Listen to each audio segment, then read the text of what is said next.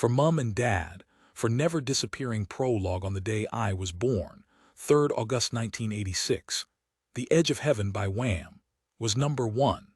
Since I can remember, an annual tradition was playing it as loud as possible as soon as I woke up. I remember all the birthdays of my childhood through the sound of George Michael's defiant, yeah, yeah, yeahs in the opening bars, jumping on my mum and dad's bed in my pajamas, eating sprinkle sandwiches for breakfast. It is why my middle name is George, Nina George Dean. This mortified me throughout my adolescence when my flat chest and certain jaw gave me a masculine enough energy, without also being named after an aging male pop star. But like all abnormalities and embarrassments of childhood, adulthood recalibrated them into a fascinating identity CV. The weird middle name, the birthday breakfast sandwich spread thick with margarine and dipped in hundreds and thousands, all of it strung together to form my own unique mythology, which I would one day speak of with bewildered pride to airtime and intrigue.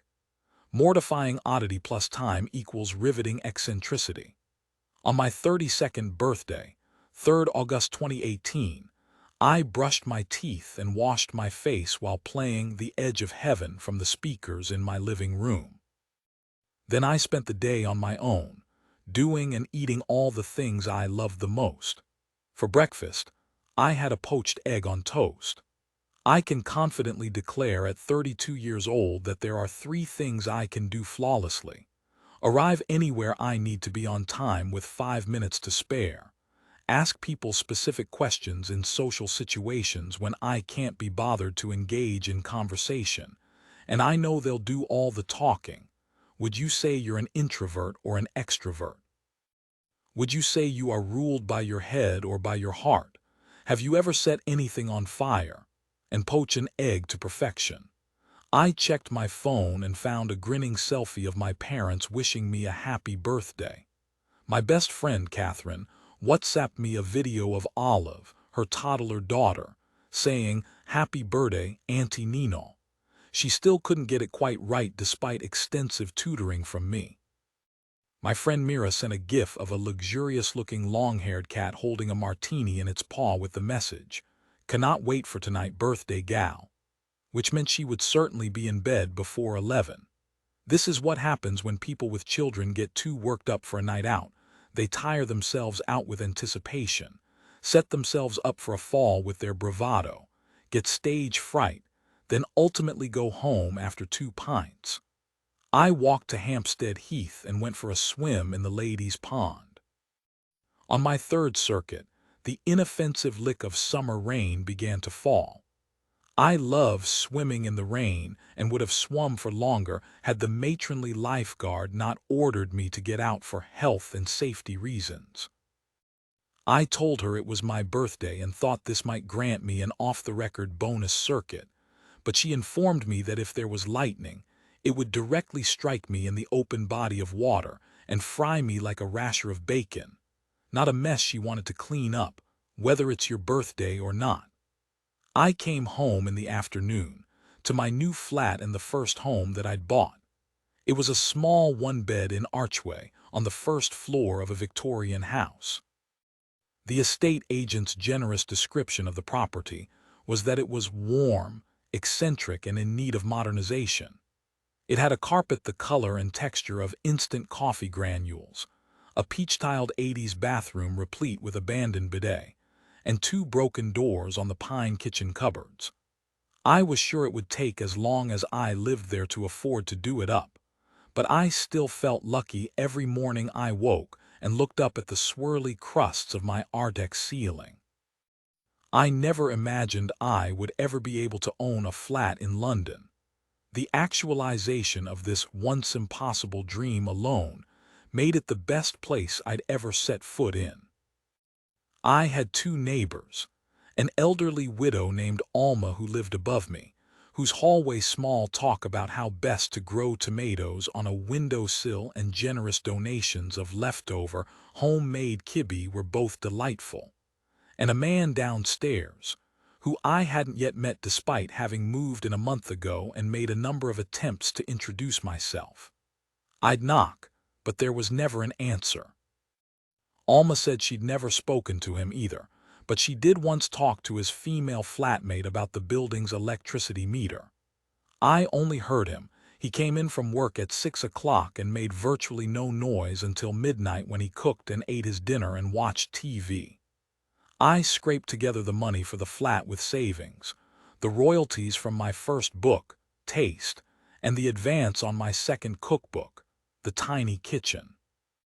Taste was a recipe book, inspired by my family's cooking, my friendships, my only long-term relationship, my travels, and my favorite chefs. It also had a thread of memoir spun in between the recipes. There was an overarching theme of discovering my own tastes in life as I learnt about my culinary ones, what I liked and what satisfied me. It told the story of how I'd balanced a night-and-weekend occupation as a supper club owner with my day job as an English teacher at a secondary school, and how I eventually saved enough to quit and become a full-time food writer. It also touched on my relationship and ultimate amicable breakup with my first and only boyfriend, Joe, who was supportive of my decision to write about us. The book was a surprise success, and off the back of it I got a column in a newspaper supplement, a number of soul-destroying but bank account-enhancing partnership deals with food brands, and a further 2-cookbook deal. The Tiny Kitchen, which I had just completed, was about what I'd learned from cooking and entertaining in a rented one-room studio flat with no kitchen storage space, an oven the size of a Fisher-Price cooker, and only one hot plate for a hob. It was my first solo home after Joe and I broke up. I preferred to talk about my third book, a temporarily unnamed project about seasonal cooking and eating, which was in its proposal stage. I'd now learnt from years and years of writing that the very best version of a piece of work was when it was still just an idea and therefore perfect. I ran a bath and put on a long-loved iTunes playlist that was called Pre-Lash in my 20s, which I'd renamed Good Times in recent years, to mark a move away from reckless, bodily abandon and towards mindful, considered pleasure. I created the track list to listen to before a night out when I was a first year at university, and the shape of its journey played out in full, was always in tandem with the same tireless rituals of feminization I had been following for 15 years. Wash hair, dry it upside down and try to increase its volume by 10%, pluck upper lip, 2 layers of mascara, second drink, walk into 2 spritzes of perfume. By the time the penultimate track came around, nothing but a G-thing. A cab was always waiting outside while I cut my legs to ribbons with a disposable razor over the sink because I'd forgotten to shave them in the shower. My hair was back to its natural dark brown and cut to shoulder length. There was a recent addition of a fringe to hide the new creases in my forehead, as light as concertinaed tissue paper, but visible enough for me to want to not think about. Luckily, I saved time when it came to makeup. My face had never worn makeup well. I was grateful, as I already felt grooming took up far too much time and was a constant source of feminist guilt, along with my total disinterest in all DIY and all sports. Sometimes, when I felt despondent, I liked to calculate how many minutes of my remaining life I would spend removing upper lip hair if I lived until I was 85, and think about how many languages I could have learnt in that time. I wore a high-neck, low-back black dress to my birthday drinks. I didn't wear a bra, simply to show off that I don't have to wear a bra, which is a paltry consolation for having such small breasts. But I didn't mind any more. I had become mostly indifferent to my body. I was an irritating size 11, totally average height at 5'4", and happy that big arses had come back into fashion, so much so that I had observed with pride that we now occupied more than 2 categories on any given porn streaming platform. There were a number of people I didn't invite to the birthday drinks this year. In particular, my ex-boyfriend. I wanted Joe to be there, but inviting Joe meant inviting his girlfriend, Lucy. Lucy was harmless enough, despite the fact she owned a handbag in the shape of a stiletto shoe, but Lucy always felt like there were unsaid things between us. Once she'd drunk her 3 glasses of specific rosé. "Is it blush?" she'd ask the weary barman, the 134th white woman to do so that day. She wanted all the things to be said. She'd ask if I had a problem with her, or if I sensed awkwardness between us. She'd tell me how important I was to Joe and how special he thought I was. She would give me a series of hugs and repeatedly tell me that she hoped we'd be friends. We'd met at least 5 times, and she and Joe had been going out for over a year, yet she still believed there were declarations we had to make to each other in quiet corners of social situations. I had thought about why she did this a lot and, rather generously, had come to the conclusion that Lucy was a woman who'd watched too many structured reality TV shows.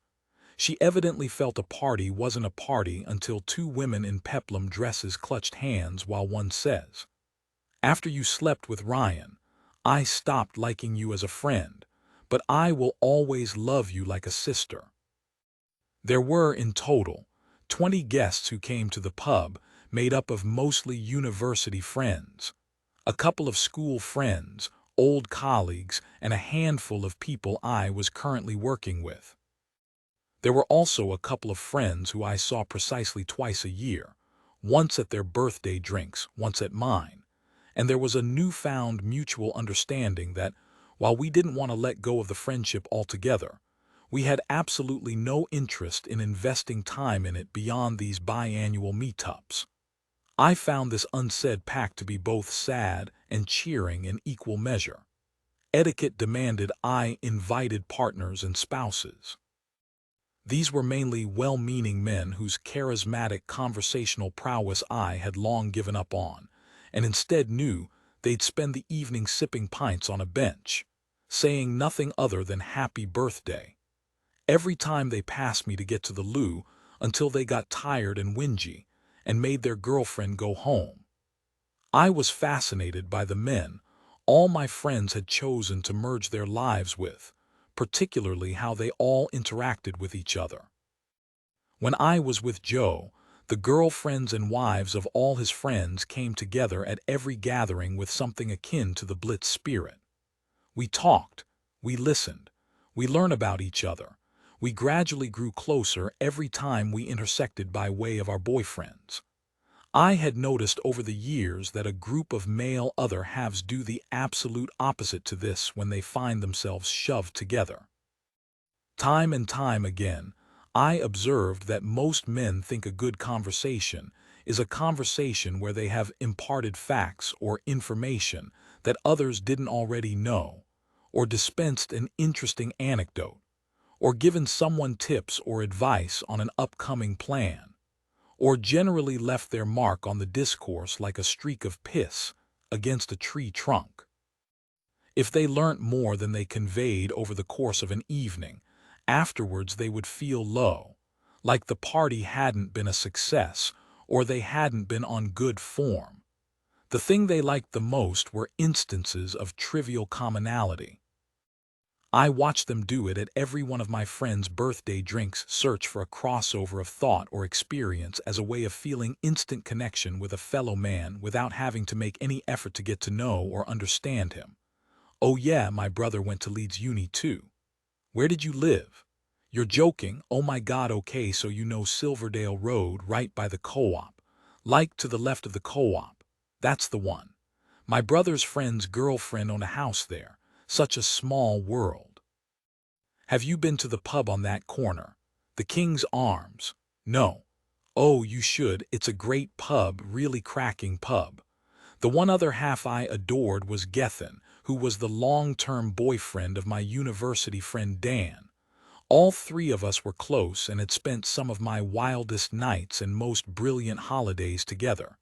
But in truth, they had disappointed me recently. I'd thought I could always rely on Dan and Gethin to flout tradition, but they had begun making the most conventional choices of anyone I knew. They had closed their relationship, which was a letdown because their respective sexual escapades made for riotous stories, and I held them up as the only successful example of non-monogamy I had encountered. They'd created an incredibly complicated alcohol restriction schedule, which meant they were allowed to drink on certain weekends but not other weekends, and they definitely couldn't drink during the week. They'd stopped coming out because they were always saving money for something. They had just begun the adoption process. They had bought a 2-bed in Bromley. Dan and Gethin stayed for 2 lemonades, told me about the nightmare they were having with an overgrown tree in their neighbor's garden which was overspilling into their garden, then left before 8 to make it back to Bromley, like it was a quest to Mordor. I received a number of thoughtful presents from people, indicating to me that who I was and how that manifests in my taste and lifestyle choices had been received loud and clear. There was an early edition of the Whitsun Weddings by Philip Larkin, a brand of smoky hot sauce that I love and can only be bought in America, a Chinese money plant that doubled up as a housewarming gift, and a lucky mascot for my new book. The only rogue contribution was from my former boss at the school I worked at, who bought me a framed print of an illustrated 1950s woman doing the washing up, with the caption, "If God wanted me to do housework, he would have put diamonds in the sink." This was not the first time I had been given a gift of this ilk, and I decided that it was my prolonged state of singledom plus my fondness for a vodka martini that had made people think that I liked this sort of kitsch vintage sloganism which made light of women being drunk, desperate, childless, chocoholics, or overspenders. I thanked her. I was offered a line of cocaine by my friends Eddie and Mira, who were desperate to have their first proper night out together in 18 months, because in that time Mira had been pregnant, given birth, and had just stopped breastfeeding, which meant she could now fill herself to the brim with booze without passing it on to the baby. Eddie and Mira had a feral look in their eyes that I had come to recognize in new parents on their first night out. I politely declined. I didn't mind them taking it at the party, but I was very aware of how much Mira talked about the need for paternity leave when high, especially the phrase, the default patriarchal constructs of parenting. Eddie did a lot of restless shuffling from foot to foot. He couldn't get settled, and they both continuously spoke about Glastonbury like they were its founders. My only single friend, Lola, took me to one side and twitchily told me she felt very judged and isolated by all the married people. She was wearing red lipstick and a very strange updo which involved a number of tonged segments of hair, half pinned up and half down, not unlike a barrister's wig. She only ever did these sorts of hairdos when she was very hungover and overcompensating. She admitted to me that she'd had a bit of a heavy one the night before, a date that began in a canal-side pub at 7 p.m., moved on to dinner, then a bar, then another bar, then back to hers at 3 a.m. It was clear she hadn't been to bed. My only single friend Lola worked in events, but at the time I would have described her as a freelance dater. She'd been single for 10 years and was desperately searching for a relationship. She was my closest friend from university, and none of our extended group of mates had ever been able to work out why she couldn't get beyond a handful of dates. She was charming, funny, beautiful, and had greedily looted the genetic bank by being the proprietress of not only enormous tits, but enormous tits that didn't need a bra. She told me she was wigging out about her date from the night before. I made a joke about her hairdo reflecting her state of mind. She said she was going to get the tube home. I told her that Eddie's younger brother was arriving shortly who was single, 26 and a trainee vet, She said she might have one more Prosecco for the road.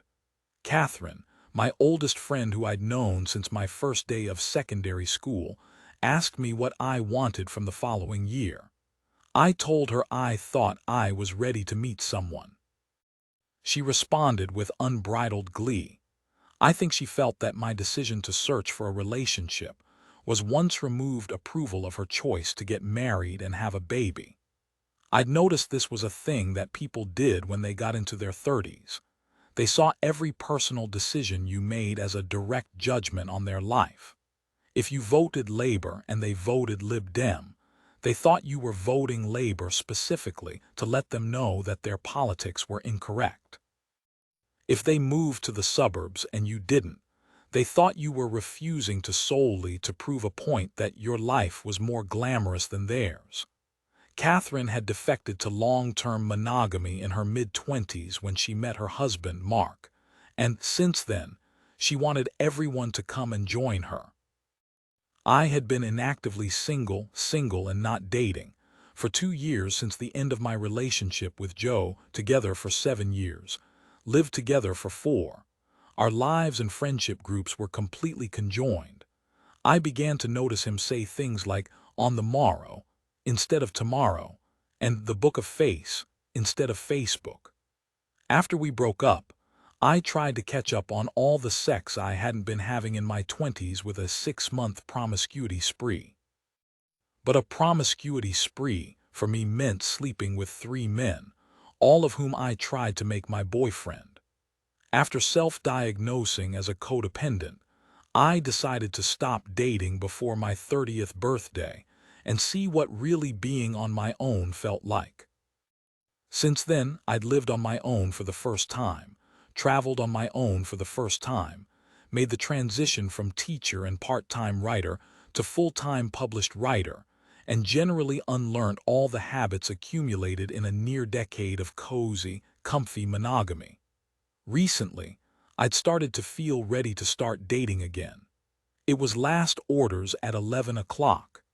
Catherine left shortly before then because she was pregnant. She hadn't told me she was, but I could tell by the way she kept eating pickles. She picked gherkins off everyone's burgers and then ordered a plate of cornichons. She craved intensely savory food all through her pregnancy with Olive. I asked if her craving of umami is what inspired the name of the baby. She didn't like that. I'd learned a lot about what pregnant women and new mums don't like over the last few years, and one of them is when you have any questions or comments about their baby's name. One friend stopped talking to me when, I thought rather helpfully, I let her know that Beau is a French plural and she should spell her son's name Beau instead. It had already been registered. Another got cross when she had a daughter named Bay, and I asked if it was in reference to the herb, window, or parking space. They particularly didn't like when they told you their baby names in confidence, and you accidentally told someone else and it got back to the mother. But the worst faux pas, the asking someone how old they are, belching in public, eating off your knife no-go, is when you can tell a woman is pregnant and you ask her if she's pregnant. You also can't say you knew all along when they do finally tell you they're having a baby. They hate that.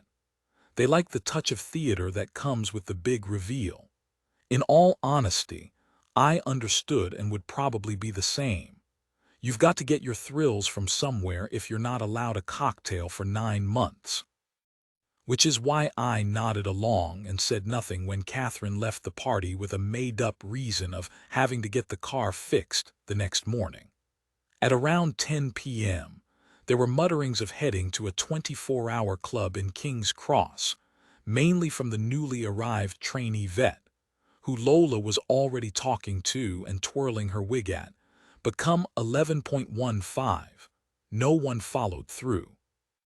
Eddie and Mira had to get back to relieve the babysitter, and on their behalf, I dreaded the twitchy, sleepless night that lay ahead of them as I watched their jaws rhythmically jut from side to side.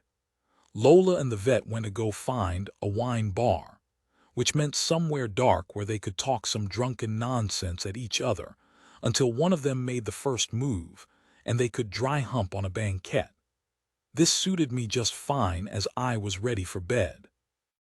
I hugged the remaining guests goodbye and told them, not entirely soberly, that I loved them all.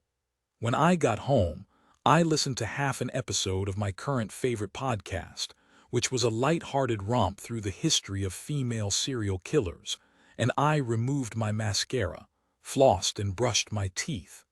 I put my new old copy of The Whitson Weddings on my bookshelf and placed my Chinese money plan on my mantelpiece. I felt unusually and perfectly content. On that August evening, in the first hours of the second day of my 33rd year, it felt like every random component of my life had been designed long ago to fit together at that very moment. I lay in bed and downloaded a dating app for the first time in my life. Lola, a veteran of online dating, told me that Lynx, with a silhouette of a wild cat out on the prowl as its logo, had the highest yield of eligible men and the best success rate for matching long-term relationships. I filled in the About Me information boxes. Nina Dean, 32, food writer. Location, Archway, London. Looking for love and the perfect pain o' raisin. I uploaded a handful of photos and fell asleep. My 32nd birthday was the simplest birthday I ever had, which was a perfectly lovely way to begin the strangest year of my life. Part 1. It is our imagination that is responsible for love, not the other person. Marcel Proust. One living in suburban North London was nothing but an act of pragmatism for my parents. Whenever I asked them why they chose to leave East London for the suburbs when I was 10, they would refer to functionality. It was a bit safer. You could buy a bit more space. It was near the city. It was near lots of motorways and close to schools. They talked about setting up their life in Pinner as if they had been looking for a hotel that was close to the airport for an early flight, convenient, anonymous, fuss-free. Nothing special, but it got the job done. Nothing about where my parents lived brought them any sensory pleasure or cause for relish, not the landscape, nor the history of the place, not the parks, the architecture, the community or culture. They lived in the suburbs because it was close to things. They had built their home and therefore entire life around convenience. When we were together, Joe often used his northernness in arguments against me, as a way of proving he was more real than I was, more down to earth and therefore more likely to be right. It was one of my least favorite things about him, the way he lazily outsourced his integrity to Yorkshire, so that romantic implications of miners and moors would do all the hard work for him. In the early stages of our relationship, he used to make me feel like we had grown up in separate galaxies, because his mum had worked as a hairdresser in Sheffield, and mine was a receptionist in Harrow. The first time he took me home to his parents' house, a modest 3-bed in a suburb of Sheffield, I realized just what a lie I'd been told. If I hadn't known I was in Yorkshire, I would have sworn we were driving around the pebble-fronted leaded window gap between the end of London and the beginning of Hertfordshire, where I'd spent my adolescence. Joe's cul-de-sac was the same as mine. The houses were all the same. His fridge was full of the same fruit corner yogurts and ready-to-bake garlic bread. He'd had a bike just like mine, to spend his teenage weekends going up and down streets of identical red-roof houses just like I did. He was taken to Pizza Express for his birthday like I was. The secret was out. No more making out that we've had completely different upbringings, Joe, I said to him on the train home. No more pretending you belong in a song written by Jarvis Cocker about being in love with a woman in a tabard. You no more belong in that song than I belong in a Chaz and Dave one. We grew up in matching suburbs. In recent years, I'd found myself craving the familiarity of home. The high streets I knew, with their high density of dentists, hairdressers and bookies and total lack of independent coffee shops. The long walk from the station to my parents' house. The women with matching long bobs, the balding men, the teenagers in hoodies. the absence of individualism, the peaceful acquiescence to mundanity. Young adulthood had quickly turned into just plain adulthood, with its daily list of choices to confirm who I was, how I voted, who my broadband provider was, and returning to the scene of my teenage life for an afternoon felt like a brief holiday back in time. When I was in Pinner, I could be 17 again, just for a day. I could pretend that my world was myopic and my choices meaningless, and the possibilities that were ahead of me were wide open and boundless. Mum answered the door like she always answered the door, in a way that demonstrably made the point that her life was very busy. She did an apologetic wonky smile as she opened it to me, portable landline pressed up to her ear on her shoulder.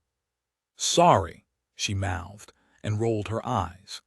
She was wearing a pair of black jersey fabric bottoms that didn't look assertive enough to be trousers, weren't tight enough to be leggings, and weren't slouchy enough to be pajamas. She wore a gray marl round-neck t-shirt and was decorated in her base coat of jewelry. Thick gold bracelet, one gold bangle, pearl stud earrings, snake chain gold necklace, gold wedding band. My guess was she was coming from or going to some form of physical exercise. My mum had become obsessed with physical exercise since she turned 50, but I don't think it changed her body by even half a pound. She was wrapped in a post-menopausal layer of softness, a small bag under her chin, a thicker middle flesh that now spilt over the back of her bra, visible through her t-shirt. And she was gorgeous. The sort of big bovine-eyed gorgeous that is not hugely exciting but evokes familiar magnetism in everyone, like an open fire or a bunch of pink roses or a golden cocker spaniel. Her espresso brown bob, although sliced with gray strands, was lusciously thick, and her golden highlights shimmered under the light of the overhead Kia lamp. I inherited almost nothing of my looks from my mother. "Yeah, fine," she said into the phone, beckoning me into the hallway. "Great, well, let's do coffee next week then. Just send me the dates. I'll bring you that Teach Yourself Tarot kit I was telling you about. No, not at all, you can keep it actually. QVC, so easy enough. Okay, okay." "Speak then, bye." She hung up the phone and gave me a hug, before holding me at arm's length and examining my fringe. "This is new," she said, looking curiously at it, like it was 3 down on a crossword. "Yes," I said, putting down my handbag and removing my shoes. Everyone had to remove their shoes on arrival. The rule was more stringent here than at the Blue Mosque. "Got it before my birthday. Thought it would be good for covering my 32-year-old lines on my 32-year-old forehead." "Don't be silly," she said, flicking it gingerly. "You don't need some mop on your head for that, you just need some effective foundation." I smiled, unoffended but unamused. I had got used to the fact that Mum was disappointed by quite how ungirly her daughter was. She would have loved a girl with whom she could have gone shopping for holiday clothes and gossiped about face primer. When we were teenagers and Catherine came round, Mum would offer her all her old jewelry and handbags, and they'd sift through them together like two gal pals at a department store. She fell deeply in love with Lola the first time they met, purely on the basis that they both felt particularly passionately about the same face highlighter. "Where's Dad?" I asked. "Reading," she said. I looked through the French doors of the living room and saw the profile of my dad in his bottle green armchair. His feet up on the footstool, a large mug of tea on the side table next to him. His strong chin and long nose protruding, the chin and nose that also belonged to me, as if they were competing to get to the same finish line in a race. There was 17 years difference in age between Mum and Dad. They had met when Dad was the deputy head of an inner-city state school, and Mum was sent there by her secretarial agency to be the receptionist. She was 24, he was 41. The gap between their personalities was as large as their age gap. Dad was sensitive, gentle, inquisitive, introspective, and intellectual. There was almost nothing that didn't interest him. Mum was practical, proactive, logistical, straightforward, and authoritative. There was almost nothing she didn't involve herself in. I took a moment to take him in from behind the glass doors. From here, he was still just my dad as he'd always been, reading the Observer, ready to tell me about where rubbish goes in China or 10 things I may not have known about Wally Simpson or the plight of the endangered falcon. My dad who could instantly recognize me, not the face of me, but everything of who I was in a nanosecond. The name of my childhood imaginary friend, my dissertation subject, my favorite character from my favorite book, and the road names of everywhere I've ever lived. When I looked at his face now, I mostly saw my dad, but I sometimes saw something else in his eyes that unsettled me. Sometimes it looked like everything he understood had been cut into pieces, and he was trying to configure them into a collage that made sense. 2 years ago, Dad had a stroke. It only took a couple of months after he had recovered for us to realize that he wasn't entirely better. My dad, always so sharp and cerebral, had slowed down. He'd forget the names of family members and close friends. His easy confidence and ability to make decisions dwindled. He'd regularly wander off on days out and get lost.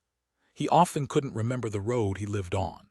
Initially, Mum and I wrote it off as an aging brain, unable to face the possibility of something more serious.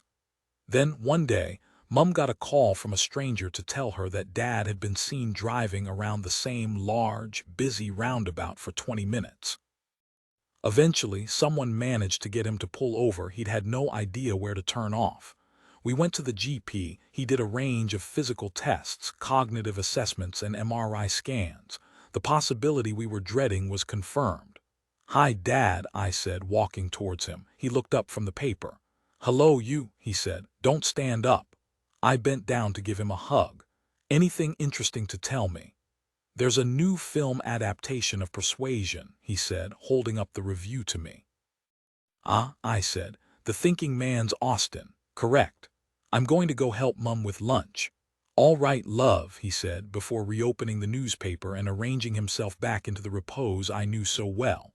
When I went into the kitchen, Mum was chopping broccoli florets that were collecting next to a pile of sliced kiwis. From a speaker, a woman was talking loudly and slowly about conforming to male sexual desire. "What is this?" I asked. "It's the audiobook of Intercourse by Andrea Dworkin." "It's what?" I asked, turning the volume down a few notches. "Andrea Dworkin, she's a famous feminist. You'd recognize her, quite a big girl but not much of a sense of humor. Very clever woman she—" "I know who Andrea Dworkin is. I meant, why are you listening to her audiobook?" "For reading between the wines." "Is that your book club you've told me about?" She sighed exasperatedly and took a cucumber out of the fridge. "It's not a book club, Nina, it's a literary salon." "What's the difference?" "Well," she said with a slight curl of her lip that couldn't conceal the glee she felt at having to, once again, explain the difference between a book club and a literary salon. "Me and some of the girls have decided to start a bi-monthly meeting where we talk about ideas rather than just the book itself, so it's much less prescriptive. Each salon has a theme and includes discussions, poetry readings, and personal sharing that relate to the theme." "What's the theme of the next one?" "The theme is all heterosexual sex rape." "Right, and who is attending?" "Annie, Kathy, Sarah from my running club, Gloria, Gloria's gay cousin, Martin, Margaret who volunteers with me at the charity shop. Everyone brings a dish. I'm making halloumi skewers," she said, transporting the chopping board to the blender and piling the assortment of fruit and vegetables into it. "Why this sudden interest in feminism?" She hit the button on the machine, letting out a cacophony of buzzing as the cubes pulverized to a pale green gunk. "I don't know if I'd call it sudden," she shouted over the top of the electronic roar. She turned the blender off and poured the fibrous-looking liquid into a pint glass. "That sounds great, Mum," I relented. "I think it's really cool to be so engaged and curious." "It is," she said. "And I'm the only one who has a spare room, so I've said we can use it for reading between the wines meetings." "You don't have a spare room," Your dad's study. Dad needs his study. It will still be there for him, it just doesn't make sense to have a whole room in this house that's only occasionally used like we're living in Blenheim Palace. What about his books? I'll move them to the shelves down here. What about his paperwork? I've got everything important on file. There's a lot of stuff that can be thrown away. Please let me go through it, I said with the slight whine of a stroppy child. It might be important to him. It might be important for us further down the line when we need as much as possible to jog his memory, to remind him of course, she said, taking a sip of her smoothie with her nostrils flaring in displeasure. It's all upstairs in a few piles, you'll see it on the landing. Okay, thank you, I said, offering her a muted smile as a peace offering. I took a deep, invisible yoga breath. What else has been going on? Nothing really. Oh, I've decided to change my name. What? Why? I've never liked Nancy, it's too old-fashioned. Don't you think it's weird to change it now? Everyone knows you as Nancy, it's too late for a new name to catch on. I'm too old is what you're saying, she said. No, I'm just saying a more appropriate time to workshop a new name would have been your first week at secondary school, probably not in your 50s. Well, I've decided to change it, and I've looked into how to do it, and it's very easy, so my mind's made up. And what are you changing it to? Mandy. Mandy. Mandy. But I took another deep yoga breath. Mandy isn't all that dissimilar to Nancy, is it? I mean, they sort of rhyme. No, they don't. They do, it's called assonance. I knew you'd be like this. I knew you'd find a way to lecture me like you always do. I have no idea why this should cause you any trouble, I just want to love my name. Mom, I said pleadingly, I'm not lecturing you. You must be able to see this is quite a strange thing to announce from nowhere. It's not from nowhere, I've always told you I like the name Mandy. I have always said to you what a stylish and fun name I think it is. Okay, it is stylish and fun, you're right, but the other thing to consider, I lowered my voice, is that this might not be the best time for Dad to get his head round his wife of 35 years having a completely different first name. Don't be ridiculous, it's a very simple change, she said. It doesn't have to be this huge thing. It's just going to confuse him. I can't talk about this now, she said. I'm meeting Gloria for Vinyasa Flow. Are you not eating with us? I've come all the way here for lunch. There's loads of food in the house. You're the cook after all. I'll be back in a few hours, she said, picking up her keys. I went back in to see Dad, still engrossed by the paper. Dad. Yes, Bean. He said, turning his head round to me. I felt the glow of relief that came with him using his childhood nickname for me. Like all good childhood nicknames, it had had many nonsensical and convoluted iterations. What was once Nene Bean turned into Mr. Bean Bambini, Beanie Bean, then finally just Bean. Mum's gone out, so I'm going to make us some lunch in a bit. How do you feel about a frittata? Frittata, he repeated. Now what's that when it's at home? It's a tardy omelet. Imagine an omelet on a night out, he laughed. Lovely. I'm just going to sort through some things upstairs first, then I'll make it. Do you maybe want a piece of toast to keep you going, or something else? I looked at his face and instantly regretted not making the question simpler. For the most part, he was still completely capable of making quick decisions, but occasionally I could see him get lost in potential answers, and I wished I'd saved his confusion by saying toast, yes or no. Maybe, he said, frowning slightly. I don't know, I'll wait a bit. Okay, just let me know. I dragged the 3 boxes into my bedroom, which hadn't changed since I moved out over a decade ago and looked like a museum replica of how teenage girls lived in the early to mid-noughties. Lilac walls, photo collages of school friends on the wardrobe, and a row of frayed, graying festival wristbands hanging from my mirror that Catherine and I had collected together. I sifted through the papers on the floor, most of them marking time and plans, but no feelings or relationships. Wedges of filofax pages of dentist appointments and term times from the late 90s. Stacks of old newspapers containing stories that must have caught his interest. There were letters and cards that I took off the scrap heap. A garrulous postcard from his late brother, my Uncle Nick, tightly packed with complaints about the food being too oily on Paxos, a card from one of Dad's former students thanking him for his help with his Oxford application, and a photo of him beaming on graduation day outside Magdalen College. Mum was right. He didn't need these relics of mundanity, but I understood his inclination to hold on to them. I too had shoeboxes of cinema tickets from first dates with Joe and utility bills from flats I no longer lived in. I'd never known why they were important, but they were. They felt like proof of life lived, in case a time came when it was needed, like a driving license or a passport. Perhaps Dad had always anticipated somehow that he should download the passing of time to papers, filofax pages, letters and postcards, in case those files inside him ever got wiped. Suddenly, I heard the piercing cry of the smoke alarm. I rushed downstairs, following the smell of burning. In the kitchen stood Dad, coughing over a smoking toaster, removing charcoal-edged pages of the Observer from its slots. "Dad," I shouted over the thin, shrill beep, flapping my hands to try to break up the smog. "What are you doing?" He looked at me with a jolt, as if he had snapped out of a dream. Ribbons of smoke rose from the singed piece of folded newspaper in his hand. He gazed down at the toaster, then back up to me. "I don't know," he said. He chose the pub. This was an enormous relief. Lola had been giving me a crash course in modern dating over a series of drinks and emails since my birthday, and had warned me of all the impending disappointments to expect. One of them was that men were completely incapable of choosing or even suggesting a place for a date. I found this sort of apathetic, adolescent, can't-be-arsed, useless intern says he still doesn't know how to use the printer attitude an immense turnoff. Lola told me to get over it, because otherwise I'd never confirm a date and the rest of my life would be spent in a sexless semi-coma on my sofa, sending the message, "Hey, you still free tomorrow? What time? What do you fancy?" back and forth on links to men I'd never, ever meet.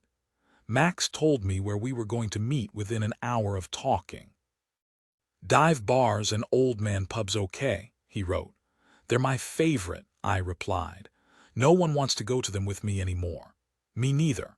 I feel like everyone loved them when we were students, but now they don't because they're no longer ironic." "I think you're right," he replied. "Maybe they think we're edging too close towards being the old man to enjoy the old man pubs. Maybe old man pubs only bookend a person's drinking life. Ironically when we're teenagers, then earnestly when we're retired," I typed. "And in between we're stuck in a hell of gastropubs serving 9-pound sausage rolls. Totally. Meet me at the institution in Archway at 7 o'clock on Thursday," he wrote. "There's a darts board, an old Irish landlord, not a Negroni or industrial light fitting in sight." "Perfect," I wrote. "And there's a dance floor I can throw you around on if all goes well." I had been on links for 3 weeks, but my drink with Max was my first date. This was not through lack of trying. I had, in total, 27 conversations on the go with 27 different men, which sounds like a lot, but given that I had initially spent approximately 4 hours of each waking day on the app, green-lighting hundreds upon thousands of men, to know just 27 of them wanted to match me back seemed meager. I asked Lola if this was normal. She said it was, and informed me that her matches halved when she turned 30, as lots of men put their preferred age limit to 30 and under. She said once she found that out, she was much more accepting of how few matches she got. For a while, she said, she combed Reddit threads for her name because she was convinced there was a rumor about her online that was rapidly mutating without her knowledge and was putting men off. I thought Lola's rumor on the dark web theory was quite a self-aggrandizing paranoia to have about yourself, but I was reminded that she also was long convinced she would die by assassination, and I didn't have the heart to tell her only famous people get assassinated. Normal people just get shot in the open. For the first few days, I was totally enamored with links. I fell under its enchantment. I'd cheated the system of romance. All these handsome and interesting men, just waiting for me in my pocket. For years, we'd been told finding love was like an impossible quest of endurance, timing, and luck. I thought you had to go to awful pop-up events and specialist bookshops, keep your eyes peeled at weddings and on the tube, strike up conversation with other solo travelers whenever you were abroad, get out of the house 4 nights a week to maximize your chances. But none of those strategic man-hours were needed anymore. We didn't have to put in the time like we used to. As I flicked through prospective love interests on the tube, on the bus, in the loo, I realized how time-efficient this method was. Looking for love didn't have to be factored into my schedule in the way I dreaded. I could do it while watching TV. Lola told me this was a completely normal reaction for a first-time dating app user, that the dreamy haze would plateau in a couple of weeks, and then dull to a despondent ennui and ultimate deletion of the app in about 3 months' time. She said it worked in this cycle until you met someone. Lola had been on and off dating apps for 7 years now. She also warned me that the way the apps initially hook you in was by offering up their best produce to new users. She seemed to think there was an algorithm that determined this. The most tick people were offered up as bait for the new user's first month. Then they leave you with the rest of the riffraff. She said it worked because you'd wade through the bottom dwellers indefinitely, always holding out hope that you'd find the chest of buried treasure again. The most common type of conversation I'd had on links were stilted chit-chats as insubstantial and fleeting as a summer breeze. They always began with an anodyne. Hey, how's it going? Or an emoji of a waving hand. There was a minimum of 3 hours delay in their response. 3 days was more common, but the anticipation was never rewarded with quality of content. Sorry, been insane at work, food, writing, that's cool. I work in property, was all the long silence afforded. These conversations also revolved a lot around the mention of days. How's your day going? What does Tuesday look like? How's Thursday treated you? What are you doing this weekend? Which didn't carry much topical relevance anyway, as the day he was referring to or I was asking about was only addressed a full week later. I had also quickly identified another, very different, type of nuisance, but a nuisance nonetheless. This was a type of man I labeled pretend boyfriend man. Pretend boyfriend man used his profile to push an agenda of a dreamy, committed reliability. His photo selection always included an image of him holding a friend's baby or, worse, stripping wallpaper or sanding a floor with his top off. His profile included supposedly throwaway phrases such as, on the lookout for a wife, or my dream evening, snuggling on the sofa while watching a Sofia Coppola film. He knew exactly what he was doing and I wasn't having any of it. Equally as useless, but earning slightly more respect from me, were the men who were unabashedly forthcoming about the fact they wanted a night of sex and nothing more. I had one of these virtual encounters early on with a bespectacled primary school teacher called Aaron, who I exchanged pleasant small talk with for half an hour before he asked if I wanted to go on a date tonight. It was 11:30 on a Tuesday. I asked him if he meant a date or whether he just wanted me to come over to his flat. I suppose I could force a quick pint down, he replied sulkily. That was the last of mine and Aaron's dialogue. There were a number of effete subgenres of language employed by many of the men I spoke to. Good evening to you, lady, doth thou pubbeth on this sunny Saturday? One asked. If music be the food of love, play on, but if a food writer love both love and music, shall we go out dancing next week? Another wrote in an incomprehensible riddle that reminded me of those questions I got in my GCSE maths papers. Shivani has 10 oranges. If she gives the square root of them away, how many does she have left? It was a unique style of seduction that I hadn't come across before, wistful and nostalgic, meaningless and strange, humorless and impenetrable, Some, on the other hand, made a spectacle of their tonal plainness. "You English?" a red-headed mechanic asked as his opening gambit. A few of the men's messages had the manner of an unedited, tedious, all-day stream of consciousness, with ramblings such as, "Hey, how's it going? Just had a cold shower so annoying the boiler's broken. Oh well, now on my way out for coffee, might get a bacon sarnie, you only live once. Later going for a swim, was planning on meeting my friend Charlie for a drink, but he's having issues finding a dog sitter. The pub we want to go to doesn't allow dogs. How's your day, Roman 20? Fantastic profile, Nina," was the opening sentence from one man, in the manner of a headmaster handing out end-of-term reports. And the more men I saw, the more I pieced together categories of humans that I never knew existed. There were the men who were incredibly excited about the fact they'd once been to Las Vegas. There were the guys who were obsessed with the fact they lived in London, which made me nervous that they would forego a pub or bar for a first date and instead choose hiking up the Millennium Dome or abseiling down the Natural History Museum. I kept seeing Festival Man, a bloke who worked in it by day, wore glitter on his face by night, who saved up all his holiday allowance to go to 5 festivals a year.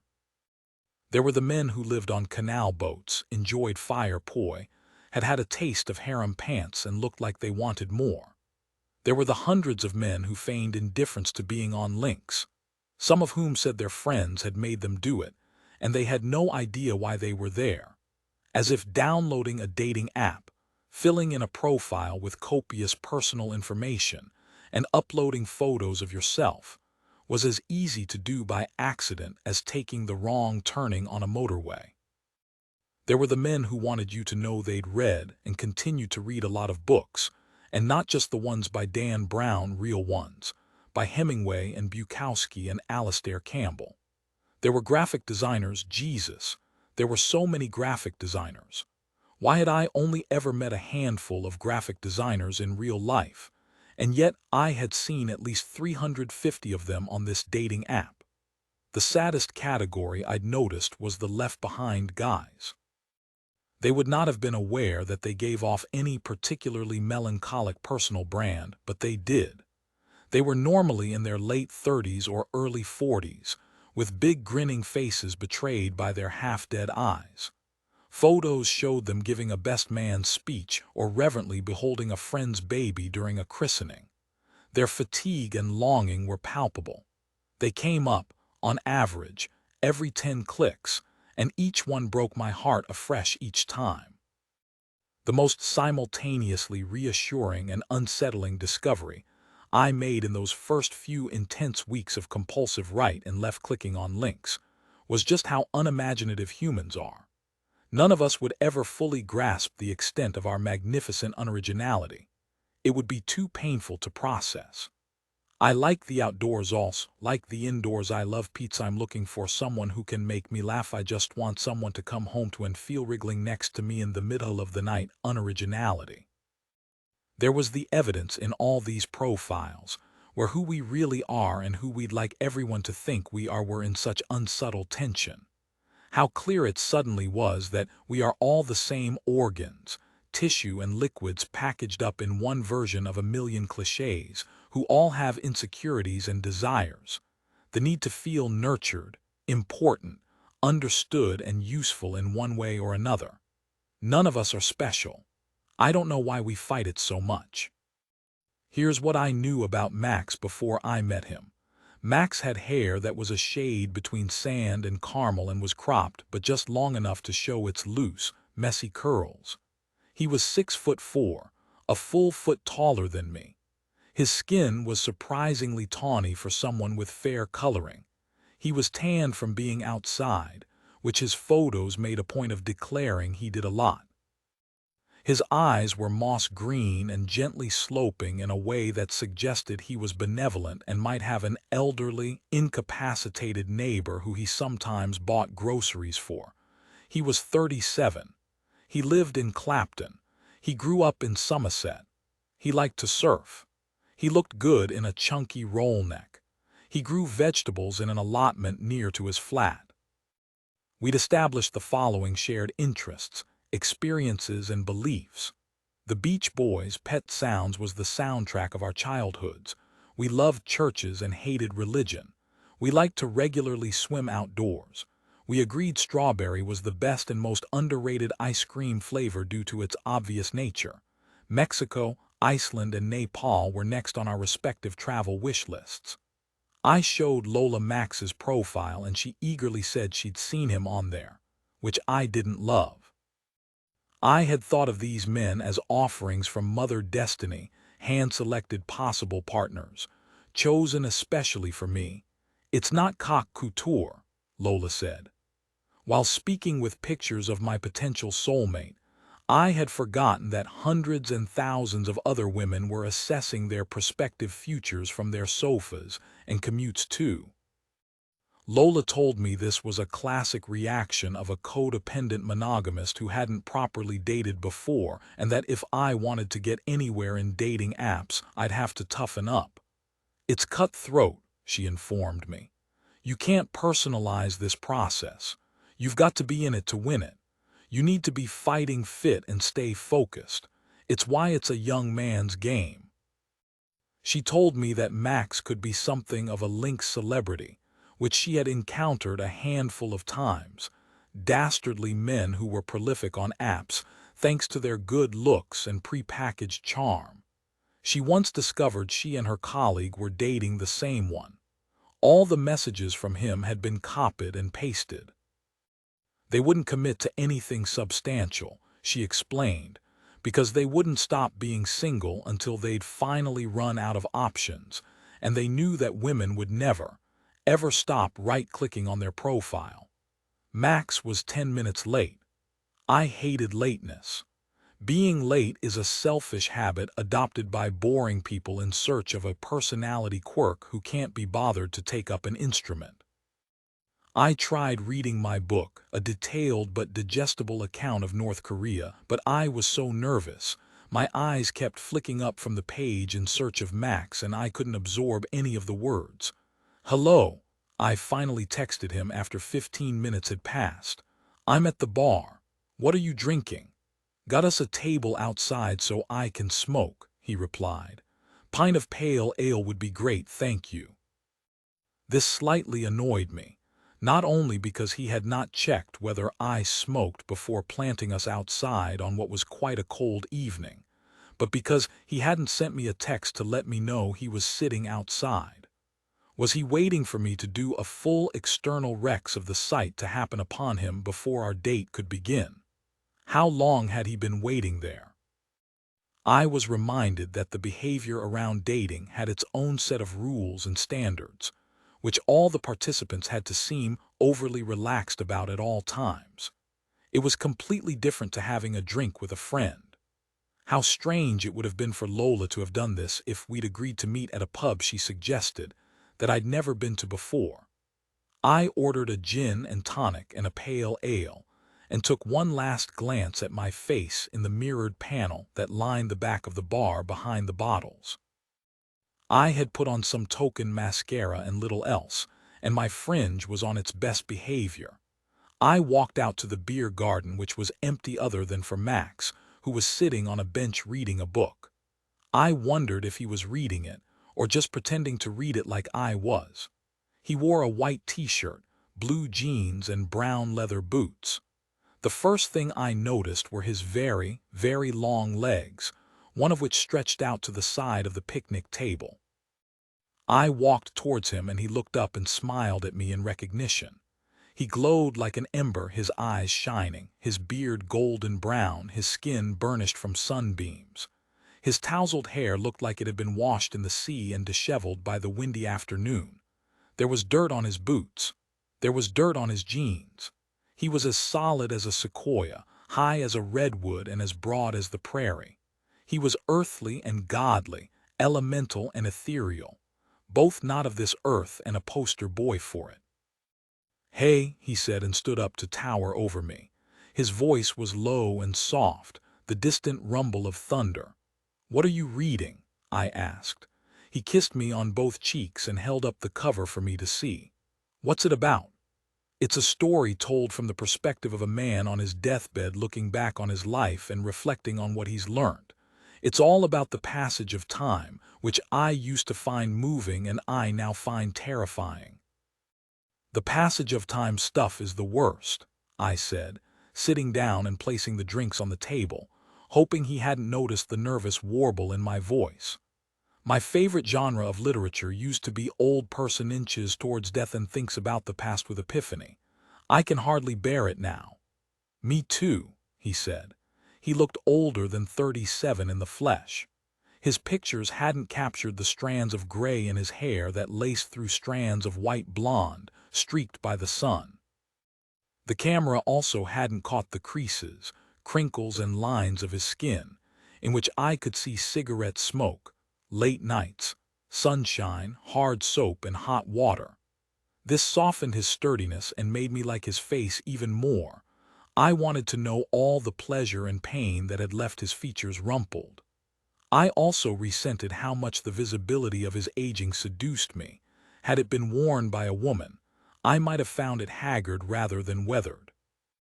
Only a species as accommodating and nurturing as women could fetishize the frame of a sedentary middle-aged man and call it a dad bod, or rebrand a white-haired, grumpy pensioner as a silver fox. He rolled a cigarette and asked if I wanted one. I told him the truth, which was that I was desperate for one, but I hadn't had a cigarette in 3 years since I gave up. As I spoke and he rolled, he glanced up at me from time to time in a gaze that made his irises seem all the more verdant. In the milliseconds in which he licked the edge of the tobacco paper, he looked me in the eyes. I asked him about his job. Job stuff is the first thing you talk about on links. It's the first thing you talk about in life. I hated talking about my job.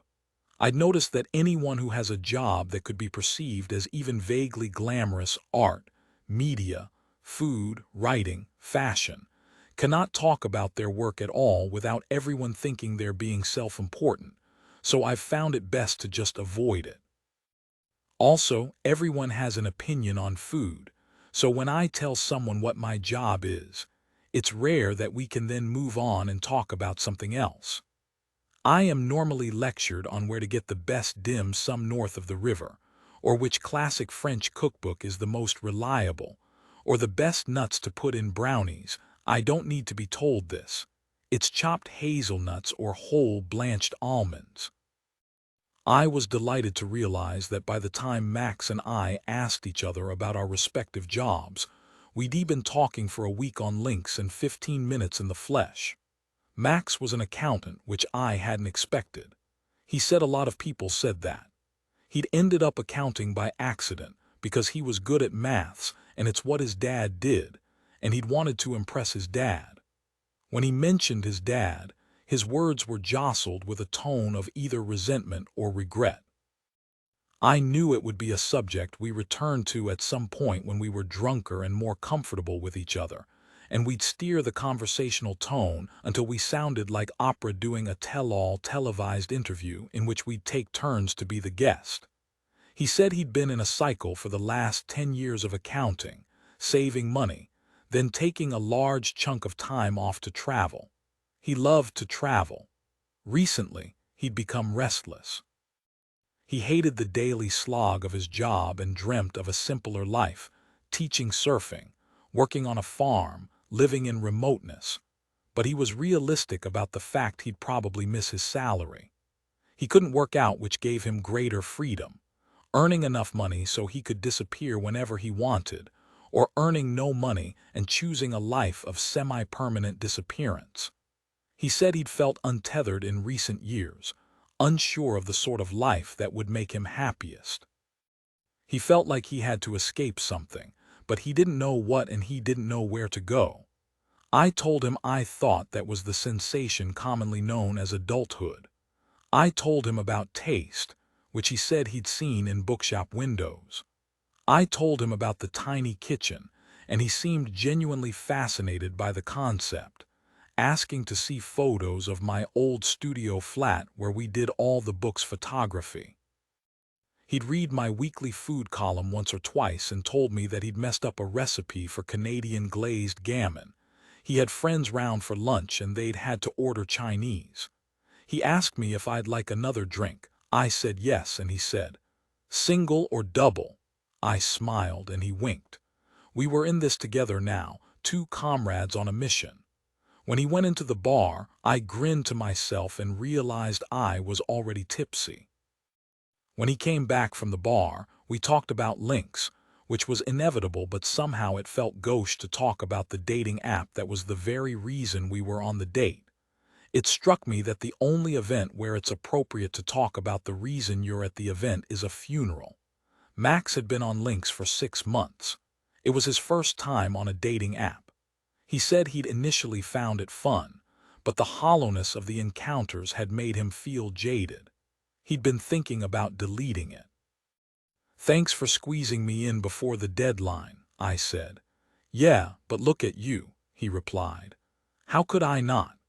It was the first of a few disingenuous, dashed-off compliments, and I adored every single one of them. I told him he was my first links date. We both made lots of bawdy jokes about him taking my app virginity, which weren't that funny at all.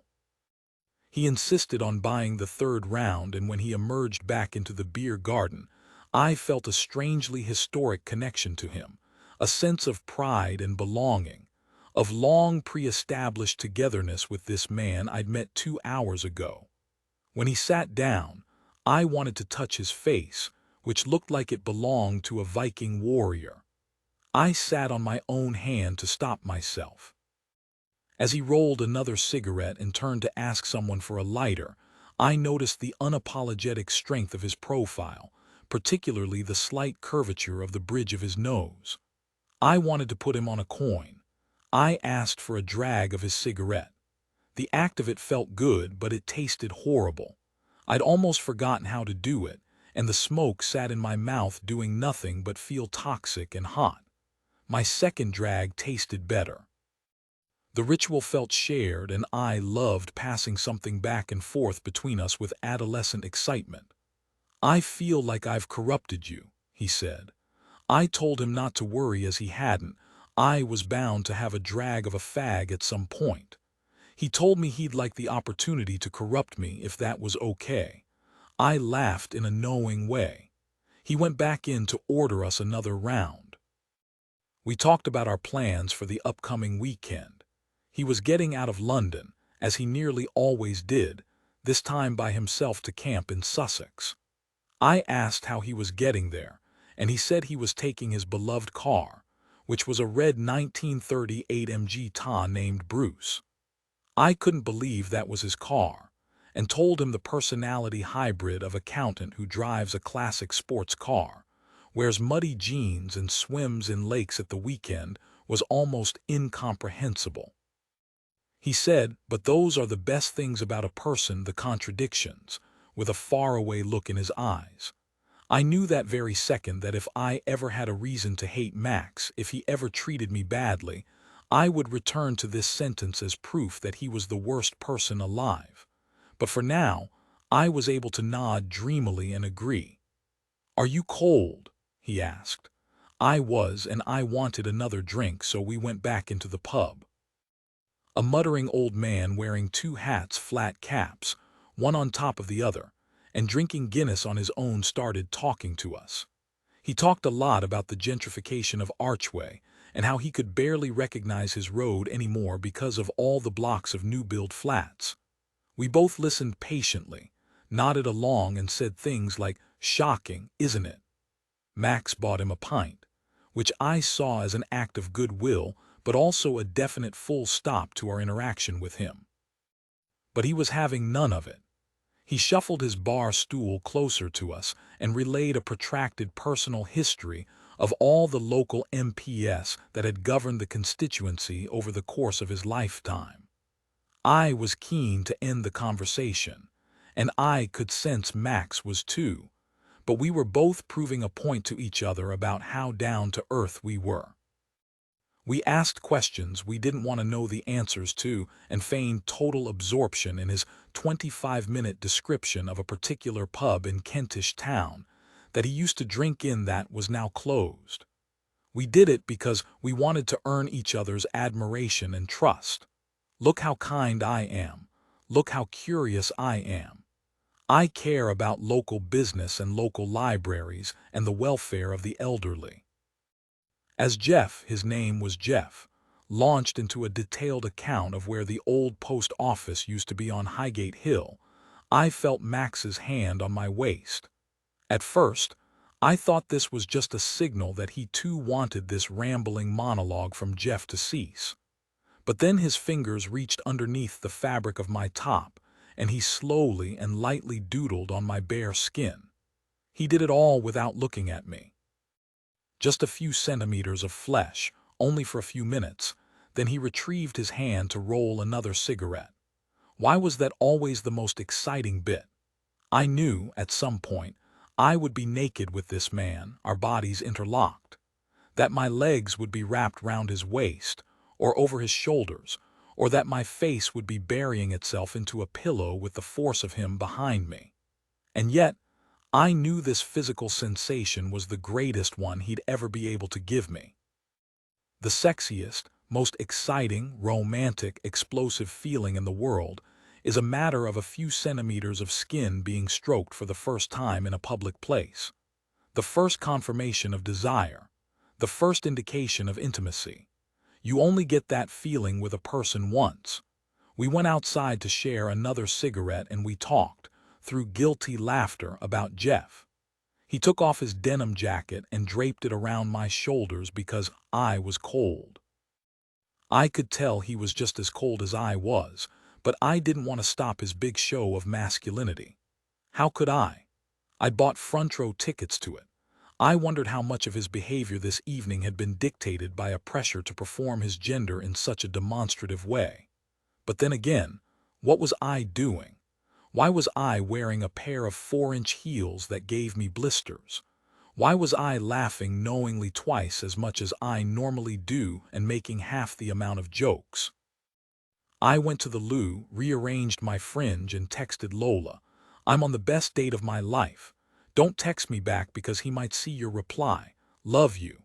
When I returned to him in the bar, he'd ordered us another round and a shot of tequila each. "The music sounds so good," I said as I watched drunken students descend into the basement club, Martha and the Vandellas wailing loudly beneath us. "It is, they play the best songs." "Shall we dance?" I asked and realized how stiff I sounded. "Let's dance," he replied. We paid £1 each for entry, and our hands were stamped with the words "The Institution" in black ink. Initially, I felt self-conscious on the dance floor. Watching how we moved our bodies felt like an audition for the inevitable. I never used to feel anything but total liberation when dancing, but something had changed recently. I was at a wedding of a university friend a few months ago when "Love Machine" by Girls Aloud came on, and all of us rushed to the dance floor. When I looked around the circle of women, the women I'd been dancing with since I was a teenager, I suddenly saw us as completely different people. Lola in her strapless jumpsuit, using a glass of Prosecco as a microphone. Mira moving her hips rhythmically around her clutch bag on the floor. We didn't look free or wild or mysterious. We looked like pissed-up 30-something women pointing at each other to the beat of the music we grew up with that would now be played at a nostalgia club night. But the mix of gin, tequila, and lust loosened me up enough to shimmy off my inhibitions. We danced for about an hour, sometimes comically, away from each other, with over-the-top moves. Sometimes camply, with Max twirling, spinning, and dipping me, much to the chagrin of other revelers on the tightly packed dance floor. Then I heard it, the percussion of George Michael's bassy donk donk donk donk and finger clicks. "This song," I shouted. "So good," he replied. "It was #1 the day I was born." "What?" "It was #1 the day I was born," I repeated. "It's why my middle name is George." "No," he bellowed, his eyes wide in disbelief. "Yes," I shouted. "I love that." He shouted back, grabbing me by the waist and pulling me into him. His t-shirt was damp with sweat and he smelt like the warm earth as the air rises after a summer storm. "Fucking weirdo." He craned his head down towards me in a smile and we kissed. I draped my arms around his neck and he pulled me closer to him, lifting me off the ground. We left the pub in search of a chippy. As we walked down Archway Road, we were side by side and he moved me so he was standing on the outside of the pavement. I was reminded of how annoyingly delicious these patronizing traditions of heteronormativity could be. Of course, the rational part of my brain wanted to tell him that he was no more capable of receiving the oncoming blow of a crashing car than I was, and his act of supposed chivalry made no sense. But I liked him standing on the outside of the pavement. I liked feeling like I was a precious and valuable thing to be guarded, like a diamond necklace in transit with a security guard. Why was a sprinkling of the patriarchy so good when it came to dating? I resented it. It was like good sea salt, just a tiny dash could really bring out the flavor of the date, and it was so often delectable. In the kebab shop, we ordered chips and we drowned our polystyrene containers in burger sauce. We established that we both suffered from condiment anxiety, a fear that the sauce will run out on the walk home. We found a bench, finished our chips, then we kissed some more. The kissing was rigorous and exhaustive. We encompassed every teenage tradition in our medley. There was neck kissing and dry humping and ear nibbling. There were all the things we used to do to make just one thing, kissing, as exciting as possible before the act of sex distracted us all. "Your neck smells of bonfire," I said, nuzzling into it. "Does it?" "Yeah, it smells of burning leaves. I love it." "I built a bonfire a couple of days ago. I must have been wearing these clothes," he said. "No, you didn't." "I did near the allotment." "Shut up," I said before kissing him some more. We walked back up to the pub, now dark and locked up, and he stood by his bicycle, which was chained on the railing outside. He asked how I was getting back bus, and told me to text him when I got home, another delicious patriarchy seasoning. He unchained his bike, then turned to face me. "I've had a lovely night, Nina," he said, and held my face in his hands as if it were as unexpected as a pearl in an oyster. "And I'm certain I'm going to marry you." He declared it quite plainly and without a note of sarcasm or comic hyperbole.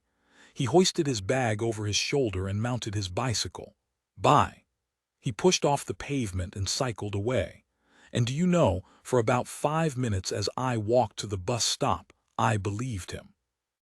3. If there's one visible warning sign that a friendship has become faulty, it's the point when you realize you only ever want to go to the cinema with them. And not dinner and the cinema. I mean meeting outside the Leicester Square Odeon 10 minutes before a specifically late showing of a film, then having a quick catch-up during the trailers and an excuse to leave as soon as it's over because all the pubs are about to close. It is the platonic version of no longer wanting to have sex with your long-term boyfriend. It is the lingering, looming sense that something is no longer working, pervaded by a reluctance to fix it. I had started, for the first time in over 20 years of friendship, longing to only meet Catherine at the cinema 10 minutes before a late film began.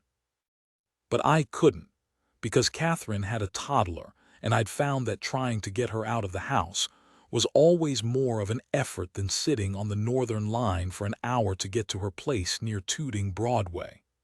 And neutral ground seemed to have become an intimidating place for her. She used every environment as a way of justifying and defending her life to me, when I had never asked for justification nor defense. When she came to my flat, she'd make comments on how she couldn't own half the things I owned because Olive would break them, as if a set of mismatched whiskey tumblers off eBay made my dingy flat a boutique hotel. When we went out for dinner, she'd talk about how she never got to go out for dinner anymore and emphasize what a treat it was for her, no longer making it feel like a treat for me. And when we met up for a drink, she'd talk about her former life of drinking that felt like a distant memory, as if she were a recovering addict giving an educational talk in schools, rather than a woman who worked in recruitment and enjoyed 2-for-1 mojito night at her local. I walked to the Cotswold green-gray door and rang the bell. Catherine answered, and the smell of used coffee machine pods and an expensive woody candle smell I could instantly and depressingly identify as fig leaf wafted out. "Thank you so much for coming, my darling," she said into my hair as we hugged. "This must be so much earlier than you normally wake up on a Saturday. Really appreciate you coming all this way at the crack of dawn." "It's 10 a.m., mate," I said, taking off my denim jacket and hanging it up on a hallway hook. "No, I know," she said. "All I meant was, if I didn't have to wake up so ridiculously early for Olive, I would sleep in every day." "There's the small matter of my job, though," I said pedantically. "Why couldn't I just let it go? Why couldn't I let her think my childless life allowed me to rise at noon and lie in a warm bath of milk and honey all day while being fanned with dodo feathers?" "Yes, yes, of course," she laughed. I had been in her hallway for less than a minute and was already thinking about the dark, cozy silence of sitting side by side in the cinema for 2 hours. We exchanged small talk about the intensity of this August heat while she made us coffee, then went into the living room.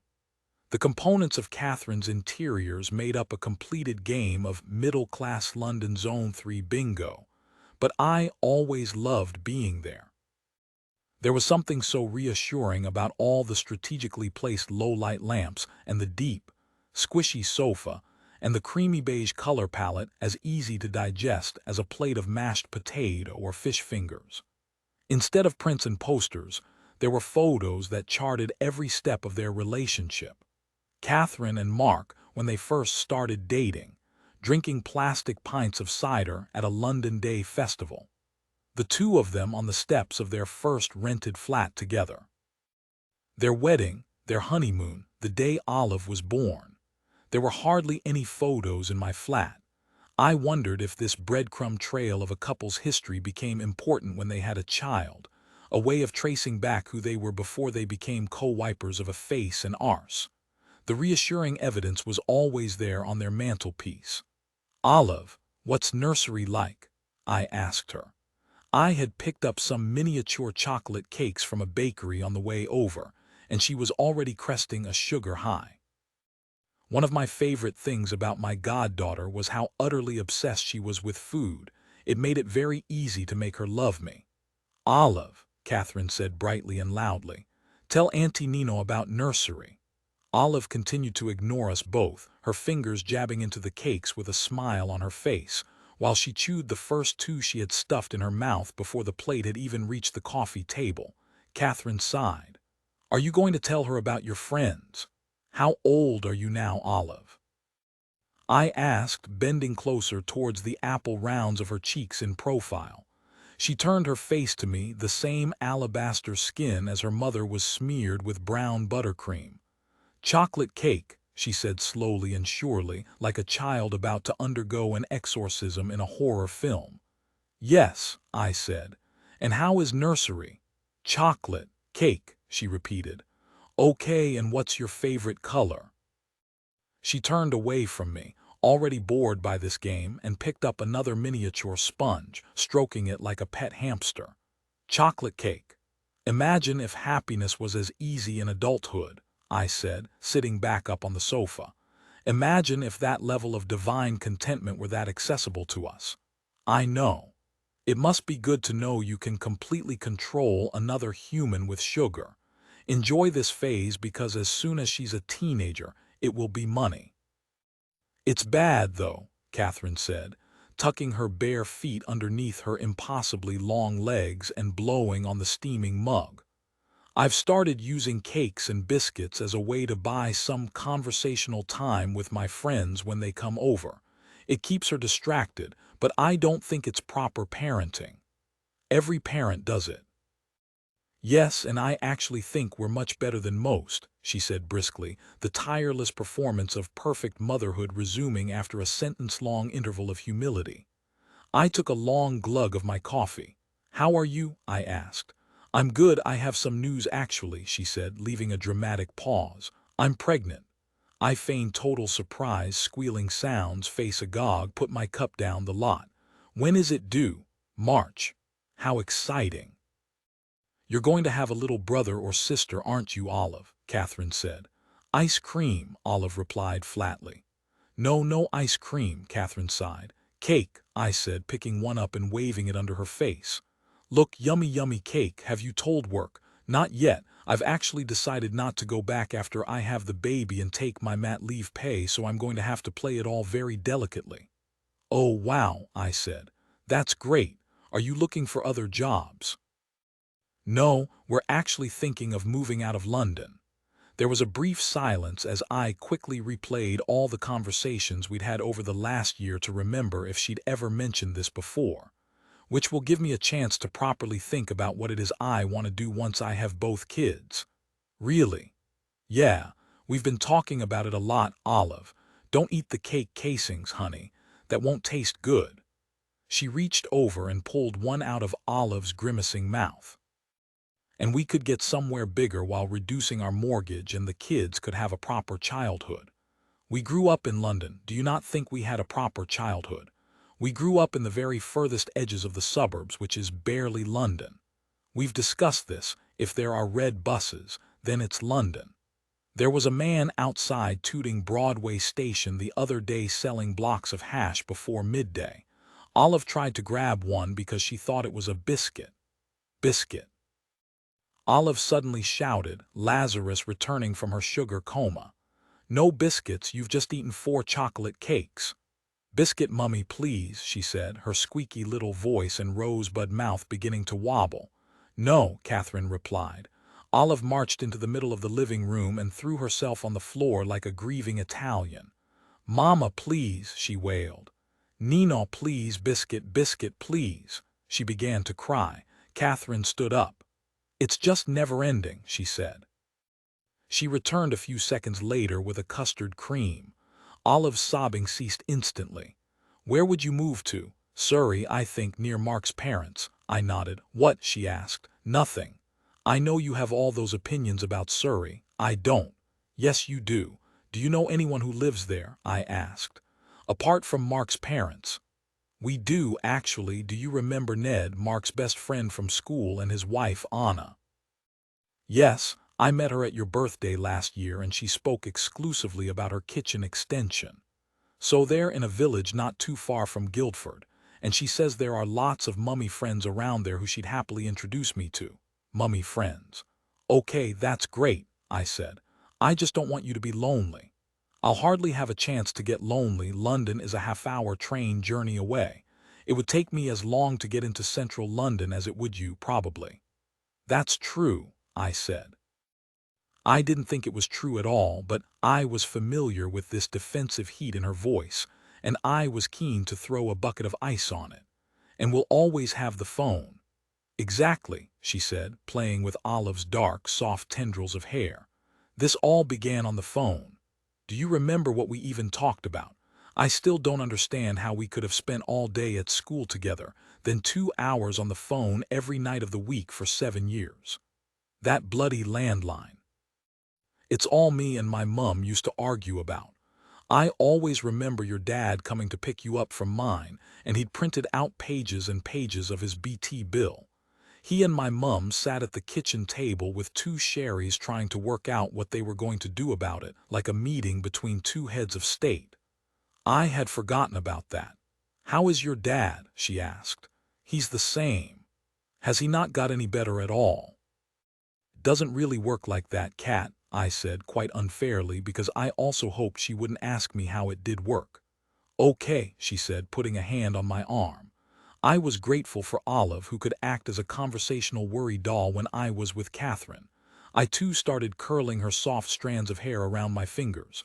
"Have you seen Joe recently?" she asked. "No," I said. "I must see him. I assume he's still with Lucy." "He is. She's from Surrey." "Is that why you don't like her?"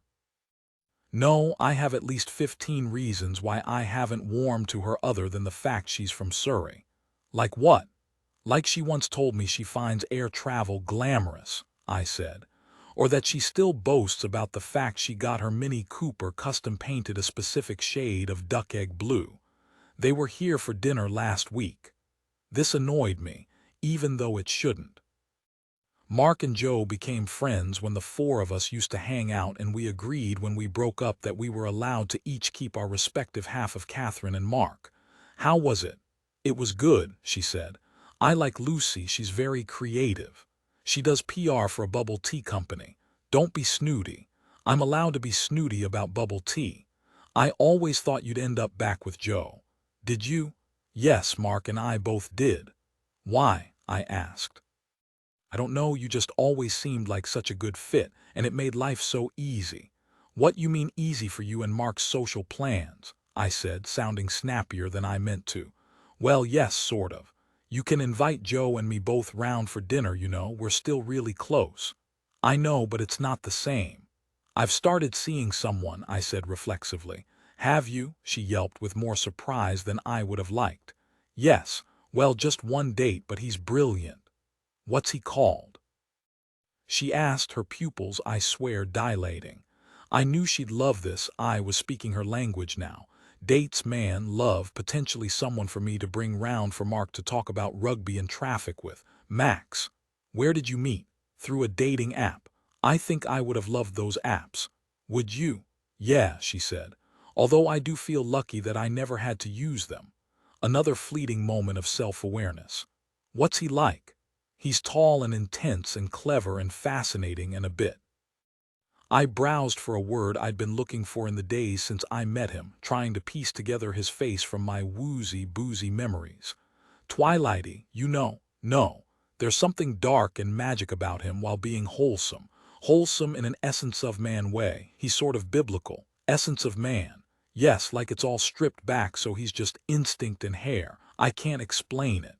Is he funny? Kind of, I said unconvincingly. Not like Joe funny. But I don't think I could be with someone Joe funny again. Really? Yeah, it got a bit tedious all that. Is it just me, or have you noticed this weird thing about deodorant stuff? I don't need to feel like I'm at the Royal Variety Show in my relationship anymore. I'd quite like to be with someone a bit serious. He sounds great, she said, grinning. When are you seeing him next? I don't know, I haven't actually heard from him yet. You should text him, she said. Say, I loved meeting you the other night, when shall we do it again? I want to, but Lola says that's not how this works. Lola has never had a boyfriend. Yes, but she's dated a lot. You and I haven't dated at all, really. But isn't the point of dating to find a relationship? You make it sound like a sport, I said. Catherine always made me feel like I was taking part in a competition I couldn't remember entering. Do you want more coffee? She asked. I looked at my phone. I had to stay for at least another hour and a half.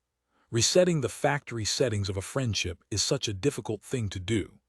I knew it would take a long and uncomfortable conversation for us to say all we wanted to say, and I couldn't think of a time it would be convenient for us both to do it. I could count at least 3 elephants now omnipresent in the room of our friendship from my side, and I'm sure Catherine could count at least 3 more of her own.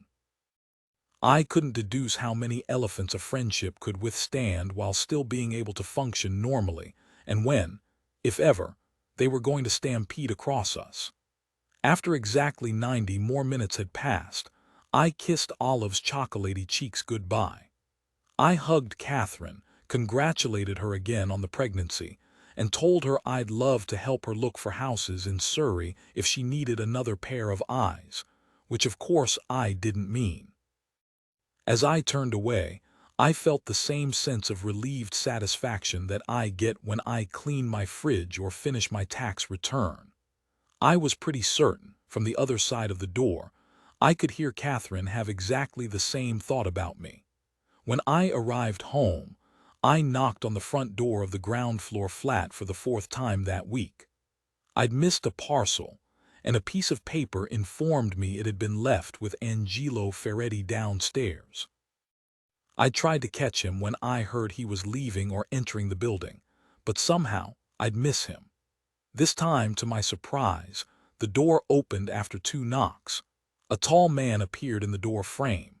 He had olive skin and brown hair that fell to his shoulders, which suggested a former hobby of small warrior figurine painting or a current hobby of weekend bass playing in a band with some sad dads, paired with a counterproductive receding hairline. I would guess that he was a few years older than me. He wore a resting expression of incredulity. "Oh wow, hello," I said with an awkward, flustered, jolly laugh that I hated.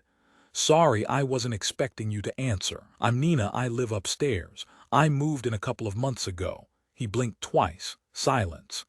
"I tried to knock a few times when I first moved in just to introduce myself, but we seem to keep missing each other." "Well, I seem to keep missing you." More blinking, more silence. "Is it just you here?" "Yes," he said, his accent sprinkling thickly over his vowels. "Oh, Alma, she lives upstairs. She's lovely. Seemed to think you had a flatmate." "She go," he said. "Ah, right. About 3 months ago she leave." "I see." He continued to administer silent blinks, indicating that the conversational portion of this exchange was officially over. "I think you might have a parcel for me." "Yes, why they leave here?" "Because I was out." "But why they leave with me?" "Because I said they could leave it with a neighbor." "Is that okay? You can always leave your packages with me if you're out." He shrugged and turned back into his flat. With his harshly carved features and lolloping, dislocated movements, he looked like an old-fashioned puppet being pulled by invisible strings. He returned and passed me the cardboard package. He had his hand on the door now. He wanted me to leave. "So, Angelo, is that Italian? Why you know my name?" "On the missed parcel slip," I said. "It said it was left with you. Where in Italy are you from?" "Baldracca. Never been. Where is it?" "Look it up," he said before closing the door. I stood in the ringing echo of the slam and hoped that was the first and last time I would ever have to have a conversation with Angelo Ferretti from downstairs. In my flat, I opened my parcel, flattened the packaging for recycling, and looked up Baldracca on Google Maps. Could not be found. I typed the word into a search engine. Its translation appeared immediately. Baldracca, Italian noun. Whore, mostly used as an insult. Lola was waiting for me on a bench outside the gym that evening. She had booked us in to do a class called Body Boost, which combined weightlifting and Tai Chi to the soundtrack of 80s dance classics. "Can you be bothered?" she drawled as I approached, pulling me towards her and kissing both cheeks. She was wearing a stunningly strange workout combination of leopard print leggings, a billowing cheesecloth top, aviator sunglasses, hoop earrings that were so big they rested on her shoulders, and a silk jeweled headdress that looked a bit like a turban. She was drenched in the heavy, sweet warmth of her signature oud perfume. "Haven't you already paid for it?" "Yeah, obviously we'll do it, but I'm just checking if you still wanted to do it. You persuaded me to come." "I know, it's just," she gestured at an enormous carton of cranberry juice she was swigging from in a performative fashion and rolled her eyes. "The vet. All night. And he stayed the next day. Think we shagged for 12 hours. "Lola, that's got to be a lie." "I wish it was," she said wearily, pulling a Twix out from her enormous tan leather handbag which had her initials monogrammed in gold. Lola liked everything to be monogrammed, from her phone to her wash bag. It's as if she was worried she would forget her own name. "Are you going to see him again?" "I don't think so," she said through indelicate, hurried chomps. "Why not?" "He's nice, but I don't know. He did a couple of things that cringed me out a bit. He's the sort of man who lies in bed after you've had sex and waits to catch your eye and says, 'Hey.' Oh God, that's bad. Unforgivable," she said. She took the final bite of the Twix and put the wrapper in the bag, before pulling out a Kit Kat and a twirl and unwrapping them both. "You all right?" "Yes, why? What's with all the chocolate?" "Oh yeah, sorry. I went to a nutritionist because, I sometimes get those stomach cramps after I eat. Anyway, she said the problem is, I shouldn't be eating sugar after 6, so I'm just getting these in now." She glanced at her digital watch, informing her it was 5:59 p.m. anyway. I'm done with these men who use me for the night to make them feel like they're the star in some mumblecore rom-com, you know what I mean? I think so. The truth was, I very rarely knew what Lola meant when she said, you know what I mean. But I found her so entertaining, I never wanted to signal at a platform where her train of thought could stop. I'd met Lola in the loo of a club in our university town in Freshers Week. I heard a girl crying in the cubicle next to mine, and when I asked her if she was okay, she wailed that she'd had sex with a boy earlier that week and asked him the next morning to text her. He said he wouldn't be able to because he had no credit on his phone and he'd run out of money. She drove him to a local cash point, took out 20 pounds, gave it to him to top up his phone and said she couldn't wait to hear from him. The text never arrived. I asked her to come out of the loo to talk to me, but she said that half her makeup was down her face and she was too embarrassed for anyone to see her. I told her to lie down, and there, in the crack between the cubicle wall and the purple plastic floor, I saw Lola for the first time.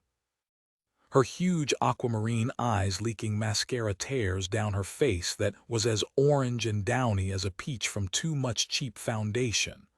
I reached out and put my hand on hers. The bass of Mr. Brightside vibrated through the floor and on to our cheeks. I miss home, she said. I didn't know anyone who was more different to me than Lola. Most noticeably, she was a pathological people-pleaser, hell-bent on making sure every single person she came into contact with not only liked her, but adored her, and felt sensational about themselves in her presence. And not just people she knew. She put in the same effort to woo total strangers who she would only be in contact with for a few minutes. We once went on holiday to Marrakesh, and when haggling for a vase in the Medina, she offered the man 250 dirhams more than he originally asked for. Another time she withdrew the last 30 pounds in her bank account on a night out, gave it to a homeless man, and sat down to talk to him about his life. He, quite understandably, told me he'd give me the 30 pounds if I would take her away from him. Sometimes I found this habit of hers slightly pathetic and frustrating. Other times I had admiration for it. I was regularly envious of the patience Lola could exercise in the face of other people's inanity and incompetence. She was fantastically good at small talk, at listening to people blither about something I knew she wasn't interested in, at complimenting women on their ugly shoes at a party because she could tell they were in need of a compliment. I was often accused of being irritable or short-fused, whereas she never got angry about anything, which wasn't just down to her benevolence.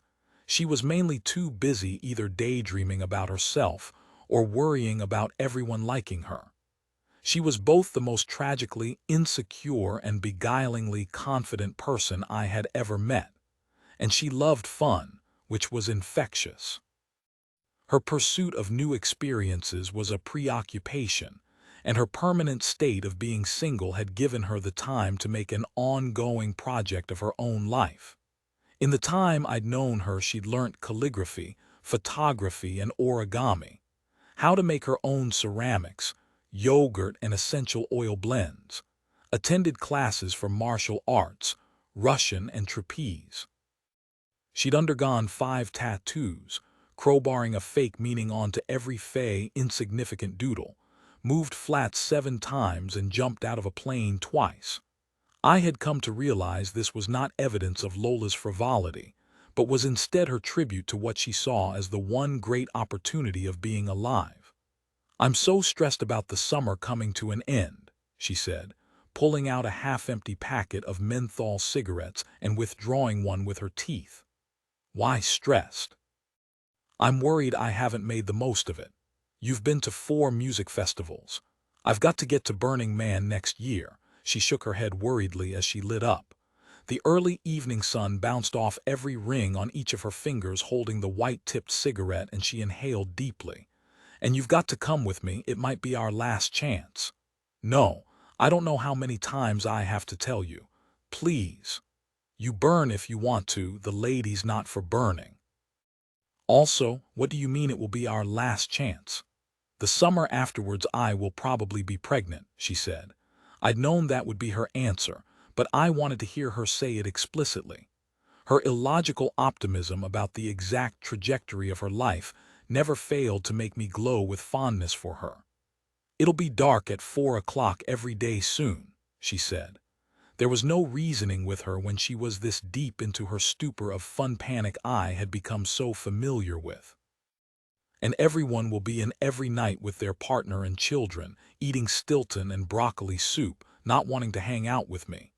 You do this every year. It's already started happening. People don't understand what it's like to be us.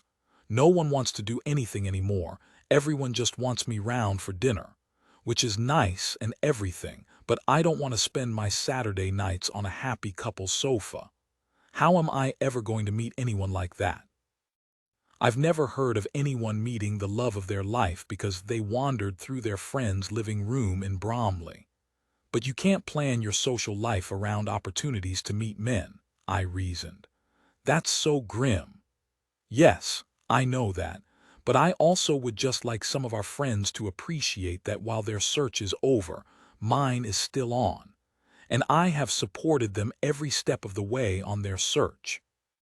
I've written them poems for their weddings, which, in fairness, I don't remember any of them ever asking for. I just need them to help me achieve my dreams in the same way I supported theirs. I don't think we ever really stop searching. Oh, stop it. It's true. I don't ever spend time with married people and think they're significantly less restless than single people. Nina, I'm going to tell you something that you're not going to like hearing. And loads of people think it, but everyone's too scared to say it. And it's not about feminism, and it's not about men and women, it's just a fact about life. Loads of people aren't happy until they're in a relationship. Happiness for them is being in a partnership. I am sadly one of those people. How do you know if you've never been in one, though? What if you're pinning all your hopes and planning your entire life on finding this one thing and then it disappoints you? I asked. She stubbed out her cigarette, pulled out another one, and lit it. And what do you mean, what it's like to be us? I asked. Single, she said. We passed the cigarette between us. Do you want to go to the pub? I asked eventually. I know there's one round here that does a really spicy Bloody Mary and it's full of miserable suits looking to flirt. Yeah, go on then, yeah, she said before adjusting her turban. On our third bottle of white wine, I began to feel drunkenly maternal towards myself 4 hours previously, putting on a pair of leggings and trainers, truly believing I was going to spend the evening in a body boost class. Bless her. What happened to your man Mountain, by the way? Lola asked. Haven't heard from him. How long's it been? 3 days. Don't cave first, she said, pointing her finger at me and focusing her bloodshot eyes on mine. One of her enormous hoop earrings was now missing. Is that definitely necessary? Because I just really want to call him. Look, 3 days of not hearing from a man is not all that bad. I've got something for the Schadenfreude shelf, she said. The Schadenfreude shelf was a shameful, private ritual we developed a few years ago, in which we collected stories of other people's misfortunes to make us feel better about our own. The idea was, we would always have a selection of relevant anecdotes for us to reach for in any given situation that would put our disasters into perspective. Do you remember a woman in my office called Jan? Is she the one who competed in the Microsoft Solitaire Championships? Exactly. So Jan had been with her husband for 30 years. Never wanted kids, was just the two of them. They were really happy, lived in a flat in Brixton and went on all these cruises to Iceland, listened to all sorts of jazz scat albums and had a Cavalier King Charles Spaniel with one eye called Glenn. Right. So Jan's out in Brockwell Park one day with Glenn. The husband. No, the dog, she slurred exasperatedly. And she sees this man much younger than her. He's very tall, Spanish, a sort of Tony Danza type. He comes over and he's all cute dog, and she's like, thanks. And then he's all the owner's even cuter, and bless Jan, bless her. She hasn't been chatted up since the 70s or whatever, so she's beside herself. They go for some shisha, get to know each other. He's called Jorge, he's a locksmith, he's from Guyana, they exchange numbers. Long story short, they start this affair. Wow, I know. Who meets in a park these days? Well, that's it, isn't it? So Jorge is telling her he loves her, he wants her to leave her husband, he wants the two of them to start a new life together with Glenn as well in Cardiff. Why Cardiff? Dunno, and she's thinking this could be my last great chance at a great, passionate love affair. I want to feel that one more time. But what about her lovely husband and the cruises to Iceland? Lust, Lola said knowingly. It makes fools of us. What happened? She packs 2 bags, one for her, one for Glenn. She did not pack a bag for Glenn. I swear to God, she shouted. One of those miniature backpacks you get on the back of a teddy bear. She writes a letter to her husband explaining everything and apologizing from the bottom of her heart. Tells him she will always love him, thanks him for the happiest years of her life. Leaves it on the table, then goes to Victoria coach station where she'd agreed to meet Jorge. And Jorge, she said with a deep in-breath, never showed up. No. Yes. She waited there for 10 hours. Did she call him? Went straight to voicemail. Went to his flat, he disappeared. What did she do? She went back home, tried to beg for forgiveness, explained that she'd temporarily lost her mind, but her husband wouldn't let her in. Oh no, no. Yup, wouldn't speak to her, he'd even changed the locks. And the locksmith was probably Jorge, she nodded. We'll never know if they ever crossed paths or what was said. It's a question mark that hangs in history. Where's Jan now? She lives on a canal boat, she said with a funereal tone. You'll see it sometime, next time you go for a run along the towpath. It's called the Old Maid. There's a painting of a one-eyed spaniel's face underneath it. And you can smell it a mile off because she's always home brewing kombucha, says it's the only thing that makes the nights pass faster. Surely, I said in horror, surely any name but the Old Maid. She thought it would be funny. I said, Jan, I said, you cannot make your life a joke, you have to start again. But she wouldn't listen. I think she's punishing herself. That's so awful. I know, the locals around her mooring call her the sad-eyed lady of the loch. Really? Probably, she said with a shrug. You're right, I said, clinking her glass. That's a very, very useful addition to the schadenfreude shelf. Thanks, mate. You're welcome, she said, turning the wine bottle upside down, dribbling the last drops into our glasses. My phone, lying face up on the table, pinged. The screen illuminated with a message notification from Max. Lola's startled eyes locked with mine. Oh my God, I'm going to be sick, she bellowed. Concerned drinkers on the bench next to ours turned to look at her. She's fine, don't worry, she's just excited. Lola grabbed my phone, tapping in the passcode with the familiar intimacy of 2 women who have spent countless nights together in a pub, showing each other messages. She stared at the screen. Oh fuck, it's good, it's really good. I grabbed the phone out of her hand. I just listened to The Edge of Heaven 5 times in a row, and you're still not out of my system. What have you done to me, Nina George Dean? For I couldn't really remember what Max looked like. My brain had grabbed hold of just 4 specific details of him. I had spent the week since we'd last seen each other circulating those memories around my mind like 4 separate plates of canapés at a party. Once I'd had enough of Memory Platter 1, I'd take a bite from Memory Platter 2. When I was satisfied with that, I'd switch to another one, and so on and so on. Not only were these 4 memories just enough to satiate my daydreams, working out exactly why my memory had clung on to the specific vignettes also fascinated me. Memory number 1. The angles of his face as he went in to kiss me. Particularly the strength of his nose, the hoods of his eyelids, and the knowing half-smile as his mouth opened slightly right before his lips touched mine. Memory number 2. Very, very specific. There was a point in the evening when we were talking about a female TV chef, and I was saying, both quite tipsily and remorsefully, that I didn't think her recipes worked. As I was saying it, he said meow in a fairly camp way, and half raised his hand like a paw scratching, but decided to not really commit to it when it was already aloft.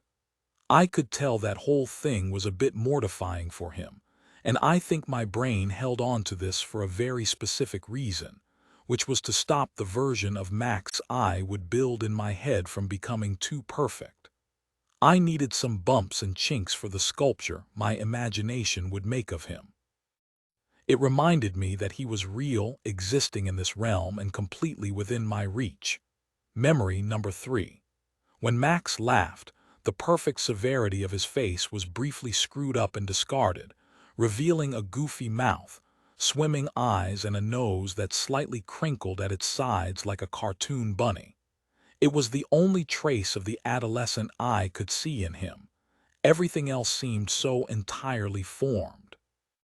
When he laughed, I was reminded that he had been a dorky boy in a classroom, a student dressed up in a Hawaiian garland, and a teenager in a hoodie watching South Park with a homemade bong in his hand. His laughter was, so far, my only crack of light through the door and into his vulnerability. Memory number 4. The feel of his white cotton t-shirt on his warm body as we danced. His t-shirt was velvety with the fuzz of someone who uses fabric softener. My suspicions of fabric softener use were confirmed when I smelt the dampness of his skin rise through his top, lifting the scent of soapy lavender with it to the air. It was the only slightly synthetic thing about him. It made me think about his domesticity, otherwise so concealed, and picture him in his flat in Clapton on his own, doing chores and sorting things out. I imagined he did his laundry on a Sunday evening, with a Dylan live album playing. I spent some time wondering if he owned a tumble dryer, ultimately decided no, and whether he bought his household items in bulk online, ultimately decided yes, and that his friends were the sort of well-meaning, awkward men who might take the piss out of him for it, exclaiming, "You got enough loo roll here, mate," as they opened his bathroom cupboard. The day after he messaged, when I'd sobered up, I replied. I wanted to just call him, but Lola told me that was tantamount to turning up at his flat unannounced and throwing rocks at his bedroom window. I didn't understand why a messaging process was still so necessary after you'd already met. It slowed everything down to a frustrating pace. Max's texting style was quite antiquated in that he liked to address every point I had made in my last message and respond to it. He also usually left 4 hours between reading my message and replying to it. This meant it took 3 days of this staggered back and forth chit-chat about what we'd been doing over the week before we even broached the subject of when we would see each other again. He suggested a walk and a few drinks on Hampstead Heath after work. I was nervous about walking on the Heath. It was where Mum and Dad used to take me at the weekends when we were still living in Mile End, and being there could make me feel violent grasps of nostalgia unexpectedly. I thought I was in direct contact with all my memories from this time. The funfair they took me to near the Kentish town entrance. The dinky tub of strawberry ice cream I ate on a bench outside Kenwood House, as I glanced down at a ladybird crawling up my 5-year-old arm. It's so hard to trace which memories are yours and which ones you've borrowed from photo albums and family folklore and appropriated as your own. Sometimes I took a wrong turn on the Heath and ended up in woodland or a field, and felt the unique disorientation that comes from involuntary memory, like I was standing in a half-finished watercolor painting of a landscape. Returning to it gave me the same satisfaction as finally remembering a word I'd been searching for, then haunted me with a sinister sense that there were important things I couldn't remember and never would. Hundreds of black holes in who I was, as bottomless as a night spent drinking tequila. I walked to the Lido in my navy blue linen sundress and brown leather sandals, carrying a bag of cheap white wine and overpriced olives. Had it been my way, I would have packed a whole picnic, but Lola advised me that it was best to go low-key at this stage. I hadn't realized quite how much of early days dating was pretending to be unbothered, or busy, or not that hungry, or demonstratively low-key about everything. I wondered if Max felt the same pressure. I hoped this phase would be over soon so I could ask him about it. As I approached the brick wall entrance of the Lido, I saw his instantly recognizable shape. I scanned his face and body to quickly remind me of the man I'd been inventing for the previous week. I'd forgotten how long his legs were, how wide his shoulders, how cartoonishly masculine his frame, like the silhouette of a superhero drawn by a child with a crayon. He was reading the same book, and he looked up from its pages with the same familiarity he had done when he saw me on our first date. "Slow reader," he said, gesturing at the paperback as I walked towards him. We hugged, quite awkwardly, and he rubbed my back in a way that made me worry he thought of me as more of a sad friend at the pub after their football team lost, rather than a potential girlfriend. "Oh, me too," I said. "I basically can't read a book now unless my phone is switched off and in another room. We're all fucked." "I know. I remember being little and being so absorbed by a Peter Pan picture book that I hid a torch under my mattress so I could read under the covers after I'd been put to bed. I was one of those annoying little girls who just wanted to be a boy. I had my hair cut short when I was 7, and I refused to grow it until I went to secondary school." He smiled, his gaze breaking away from mine and roaming inquisitively across my face as if it were a painting in a gallery. "What?" I said, feeling the pinpricks of self-consciousness on my cheeks. I was nervous and talking too much. "Nothing," he said. "Just the thought of 7-year-old you with short hair reading a book by torchlight. Makes me smile." I felt my knees unhinge. "Shall we walk?" I asked, jarringly formal and clearly not at ease. We walked side by side towards Parliament Hill, talking as we went, as I tried to keep up with his long-legged strides while not running out of breath. I was used to doing this with Catherine, who had been statuesque since we were teenagers, and always loved pointing out on her iPhone how many fewer steps she'd taken on a walk we'd done together. All tall people are smug, whether they know it or not. Walking meant I could take him in with stealth side-eye, correcting the mistakes I'd made in my mind's composite sketch. The distraction of navigating and looking ahead was also welcome, as a daylight activity date heightened all possibility for embarrassment. One of us could trip over a stick, or get shat on by a passing pigeon, or have our crotches sniffed by an over-enthusiastic labradoodle at large. Every possible decision made me self-conscious. As we paced up Parliament Hill, we talked about the city. I told him about the few memories I have of growing up in Mile End, looking up at palms 3 times the size of me on Columbia Road Market on a Sunday. The pub my dad used to read the newspaper in while I was allowed to eat chips and take sips of his beer. The bike I learnt to ride around the square we lived on. He told me how confused he'd been when he first moved here in his early 20s. How he'd assumed city living meant a flat above a Chinese restaurant in Soho or a bookshop in Bloomsbury. He was surprised when he discovered all his graduate salary gave him was a matchbox-sized room in a 6-person house share in Camberwell. He told me about the domestic eccentricities of these strangers-turned-housemates, but I found it hard to not let my mind drift to what Max must have looked like as a 23-year-old arriving in London. As fresh and rosy as a Somerset apple, his belongings boxed up on a Camberwell street, a red-hot chili peppers poster rolled up in his backpack. When we reached the summit, we sat on a bench that overlooked the sprawl of London's central nervous system.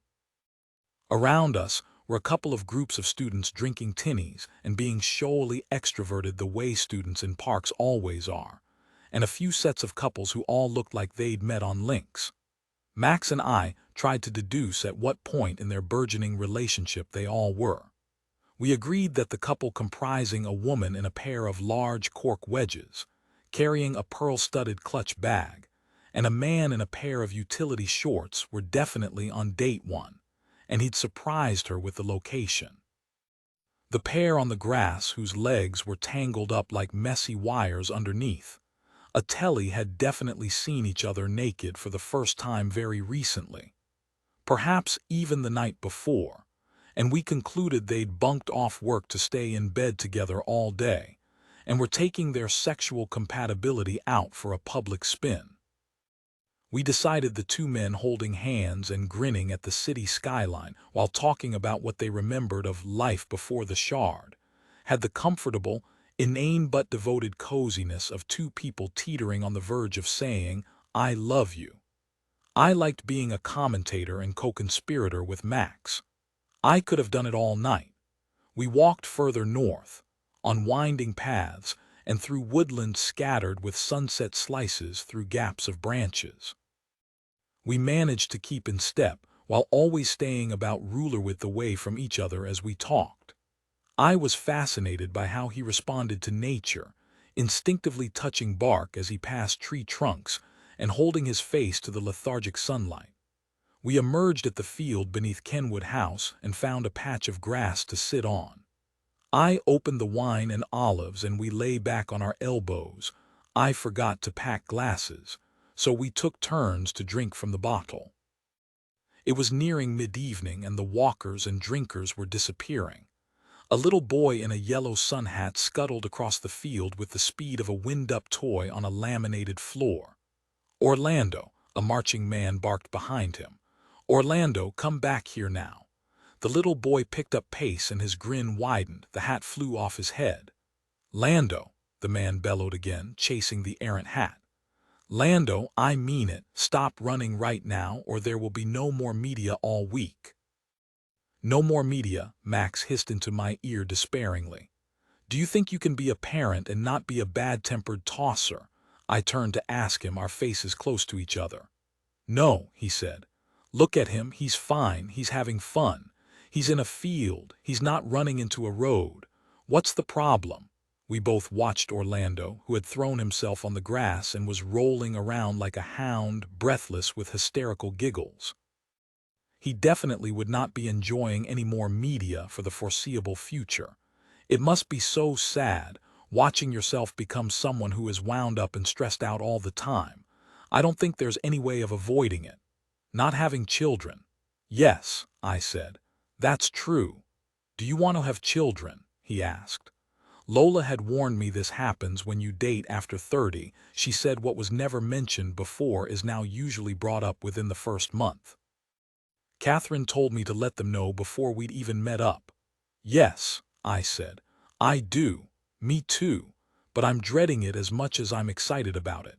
I think watching my friends have babies has made me want them more and less in equal measure." "I feel exactly the same," he said, taking rolling paper and tobacco out of his pocket. "I remember once seeing my goddaughter Olive hit her mum round the face while she was having a tantrum.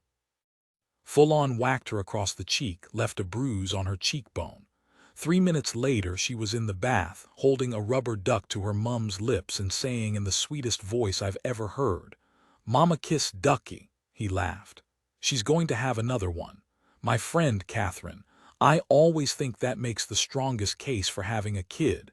If it were so bad, then people wouldn't want to do it again. Why didn't your parents have another one?" "I don't think my mum ever really wanted to be a mum," I said.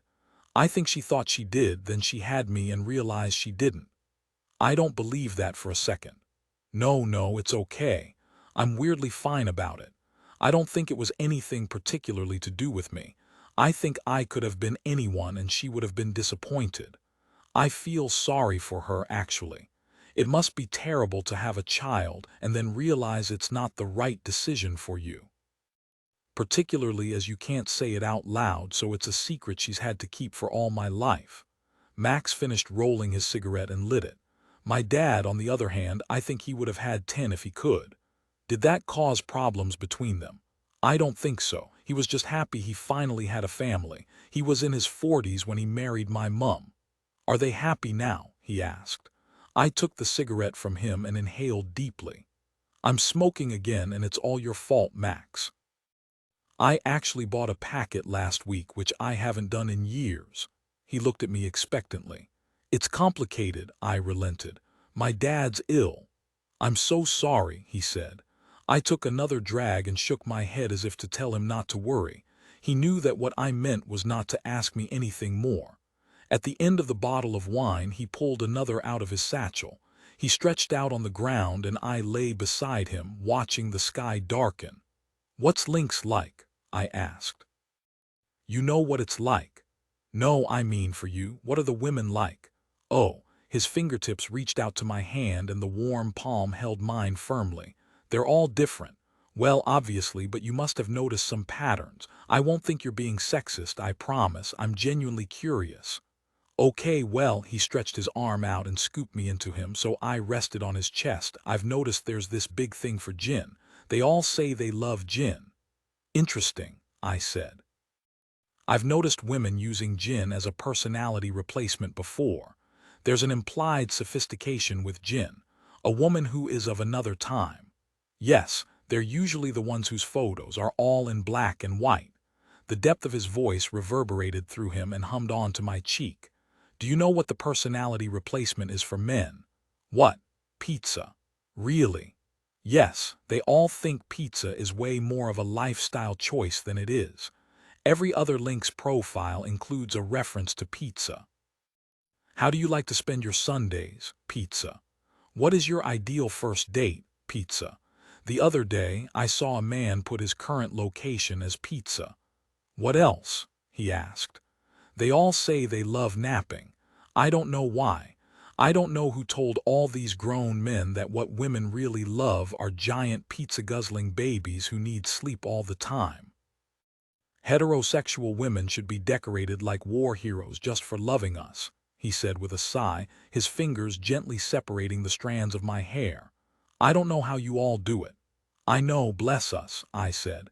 We're really putting our shifts in and it's such a thankless job. He turned on his side so we were face to face and kissed me, soft and tentative, then pulled me closer towards him by my waist. I can't stop thinking about you, he said. I think about this curve where your neck meets your shoulder, and the shape of your mouth, and the backs of your arms.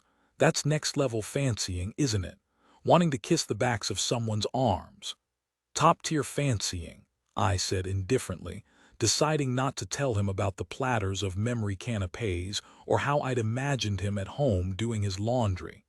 The last girl whose arms I remember wanting to kiss the back of was Gabby Lewis. She sat in front of me in chemistry. She had a ponytail that swung every time she turned from side to side, which she did a lot. I think she did it on purpose, actually. I think she knew it drove me crazy. You sound like an incel. She had these perfect arms like yours, and I used to stare at them, counting every freckle. I actually blame her for my D. I was predicted a C. I think that's adorable. Bit creepy. It would be creepy if I didn't find you so hot. The rules of attraction are so unfair. I was very much not hot. Come on. I wasn't, honestly. I was a huge hairy teenager with no friends. I played chess with my grandpa after school every day. He was the only person who wanted to hang out with me. So that's why I like you so much. Accidentally hot people, they're the best. What were you like as a teenager? I was nearly exactly the same as I am now. Really? Yes, it's so boring. Same height, same face, same body, same hair, same interests. My level of attractiveness was fixed at 13 and has never really gone up or down. I've never met anyone who said that before. Can I tell you my theory? Go on. I know it's much more compelling to have a story of transformation, but I think having 20 years to get used to how you look is no bad thing. I think about the way I look much less than my friends who are still striving to be beautiful, waiting for the final stage of their transition. You are beautiful. I'm not saying it to be modest. I don't think I'm unattractive, but I have never and will never be a great beauty. and it's freed up a lot of energy to be other things. Also, I said, then paused for a short while to wonder if I was talking too much. I think that's why I've been doing quite well on links so far. Why? I think men are all so insecure that too much beauty overwhelms them. I think they probably see a profile like mine, sweet face, very unremarkable hair, sense of humor, and they feel like they're home. Max laughed loudly, tipping his head back into the grass. You know what I mean though, don't you? I suppose you do have a welcoming quality, but not for the reasons you think you do. I'm like a service station on a motorway. They know they can stop in for a cup of tea and a cheese sandwich. They know what they're getting with me. It's familiar. Men like what's familiar. They don't think they do, but they do. When we'd finished the bottle, we walked back towards Archway through the cool, dark summer sunset. We stopped at the gates of the ladies' pond and peered in along the dirt path. The black silhouette of delicate branches spread across the indigo sky like a chinoiserie plate. I wish I could take you in to see it. We could break in, I suppose. I said it weakly because I am not and never have been a rule breaker. No, no, he replied. You'll just have to describe it to me. So that, I gestured to the left, is where everyone leaves their bikes. Further down this path on the right there is a patch of grass everyone calls the meadow. That's the bit that feels like a scene from a Greek myth. It's magical in the summer. A carpet of languishing half-naked women drinking tins of G&T. Then further down on the right there's the pond. How deep is it? Really deep, you can't see or feel the bottom. And it's always cold, even in the summer. But lots of women pretend it isn't. In the spring, the ducklings are tiny and they swim alongside you. We swam here in the spring on Catherine's hen do. And on solstice last year, my friend Lola made me come here at the crack of dawn and do a ceremony. Is she a pagan? No, just neurotic, I said. It's my favorite place in London. If I ever have a daughter, I'm taking her here every week as an education on women's bodies and strength. See, this is why we're so frightened of all of you. Are you frightened of us? Of course we are. That's why we've always tried to keep you quiet and lock you up and bind your feet and take away all of your power. It's because we were so scared of what would happen if you were as free as we were. It's pitiful. What's there to be frightened of? All of it. You can communicate and synchronize with each other in a way men never will be able to. You have tides within your own body. You're nurturing and magical and supernatural and sci-fi.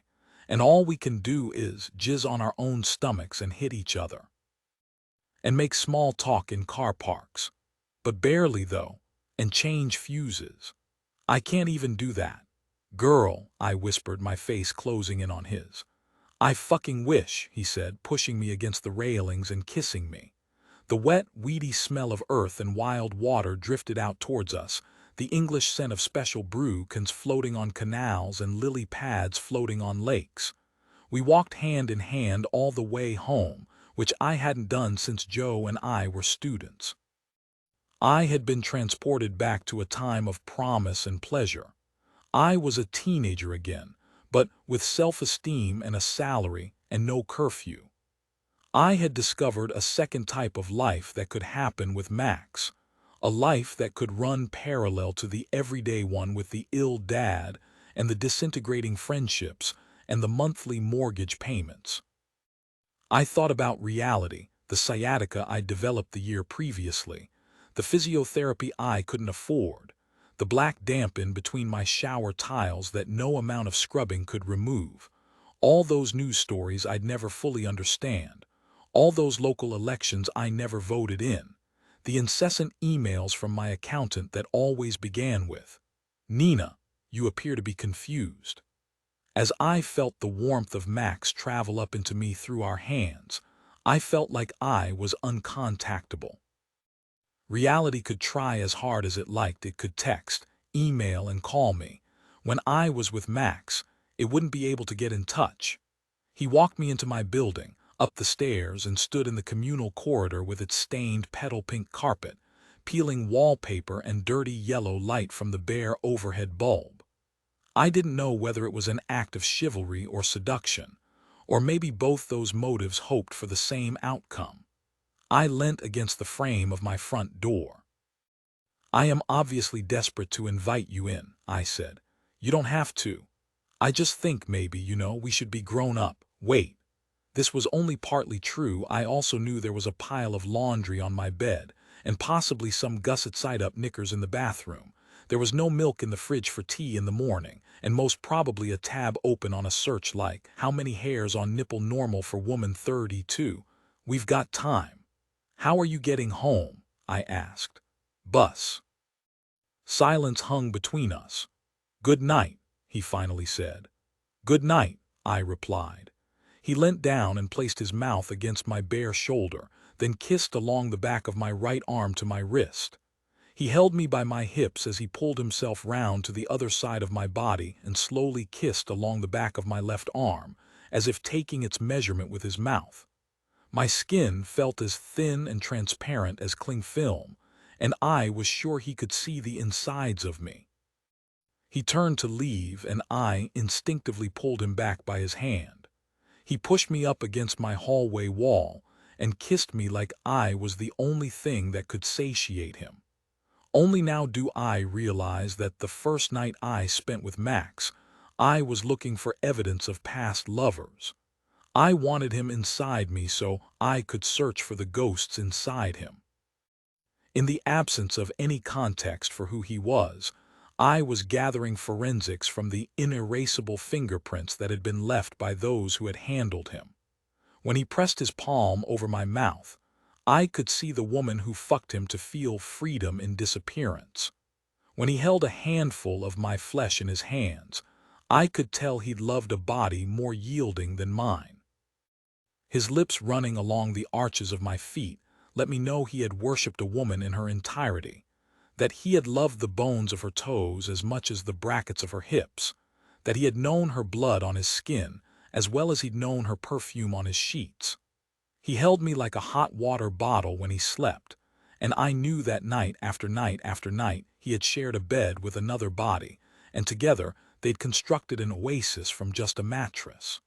In the morning, he woke up early for work. He didn't shower because he said he wanted to wear me like aftershave. He kissed me goodbye, stood up and left. As I groggily stretched across my sheet, filthy and feline, I heard him walk along the corridor and close the heavy front door to the building. But I could still feel him there, invisibly surrounding me like water vapor. Max arrived at my flat that night, and he didn't leave for a long time. We moved through the milestones of the following month with a new, easier pace. We stopped sending each other measured texts that needed to be analyzed and annotated, Lola acting as my Cliff's Notes, and we started calling each other instead. The communication between us became regular, an on-off week-by-week conversation in which we knew what the other one was doing and checked in on how we were. We saw each other 3 or 4 times a week. We kissed on the back row seats of the cinema. We learnt how we both liked our tea. I met him at work for his lunch break, and we ate ham and piccalilli sandwiches in the park by his office. We walked round an exhibition, and I took in nothing of the art but instead marveled at the spectacle of what it was to hold hands in broad daylight. I saw his flat mostly white, mostly tidy and completely lived in, with faded, frayed rugs from travels, stacks of records on the floor and towers of paperbacks on every surface. There were comedy mugs in his cupboards from well-meaning but estranged aunts, given as Christmas presents. There were piles of shabby equipment for adventuring, walking boots, wetsuits and helmets. There was just one photo in his entire flat, a close-up black and white image of a smiling, closed-eyed man with his nose leaning in to smell the head of a little white-haired boy. I asked about him only once, then never mentioned it again. Max and I edged around our respective locked rooms marked Dad, and we both understood how important that was, without ever acknowledging it. At night and first thing every morning, we journeyed through the new lands of each other's bodies, marking our territory wherever we went. We colonized each other, and I always left Max knowing exactly where he'd been for days afterwards, where he'd kissed and pinched and bitten. I couldn't ever imagine getting to the end of him. I sat in the reception of my publisher's office and pressed the barely visible bruise he'd left a few nights before on my right wrist as he had held me down. It had turned light yellow, like a piece of gold jewelry.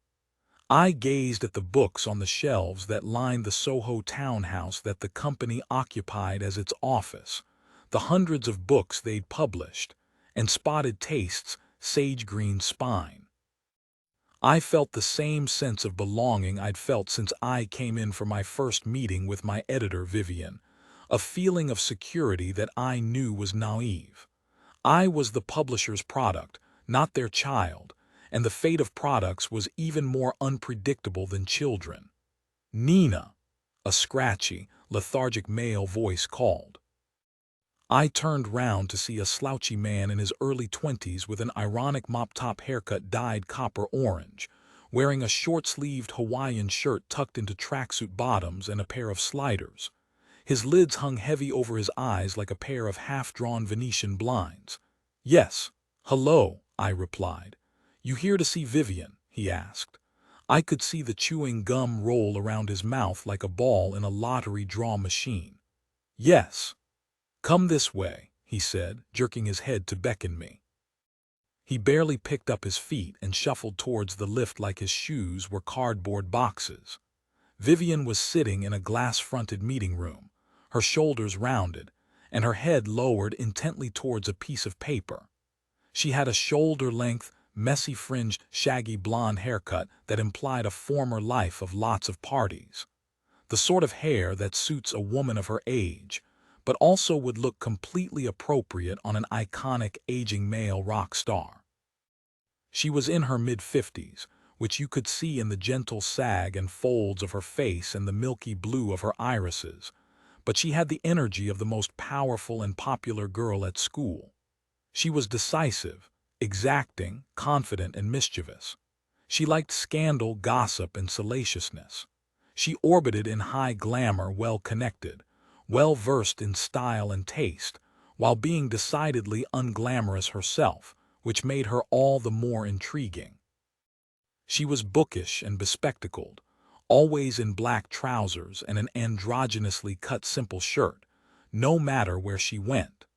Her glasses were square and cartoonishly thick-rimmed.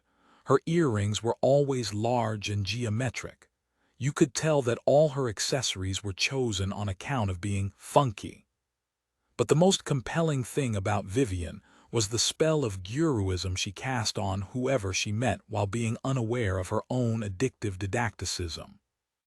She would utter throwaway thoughts that would become fundamental truth to whoever heard them. She once told me to always order turbot, if turbot is on the menu. I always order turbot, and that all scents are tacky other than rose. I have since only worn rose perfume. I had never met a woman surer of her own thoughts and instincts, and it was an invigorating thing to behold. Vivian stood up when I entered the meeting room and gave me a kiss on both cheeks. "Nina the Brilliant," she said in her deep voice of full vowels and sharp consonants as she gripped me firmly by the shoulders. "So much to talk about. Now, Louis," she said formally, turning to the man who accompanied me, "I'm going to have to ask you to listen very carefully. We would like 2 coffees, please, from the shop downstairs, not from the ghastly machine here. Nina likes a flat white, not skinny. I like a double espresso, no milk. Can you remember that? So just like black coffee," he said, leaning against the door frame. "Well, yes, but don't say a black coffee because otherwise they will give me something completely different to what I'd like. And get one for yourself. I've actually given up caffeine. I've read it's the silent killer." "All right, Louis, thank you," she said briskly, before turning to face me with a weary smile. The door closed and he sloped off. I've only ever hired earnest girls with bobs and lots of canvas book bags who love Sylvia Plath, so I thought I'd try something different for an assistant this time. "Is he good?" "Disaster." An earnest-looking girl with a bob and leather brogues tapped on the glass door. Vivian turned to her. "Yes." The girl stepped in, nervously tucking her hair behind her ears. Vivian, I'm so sorry. No one was actually allowed to book this meeting room for the next 3 hours. Why not? She asked. Because every employee in the building has been asked to go to the Take the Stairs Week talk. What is a Take the Stairs Week talk? It's a government initiative that we're backing. We're encouraging people to take the stairs rather than the lifts to improve cardiovascular health. Vivian looked at her blankly, awaiting further explanation. And we have someone here telling us all about it. Out of the question, she replied plainly, turning back to me. The girl hovered in the doorway for a few moments, then took her cue to leave. You wouldn't believe some of the guff they make us do here. I am convinced it's what finally drove dear old Malcolm away, our best designer. Oh no, has he gone for good? Yes, he's had a breakdown. He sold his house to go live in Belgium. But I've always thought Belgium would be a rather splendid place to go mad in, so good for him. Another phrase I knew I would adopt as my own. One day someone would tell me about Belgium and I would say confidently, a splendid place to go mad in. So, the tiny kitchen, the campaign is coming together nicely. We're sending all the information to you in an email this week. Brilliant, I said. And Taste continues to sell. Your numbers were up last month, which is fantastic. I just really hope this book isn't a disappointment for anyone who liked Taste. No, no, she said, flapping her hand dismissively. It's your voice, which is exactly the same voice from the first book, tackling a very common issue for a lot of households, which is entertaining and cooking and storing food with no space. It's a winner. I hope so, I said. I know so, she said, nodding reassuringly. Now, the not-so-fun news. Go on. Book 3. I read the proposal over the weekend. You didn't like it. I'm afraid to say I didn't. I was grateful for Vivian's straightforwardness. I couldn't bear the pandering language of feedback in publishing and journalism. It had taken me years to work out that when a magazine editor says lots to love here, they nearly always meant very little we can do with this. Mine and Vivian's working relationship was efficient thanks to our honesty. Go on, I said, boring, unengaging. Okay. And just rather, she searched for the right word. Fussy. Who wants to check all their ingredients against a calendar? It's a hobby of someone with too much time or money on their hands. I was thinking of giving it more of a homegrown angle, how to source all your food from your country by keeping in sync with the seasons. Bit UKIP. Is it? She flared her nostrils in disdain. Bit. So seasonal is out. I think so. I think we need to go back to the start and think of a new theme. I was disappointed. The research and writing of the proposal had taken over a month. I took out my notebook to write meaningless words on that I'd never return to as a gesture of enthusiasm. What are you thinking? Well, quite unhelpfully, I don't have anything specific in mind yet. I just know your readers want something personal, something passionate. I don't know if I can do much more public catharsis after writing about my life and Taste vibe. No, no more ghastly catharsis. We just want something human. Human, okay. Have a think. Have some conversations. Live some life, then come back to me. Live some life, I wrote down at the top of the page and underlined it twice. I will. What else are you working on at the moment? I'm still writing my weekly column. I've just finished a big piece on flexitarianism. I'm now working on one about UK-produced wines. Oh, and I've just signed another soulless brand partnership deal to pay the mortgage. How soulless are we talking? Condensed milk, I replied repentantly. Oof. So now I have to find 10 genuinely delicious and ingenious ways of using condensed milk. Key lime pie, she said.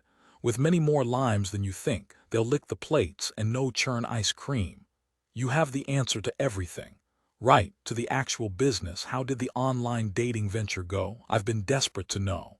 It went well. I've ended up with a sort of boyfriend from my first ever date. You're joking, she said. I think I have to accept I'm terrible at casual dating. Perhaps you are.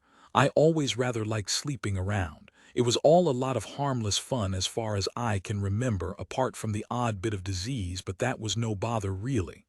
I don't think I'm built for it, sadly. I've tried. Well, lucky you found someone then. What's he like? He's an accountant. He's very outdoorsy. What does he look like? Tall, broad, sandy blonde hair, a bit like a caveman surfer in a suit. Oh heaven, she said. I was going to ask your advice, actually.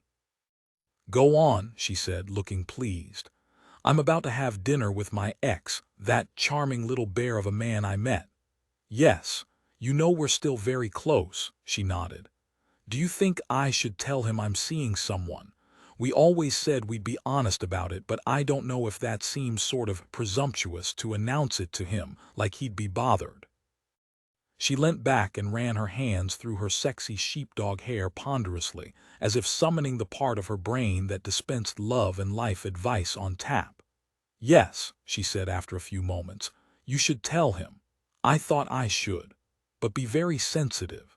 Men always have to keep a low flame burning for every ex. It will be flickering in there for him, even if he doesn't know it is. Whereas women always have to extinguish it.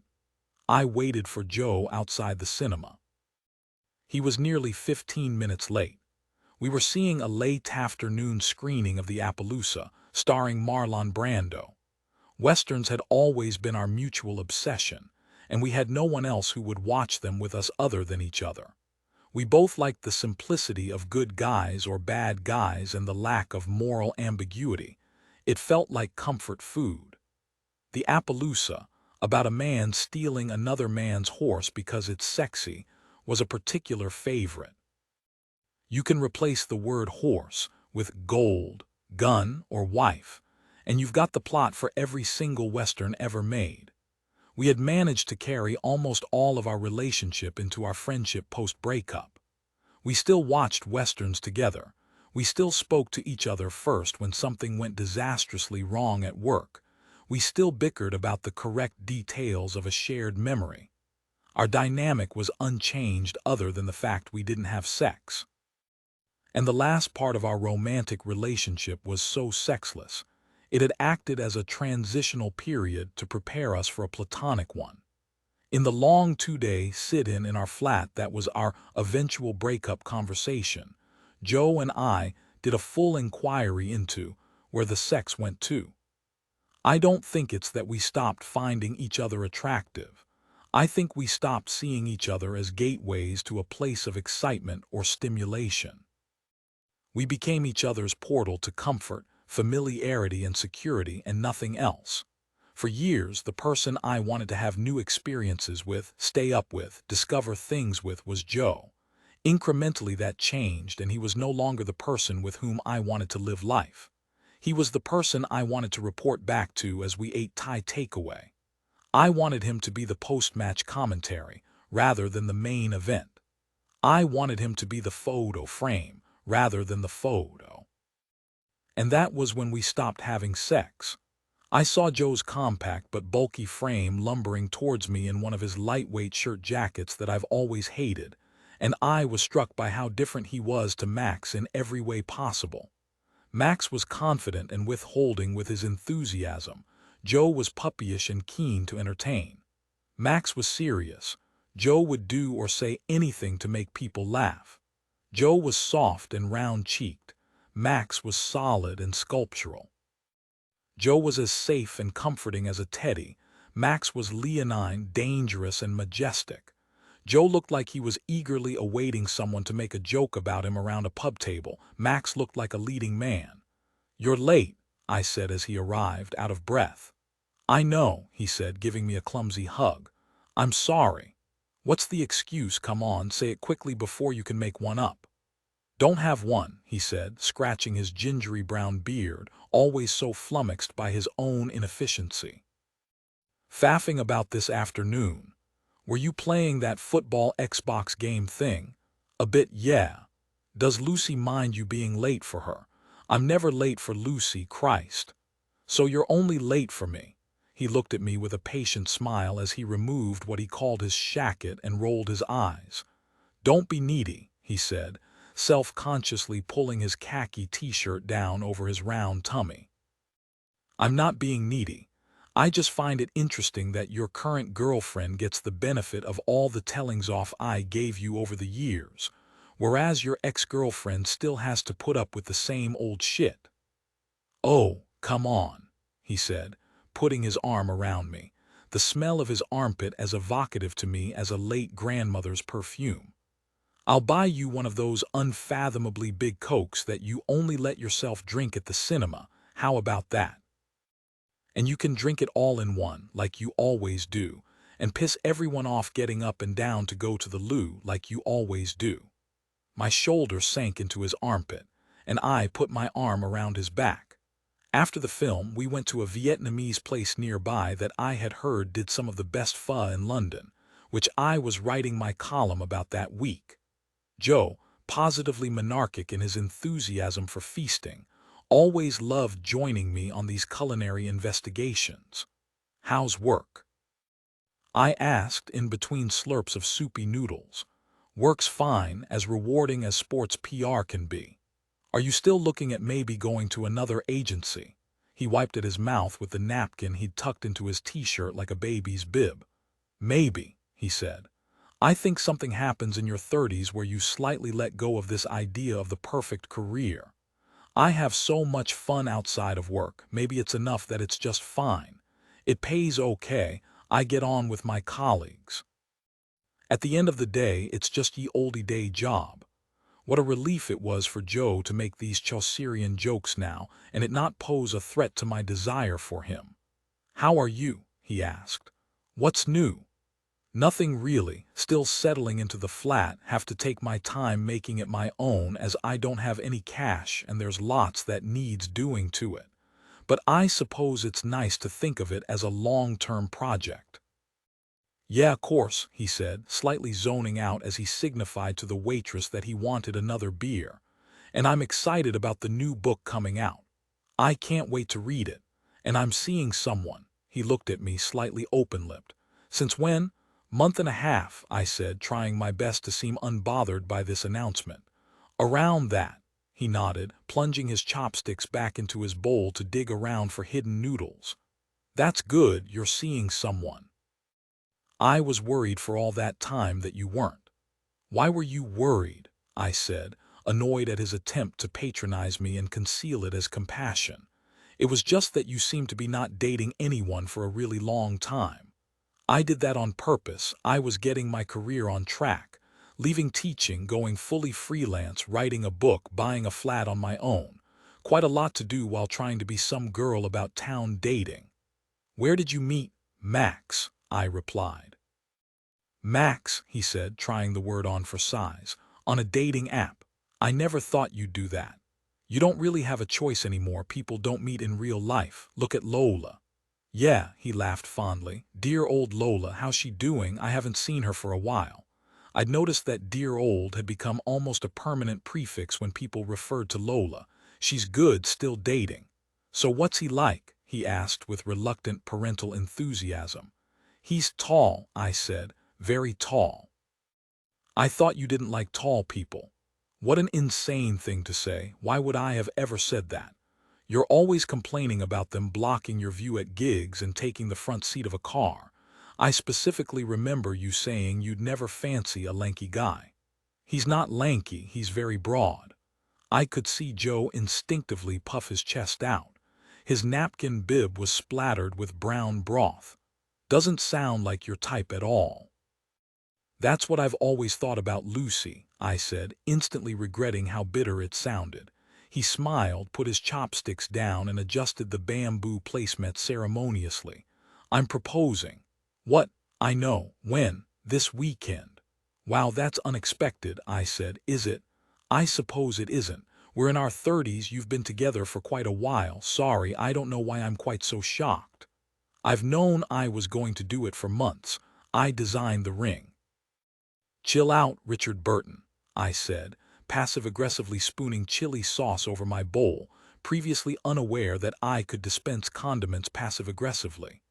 "What do men even mean when they say that? Design the ring. You can barely pick out your trousers in the morning." "I mean, I sat down with a jewelry designer and told him the sort of thing she'd like." "Look," he said, taking out his phone and showing me a photo of a small round diamond surrounded by other smaller round diamonds. I don't think I've ever seen an engagement ring I could remember. That's beautiful, Joe, I said. Really well designed. Thank you, he said, missing the light sarcasm in my voice.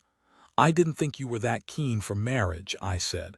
We always talked about kids but never getting married. Yeah, but that was with you, he said. Cheers. No, I mean the future you decide with a person is different for every person, isn't it? It's not like you decide what you want then someone else fits into that. We decided we wouldn't have got married. Lucy and I discussed quite early on that we would get married. How early on? I asked. Early, I think, within the first few dates. Was that the date when she took you to a bridal fair? It wasn't a bridal fair, he said impatiently. It was to help her sister pick her wedding shoes. Hot, I said. I don't know how women like Lucy do it. Every heterosexual woman I know is emotionally paralyzed in relationships by this fear of scaring men off. Then you have your Lucys of this world, these total anomalies who know what they want and say, I'm the boss, here are the rules, do as I say. And so many men seem to love it, like it's a relief or something. Yeah, well, it worked for me, he said. We drained the remaining soup with our wooden ladles, silent but for slurps. I'm really happy for you both, I finally said. I can't wait to see you get married, if I'm invited to the wedding. Of course you'll be invited. All these things we thought about each other, I said. Doesn't like tall people, wouldn't join dating apps, never wanted to get married. Funny how wrong we were. We weren't wrong, he said. We were growing up. On the bus back home, longing for something unchangeable, I made the mistake of calling Mum and Dad. Hello. Mum barked as she picked up the landline, harried and hassled, as if I were a PPI salesman calling for the 5th time in an hour. Hi, Mum, it's me, I said gently. Oh, Nina, hi. How are you? Everything okay? Not really, no. What's up? I didn't know when this started happening, when I would turn to my mother for comfort and find myself very quickly being her counselor. I am having a nightmare evening. I was meant to be at a local production of A Doll's House, and where on earth is there a production of A Doll's House in Pinner? It's at the Watford Community Theatre. Gloria's Amdram group are doing it, and I've been excited about seeing it for weeks. Tonight was closing night. The cast are going out afterwards to that local nightclub, and we were all going to go dressed up as persecuted women from history. I've been working on my costume all week. What happened? I get a call this evening from Mary Goldman, telling me she's received a condolence letter from your father about the death of her husband, Paul. Pages and pages it went on for about all their memories watching the football together and how he thought he hadn't been himself or looked well for a number of years. How sorry he was to lose such a special man. What's wrong with that? Paul Goldman hasn't bloody died. Oh, I said. He isn't even bloody ill, he's fine. Okay, that's obviously not great. But it's clearly just a mix-up. Has someone else called Paul died? No, she said. Has someone else died recently that you've told Dad about? She said hesitantly, annoyed at my line of rational inquisition when she was in a mood to rant. I mean, Dennis Ray died this week, but Dennis is nothing like Paul. Dennis is an old colleague of your dad's. We've been friends with Paul and Mary for 30 years. It will be that then. He just got muddled. He gets muddled with details and timelines. You need to make things as clear as possible. He isn't being difficult. It's like he knows the shapes of things, but he sometimes gets the colors confused. Mary doesn't care about all that. She's just beside herself. It really upset her. Well, Mary Goldman is a twat. Nina. She is. She's a twat for making such a fuss when it's clear Dad made an innocent mistake and had such lovely things to say about her boring old husband, even if he wasn't dead. Why don't you ring a minicab and go join the after party? It's only 9 o'clock. I can't now. It would take me ages to get into the costume, and by the time I arrive I wouldn't have long. What's the costume? I could hear Mum rattling with impatience at the end of the phone, simultaneously desperate to tell me every twist and turn of this non-existent saga while being irritated by my questions. It's Emily Davison, But I have to get into all the petticoats, then attach the big toy horse on the back of the dress, and I just can't. I heard a voice in the background. I'm on the phone to Nina. Would you like to talk to her? Fine. Nina, your dad wants to talk to you. Hello, Bean, he said. Hi, Dad, is everything okay? Sounds like there's been a lot of drama about nothing today. I forced a chuckle, keen to placate the situation into relaxed normality. Paul died, Paul Goldman, such a lovely bloke. We once all went to the Lake District together and we saw a deer. He hadn't been looking well for a while, but these things still take you by surprise. I heard Mum groaning in the background. Are you coming for dinner today? Not today, Dad, I'm coming in a few weeks.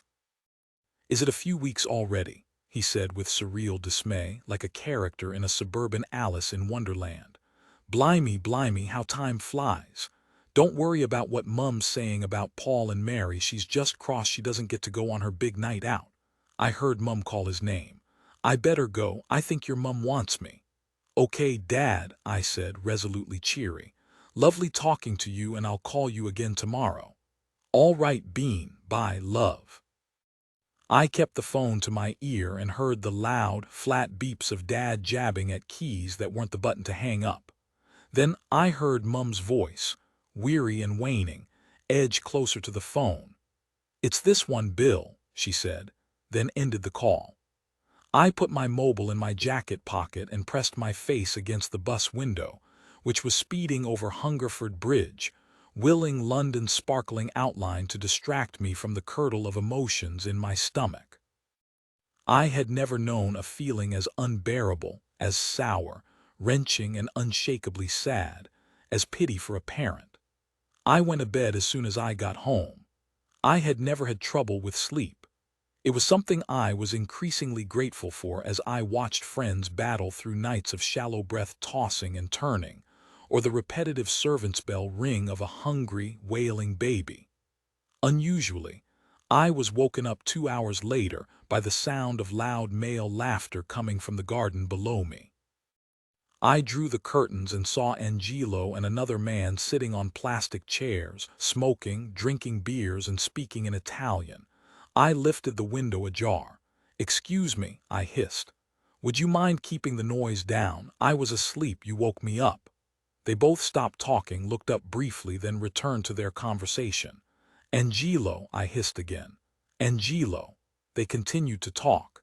"Angelo, it's 12:30 on a Monday night. On a Saturday I could understand, but it's Monday. I've got a really early meeting tomorrow. Can you talk inside?" They began laughing again, so loudly it became an orchestra of wheezing hi-hat cymbals and honking horns. Angelo's friend slapped him on his knee from the sheer hysteria of it all. "Excuse me," I pleaded. They raised their voices, trying to rub out my voice like a pencil mark. "Angelo," I shouted. He snapped his head up at me with the sudden pep and fixed expression of a marionette. "Do not shout at me." "Like a dog," he said with a light garnish of threat. "Go talk inside." "No," he said, turning his head away from me again. I closed the window with a bang, put on a jumper, coat, and a pair of trainers. After a phone call and a taxi, I stood outside Max's front door and the breeze bit my bare legs, alerting me to autumn's arrival. Max opened it and I smiled apologetically. He pulled me into the warmth of his hallway and body. "This is a lovely surprise," he said as I pressed my face into his chest, my arms wrapped pathetically tightly round his middle like a child meeting a character at Disneyland. "You don't have a woman here, do you?"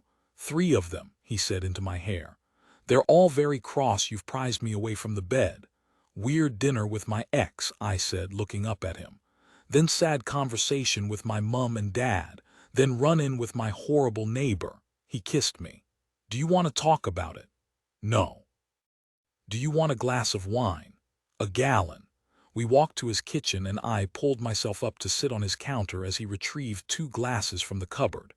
"I've never knowingly had a dinner with an ex that wasn't weird," he said. "I know. I thought Joe and I had nailed it, but maybe we haven't." "Did he beg you to come back to him?" he asked, pouring red wine into 2 glasses. "Because you know that's not allowed." "No, no. He's getting married, which took me by surprise. We always said we'd never get married. How did it make you feel? I don't know, not jealous or sad or anything. He said this thing that I can't stop thinking about, that you decide what you want from your future anew with every new partner. He gave me my glass, then took a sip of his own. I think he's right, isn't he? I suppose he is. I just hadn't thought of it that way before. I thought we decide what we want, then find someone who wants to do it with us. I reached down to my plimsolls and unlaced them. They dropped to the tiles, and I pulled my feet up on the counter, my chin resting on my knees. "Look at your sexy socks," he said, moving towards me and tugging at my feet. "Bare legs and socks on you does something to me." He stood between my thighs, and I clamped them around him. I thought of the perfect moment we had found ourselves in, entwined on a kitchen counter on a weekday evening. The ephemeral period of a new relationship when everything domestic could be erotic. When watching someone pour milk on their cereal or towel dry, their hair was more entrancing than the ocean. When smelling their morning breath or unwashed scalp was exciting, because it took you one step further into their high-walled palace of privacy, where you hoped only you were allowed to roam. Sexed up to saturation point, therefore trying out the novelty of being humdrum. If this turned into a long-term relationship, one day we'd be only humdrum, and we'd have to revisit the novelty of being sexy again, arranging date nights, and putting on our best clothes for each other and purposefully lighting candles. We trick ourselves into being close until we really are close. Then we trick ourselves into seeming distant to stay as close as we can for as long as possible. Sometime soon, our socks would no longer be seductive. They'd be a source of an argument, not rolled up, left on the radiator, left in the washing machine. For now, our socks were symbols of something secret and sacred. "God, I love this bit," I said. "This bit where you melt over my socks. How do we keep it in this bit? How do we freeze this in time? There must be a way of tricking all the laws of monogamy. There must be some sort of gaming hack." "No, no, no," he said, pushing my fringe back off my face and kissing my forehead, then my cheeks, then the end of my nose. "We need to keep going. We need to keep pushing through to all the next rounds. Your socks are only going to get sexier, I know it. 6, I'll have the burger, please, with a gluten-free bun and mac and cheese on the side." Lola registered my confusion. "What? Your order makes no sense." "Why?" "Because there's gluten in the macaroni." "Yeah, but at least then I'm having my gluten intake." "But you're either allergic to gluten or you're not," I said. "It's not like fags. It's not a bit of gluten is better for you than lots of gluten. Flour is just an ingredient." "You can opt for wheat-free pasta," the waitress suggested. "Blurg, no thanks," Lola replied, tossing her menu on the table. I stared at her, unsure of where to begin. "Burger with cheese, jalapenos, and fries," I said. Lola's phone rang. "Hang on," she said. I left my cosmic shopping list at the library. She picked up the phone. "Hello. Yes, we spoke earlier. Well, I definitely left it there, so I'd appreciate it if you could look one more time. It's just a piece of A4 paper with a list of words on it like twin daughters and my own events company. Okay, appreciate it, thank you." She hung up. "Lola." "What? Why can't you just write another one?" "Because my life coach and I did a whole ritual with that specific list, and I can't afford another session to do it all over again. I know you might think this stuff is silly, but it's very easy to dismiss it when you're all loved up."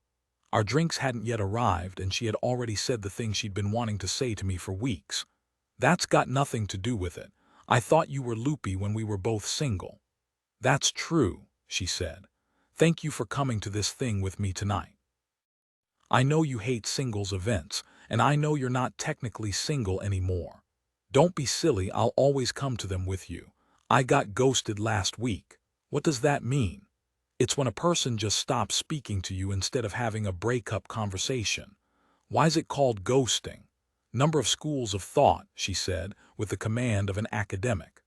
"Most commonly, it is thought to have come from the idea that you are haunted by someone who vanishes. You don't get any closure.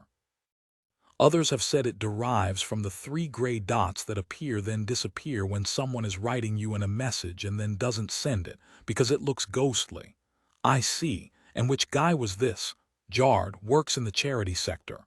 Oh no, I said. He seemed great. Yeah, well, they always do. I wished more than anything that I could buy a Durex for her heart. Didn't he say he wanted you to meet his parents or something? Yep, she nodded. The last time I saw him, he said, if you fancy a weekend away from London, I'd love for you to come meet my parents. Then he kissed me goodbye and I never heard from him again. It's been 3 weeks. I've sent 9 messages, 10 was my limit. So I'm saving it up to compose a really good one. I'm going to really give him a piece of my mind. Let's write it together, I said. You are the only one who I could talk to about all the stuff we talk about. Lola closed her eyes and flapped her hand gently, a preemptive dismissal of comfort as her eyes filled with tears. Sweetheart, I said, my hands reaching for hers across the table. What's the matter? I am so happy that you've met someone. I really am, I promise, she said. But now I really am all on my own. I've been left behind by everyone. I'm going to have to become that woman in the office who befriends all the graduates. No, you're not, I said. First of all, I'm exactly the same person and we can still do exactly the same things and talk about the same things and hang out just as much. And secondly, who knows what will happen with Max and me? It's not like once someone is in a relationship, they're sorted forever. No, but I want it to work out for you too. I don't want to be one of those single women who resents the happiness of her friends. That's not who I am. Oh God, I don't know, maybe it's... Lola turned her phone over, opened the cycle tracking app that every 30-something woman I knew now seemed to be obsessed with. No, she said, defeated and sniffing. Not even premenstrual. The waitress arrived with our bottle of Pinot Grigio and poured it, while Lola dabbed her eyes with the frilly cuff of a strange Edwardian shirt she was wearing, replete with diamante buttons. Where are you taking me to tonight? An astrological matchmaking event. Everyone gets their birth charts done and then we get paired up with our most compatible partner, horoscopically speaking. Okay, I said, happy to have distracted her. And what are you? Your classic middle-of-the-road, straight-down-the-line Pisces. We're so predictable. I can spot one anywhere. I met my friend's beagle the other day and I guessed instantly that he was a Pisces, and he was. She was clearly fragile, so I let this one go without mockery. How interesting. Ideally, I'm looking for a Cancer, but they can be a bit too home-orientated and weirdly I've noticed often have psoriasis, which isn't a problem, of course. You're a Leo. What's Max?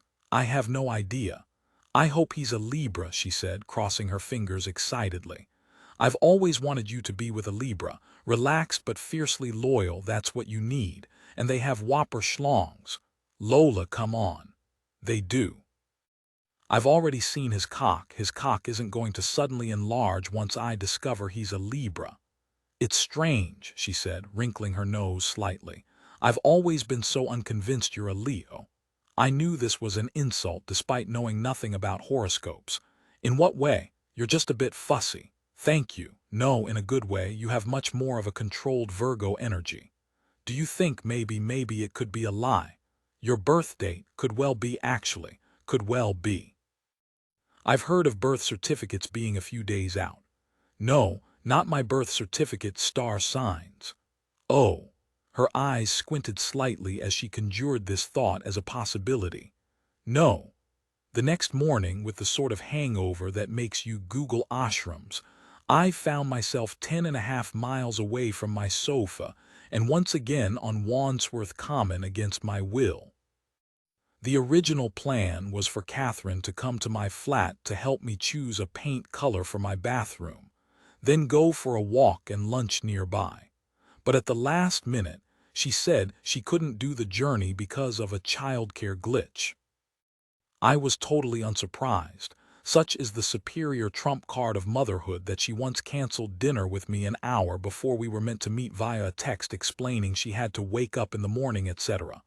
as if being childless gave me an option of not existing for the day. "And did she get any matches?" she asked as we strode beneath the tupelo trees, their amber leaves flickering like flames in the October wind. "No," I said. We turned up, and it was 35 women and 5 men.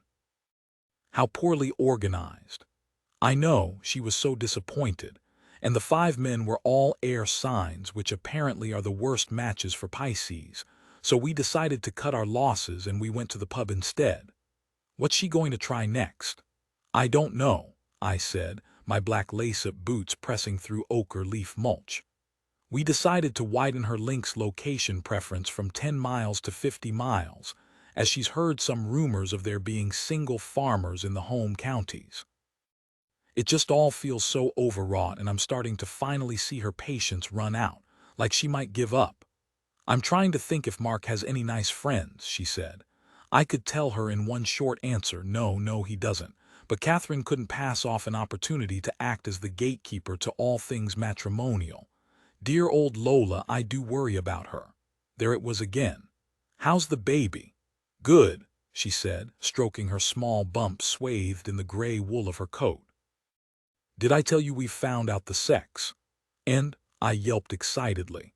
"We've decided to keep it just between us," she smiled. 10.5 miles I had traveled that morning, 10.5 miles. "Why's that then?" I asked flatly. "Just something for the family, you know." Cool. "But yeah, we're pleased," she said enigmatically, as if she were a Hollywood starlet in an at-home shoot and I was a pushy journalist for Time magazine, following her around with a notepad. I could see the spread now, her dripping with diamonds and lounging on the sofa in a housecoat. The headline, "My Weekend with Catherine." "So now we're starting conversations about godparents," she said. "Starting conversations," I said. "And how many of the are involved?" I watched the inner conflict manifest on her face, trying to decide whether to jump on the joke and be a satirist with me, or defend her pomposity and be an arsehole. "Oh, we're at the General Assembly next week," she said. "Expect to see it on the front of the New York Times." I laughed begrudgingly. My best and oldest friend stuck somewhere between her former earthbound self and a new life, floating up and away from self-awareness and a sense of humor to a place I couldn't reach her. "You don't get to be both," I wanted to say to her.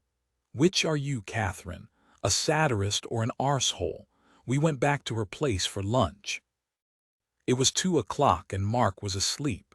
It turns out the childcare glitch was that he was too hungover to look after his daughter, and she'd had to be taken to Catherine's mum for the morning. He had rung the doorbell at 4 a.m. because he was so drunk he couldn't find his keys, and when Catherine answered the door and told him he had woken up Olive, he replied, "Who's Olive?"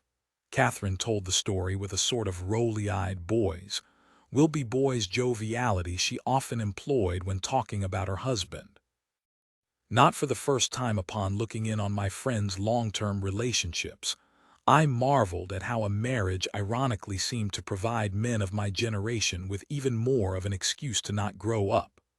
When Olive was still a newborn, Mark once spent the day at Twickenham with some colleagues and got so drunk he passed out in a friend's wardrobe and woke up soaked in his own urine. They still talk about the incident with the warmth of a family anecdote to be passed along the generations. If Catherine had done the same, either social services would have been alerted, or at the very least she would have been spoken about as a new mother free-falling into self-destruction and parental neglect. For Mark, it was just a big day out at the rugby. Mark emerged halfway through our lunch. His 10 quid at the barber standard brown haircut was disheveled like a schoolboy's, his chin dusted with stubble. His pale face looked both plump and deflated, like a faulty airbed dragged out from the attic. His small gray eyes were sticky and bloodshot. "Big night?" I asked, the note of judgment in my voice as bright and sonorous as a middle C. "A bit, yeah, a bit," he said, leaning down to give me a kiss on the cheek. "Was out with Joe." "Oh yeah, what did you guys get up to?"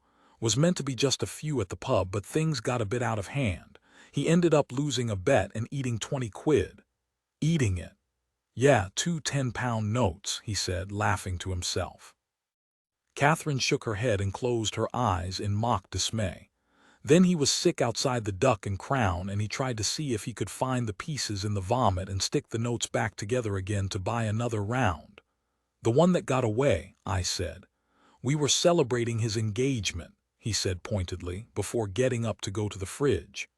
Did he tell you? Catherine asked. Yes, he told me he was going to propose. Then I saw it on Instagram.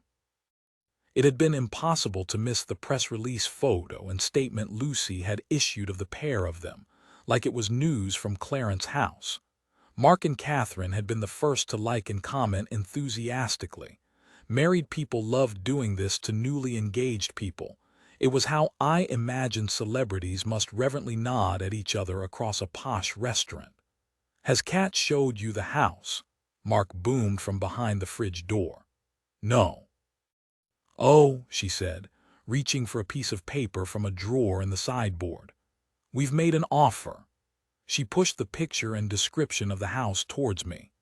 Starting to get really excited about getting out of this hellhole of a city, Mark said, transporting a plate of crisps, carrot batons and cocktail sausages to the table along with a giant tub of hummus and a tin of sweet corn. I longed to point out that he seemed to think this hellhole was more than suitable when he wanted to use it as a giant playground to destroy with other fellow man-babies on a Friday night out. The house description showed a 4-bed modern home in a commutable Surrey village, crassly made to look like a red-brick Georgian cottage. The asking price was written in bold at the top, as overblown as the building itself. I thought about how sensitive I had been to Lola when I had bought my tiny 1-bed flat, which I knew was something she might never be able to do, how I had hidden the price from her, how I had downplayed the perks of home ownership and reminded her of how freeing renting could be. This was not a courtesy that Catherine felt obliged to show. I could sit in a level in the details of Catherine and Mark's life together over the last decade. Every asset, every purchase, every detail of their wedding, every potential baby name. Tradition dictates that metamorphoses belong to the married, the rest of us exist in a static state. It looks lovely, I lied. It's got a great garden for the kids, Catherine said. So brilliant, I said, already running out of adjectives. Joe said you've got a new bloke, Mark said, using a large crisp as a ladle from which to shove a cocktail sausage in his mouth. Oh yes, how is he? Catherine asked.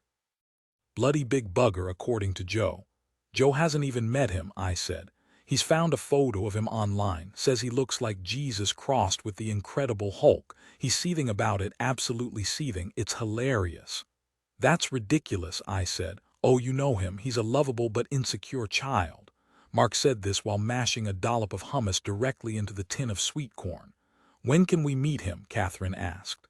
Soon, I said. He's got to meet Joe first. Can I come watch? Mark asked. I saw Joe a few weeks later. I decided to meet him an hour before Max was due to arrive, to avoid doing a catch-up chat in front of Max and potentially making him feel alienated. We agreed on a centrally located pub, as centrally located pubs are the apolitical socializing territory. Everything had to be as neutral as possible. I could tell that Max felt nervous about spending time with the man who I'd been in my most significant and longest relationship with, a man who was still such an important part of my life and friendship group. And I could tell Joe felt uncomfortable at the thought of potentially being replaced as my most significant relationship. Neither had said so explicitly, but, like so many other times in my life, I had been presented with a man in a muddle of feelings, and I had found the correct vocabulary to match it. It was also down to me to manage and marshal those feelings in a way that made them feel as safe and comfortable as possible. Being a heterosexual woman who loved men meant being a translator for their emotions, a palliative nurse for their pride, and a hostage negotiator for their egos. How's wedding planning going? I asked Joe, who was wearing the gray denim shirt he had obviously forgotten he'd called his slimming shirt for all the years we were together. The buttons strained across him, the dark, downy hair of his belly visible through the gaps. "I've sort of let Lucy get on with that," he said, avoiding my gaze by staring into his pint. "She's really got the eye for design, you know. There's nothing I loved more than watching a man merrily surrender to full-blown emasculation via wedding planning. When's it going to be?" "Spring. Wow, that's fast. Yeah, I've got something I want to ask you. No, I won't marry you. You should have asked me when you had the chance. Nina, sorry. As you know, you're a very important person in my life, probably the most important person in my life other than Lucy." "Right," I said, uncomfortable with this unusual tone of sincerity from Joe. "And Lionel Messi," he said with a nervous chuckle. "Okay. Anyway, I want you to be a part of the wedding. Originally, I thought I'd ask you to do a reading, but I know you'd find it cheesy, and I also want you to be there with me the morning of." "Right. Will you be one of my ushers?" "Yes," I said, relieved that I wouldn't have to stand at a lectern in a pastel-colored dress I'd never wear again, bleating "Love is patient, love is kind" for the 754th time in my life. "I'd love that. It would be an honor." "Oh, Joe, that's so lovely of you. Do I get to wear a suit?" "Yes, or whatever you like." "Can I come to the piss-up the night before?" "Yes. You can stay in the pub with me and the best man and the other ushers." "And can I come to the stag?" No, actually." "What?" I know, it's a bummer," he said. "But it's Lucy's one request. She's fine with you being usher, but she doesn't want you on the stag do." "Why not?" "Nina, my future wife, is letting me stay in the room next door to my ex-girlfriend the night before my wedding because I need you for emotional support. I think she's being very understanding. I think we should give her this." "Okay," I said reluctantly. "I can't wait, Joe. I'll do the best ushering you've ever seen." "Will Max be okay with it, do you think? He'll be invited, of course."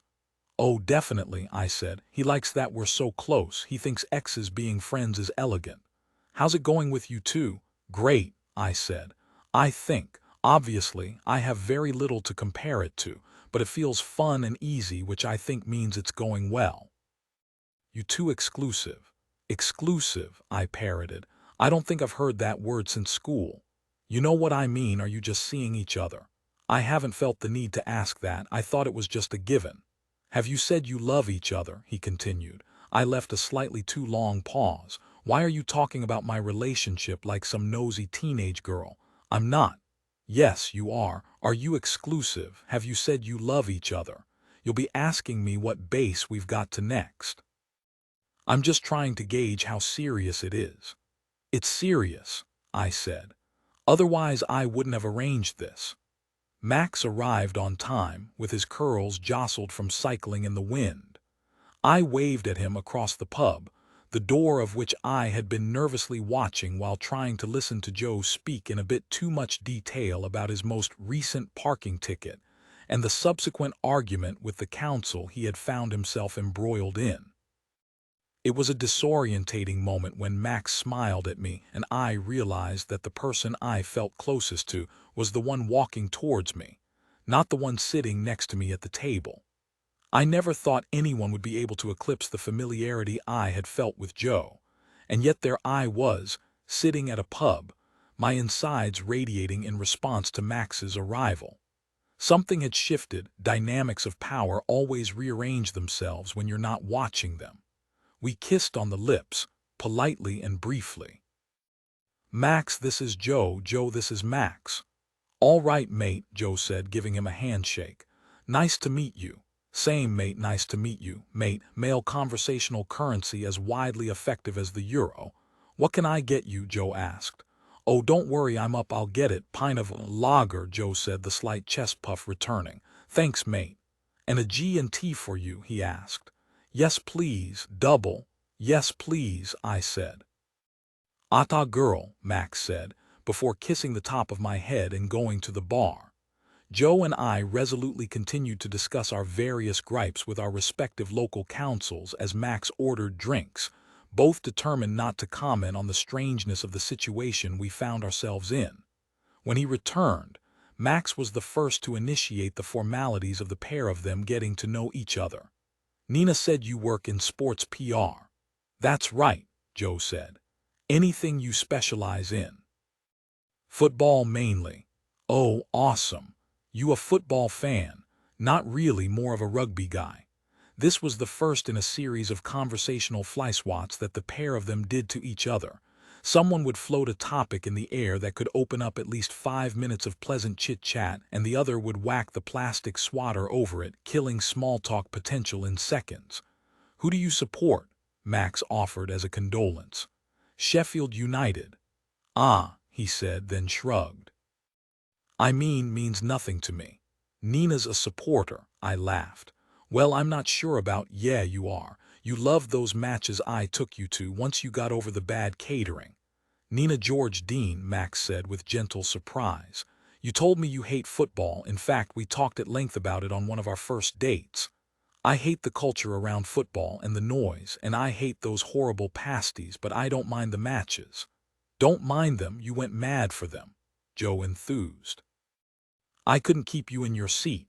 "They can be fun in a live setting," I said swattingly, for some reason desperate to move on to something else. "Or maybe you just loved them because you're so competitive." "Are you competitive?" Max asked, his face wrinkling quizzically. "Oh Christ, yes," Joe continued.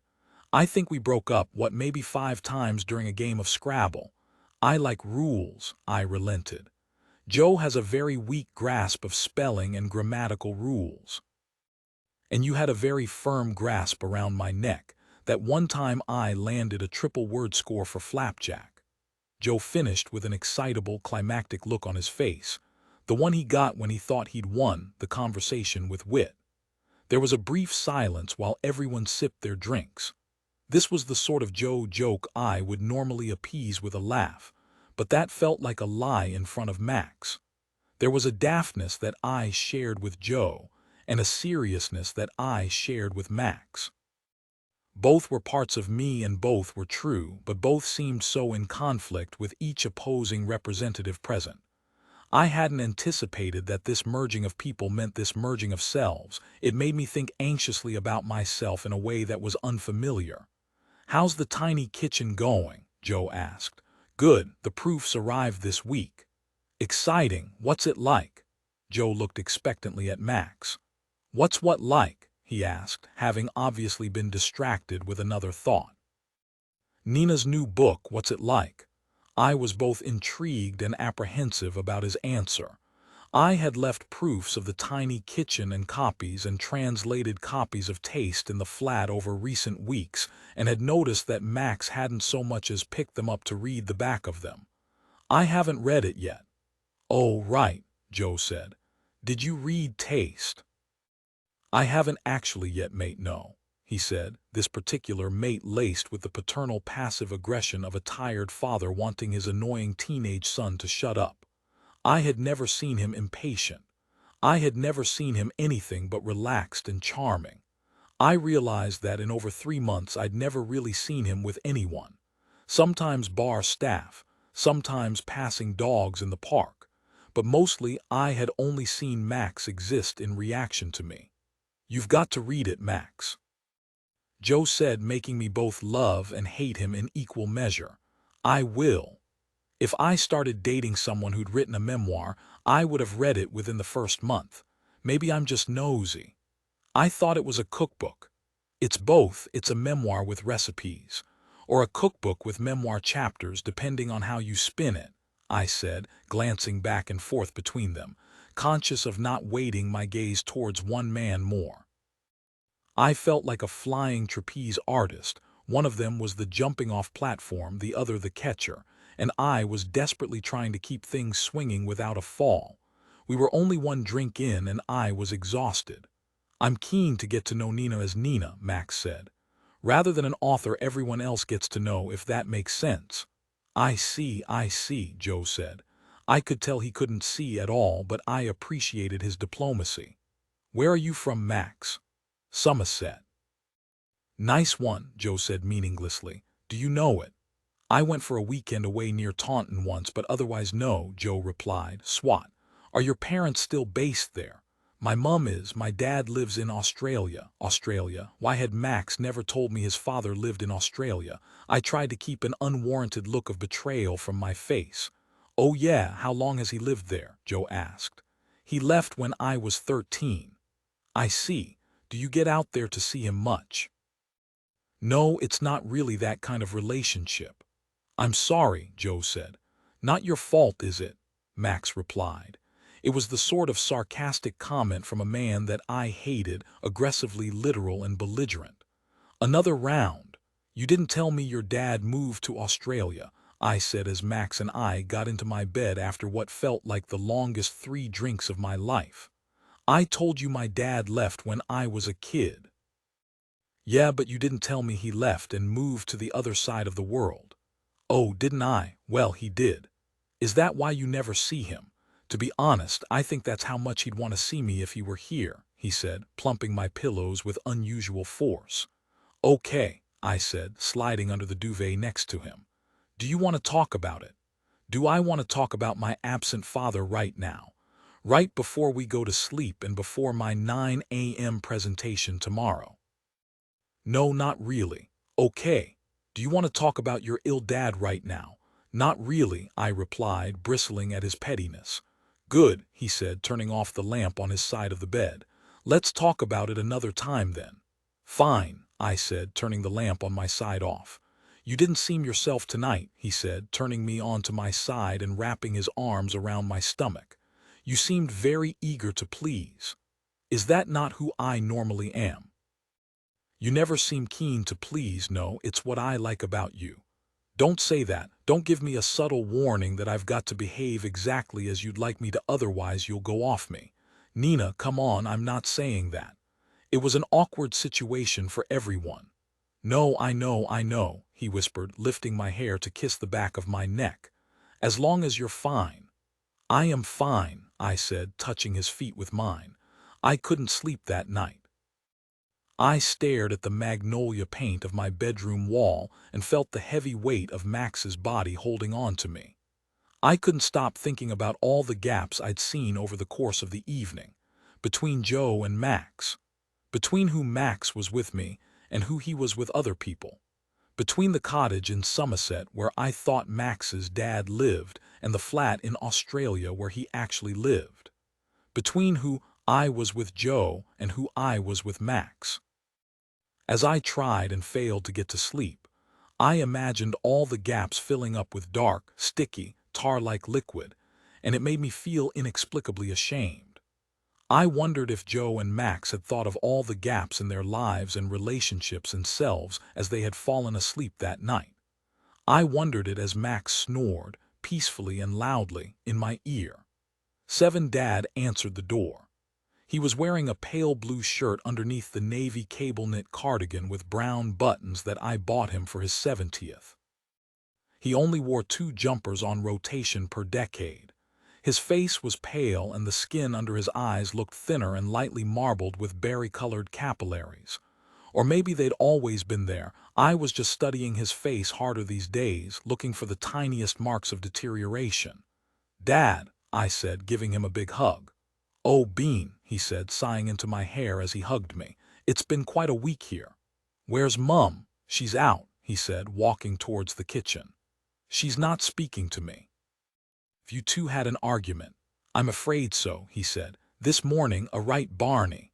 What happened? Dad stood over the dining table, which was covered in the silverware that was only taken out for Christmas. There was an open bottle of polish. Why are you doing all this? Have you got people coming over? No, we're meant to be going away, he said, rubbing the prongs of a fork with the cloth. That's what the argument was about this morning. Where are you going? An opportunity has come up to go to Guinea.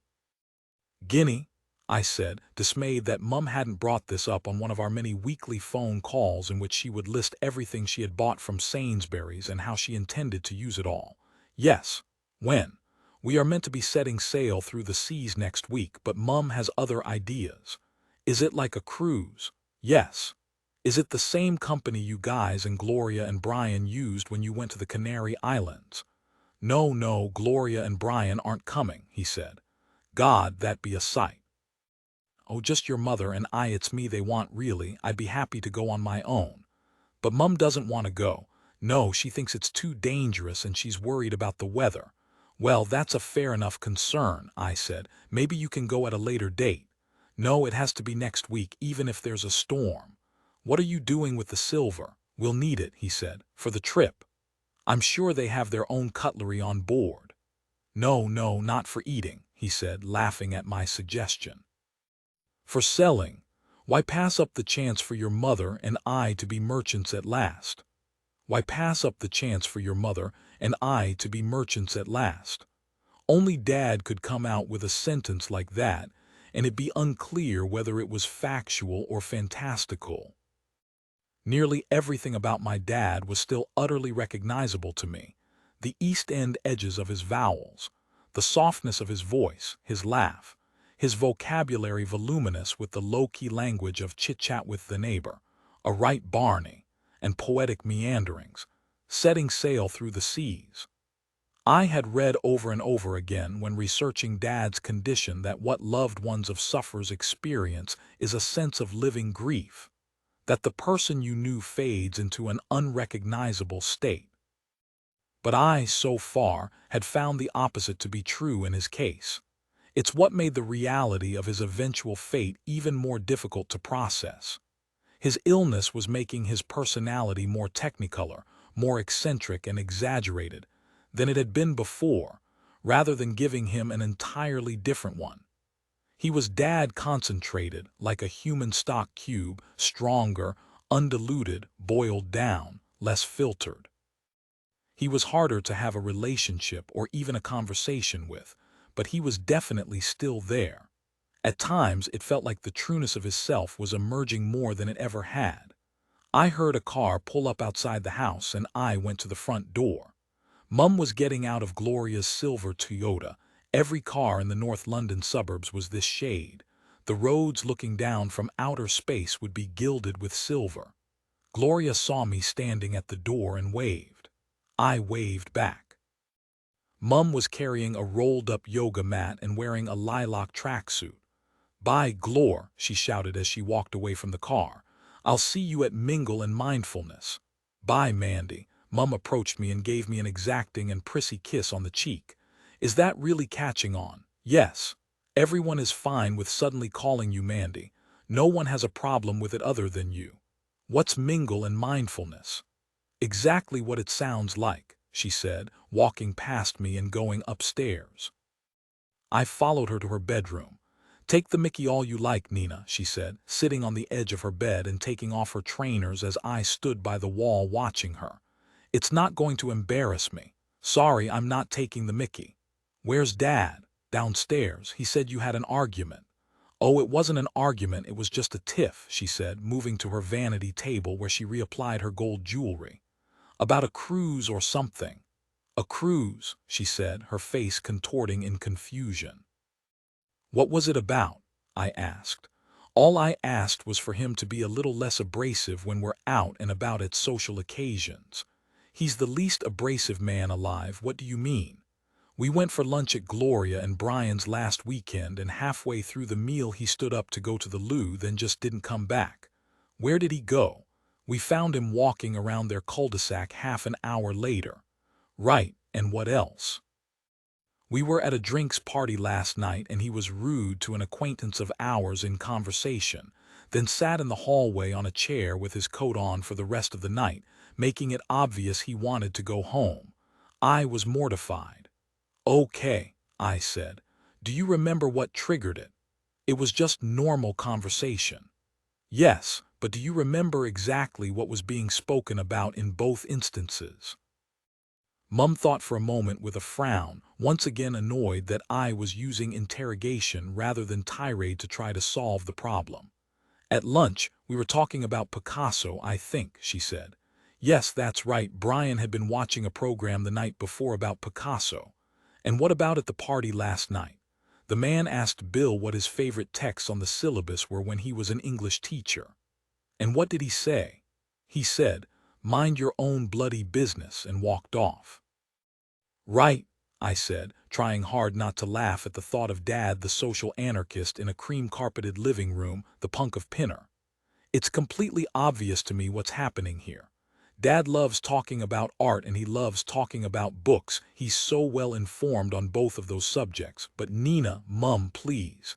Just listen to me. I'm not having a go at you. I'm trying to understand him. Her mouth tightened and she turned from the mirror to speak to me rather than my reflection. I think Dad is at a stage where he's aware that something isn't right in himself, but he doesn't know what it is. He's pushing people away and isolating himself as self-protection. Think about who he is. He would prefer people to think he's rude rather than stupid. Mum stayed quiet, fiddling with the rings stacked on her wedding finger. He's currently downstairs polishing all the silver, by the way. She laughed weakly and closed her eyes in an expression that looked something like tiredness. It was the first small, visible sign of defeat I had seen in her for months. A perk at last. You know, there are so many ways we can get some support, I said. I've already started looking at how we could get a bit of help or advice. I can't think about this now, she said brightly and suddenly, turning back towards the mirror. Tell me how you are. I'm great, I replied, knowing not to push her any further today. I've got proofs of my new book for you in my bag. Oh, I can't wait to see them. I'm in a relationship. No, she said, turning back to face me. With who? A lovely man called Max. What does he do? He's an accountant, I said, but he sort of hates it. Accountant, that's a good job, very decent job, she said, assessing everything I said out loud that should be assessed in her head. Where did you meet? On a dating app. Sarah's daughter met her husband on a dating app. He's a personal trainer, runs marathons. No shame in it. I didn't say there was any shame in it. We've got to meet him. When are we all having dinner? Would you like to? Yes, she squeaked. Of course. You don't think Dad might find a new person a bit overwhelming? No, he'll be fine. Leave him to me. Great, I said. Right, do you like condensed milk? Why? I've got a load of it going spare, so I've brought a few tins here on the off chance you'd like some. Is this for one of your blogs? Mum, I said, already hating myself for the fragility of my ego. I haven't written blogs since I was in my mid-20s. I'm working directly with the brand to come up with recipe ideas and help advertise the product. All right. No thank you, I won't eat it. Your dad will. I remember Grandma Nellie saying that condensed milk on bananas was his favorite thing to eat when he was a kid. I cut up a banana and put it into a bowl along with half a tin of condensed milk and took it in to Dad, who was still happily clattering about as he polished the silverware. Here you go, I said. Unorthodox 11s. He put down the polish and cloth and examined the bowl. He took a spoon from me and cautiously ate a mouthful. As he chewed, his face animated with recognition. I ate this with Uncle Nick when we were kids. Mum would give it to us as a treat. She used it as a bribe to make us do chores around the house. Once, I drank a whole tin thinking she wouldn't notice. I got walloped, he said. Christ, it's delicious. I'm amazed I have any teeth left in my mouth. Good, I said, delighted that he was speaking of coherent, verifiable memories.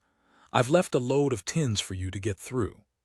I walked into the living room and saw, splayed on his armchair, a copy of Robinson Crusoe opened in its middle. The earlier conversation we'd had suddenly made sense, and I felt both unsettled and relieved. I was glad that, of all the books on his shelf, he had chosen to read that one that morning. I was glad he was about to set sail to Guinea on a swashbuckling adventure. If I were him, that's exactly where I'd like to be as well. I'd want to go as far away as possible. When I got home, I knocked on Angelo's door like I had fruitlessly every day since our argument from my bedroom window in the middle of the night. This time, however, he answered. His hair and face looked creased and turned over like an unmade bed. He squinted and rubbed his eyes, adjusting to the hallway light. The lamps were off in his flat and the curtains were drawn. It was 4 o'clock in the afternoon. Hi, I said. Hi, he said. I wanted to talk about the other night. He stared at me, sand specks of sleep in his eyes, his full lips even poutier than usual from just awoken dehydration. I waited for him to speak before relenting. Right, I'll start then. How you behaved the other night was not cool. Not cool. There I was again, in the interest of neighborly diplomacy, employing parlance I had only ever used when I was a teacher who'd lost control of a GCSE classroom. When you shout at me like an animal, he said, picking the yellow crumbs from his tear ducts. I didn't shout at you. I very politely asked you a good few times to stop talking so loudly at 12:30 on a weeknight. If you wanted us to be quiet, you should have come down and knock on the door. You never answer your door. Do not shout at me. My long-contained frustration was seeping out of me and making my skin tingle. Stop saying that. It doesn't make any sense. You were the one who was shouting. No, I wasn't. Can you not just apologize? That's all I need. Then we can move on.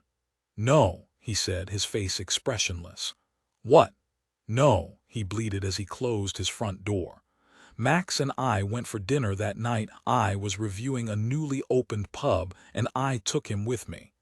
Now more than ever, I needed the secret door of his company to take me to the fantastical place it had been taking me from our very first date. Let me look at that cover again, he said at the bottom of our second bottle of wine, reaching for my phone and bringing up the photo of the tiny kitchen's book jacket. I can't wait to see it on the shelves. You clever, clever thing.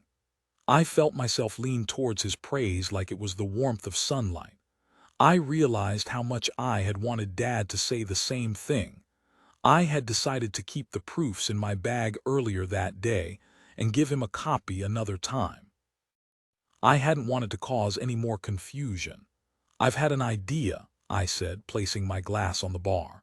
For my next book. I haven't told anyone yet and I wanted to tell you first because I know you'll tell me if it's bad or not.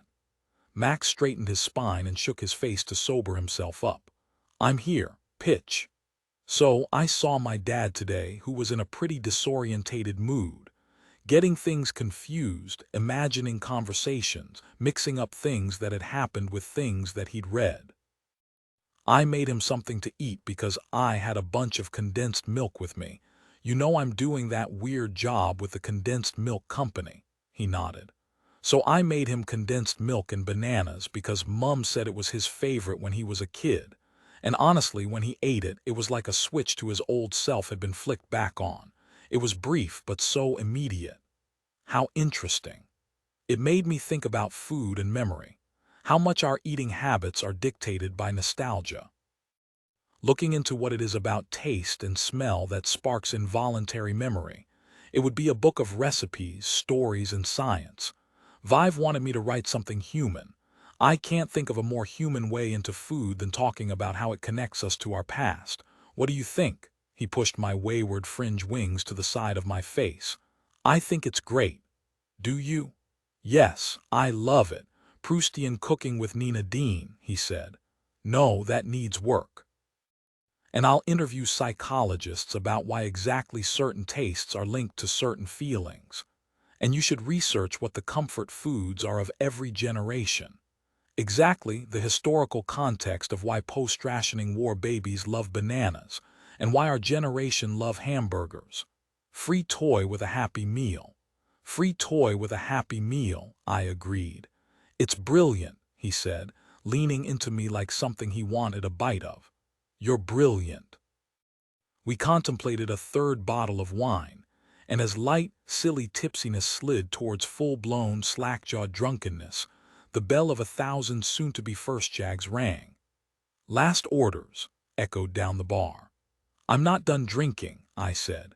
No, you're not, he said, a filter held between his lips as he rolled a cigarette.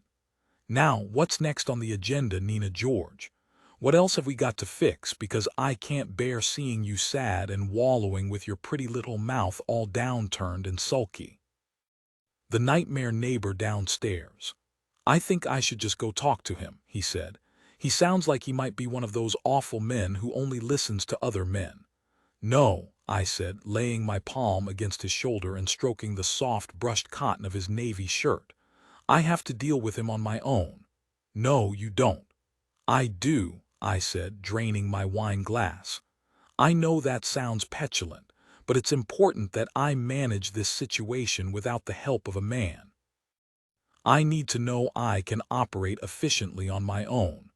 But he stopped himself mid-thought and put his tobacco back into his pocket. He tucked the cigarette behind his ear. You're not on your own. Max often disarmed me in seemingly unromantic conversation with these grand, surprising statements about our relationship. It felt like a test. I never knew the correct way to respond. We staggered out of the pub with our arms around each other and spilt into the East London street, with Max promising that there was an ornately carpeted, decidedly inelegant, sweaty pub that I would love nearby with late hours and a pool table. I followed him as he took a twisting route through the streets, stopping at every corner and assessing which way to turn, like he was on a quest. I used to drink here every night between the ages of 27 and 30, he said. You between the ages of 27 and 30. I wish I could meet every single Max from every single year since birth. I want them all lined up for me. Right, he said, standing still in the middle of the silent residential road, the heat of his breath forming clouds as he spoke. I imagined a furnace inside him, generating every word and thought. He took his iPhone out of his pocket and opened Maps. I hate that I'm too drunk to navigate without this, but it turns out I'm too drunk to navigate without this. I looked around the street we found ourselves on and felt the threat of déjà vu build momentum from a distance and come towards me like a crashing wave. Max, where are we? I'm just finding out, Nina George. I think we're near the flat. Which flat? The first flat I lived in. Are we near Mile End? Yes, the station is about 10 minutes walk away. I felt myself being drawn towards one end of the road and I followed it like iron to a magnet. Are we near Albin Square? I asked. Hang on, Max said as I carried on walking ahead of him. Hang on. We are, I know where we are. I got to the end of the road, turned right, walked past the pub where Dad and I used to eat our weekend chips together and turned left on to Albin Square. My body responded with more than my senses. I felt it in my cells. It was biological and visceral, prehistoric and predetermining. There in the middle was the garden square, perfectly kept in accordance with every angle my memory had captured. Every plant, every path and every tree looked exactly as it did since the last time I was here over 20 years ago. I walked towards the railings and looked into the garden. I wrapped my hands around the cold, shiny black metal poles, and as I looked down at them, remembered the fleecy mittens I used to wear. Max, this is it, I said. This is the square I grew up in. Without thinking, I put one foot onto the latitude of the railings and heaved myself up to stand on it. I jumped off the other side and stood in the garden. Max followed behind me. This is where my dad and I came together every weekend. This is where I learnt to ride my bike. This is where they took me in my pram when I was a baby. This is the first place they took me to when they brought me home from the hospital. I pointed at the bench on the outskirts of the grass. There's a photo of me and Mum sitting there when I was a couple of days old. In the top right-hand corner of the square towered a tall mulberry tree. That tree, I could sense I was garbling now as I hurriedly walked towards it. I used to sit under it. I used to pretend I was in a forest. Mum would make me sandwiches and I'd take my toys out here and play under it for hours. I fell out of it once. I had to have stitches on my knee. Maybe it wasn't for hours. I never know if what I remember as an hour when I was a child was actually 10 minutes in reality. Wow, Max muttered. I wouldn't know what to say to someone being swallowed up by a vortex of nostalgia either. For Max, this was just a London square, a collection of roads, a patch of grass, a handful of street lights. For me, it was the source of my existence. I had been conceived here, carried here, learnt feelings and faces and words here. I've just realized something, I said. This exact tree is what taught me what the word tree is. Anytime I've said that word or stood by a tree or thought of a tree since I could speak, I've seen this one. In the bottom of my brain there are all these pictures of the objects that taught me what the world is. I'm not even aware they're there, but they are. It's like this tree is inside me somehow. Max watched me place my hand on its trunk and lean closer to it. Sorry, I know I'm talking total fucking bollocks. I touched my forehead against its bark as the branches brushed the top of my head. I feel really sick. He put his arm around me and we walked to the bench and sat down. I folded forward, holding my head between my knees, and Max rested his hand on my back. I think my dad knows what's happening to him. Why do you think that? I can just tell. I know him better than anyone, and he knows that something is changing inside him. He knows he's losing easy access to parts of himself and his memories. I wish I didn't know that was the truth, but it is. I wish I could let myself believe he's blissfully unaware, but I can't. How awful and confusing for him, Max. He must be so scared. It must be completely unbearable. He ran his hand up and down my back as we sat in silence. "This is a beautiful place to live," he finally said. I sat back up and looked at the imposing row of giant dolls' houses across from us. Perfect, isn't it? I wonder if I knew how perfect it was when I was here. I want us to live on this square. We're priced out like the rest of the world. One day, he said, I will find a way for us to live on this square, even if it's just in someone's garden shed. I can see us here. I think everyone can see themselves here, I said. I think it's like really attractive people. Everyone thinks they belong with one. Everyone thinks the hottest person in the room is their soulmate. No, I really can see us here. Can you? Yes, Nina, he said. I love you. I held his face like a magic 8-ball. I brought it inches away from mine and peered into his eyes to try to see all the pictures of streets and squares that lived inside him.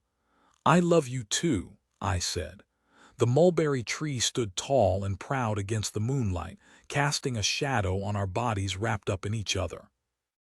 8 New message from Nina 20 November 10.04 My hero, thank you for cheering me up after such a rotten day.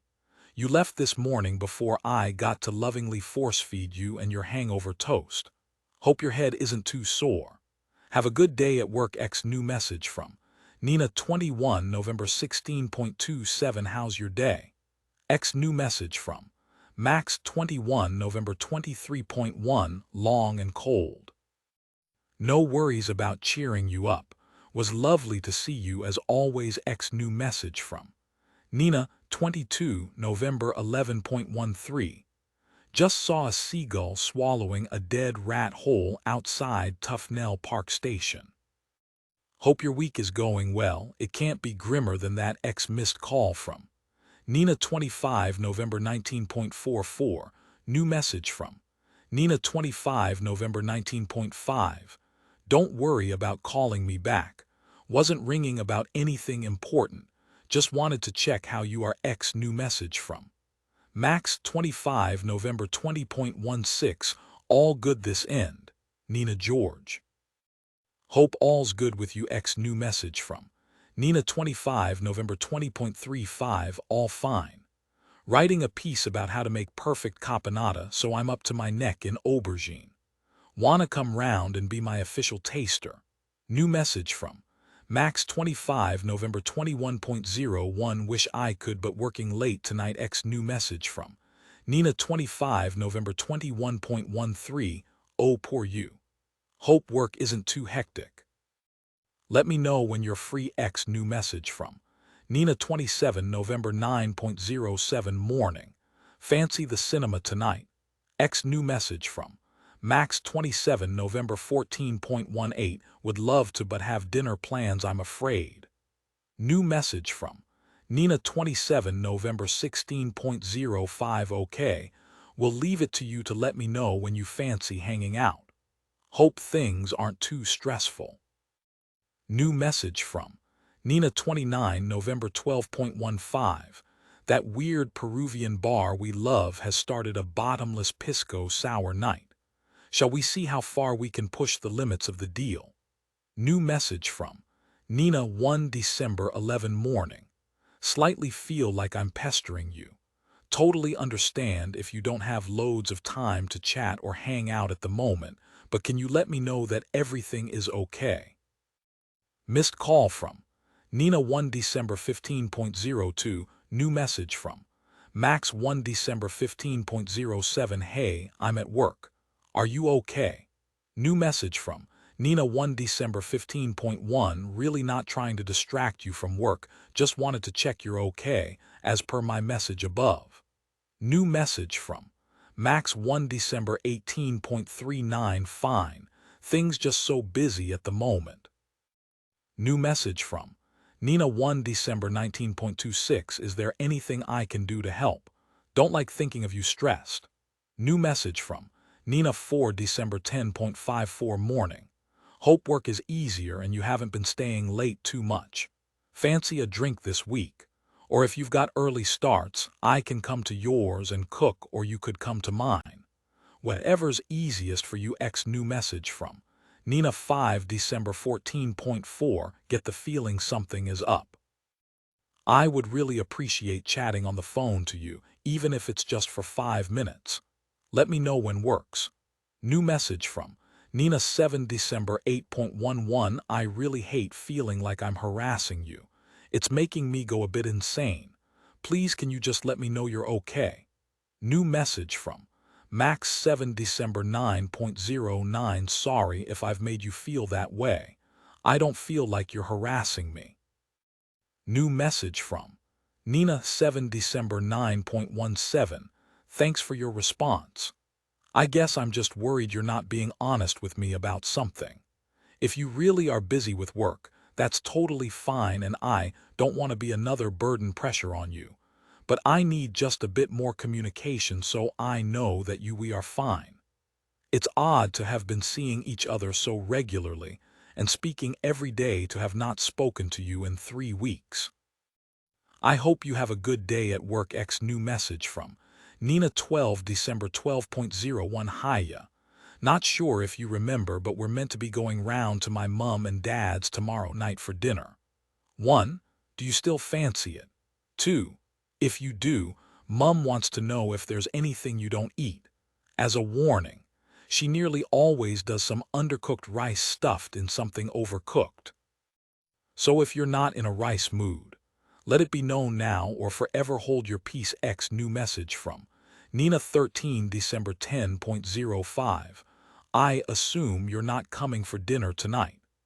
New message from Nina, 13 December 22.17. I don't understand why you suddenly don't want to talk to me, Max. It seems strange that the last time we saw each other you told me you loved me for the first time. Then you went completely silent and lost all inclination to see me or even pick up the phone when I call. I hope you can see how confusing that is. I'd really appreciate an explanation when you're ready. New message from Nina, 19 December 11.1.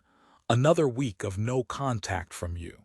I don't really know what else I can do at this stage. I'm really hurt at how you've behaved, and I hate that you've made me feel like I'm being intense and demanding and weird, when it's your actions that are strange. If you don't want us to see each other anymore, that's okay, but you have to be honest with me about it. You can't just disappear. It's staggeringly cruel, and unless I've been totally wrong about you over the last 3 months, I don't think you're a cruel man. Missed call from Nina, 19 December 20.14. New message from Nina, 19 December 20.33. Max, please just call me back and tell me what's happened. Then you never ever have to speak to me again. 9. I dedicated my practice to you and Max in hot yoga yesterday. I don't know what that means, Lola. She was lying across her sofa with her feet on my lap, eating chocolate raisins and wearing a navy polo neck that had no photos, please emblazoned on it in cerise sequins. Yoga is most effective when you focus on a cause or a person who you want to send all your energy and focus out to, she said. So when it gets really hard, you think of that person, and you almost feel like you're doing this work for them. So when I was in dancer's pose yesterday and I thought my back was going to break in two, I just closed my eyes and imagined Max coming to your house. Okay, well, it hasn't worked. I pulled the sofa throw over us. Lola's flat always had a very specific and irritating temperature, that of a house with all the windows open and the heating on full blast. I know this isn't a comfortable thought, she said, tentatively reaching up to stroke my ponytail, but is there any possibility he could have died? I have wondered that. Let's try and trace him, she said, sitting up. We'll need to go full Miss Marple. Oh God, I do love this bit. What bit? Trying to work out if a man who is ignoring you is dead or alive. She opened up her laptop. What's his Instagram handle? He's not on Instagram. Okay, what's his surname? She brought up Facebook. Max Redmond. She typed his name into the search bar.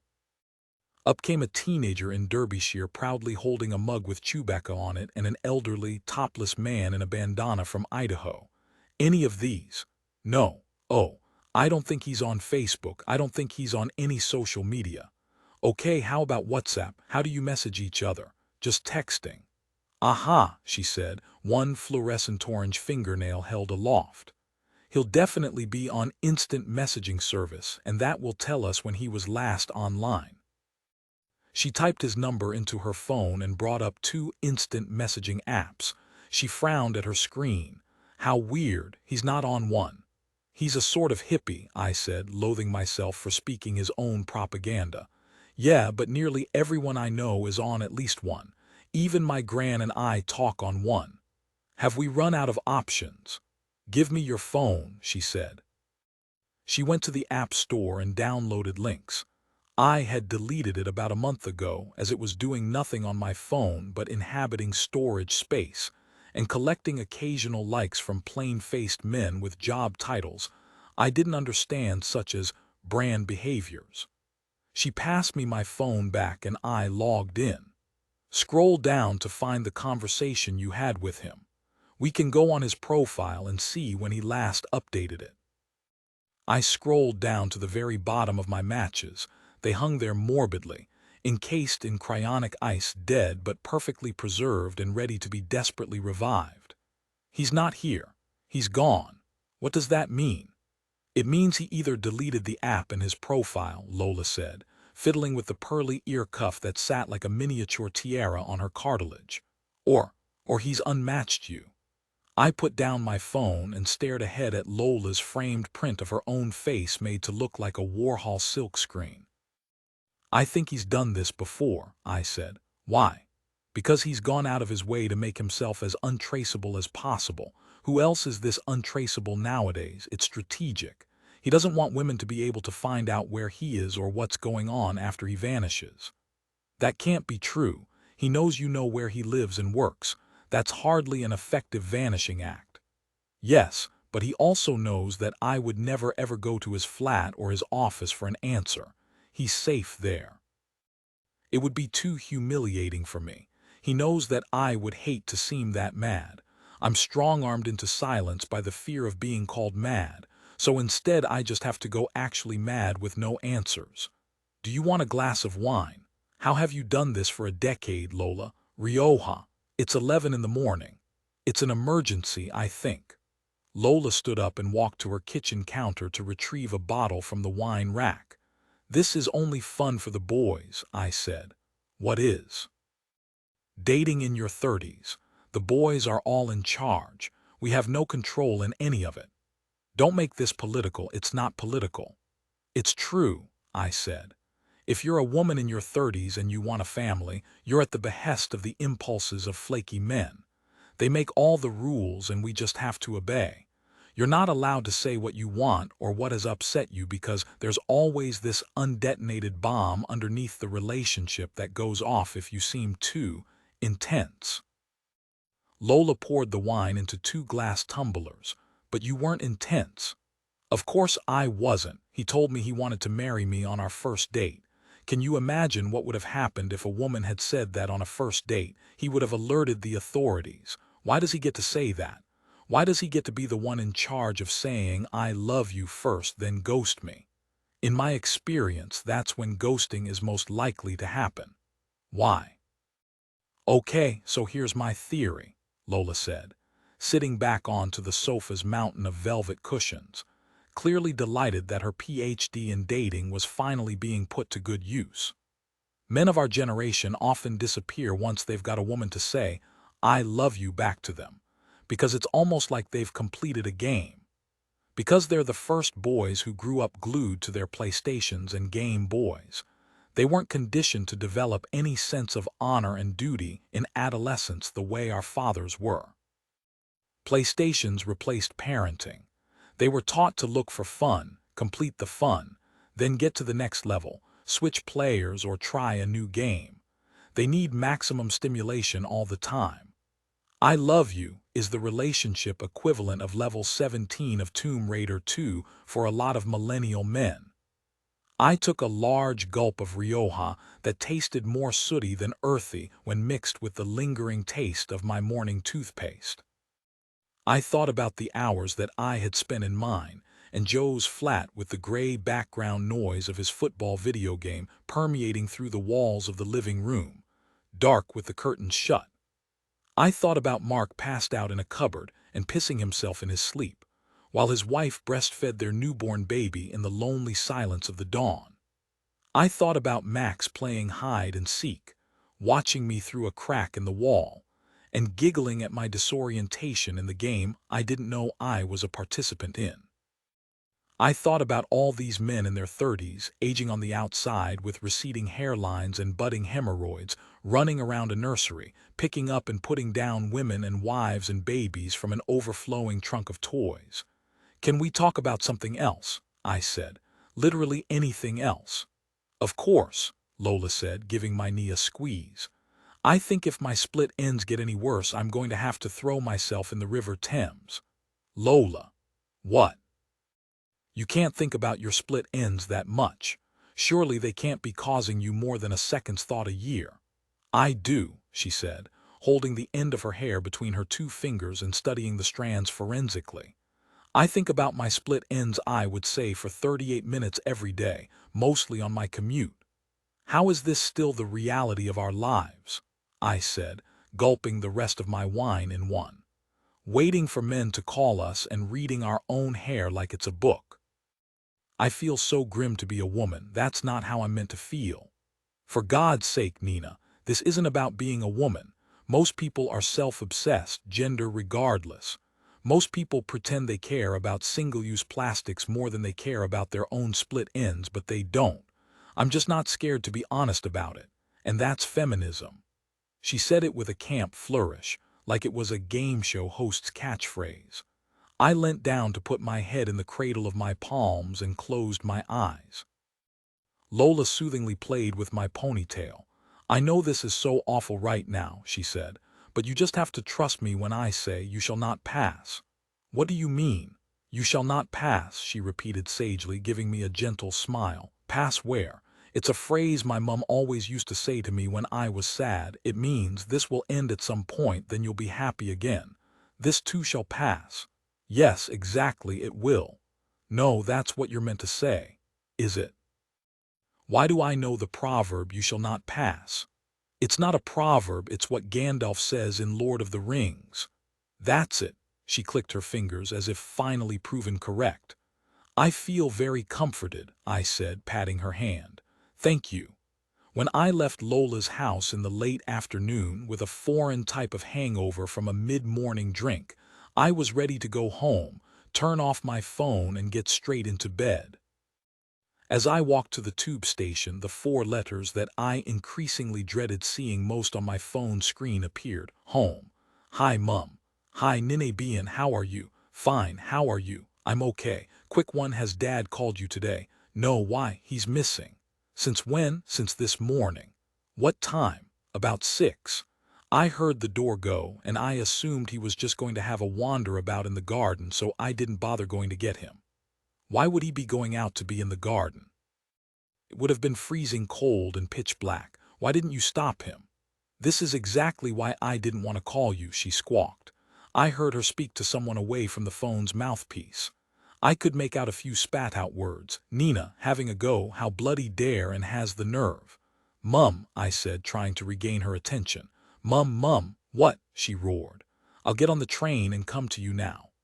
Gloria answered the door, wearing a gray zip-up hoodie studded in diamante butterflies. Her overly blow-dried claret-colored bob was as smooth and bulbous as a conker. She gave me an inappropriately large smile, considering the circumstances of my visit. She was an emotional bollard of a woman, always getting in the way when we were in the middle of a sensitive family situation. When I was in my difficult, argumentative adolescent years, she was constantly at the house collecting all sides of the story like a tabloid reporter. She was in her early 60s, but she still had the air of the all-girls school about her, desperate for gossip, frantic to be the receptacle and dispenser of information in a crisis, and strangely fixated on being my mum's best friend like 2-year 11s with matching tattoos drawn in marker pen. Nina, she said, stretching out her arms and drawing me in for a reluctant hug. How are you? Worried about Dad, I said unnecessarily. Well, we all are. Where's Mum? Would you like a bagel with some sandwich spread? I'm good, thank you. Where's Mum? Mandy's in the kitchen. Her name isn't Mandy. Her name is whatever she wants it to be, sweetheart. It's Mandy's right to express herself how she likes, and if that's with a new name, it's not our place to dictate to her who we think she is. She had obviously spent hour upon hour bitching about me being difficult about the Mandy problem, with Mum over instant cappuccinos made from packets of powder, winding her up by quoting a life coach. I went into the living room, where Mum was sitting in the corner of the sofa, holding a mug in one hand and examining her cuticles on the other. Have you called the police? Of course I've called the police. Have you told them about Dad's condition? Yes. And are they searching for him? Yes, they've made it an urgent case. They're currently checking with all the hospitals, then if there's still no sign of him, they're going to look at local CCTV. Okay, I said, sitting down at the opposite end of the sofa. Well done. You don't mean that you think this is all my fault? I don't, Mum. I was just shocked earlier. I didn't mean it. Gloria walked in. What's this? She said. Nothing, I said. I was just telling her that she made me feel very guilty earlier about Bill going missing. Yes, it really is just an unfortunate accident. Your mum didn't do anything wrong. I think what I was trying to say, Gloria, I said on a long, patient-out breath, is that we need to look at how we handle and speak to Dad as his condition progresses. We can't carry on as if everything's normal as much as we'd all like to. I think this is the final warning that something has to change. Mum was staring ahead blankly at the black TV screen. It's just such a waste, she said. What is? I asked. It can all be frozen, it can all be frozen, Gloria cooed. She turned to me and spoke in a hushed voice as if Mum couldn't hear. Mum was meant to be hosting Reading Between the Wines tonight. There was a big group of us who were all meant to come over here and she'd already bought all the food. Right, so where have we looked so far? I said, ignoring Gloria. Have you rung all your friends in the area? Yes, everyone's aware of the situation, Mum replied. What about the golf club? Maybe he thought there we went, Gloria butted in. First thing, he wasn't there, but everyone knows to look out for him. What was the last conversation you had with him? Do you remember what you were talking about last night? We had an argument, and please don't have a go at me about it. You have no idea what it's been like here, Nina. What was the argument about? Erg, she growled, closing her eyes and shaking her head. He woke me up in the middle of the night because he was banging about, bringing all the chairs from the kitchen into here and arranging them in a circle. Why was he doing that? He said he had a staff meeting the following morning. What did you say? I lost my temper. I told him he retired 15 years ago and there are no staff meetings anymore. And how did he respond? He got very frustrated. We went round and round in circles for such a long time, Nina. Honestly, I thought we were going to throttle each other. Have you checked Elstree High? I asked. I don't think he'd be there. It's the last school he taught at. He could be misremembering that he's retired, so he might have got up early to go to school. Ring Elstree High. It's a Saturday. It's still worth trying. Did he take his phone? No, just his wallet. Okay, so he could have got on a bus or a tube or a taxi even. I went into my bedroom for a moment of quiet and I sat on the carpet, closed my eyes and tried to imagine where Dad might have felt a pull so urgent he had to get out of bed, dress and leave the house before sunrise. I leant my back up against the bed, my legs crossed on the floor. Whenever I was in a crisis, I found myself on the carpet. I wrote the last 2 chapters of my book on the floor. Most of mine and Joe's breakup conversation took place sitting on our living room floor. When things became too big, I needed to make myself as small as possible. I thought about sitting cross-legged with my toys under the mulberry tree in Albin Square. I thought about being there the last time I'd seen Max, how it had felt like I was sucked into it by a life force, how all the markers and memories of time and place had twisted in on themselves like a black hole as I stood in its center. I thought about Lola's face on the floor of the club toilets the first night we'd met. I miss home. I went into the hallway where Gloria, for reasons I couldn't understand, was applying sparkly lip gloss. What was the road Dad grew up on in Bethnal Green? I asked Mum. I don't know, she replied. You must remember, Grandma Nellie lived there right up until she died.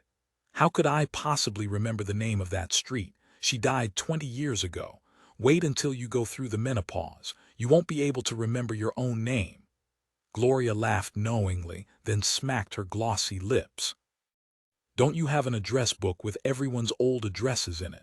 No, not from that far back. It might still be in my Christmas card address book, but I'm not sure where that is off the top of my head.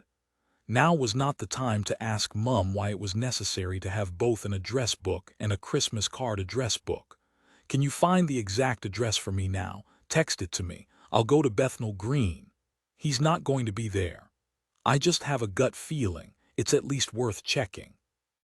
Text me the address. By the time I arrived at the road where Dad grew up, it was mid-evening and there was still no sign of him. I walked along the row of identical 2-bed terraced houses, all with white sash windows and sills that looked like the icing on gingerbread houses. My childhood mind had remembered these buildings as grand and imposing, but they were compact and closely packed. Mum and Dad often laughed about the story I once wrote in my school exercise book, in which I described going to my grand's mansion at the weekend. I couldn't believe her house had an upstairs and a downstairs. I rang the bell at number 23. A woman opened the door. She was middle-aged and soft-faced, with hair in a chignon that was transitioning from red to white, which made it look like a scoop of butterscotch ice cream. Hello, I'm so sorry to disturb you. My dad is missing. He's here, she said, ushering me in and closing the door. He's here, he's safe. Go through. I walked along the hallway, so different to the house I remember, now painted in creams and grays and adorned with the tastes and treasures of another family. Dad, I walked through to him, where he was drinking tea at their kitchen table, reading the newspaper. The sound of Saturday night TV gently bubbled in the background, as comforting as the sound of simmering soup. He looked up at me. What are you doing here? I asked him. I'm here to see my mother, he said. My mother, Nellie Dean, lives here. She used to live here, Dad sighed. Christ on a bike, this is her bleeding house. I know it like the back of my hand. I'm not leaving until I see her. But the problem is, Dad, would you like a drink? The woman asked. I'm okay, thank you. I imagined the long night ahead, trying to convince Dad to leave this stranger's house. The woman beckoned me back into the hallway where we stood by the door. I'm sorry. It's his memory. My dad had the same, she said, putting her hand on my shoulder in a gesture that I found so disconcertingly caring. It made me realize how much I yearned for maternal solace. I understand. It's not a problem, don't worry. It was clear as soon as he arrived what was going on.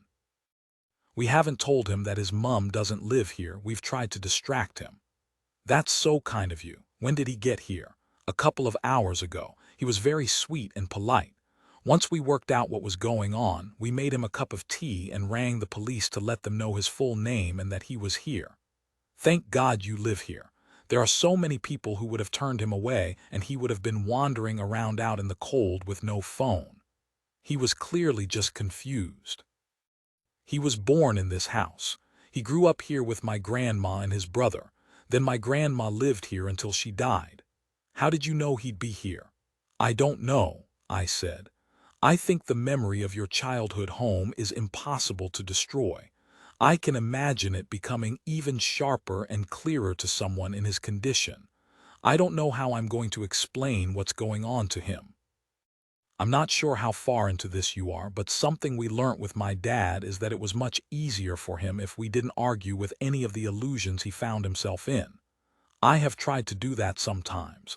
Didn't you feel like you were lying to him? A bit, she said with a shrug. But there's a way of not contradicting what he's saying without encouraging it either. That's good to know. You will feel a bit silly, but it's a bit of discomfort for you that will make such a huge difference to him. I nodded, relieved to finally have someone to talk to about this without everything I said being dismissed. Do you have kids? No. I was going to say, think about how you'd speak to your child if they had an imaginary friend or they believed something to be true that wasn't, but it brought them comfort. Going along with it rarely does anyone any harm, and then they get to the end of the thought at some point. We went back into the kitchen where Dad was looking in the cupboards. What are you after, Dad? I asked. A tin of sardines. She keeps them in here usually. I fancy some sardines on toast. Why don't we head back to Pinner and I can make that for you?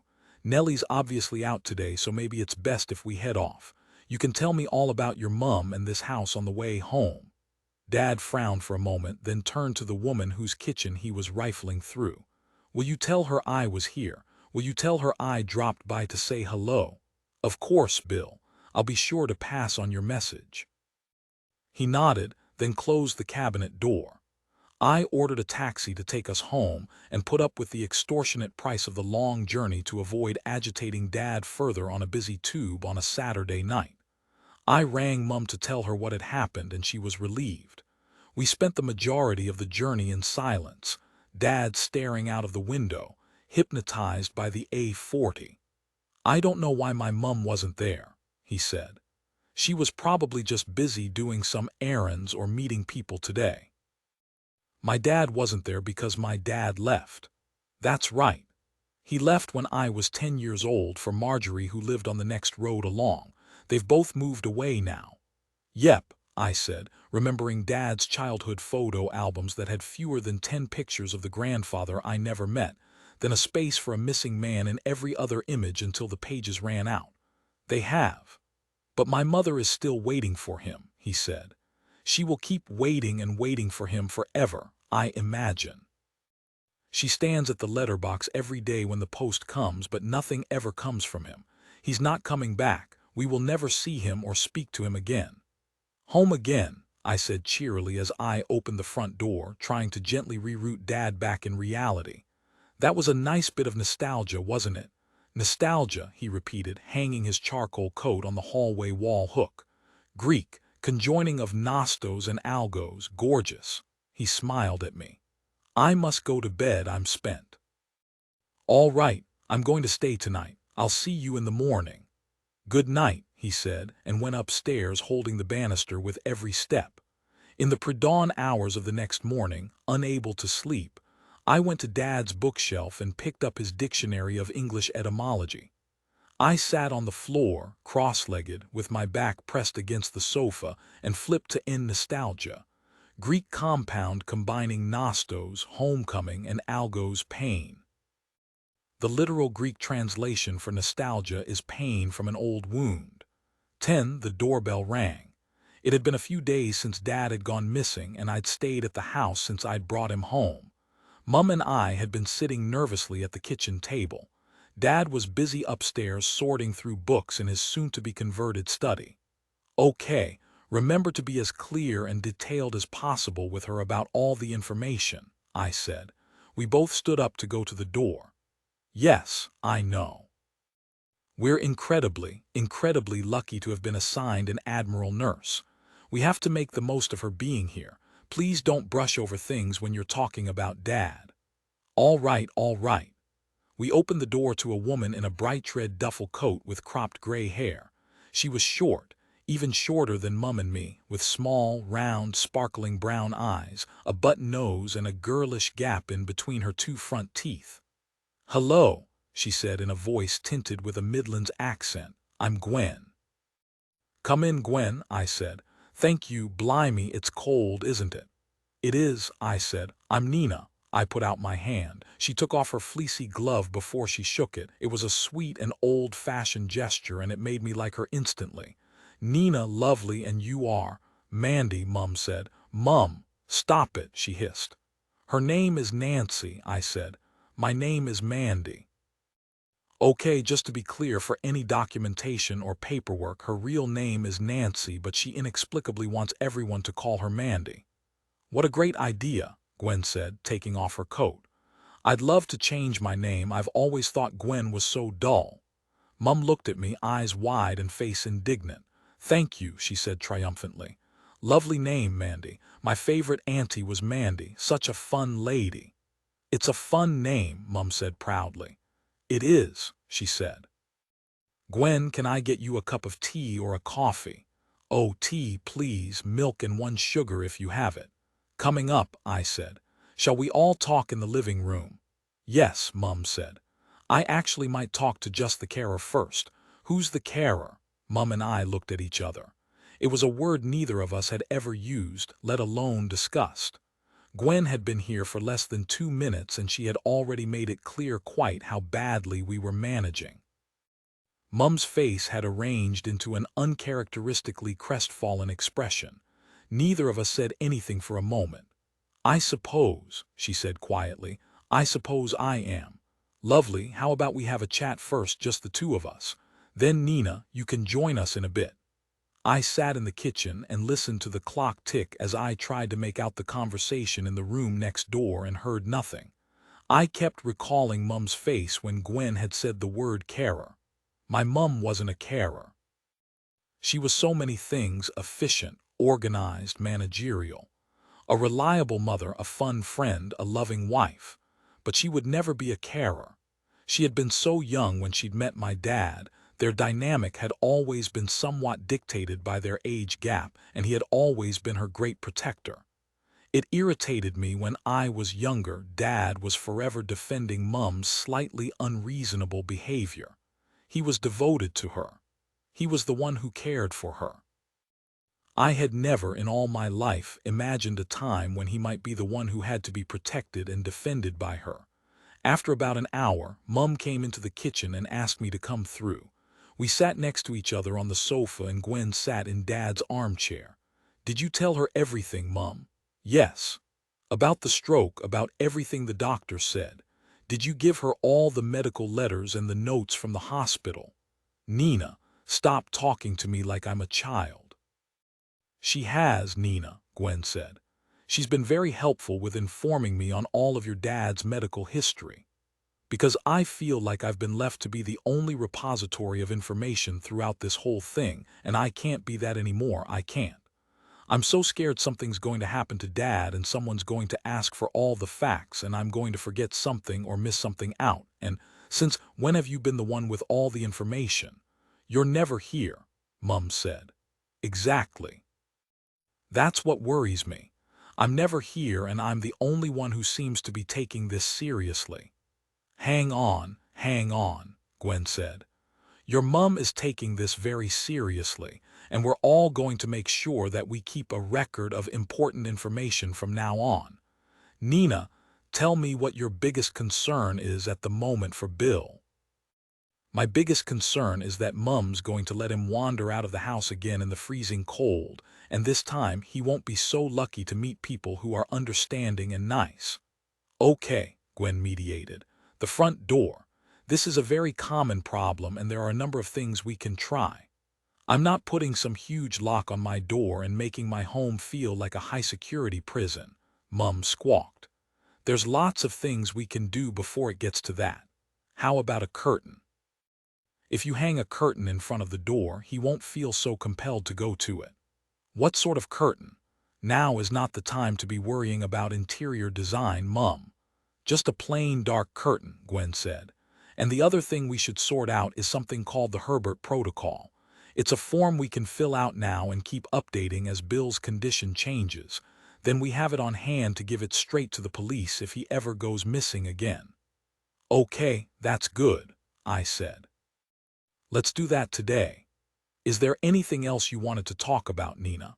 Yes, I said. Dad is misremembering things. It used to happen a bit, but he was mostly very lucid. Now he's often lucid, but the imaginings are happening more and more. He'll get people's stories confused, or the timeline of his own life muddled. He starts talking about things that aren't happening or people who aren't here, and I think the best way to deal with it is to go along with it. Absolutely not, Mum said. Someone told me it's the most effective solution, and that there's a way we can avoid contradicting his story while also not encouraging it too much. I just don't see how that's going to help anyone, Mum said. He's getting frustrated because he thinks he's telling the truth. Imagine how frustrated you'd get if someone kept saying you were wrong about something you knew to be a fact. That's right, Gwen said. And as Nina suggests, there's a way of doing it sensitively. What's a recent example of this behavior? He thinks his mum is alive, but she died 20 years ago, I said. Right, so next time that he talks about his mother, instead of telling him that she's dead, try asking him to share some happy memories of his childhood. Or look through a photo album together and talk about the photos of her. Can you do that, Mum? She was picking at her cuticles, which looked red and angrily shredded, and refused to make eye contact with me. Yes, she said. Gwen stood in the hallway and retrieved her coat from the hook. Now you have my number and email address to get in touch whenever you need me. Thank you, Mum said, and I'll check in again in a week. Dad came down the stairs, and before Mum and I had a chance to work out what to say, Gwen walked towards him with an outstretched hand. Ah, good afternoon, Bill, she said with sunny, crisp formality. I'm Gwen. Lovely to meet you. Pleasure to meet you, he replied. I hear you were a teacher. Yes. And what did you teach? Children mainly, he said. Gwen laughed. It felt good to see Dad back in the role of being the dispenser of comedy rather than the accidental subject of it. Gwen said goodbye to us, then left. Shortly afterwards, I left too. Mum promised to speak to me every day to keep me updated on how Dad was. I didn't tell Mum about Max.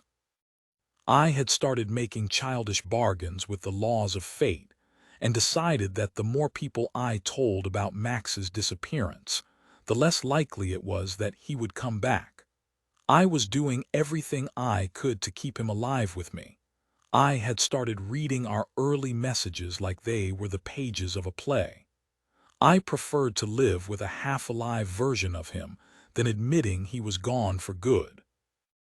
I picked up ingredients to make tomato soup that night for dinner. It was a particular kind, the recipe for which I'd spent some time perfecting for the new book. A sweet, smooth, infantile soup that replicated a tin of cream of tomato. It's what I craved when I was low, when I wanted to remember a time when someone pressed their cool hand on my forehead when they were worried about my health, or gave me a time I had to go to bed so I didn't have to think about it myself. On the way into the supermarket, I saw the homeless woman who once told me she liked party rings when I asked her if she'd like anything from the shop.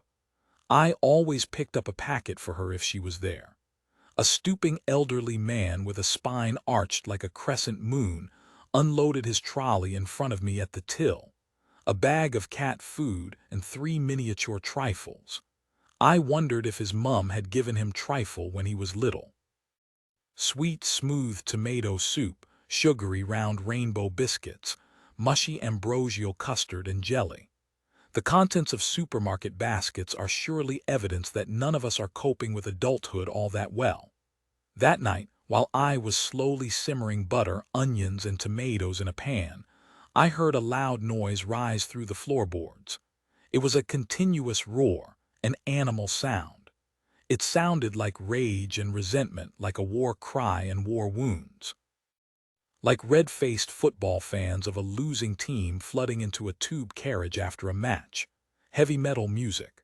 Outside Angelo's door, the sound was deafening, firework bangs of drums, fingertip-bleeding guitar strums, and the cries of monsters and demons. I banged on the door, but the music was so loud even I couldn't hear the sound of my knock. I could hear Angelo's voice shouting along to the non-existent melody. I used the soft side of my fists and banged harder, but there was no reply. I went upstairs and knocked on Alma's door. She opened it and smiled, her hazel eyes sparkling, her heart-shaped face swathed by a black headscarf covered in blue flowers. "Hello, Alma, how are you? How are your chilies? Both of us feeling the cold weather but fine otherwise. How are you?" "I'm well, I'm well. Are you being disturbed by the noise downstairs?" "What noise?" "Angelo, the guy who lives on the ground floor. He's playing really loud music. Can you not hear it?" Alma leant out of her door frame and turned her head quizzically towards the stairs. "Ah, yes," she said. "Now I can hear, but not inside. I'm lucky, I think, because I have an extra apartment below me to absorb it." "Yes, exactly, I'm absorbing it." "Oh dear," she said. "I'm absorbing too much of it of him. Have you been woken up by him before?" "No, never heard him. This is the good thing about being old and deaf." "You're not old," I said, "but I'm glad you're a bit deaf for your sake. He makes so much noise and he's been so uncooperative whenever I've tried to speak to him about it." "What can I do?" she asked. "How can I make this easier?" "Oh, Alma, you're so lovely. If the noise becomes too much, you can always sleep on my sofa." "Thank you. But I suppose you will go to your handsome boyfriend's house instead," she said, her irises catching the hallway light like gemstones. "How is he?" Alma had become obsessed with Max after he once carried her shopping up the stairs for her. Since then, every time I saw her, she told me how lucky I was to be with him, what an extraordinary man he was. I decided not to point out that he too was lucky to be with me, a woman who had carried Alma's shopping up the stairs more times than I could count. "He's fine," I said. "Soon he'll be your husband." "Oh, I don't know about that," I said with a chuckle. She chuckled knowingly too. "It's wonderful being married." "I know," I said. "I mean, I don't know, but it seems great. I miss my husband every day. He was not like your lovely boyfriend. He was very set in his ways, but he brought me a cup of coffee in bed every morning until the day he died. 58 years of being woken up with fresh coffee. Aren't I lucky?" "Very," I said. "Very, very lucky. You tell me if you want to stay here if the noise continues." "Thank you." When I went back to my flat, the music was even louder. I tried putting my headphones in and listening to a podcast as I ate dinner, but I could still hear and feel its vibrations through the floor. I opened my laptop and looked up when exactly I could call the council with a noise complaint. I then sat on my sofa, flowering in fury, watching the clock until exactly 11 o'clock when I rang Noise Patrol, gave them my address and asked them to deal with Angelo. I opened the curtains, stood by the window watching the road and waited for them to arrive. I imagined this was what spinsterhood might be like, and I really did find it thrilling. At 11:2, two figures arrived at the front door. I went downstairs, opened it to them, showed them the entrance to Angelo's flat, then hurried back upstairs. I locked my door and sat on the floor with my chin resting on my knees and waited. They knocked, but he couldn't hear them. Then they used their fists to bang, but I think he assumed it was me, so ignored it. Finally, they shouted repeatedly that they were from the council, and very suddenly, the music stopped, and I heard the squeak of his creaky door open. I pressed my ear against the wall and heard the jumble of hands-off, bureaucratic non-threats that belong to the vocabulary of local councils. From Angelo, I heard just one question which he asked over and over again. Was it her? I heard Noise Patrol leave and waited for Angelo's door to close, but there was silence. I heard him walk up the stairs. I wished that I had turned all my lights off to make him think that I was asleep. He reached my flat and stood at the door. I could see the shadow of his feet block the hallway light through the crack above the carpet. He remained there, saying nothing, until the hallway self-timer turned the lights off and I lost the outline of his feet. He stayed for a few minutes, in the absence of shadows, my ears attuned to the sound of his breathing. I wondered how long he would stand there, why he stood there, whether he would say anything, and if he knew I sat inches away from him. I was too scared to move in case I made a noise, but I also feared I would be sitting in a silent standoff with him all night. After another minute or so, I heard him walk downstairs and the door to his flat close.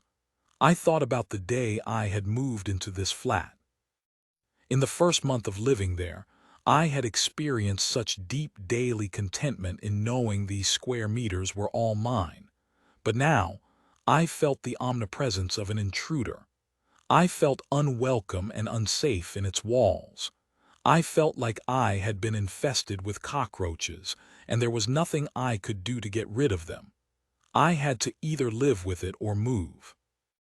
It was then I knew that there are a handful of situations that, regardless of how happy you are without a partner, loot your single status of all its splendor. One of them is dealing with a nightmare neighbor on your own. I wanted to call Max. I wanted to talk to him. I wanted his straightforward, tough advice and his firm, unrelenting affection.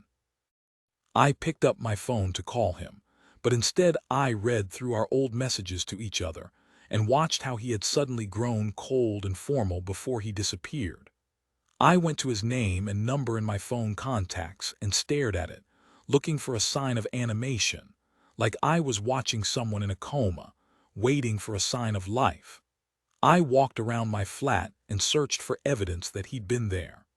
I held the copy of the book he'd left on the bedside table the last time he stayed. I touched the set of drawers he had helped me put up in the bedroom. His red woolen hat was in the cupboard. I turned it inside out and put my face into it. My knees reacted to the instantly recognizable scent of him. I hated him for making me a woman who breathed in an absent man's knitwear like it was a reviving salt. But every day since he disappeared, I'd needed proof he had existed. Yes, he had been here. His trace was here. I hadn't dreamt him at all. But finding proof of his existence meant I had to ask myself a harder question. If he was real but he was gone, had I dreamt our relationship? Had I invented what we were to each other? The magic that I had felt when he'd picked me up and kissed me on the dance floor the first night we met. The Edge of Heaven, our soundtrack, was that one-sided? Did Max make everyone feel like that? Was he an illusionist? Was this a show-stopping, spangled deception he could perform on anyone? The love I'd felt, the details of him I'd studied like an academic, the future I'd tentatively begun to think about, were they sleight of hand and tricks of the mind? Had I fallen for it? I wondered how long I'd be waiting for an answer. I thought about Grandma Nellie and how she waited for her husband who never returned. I tried to recall being in her house when I was little and what she'd look like in the morning when the post came. Had she really stood at the door and waited every day for his handwriting on the front of a letter? There was so much I thought I'd known about Max, but now I questioned whether we had been perfect strangers in a pretense of togetherness. We had first met as 5 photos and a few words about our respective hobbies, jobs, and location.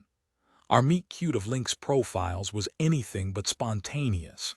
It was curated and censored, enabled by an algorithm, determined by self-selection. We'd read the signage of each other, and we'd filled in the rest with our imaginations. Had I created kismet from coincidental, from the fact that we'd both grown up to the sound of a Beach Boys album, which was probably the favorite album of every baby boomer alive? Had I applied more soul to him than he possessed, because of the vintage concert posters on his wall? Had I trusted him too quickly and fallen too deeply, because I'd projected my own version of his personality into the holes of my knowledge of him? As I stood in the chasm between who I thought he was to me and the reality of a person who never wanted to speak to me again, I realized just how much we hadn't known about each other. I didn't know what his handwriting looked like. If he sent me a letter, he wouldn't recognize mine. He didn't know the name of my grandparents. I didn't know the name of his. We'd barely seen each other around other people, apart from waiting staff and strangers in queues. I'd never met any of his friends. I hardly heard about any of his friends, which, for some reason, had never seemed strange.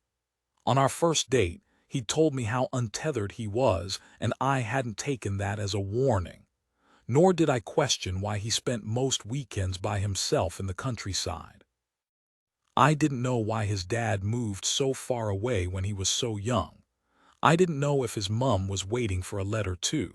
He didn't know my dad before my dad started leaving the house at 6 a.m. to go look through the kitchen cupboards of a stranger's house he thought was his. And now he never would. I deleted Max's number along with all our messages, and I knew then that I would never see or hear from him again. I accepted it. It was over. He was gone. Part 2, Love looks not with the eyes but with the mind, and therefore is winged Cupid painted blind. A Midsummer Night's Dream. William Shakespeare. 11. The last months of winter marked the beginning of the most tyrannical of pre-spring rites, hen do's. I didn't want to go to Lucy's hen do. I barely wanted to go to my actual friend's hen do's. At 32, I had been to plenty.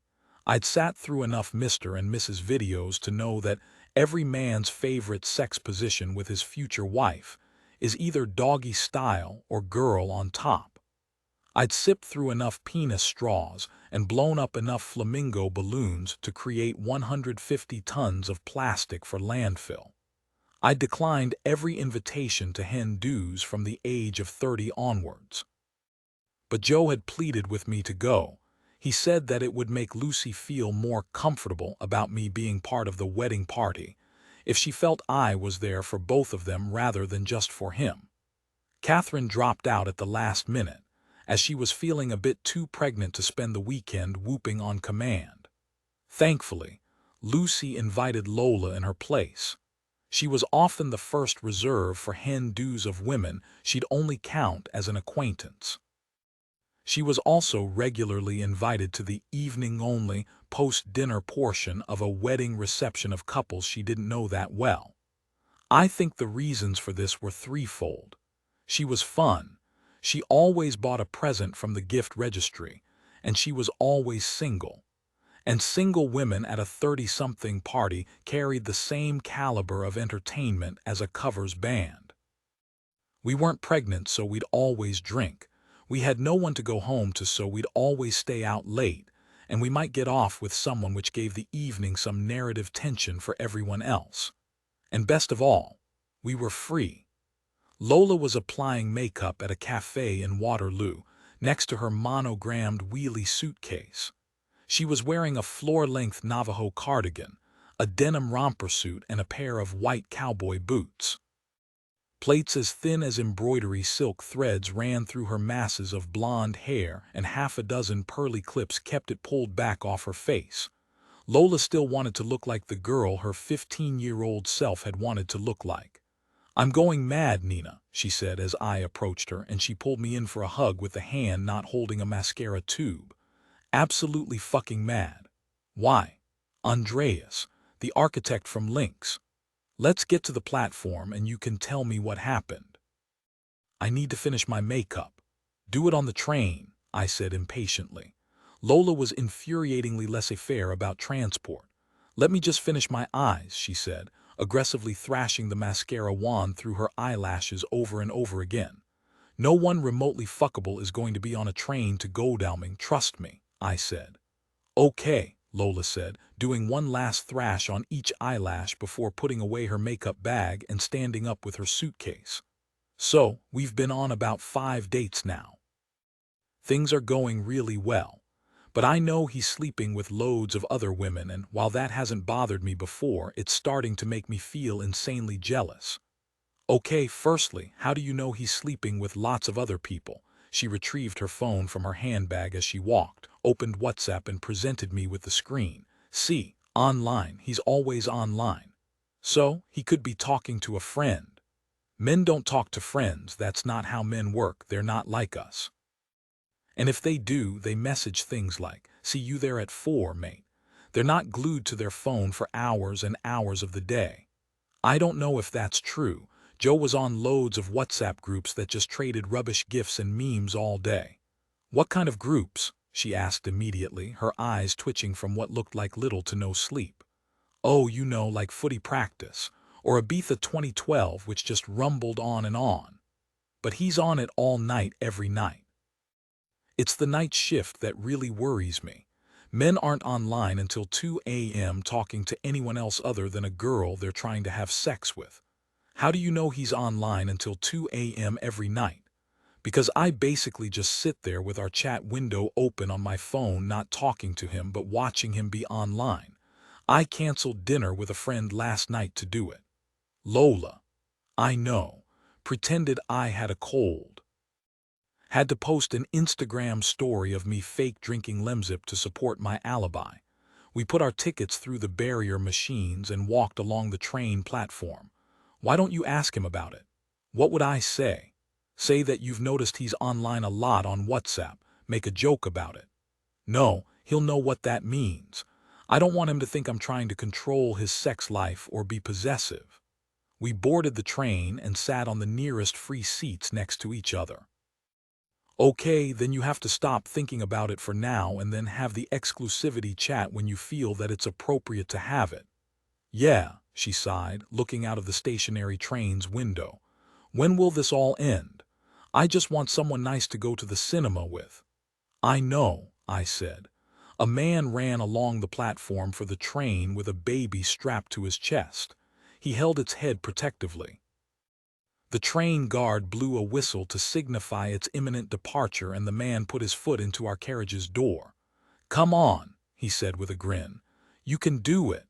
A woman ran towards him, luggage in both hands. She approached the doors.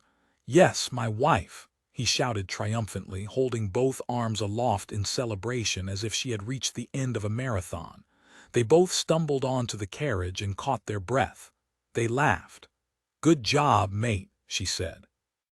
They found 2 seats, still breathless and laughing, and arranged their bags and baby paraphernalia around them in a sprawling mess.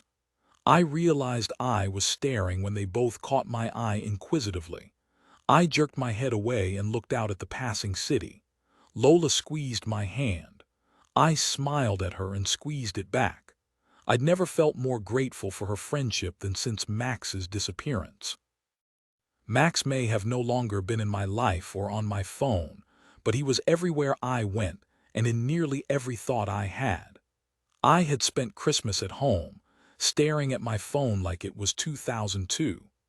I had spent New Year with Lola, clanking our glasses together for meaningless toasts about hating all men. I had spent January writing the first few chapters of the new book, grateful to have a new work project and a deadline on which to focus. I hadn't experienced this type of pervasive love sickness since I was a teenager. It was impossible to rid my thoughts of him. I'd notice a knot in the wood of a table that looked like his nose in profile. When 2 of the letters M, O, or X were adjacent on a page, my eyes would instinctively dart to those words first. I heard him in song lyrics. I saw him in crowds on tube platforms. It was bone-achingly tiring and oppressively dull. Daydreaming of him, while previously satisfying when we were together, was now like MSG for the mind. It expanded in my brain, making me feel momentarily full, and then quickly disappeared, making me feel horribly empty. An abundance couldn't satiate me, and none of it felt nourishing. And yet I couldn't stop. Lola told me there was no way to bypass this stage of a breakup, and I had to go through it. My fear was that the feeling would linger because there was nothing final to mourn. "Right, what are we expecting from this one?" Lola asked, while looking in a monogrammed compact mirror and loading more makeup onto her already plenty adorned face. "Stripper? No, definitely not. Lucy's a prude, Prudes love strippers, though. That's true, I said, and chocolate body paint and massage oils. Classic sign of someone who doesn't enjoy sex that much if they own massage oils. So no stripper, she said. What else do you think they've organized? I took out my phone and opened the Hindu WhatsApp group named Lujo Hens, which had been pinging incessantly since its inception 6 weeks ago. There'd better be a lot of booze for the amount that we've had to contribute for food and drinks. There never is, she said. It will be 1 bottle a head for the whole weekend and 1 slice of overcooked lasagna. We were the last ones to arrive at the large house in the Surrey countryside that was rented for Lucy's hen do. Most of the 25 women who were attending had opted in for the full 3-night stay, whereas Lola and I were only coming for the Saturday night and Sunday daytime. We were greeted by Franny, the maid of honor, Lucy's best friend and a professional soprano, which I have always found is an entire genre of woman. They were normally in possession of very large breasts which they developed at a young age, and therefore had a quiet sense of imperiousness in any all-female group. They were angry at everyone while also being jolly about everything. They also wore silver Celtic jewelry and floaty dresses and blouses that, quite rightly, exhibited their impressive cleavage. Franny immediately met all those expectations. "Hello, latecomers," she trilled merrily. "Nina and Lola." "Yes, here we are, so happy to be here," Lola said with a huge smile.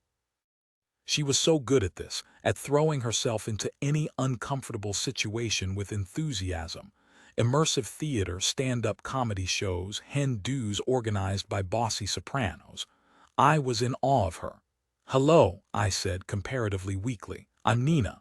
I shook her hand formally. "And I'm Lola," Lola said, embracing her. "Well, lovely, so glad you made it in one piece. Why don't you pop your things upstairs in your room? You'll see your names on the door.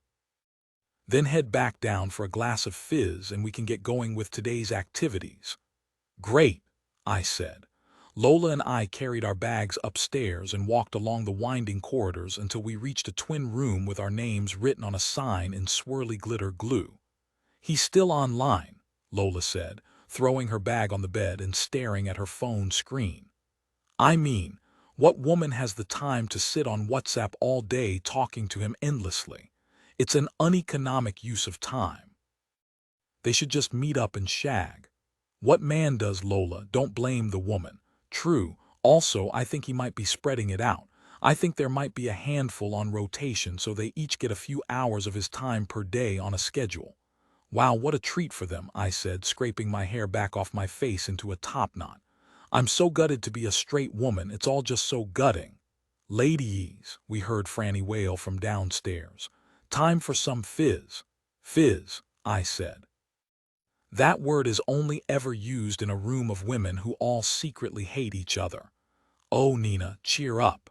If today is terrible, can we leave early tomorrow? Can I make up a reason for us and we can leave?" "Yes, but try to be nice. Remember you're doing this for Joe." Downstairs, the other 23 women were all milling around the kitchen.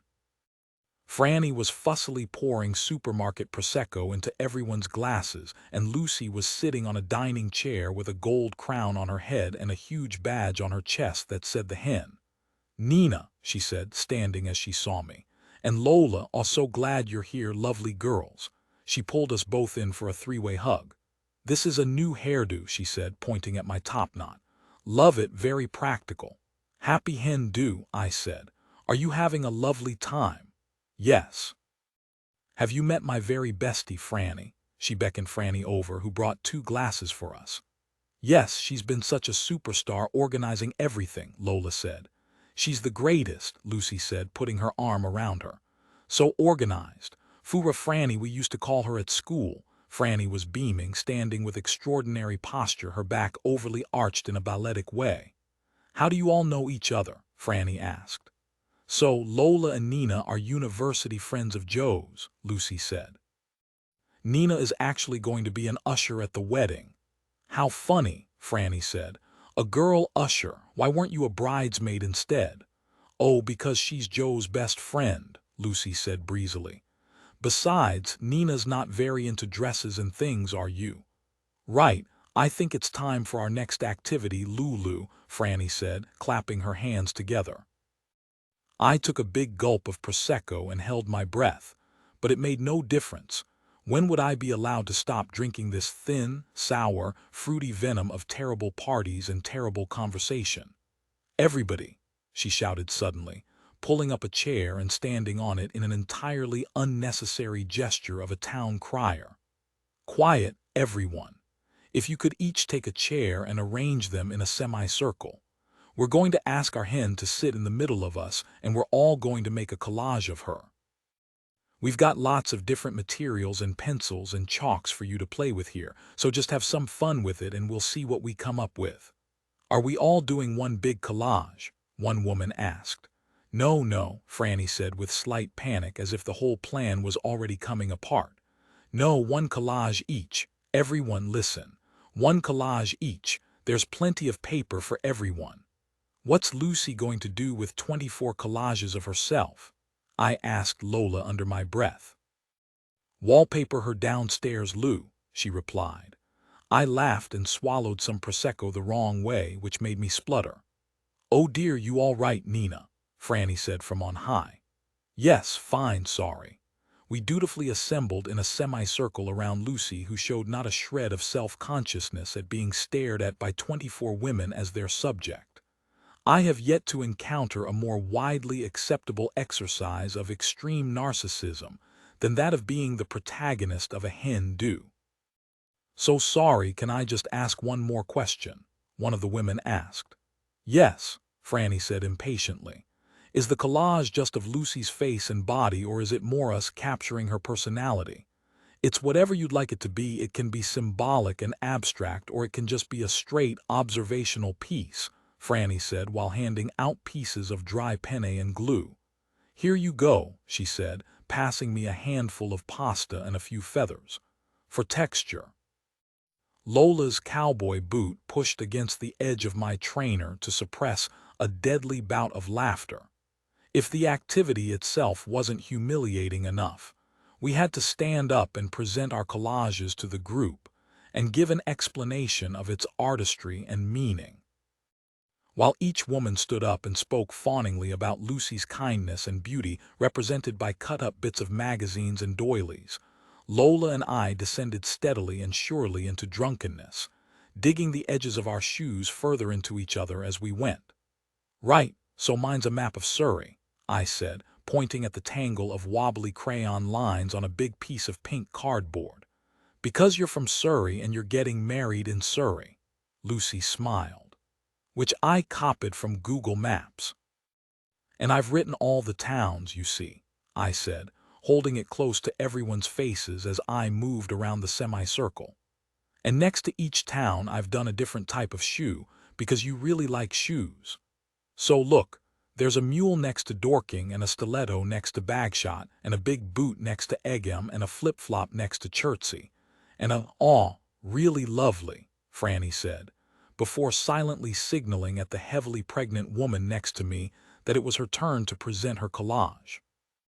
I sat back down in my chair. She heaved herself up and stood in the center with her large, heart-shaped collage. So my name is Ruth, for anyone who doesn't know me already, and this is a bit of an in-joke, she said, turning it to Lucy, who immediately covered her face with her hands in pretend horror. I happen to know Joe and Lucy's nicknames for each other are Badger and Horse, Franny finished competitively. Yes, Lucy said. Everyone fell about laughing. Why Badger and Horse? One of the women asked. It's so silly. It's because for our 1-month anniversary dinner I had got a bad highlights job that day, and when I turned up he said I looked like a badger. And why horse? Lola asked. Oh, because he eats like a horse, Lucy said. What's a month anniversary? I asked. Everyone ignored me. So that's why I've drawn a little badger and a little horse as a bride and groom, Ruth said, showing everyone her drawing. There was a collective saccharine sound of approval and a round of applause. Month anniversary dinner. In 7 years of Joe and I going out, I don't think he remembered our actual anniversary once. How did these women do it? What was their secret? What unexpected, mystical orifice on their body did they allow these men entry to that in turn made them do whatever unreasonable thing they wanted? Or was it that they simply told them what to do and when to do it, and the imposed restriction of choice made their boyfriends feel safely shepherded rather than ready for slaughter? Had I been treating men too much like adults and not enough like little directionless lambs? We were instructed by Franny to stay in our seats for the next activity, which was one I was, regrettably, familiar with. A ceremony of heteronormativity, a coronation of sovereign naffness, a whooping, winking ritual of humiliation lacking irony, decency, and taste, the knicker game.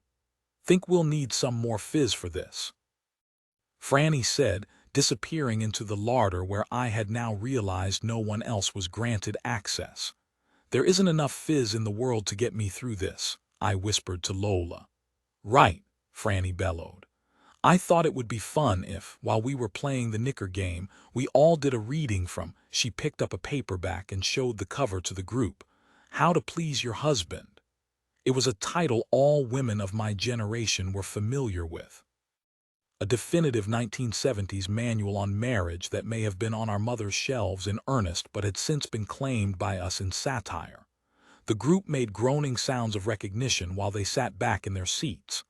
For anyone unfamiliar with the knicker game, Franny said, while dispensing more dribbles of Prosecco in our glasses, Lucy opens this big box, filled with the knickers you've all bought her, and she has to guess who bought each pair. What happens to the knickers at the end? Ruth asked. Landfill, I said. No, Franny said with a sarcastically appeasing tone. They go in her trousseau. What's a trousseau? I asked. It's what a bride takes away on her honeymoon, Lola said. 24 pairs of knickers. Yes, said Franny. Well, you'll probably be needing a lot. Everyone cheered at this meaningless innuendo. Prudes love innuendo. What have I bought her? I asked Lola from the side of my mouth. You bought her some purple lacy French knickers that were a 2-for-1 offer with the leopard print ones I got. Lovely, I said. Thank you. Lucy sat back in the middle of the semicircle and adjusted her crown. She was presented with a large box. How to Please Your Husband, Franny warbled. A checklist. Number 1, make sure the house is clean and tidy when he gets home, that dinner is in the oven and you are in a gay and pleasant mood. Gay and pleasant mood, Lucy squawked. Joe's lucky if he gets a hello. She plunged her hand into the box and pulled out a black satin thong.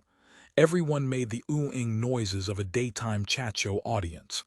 Now who could this be? She scoured the room with narrowed detective eyes.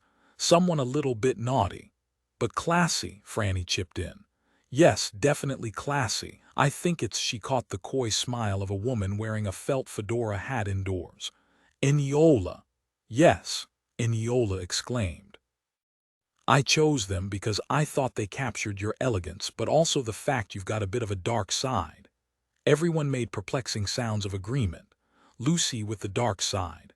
Lucy, who once offered me a mug with Paris is always a good idea written on it when I was at her flat. Lucy, who owned a ragdoll cat named Sergeant Flopsy. Lucy, who had all the dark side of the Milky Bar Kid. Lovely, Franny concluded, passing the book to Lola. Your turn to read. Number 2, Lola read in her best speech and drama voice. Make sure you hide all your sanitary products, used and unused, and dirty undergarments out of the eyeline of your beloved. This divided the room into 2 camps of horror, those appalled at this domestic anachronism, and those appalled simply by the thought of used sanitary products. I remembered suddenly that afternoon in 2013 when I thought I had lost a tampon while wearing it and Joe had had to spread me open on our bed and shine his iPhone torch inside me. My muscle tissue twinged at the memory of this impossible intimacy. Who could these be from? Lucy said, swinging a yellow gingham thong from her fingers. Wholesome bit naughty Lola. No, Lola said. Drink, Franny shouted, showcasing her professional vibrato. Lucy took a delicate sip of her Prosecco. Let me think. She looked at the knickers, then up at the circle. I think it might be Lillian. A woman grinned proudly. Yes, how did you guess? I don't know, Lucy said. I suppose because they're quite sunshiny and you're quite a sunshiny person. Lola passed the book to Lillian. How to Please Your Husband, tip number 3, she read. Don't bother him with emotions. If something is upsetting you, speak to your girlfriends. Women are good for talking things through, whereas men are straightforward problem solvers. Well, I've certainly earned my stripes as your friend there, Franny laughed. I saw, for a nanosecond, something in Lucy's eyes that looked murderous before she forced herself into a guffaw. She pulled out a pair of purple knickers and Lola nodded to let me know they were my offering. Ooh, purple, Lucy said. Lacy, very nice.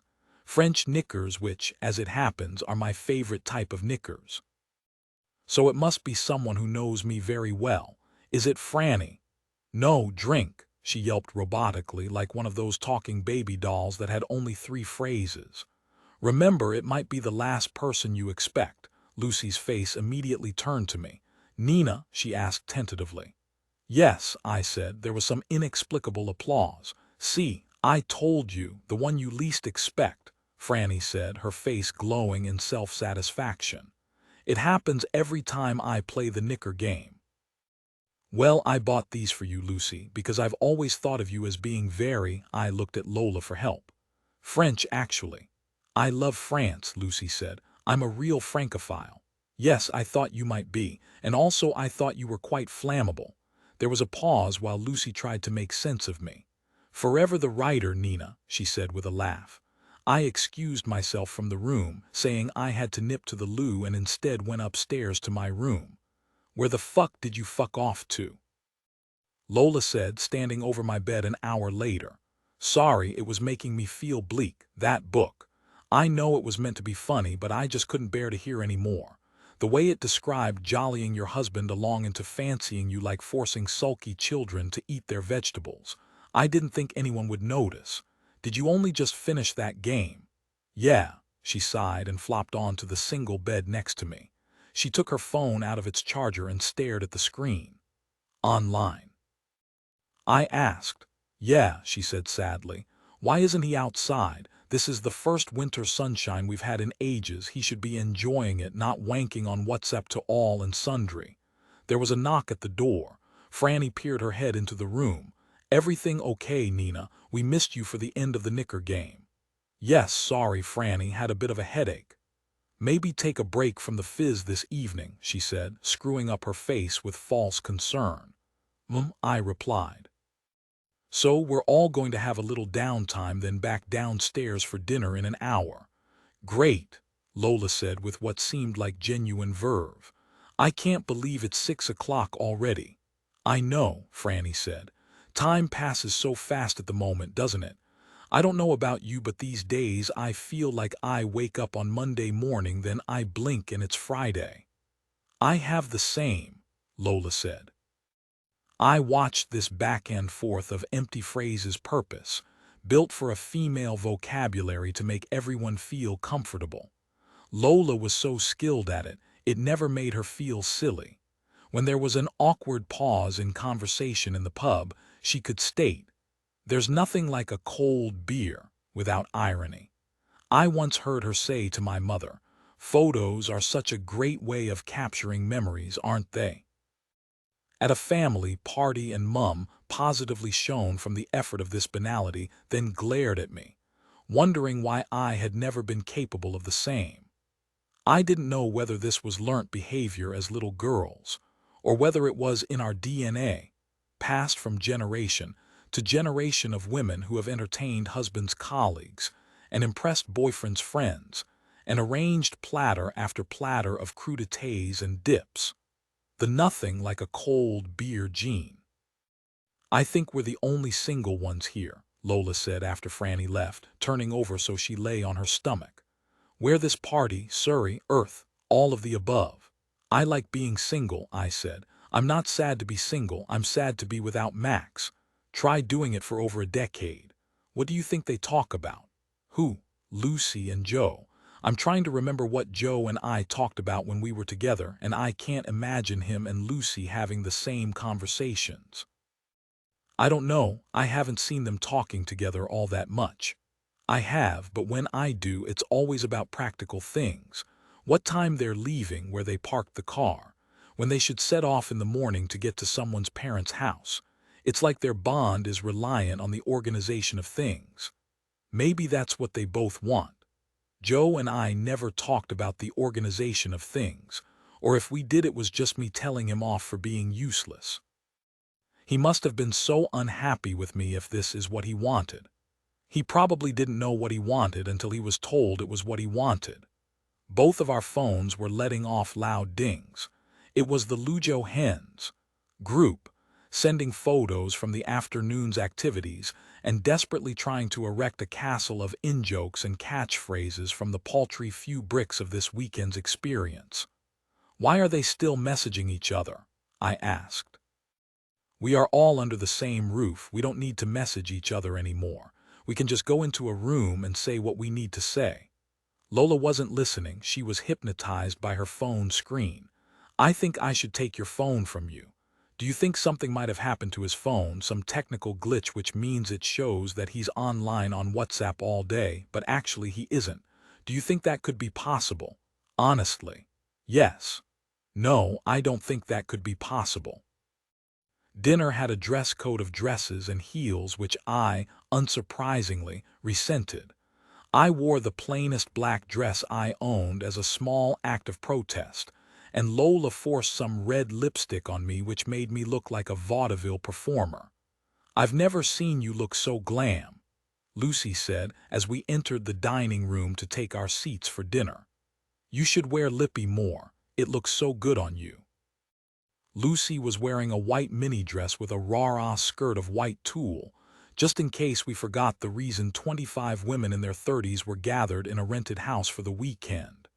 "Everyone in their seats," Franny shouted. She was wearing an apron over her dress to mark herself as head chef and head bridesmaid. "I've done a placement," she said in a French accent. "A what?" I asked Lola. "It means a table plan," she said. "You're like my Google Translate for Middle England." I found my name next to a pregnant woman named Claire. Lola was sitting opposite me next to pregnant Ruth. "Nice to meet you," Claire said. "How do you know Lucy?"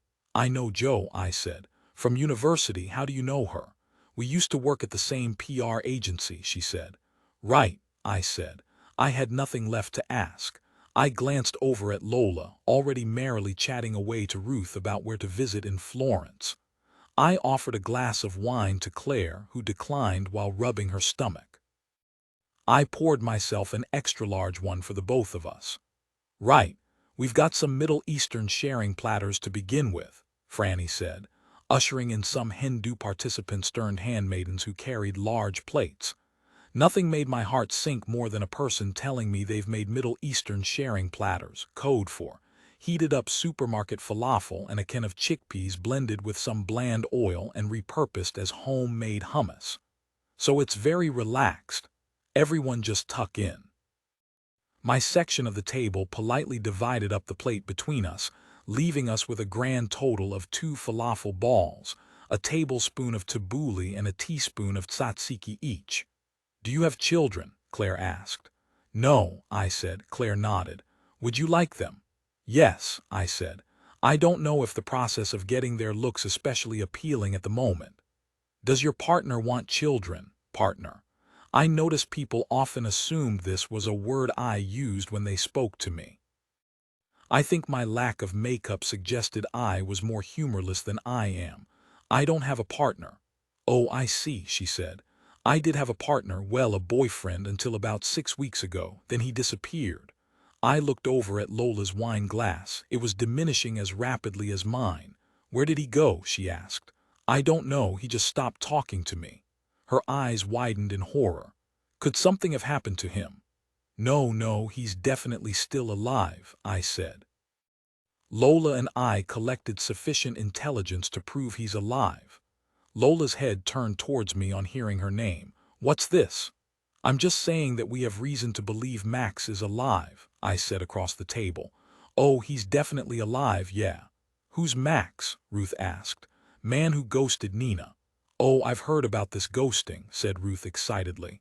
It happened to my sister recently. Yeah, Lola said. London is basically one big haunted house fairground ride for me now.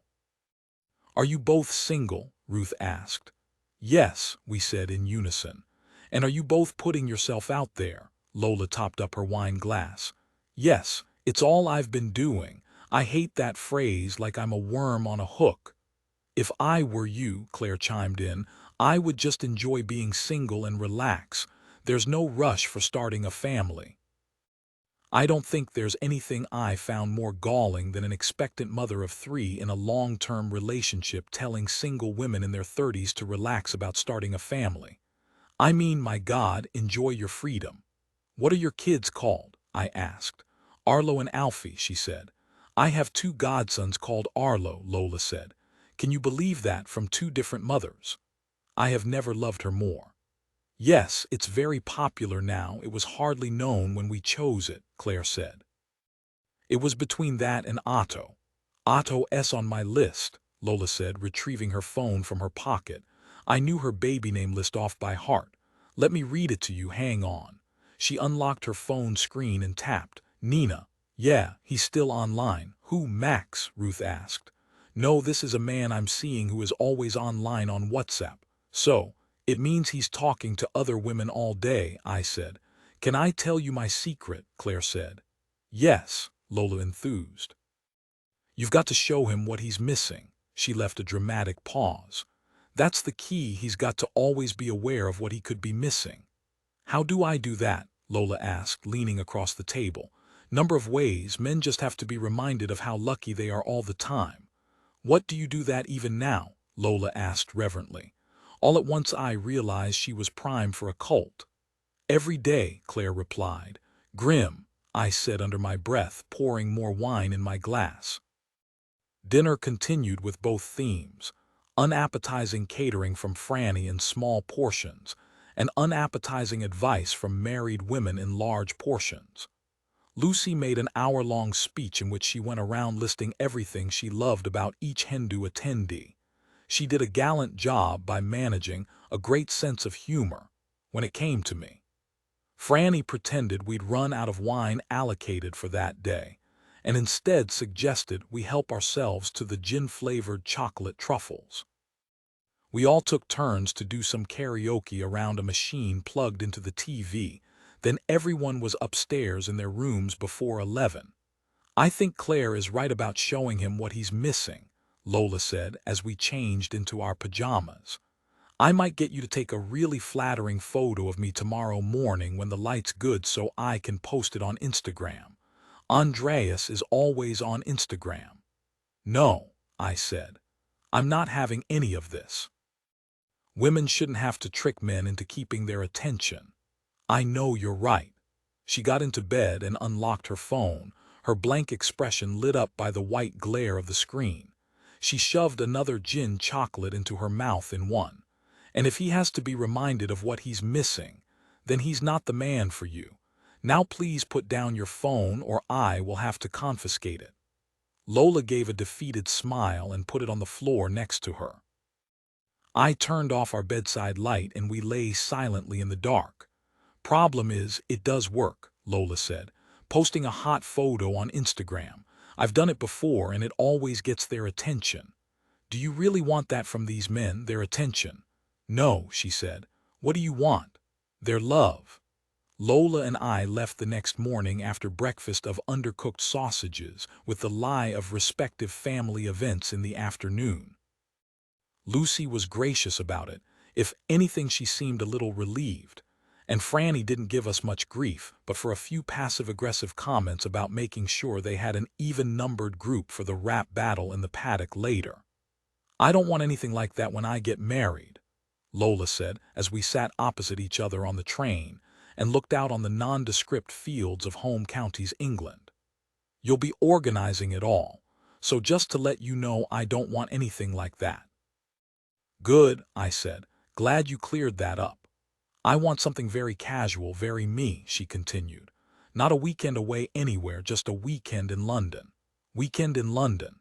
Yeah, so like a Friday night just my bridesmaids, maybe a dinner you can host at your flat or my flat with all my favorite dishes. Then you can give me my something old, something new, something borrowed, something blue and a sixpence for my shoe. I couldn't be bothered to ask for the translation of this. Then Saturday morning brunch somewhere. Then afternoon activities with all the other hens. Then a dinner. Then a night out. Then a Sunday with everyone at a spa. And we should include family members for the Sunday, my mum, my mother-in-law and sisters-in-law, if I have any. I always forgot that, despite her occasional company in the stalls of cynicism, watching the show with one eye as we made wry observations to each other, Lola wanted a part in it. She wanted the whole production, the full regalia. She wanted the attention, the gift registry, the hymns, the hen-do, the marquee, the multi-tiered cake of fruit, coffee, lemon, and chocolate sponges. She wanted a man to ask her dad for permission to pass her over to him. She wanted to discard her surname in favor of one that proved someone had chosen her. When my friends first started getting married, Dad used to tell me, "You never know someone's true politics until you go to their wedding." How right and wise he was. Lola, a girl so outwardly preoccupied with wokeness, who only read overhyped memoirs written by women under 30 having feeble epiphanies about themselves, who had she/her written in all her social media bios despite very clearly never being in danger of being misgendered. Well, all she really wanted was to walk down an aisle wearing a 2,000 pounds dress and a sixpence in her shoe. "I've got something for the schadenfreude shelf," she said. "Go on," I said. "I need it." So my cousin's best friend Anne had always wanted to fall in love and get married. She was a bit like me, never had a boyfriend, thought she'd be alone forever. Right. Until one day when she's in her late 30s, she meets this man on a dating app and they have an amazing first date. He's a lawyer, really kind, really lovely man. After about 6 months they move in together. It's a bit whirlwind, but it's like we always say, as you get older things move faster because when you know, you know. Sure. After 2 years of being together they got married. Yes. And now she's dead. What? Completely dead. Oh my God, how did she die? Pancreatic cancer. Okay, I said. So those two elements of the story aren't related. Perhaps they are, perhaps they aren't. That's a slightly false crescendo to the anecdote, I think. All I'm saying is she thought all she wanted was a marriage. She got married and then she got ill and died. We need to work on what stories are eligible for the schadenfreude shelf, I said. We need to reassess the vetting process. That hasn't made me feel better about anything. Really? Oh, it has me, she said, gazing out at the approaching brown bricks of Guildford. Poor Anne, I think about her often. That night, grateful for an evening at home rather than the indoor rounders with inflatable bats and balls, as listed on the Hindu itinerary, the noise began again. It started at exactly 7 o'clock, the same roar at the same volume that made it impossible to do anything but listen to it through the floor. It was the first time it had happened since the night I had called Noise Patrol before Christmas and Angelo had lingered menacingly outside my door. I opened my laptop, brought up the number for the council and waited for the 11 o'clock curfew. I tried to distract myself, but my eyes were fixated on the slow-moving hands of the clock. Then, at exactly 10:59, the music stopped. At first, I thought his speakers must have cut out or that he was changing music. But a minute later there was nothing, not a sound, not even his footsteps. And I realized 10:59 was not a coincidental time for Angelo to stop making a noise that he knew I hated. He must have read the rules of antisocial neighborhood behavior online like I had. As long as he was quiet at 11 p.m., he wasn't eligible for any reprimanding. There was nothing I could say to him. There was no one I could call. This was a torture game of egos. This was a non-verbal proposal of warfare. At 11:00, One, I realized I was sitting in a noise that was harder to ignore than anything I had heard all night. Silence. 12 pervert, Dad announced, but a ruddy talented one. We were standing at the center of a Picasso exhibition, in front of his 1932 portrait nude woman in a red armchair. Dad had loved Picasso since he was a student, and I thought that seeing some of his works in the flesh might stimulate the part of his mind that made him feel knowledgeable and confident. My hunch was right. The art seemed to be able to penetrate through the increasing thick clouds that passed through his brain. It seemed as though he and the works were in a conversation I didn't understand that he could explain to me, rather than the other way around. While Dad was housed in the mind of a cubist, where there were no rules for reality, where the morphing and merging and reversing of structure was beautiful and celebrated, he was right at home. They met at an art gallery, he said. He and Marie Thirties. She was 17 and he was married. How many portraits did he paint of her? Over a dozen, some of his best. Did he leave his wife? No, but he moved Marie Thérèse onto the same road as his family home. He got far more from the relationship than she did. She arguably revived his career. How awful. Yes, wrong-un. A very brilliant wrong-un. I didn't know how much of what Dad was telling me was fact according to history or fact according to him. But I was so enjoying returning to the parental dynamic in which he was the person with more information and insight than me. Do the transgressions of the artist undermine the pleasure to be found in the art? If you could answer that, you might solve the internet, Dad. We both stared at the lilac-gray curves of her body and the brown, swirly arms of the chair that held it. Maybe I'll meet a nice lady here and move her into the house, he said. What would your mother say to that? I laughed. I'm going for a wander. He placed his hands behind his back and walked slowly along the gallery, gazing up at the paintings as he went. All right, I said, watching him intently, like a child I didn't want to lose. See you in a bit.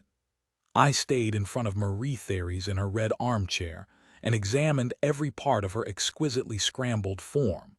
The impossible positioning of her breasts stacked on top of each other, the surreal placement of her mismatched shoulders, how her face was split into two parts, one half of which could be another face kissing the other in profile, if you looked for long enough.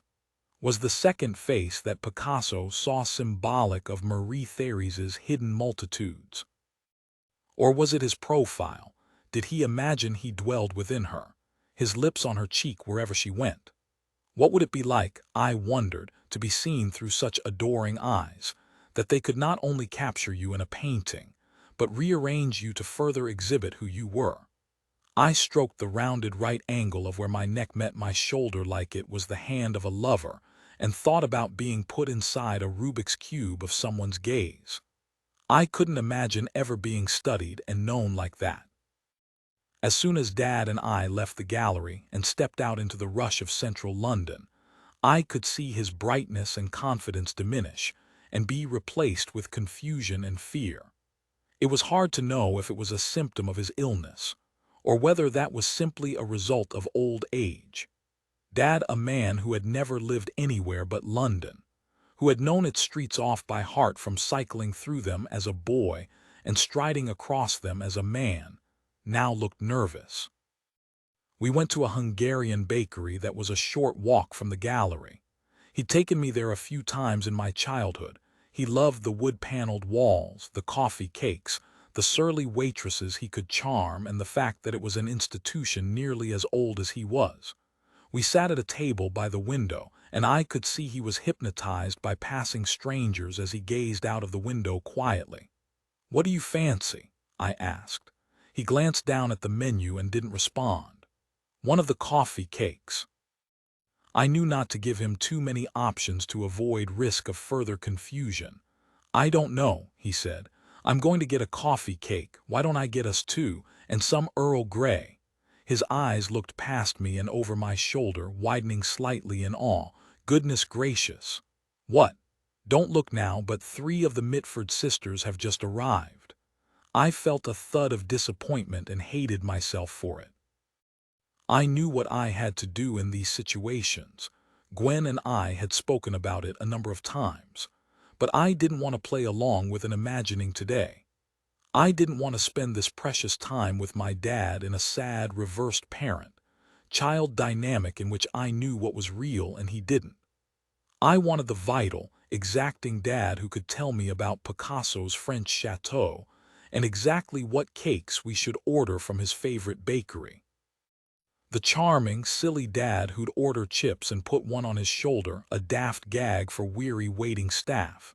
The dad who'd draw maps on paper tablecloths. The dad who'd catch the waiter's attention at the end of the meal and use his finger to mime writing. I couldn't remember the last time I'd seen him do that. Really? Yes, he said with gleeful mischief. Right, have a look now.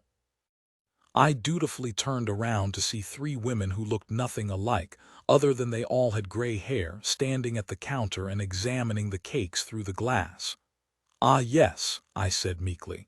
Nancy, Diana, and Unity, there they are. There they are, I repeated. Right, T. Nancy must be over from France. I would so love to talk to her. Wonder what she'd make of a non-you like me. Mr. Dean, we both turned around.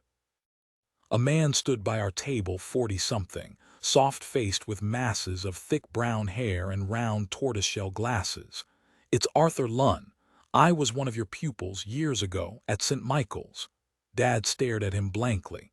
There's no reason why you'd remember me. You gave me extra help when I was applying to Oxford. I'm pretty sure it's the only reason I got in. So lovely to meet you, I said. I'm his daughter, Nina. Dad was visibly distracted by the three women at the counter. What Oxford College did you go to? Magdalen. I was miserable for most of it, but still, it's probably the happiest my mum has ever been. The day I got my acceptance letter, so I have a lot to thank you for, Mr. Dean. Call him Bill, I said. Dad snapped his head back round to us briefly. Yes, Bill's fine, he said. Bill. Feels weirdly overfamiliar to call your teacher by their first name, even as a 44-year-old man. Yes, it's strange that, I said, grasping at platitudes. I was going to try and get hold of you, actually, to let you know there's a Facebook group in your honor, where lots of your old students talk about you and share stories and memories of you as a teacher. Some really nice old photos as well from results days. I'll have to tell them that I saw you. Dad continued to study the three women. Dad, I said gently, trying to get his attention. He focused on us. Did you ever read Love in a Cold Climate? He asked. Arthur politely tried to hide his bafflement. No, I don't think I did. You must.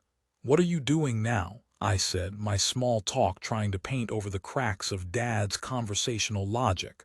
I'm a lawyer, he said, which is probably a waste of an English degree, but I think maybe every job is a waste of an English degree.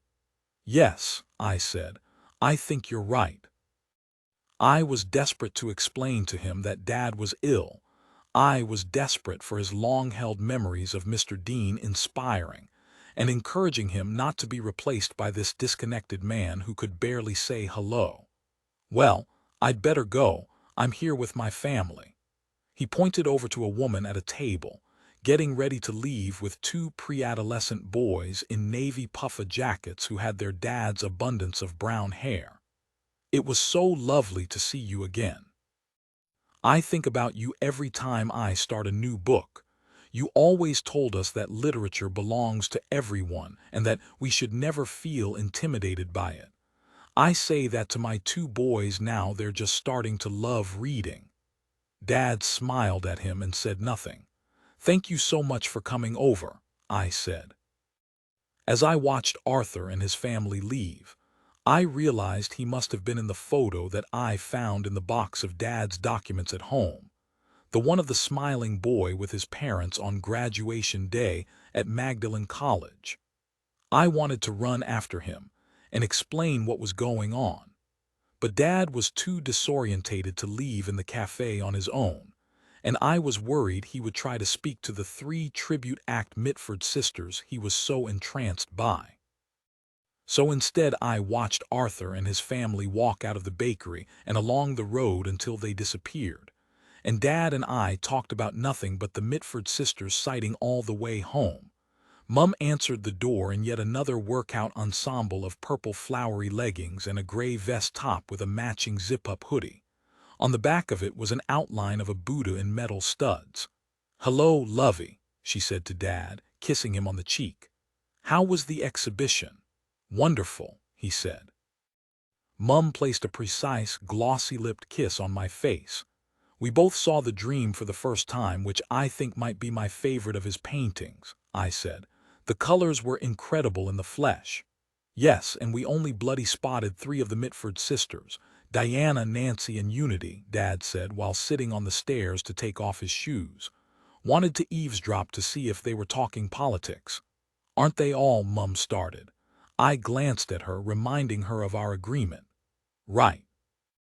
That's exciting.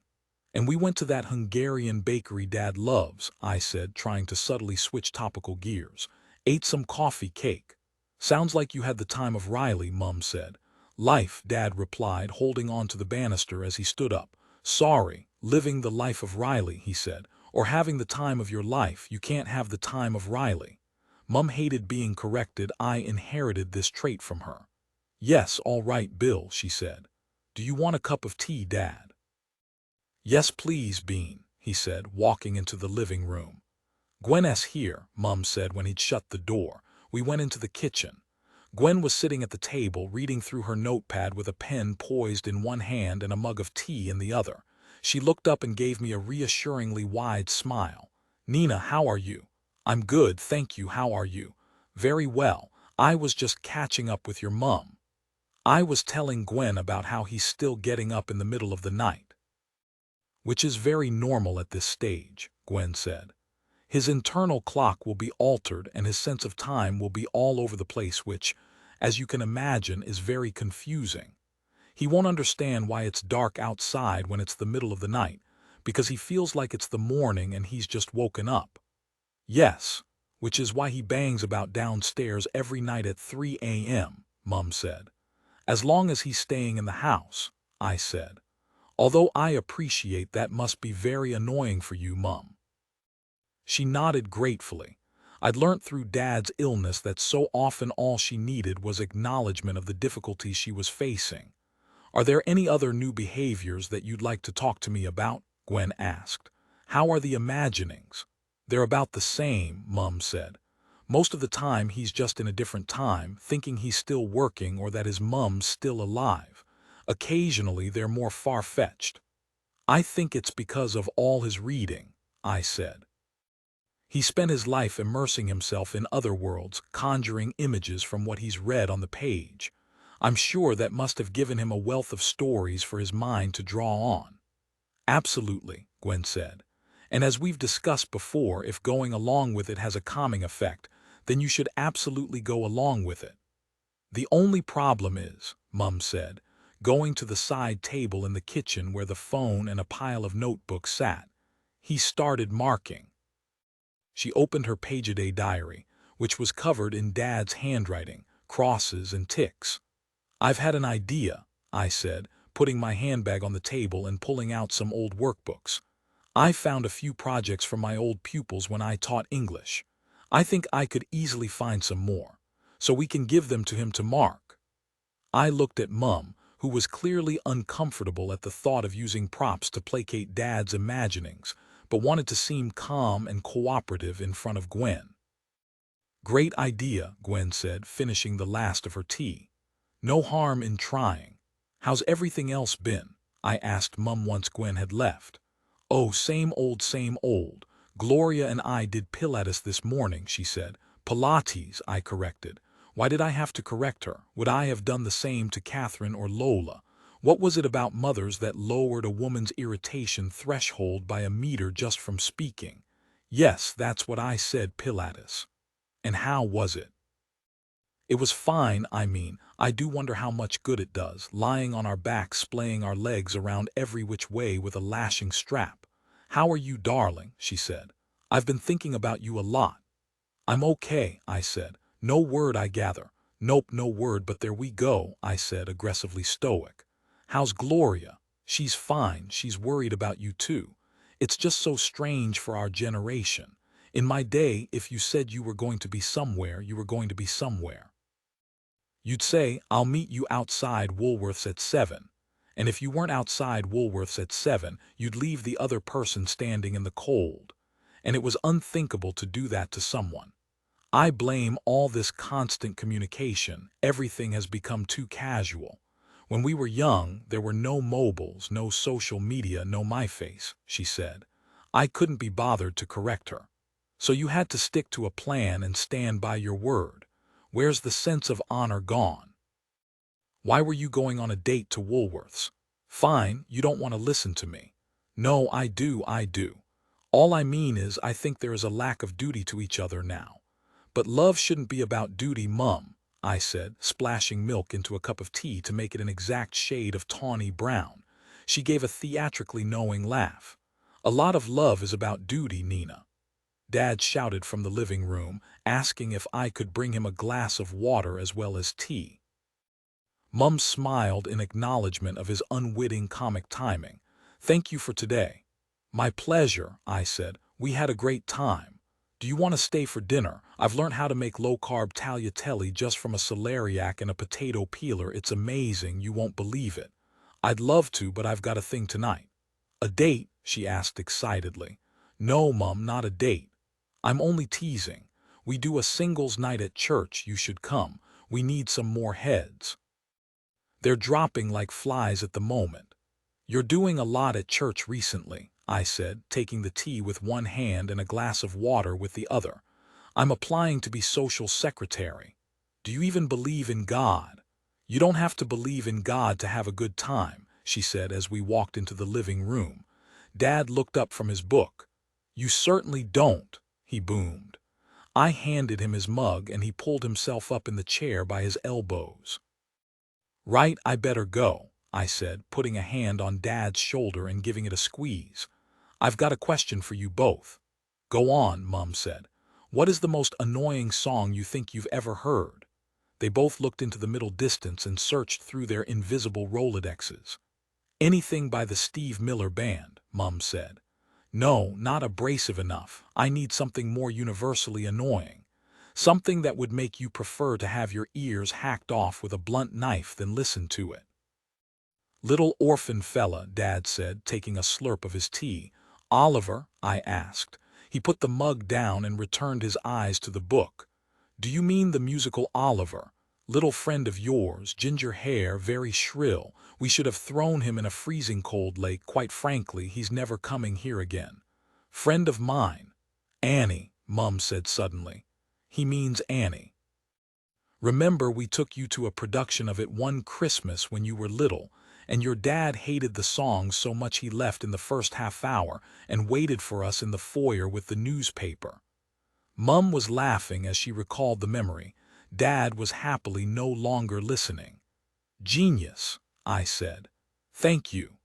Alma was already at her door when I went upstairs to pick her up at 8. We had organized it the previous week. I told her I'd take her out for dinner wherever she liked. We just have to make sure we were out until just before 11. She answered the door wearing a plum-tinted lipstick and amber perfume. You look lovely, I said. I don't think I have been taken out on a date for about 20 years, Nina, she said as she held onto the banister and walked down the stairs to my flat. Right, hold on 1 minute. I went into the living room where Joe had set up his enormous, cumbersome sound system the day before. I put the Annie soundtrack into the CD drive and turned on the setting that would play the album on a loop, exactly as Joe had instructed me to. The bombastic opening strings and drum of Tomorrow reverberated around the room. Then the singing began. Nasal, high-pitched wailing and a wobbly vibrato poured out of the towering speakers like a sonic flood. The bones of the flat shuddered from the volume. I winced as I returned to my front door and locked it on my way out. What is that noise? Alma said as we descended the stairs to leave the building. It's the Annie soundtrack. It's a 1980s musical. It doesn't even sound like singing. I know, it's perfect, isn't it? Perfect, she said with a mischievous smile. She chose a Lebanese restaurant in Green Lanes. Over a long, languid feast, sumac-scattered salads, richly spiced dips, lentils and lamb, soft, pillowy pittas, lemony broad beans and delicate rosewater pudding. We talked about family, love, her grandchildren, my parents, Lebanon, London, cooking and eating. I paid the bill and got us a taxi back home just before 11 o'clock, and when I opened the door into the hallway, I could hear the jolting orchestra and piercing, jeering chorus of It's the Hard Knock Life. Angelo's front door was ajar, and when he heard us arrive he bolted out of his flat wearing a white vest and gray tracksuit bottoms. His hair seemed more flyaway and his toffee eyes more bulging than usual. "What is this?" he said, gesturing up at my flat. "Hello, Angelo. Have you been out all night?" he asked. "Nope," I said. "Yes, you have. I've just seen you come in." "No, we just popped outside. This is Alma. She's your other neighbor." When I knock on the door, there is no answer. "That's because you don't answer yours whenever I knock, so I thought that was the rule between us now." "Good night, dear," Alma said as she climbed the stairs. "Good night, Alma. Thank you for a lovely evening. The music will be off in," I checked my watch, 10.564 minutes. "Okay, my dear," she said. "You cannot make noise like this." "Why not? It's just as loud as the noise you make." "You don't even want to listen to this," he said. "You just play it to make me angry." "I do want to listen to it. It's my favorite album." The infantile cries of "dumb dog" were tumbling down the stairs. "Look, Angelo, I always wanted to be polite to you. I wanted us to get on. I didn't want to be mates or anything, but I think it's important to be civil with your neighbors. I tried to be reasonable. I was very patient, but you fucked it, mate. You completely and utterly fucked it. I play my music because I have no one below me. You have someone below you. You have someone above you, then another person on top of that. And whether you like it or not, all three separate households are paying a ridiculous amount of money to live in a carved-up home that was once designed for one family. What does this mean? It means we are technically all sharing a house, so we have to be as considerate to each other as possible. And if we can't do that, then we should leave London." He shook his head. "If you play that sound again, I call the police." "Great. It'll be off before 11. Don't play it again," he said, turning back into his flat. "I won't play it if you don't play that death metal racket. That feels like a fair deal." "Pathetic," he said before shutting his door. "You're pathetic," I shouted after him. I went upstairs and turned off the music. What I wanted now more than anything was an ally, someone to pick apart the dispute with in a hushed voice. I wanted co-conspiring giddiness. I wanted to be the couple on the platform at Waterloo Station who cheered each other on. The only time I found myself missing Joe romantically is when I thought about what a good teammate he had been when we were together. In every situation, we noticed all the same things. I would never feel as close to him as when we'd both overhear someone in the pub say something particularly moronic, and we'd give each other a smile across the table that said, "You, me, bed, 1 a.m., full debrief commences." My solitude was like a gemstone. For the most part it was sparkling and resplendent, something I wore with pride. The first time I met with a mortgage advisor, I told him my financial situation. No parental help, no second income from a partner, no pension, no company that permanently employed me, no assets and no family inheritance in my future. "So, it's Nina against the world," he said offhandedly as he shuffled through my bank statements. Nina against the world, I'd hear on rotation in my head whenever I needed emboldening. But underneath this diamond of solitude was a sharp point that I occasionally caught with my bare hands, making it feel like a perilous asset rather than a precious one. Perhaps this jagged underside was essential, what made the surface of my aloneness shine so bright. But loneliness, once just sad, had recently started to feel frightening. Unable to sleep, I turned on my bedside radio and tuned in to a classical music station.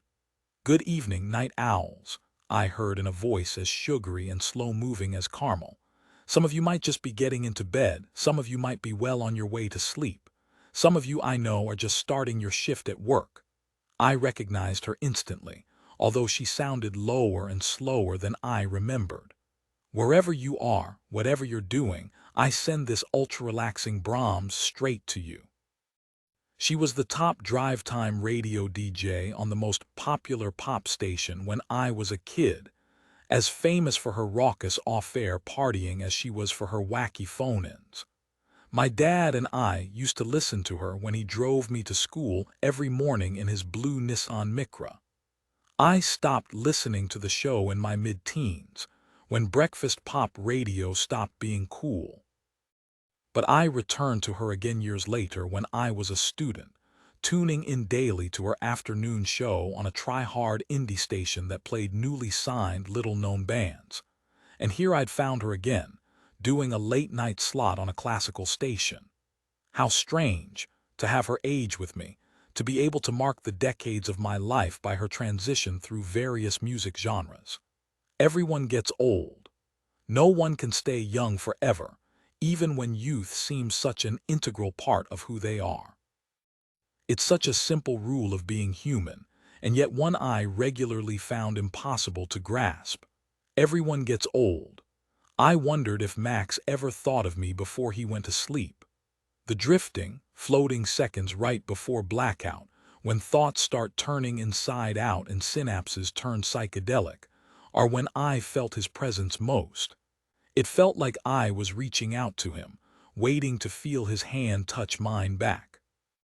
I hoped that night that I could go meet him somewhere while we were both asleep, that I could speak to him without seeing him, somewhere in the London night sky. I turned my phone over as soon as I woke up the next morning. There were no new messages. 13. I knocked on the mahogany door next to mine on the long, dark corridor. "Come in," he croaked. Joe stood in his socks, boxers, shirt, and two components of his three-piece navy suit. He fiddled with his tie in the mirror. "I don't want to be cruel on your wedding day," I said, "but I don't know if you've got the legs for that," he sighed. "They're in the trouser press. They're all crumpled and Lucy will lose her shit if she sees creases in them when I walk down the aisle." "Why are they all crumpled? I told you to hang them up when we got here yesterday." "Because," he said stroppily, "when I got into the room last night I had a shower and got confused and used the trousers as a towel, then chucked them on the floor." "You shouldn't have been chucking a towel on the floor even if it was a towel. Nina, please. I am so glad you're getting married and someone else can manage your cavalier attitude to towel storage forever." His face looked pale and fragile like unshelled crab meat, and his eyes were beady and small, making him look even more like a crustacean. We were both very hungover. The usher's dinner had taken place downstairs at the pub the night before and had ended at 3:30 in the morning with all of us doing a cheerleading tower in the car park. "How are you feeling?" "Terrible," he replied. "Okay, I can expertly make you look and feel incredible, having been a bridesmaid 4 times already. What can I get you?" "Face mask, green juice, quarter pounder with cheese." "No, I'm not getting you that. You just had a massive fry-up. Maybe a cheeky half." "Okay, I think that's allowed." "Hair of the dog," I said. I took his trousers out of the press and rehung them correctly. "When are the usher's photos?" "Dunno," he said. "Like half an hour, I think." "And is there anything else we need to do to get you ready for that?" "What would I need to do other than get dressed?" "I can't believe this is what it's really like on the other side," I said. "For all these years I've wondered." While all the brides I know have been on juice diets and suns in the run-up to the wedding and have woken up at 6 a.m. on the morning for hair and makeup, the men have been down the road in a pub getting pissed and eating fried food and having a great time. Please don't have a femo rant on the morning of my wedding. I'm not. I'm just saying. It's nice to finally know what it's like to be a boy. To have one small insight into it for a day. "You've always wanted to be a boy deep down," he said, taking the trousers out of their press. "Peter Pan. I don't think a man will ever know and understand me as well as you do, Joe." "Yes, he will," he said, "and I'm glad it's not that 50-foot cunt, Joe, I'm sorry, but I am. I knew you didn't like him that night you met him. You were rubbish at hiding it.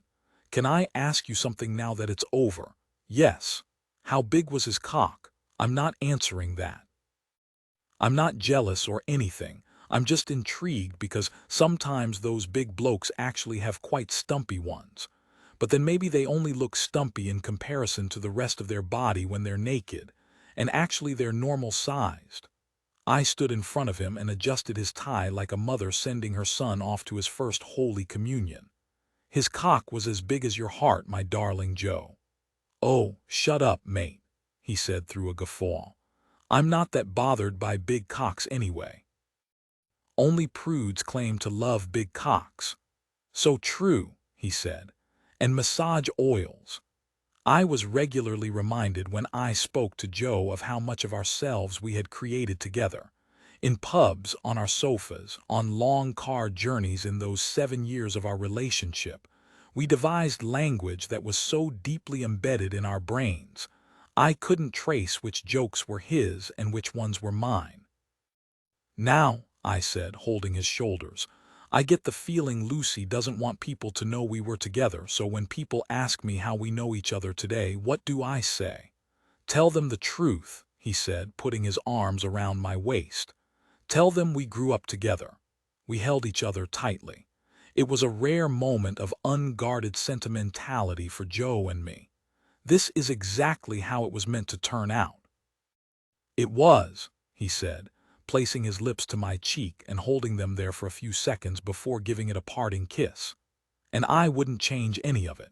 When we arrived at the church, Franny was already there performing unnecessary maid-of-honor duties.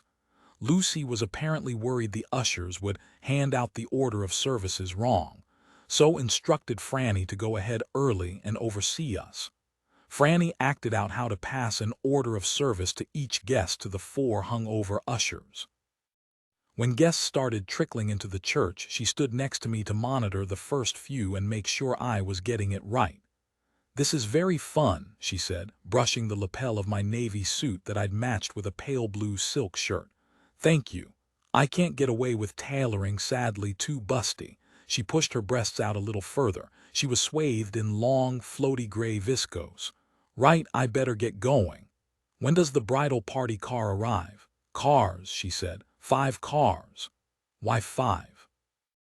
There are 14 of us bridesmaids. 14? Yes, Lulu's got a lot of best friends. We're very much a sisterhood.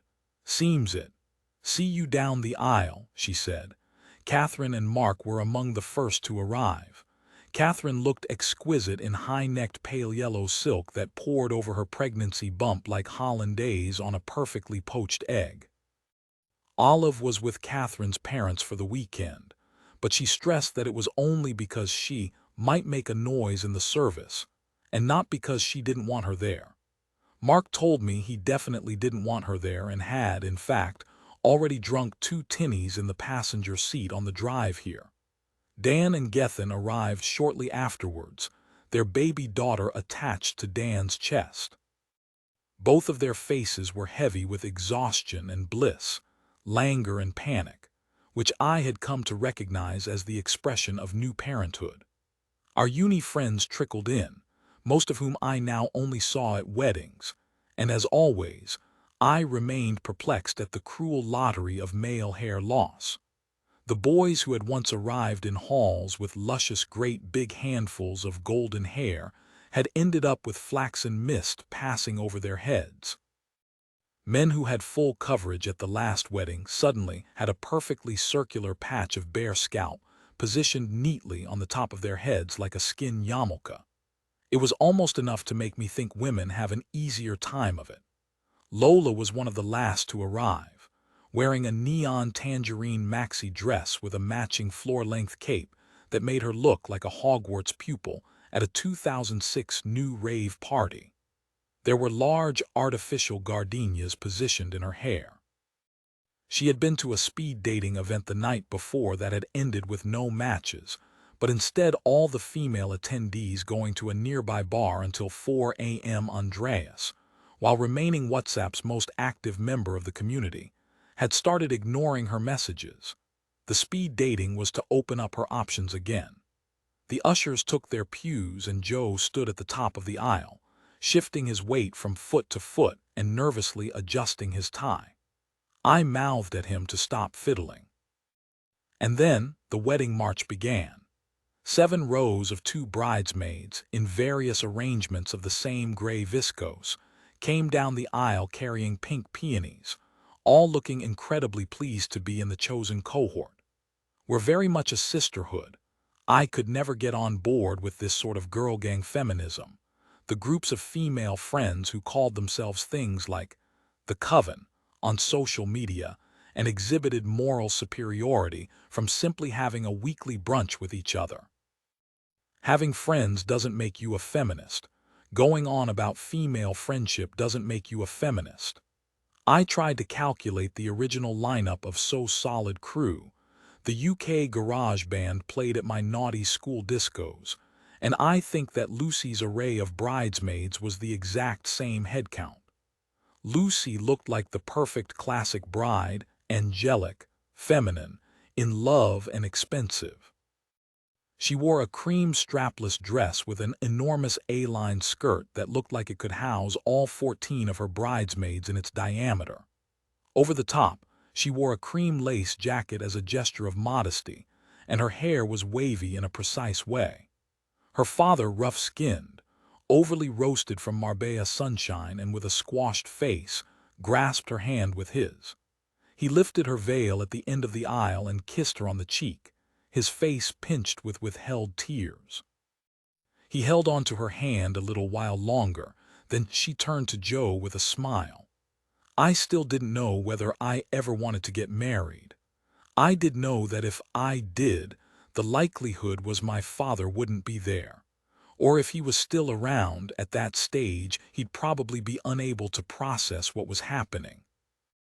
Getting older was an increasingly perplexing thing, but these moments, understanding that potential future memories were being taken from you year on year, like road closures, were the very worst of it. I wiped under my eyes with the flats of my forefingers, and Joe did the same as he wept and Lucy beamed. She held his hand to steady him. The rest of the wedding was as protracted and anticlimactic as every other English church wedding I've ever attended. An old priest who knew nothing about the bride other than she'd been christened at the church 30 years ago made some strange jokes. Everyone ignored references to God, and that the couple should inexplicably love God more than they love each other. Everyone giggled at that weird bit in the vows, which I've never heard a priest pronounce as anything other than sexual union. There were some forgettable readings from some freckly cousins. There was one terrible music performance which made everyone's sphincters clench on the cold wood of the benches, Franny, a cappella Ave Maria. Hymns were pitched too high and collectively sung in a feeble, reedy voice. We chucked some pink and violet confetti that had the texture of gerbil bedding at the exiting bride and groom. Lola was already holding 2 glasses when I saw her on the lawn of Lucy's family home at the reception. "It's real champagne," she said. "How amazing is that? Here, have one." "This is quite a pad," I said, looking at the large white 1920s house in front of us. "Her dad paid for it 20 years ago in cash, apparently. Gangster." "No, he's not." "Yes, he is. You're being a snob because he wears gold jewelry." "Nina, I'm being serious. Ask anyone who knows her. There are photos in the downstairs loo of him with the Cray twins, and he disappeared for 6 years in the 80s after he killed a man. Gangster don't live in Surrey." "Are you joking? They all live in Surrey." "That's why they do what they do, so they can send their kids to a school with a tennis court and have a Jag XK8 parked on a gravel driveway." Lucy walked past us and waved regally. Lola beckoned her over. She gave us both a delicate kiss on the cheek so as not to ruin her immaculate makeup. "How are you doing?" I asked. "Doing great, thanks," she said. "Really enjoying the day." "Where did you get your dress from?" "Little boutique not too far from here, actually." Never thought I'd go for strapless, but there we go. I could tell she was keen to move on, but she was graciously giving us our allotted 3 minutes. I realized the tone of our conversation was not dissimilar to two showbiz journalists interviewing a movie star on the red carpet outside a premiere.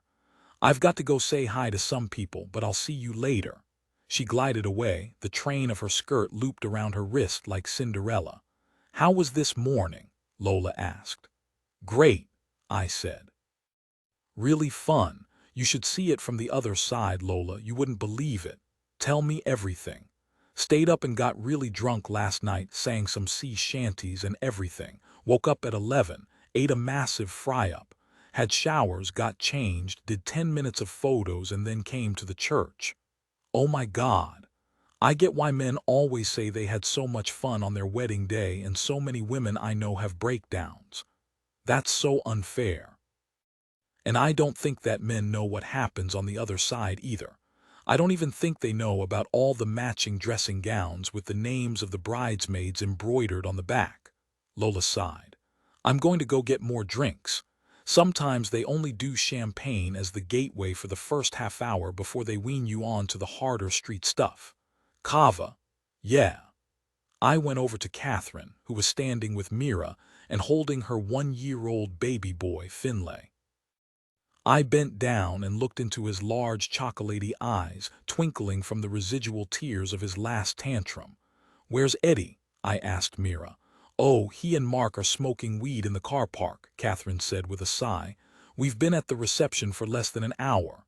Yeah, Catherine said. Spot the new dads out on the raz. Mira noted the judgment in my face. I'm sure I'll get to have some fun later, she said. Do you want to have a cuddle with Auntie Nina? Catherine said to Finlay in a sweet, high-pitched voice before passing him over to me. He wriggled into my arms and his warm, calming weight made my feet feel fastened to the ground. How have you found it this time? Mira asked Catherine. She stroked her tummy. Wonderful, actually. I adore being pregnant. God, you're lucky. I hated it. I had to give up all my favorite things: wine, fags, caffeine, nice cheese.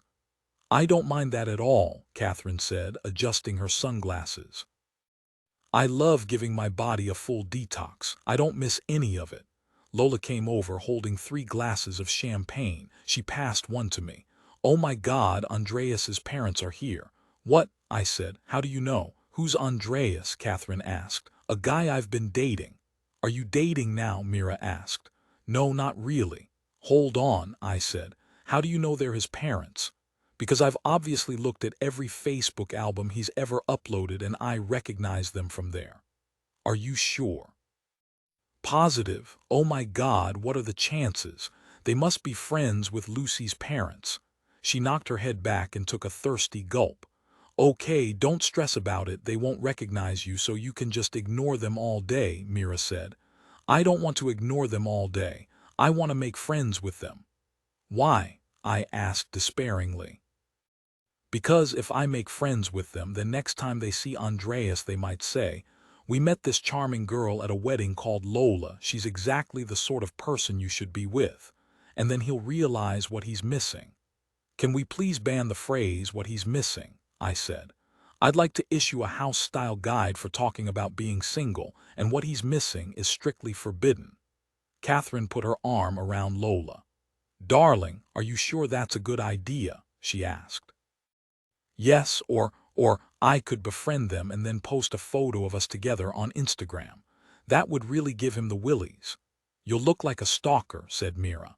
No, but he doesn't know that I know they're his parents. As far as I know, they're just a lovely couple in their 60s who I met at a wedding and who have invited me to stay at their house for the weekend this summer. Then he wouldn't be able to ghost me, would he? I think you should hold the baby, I said, passing Finlay over to Lola. He's very soothing. She positioned him on her hip and swayed from side to side. He gurgled and giggled. You're a natural, Catherine said.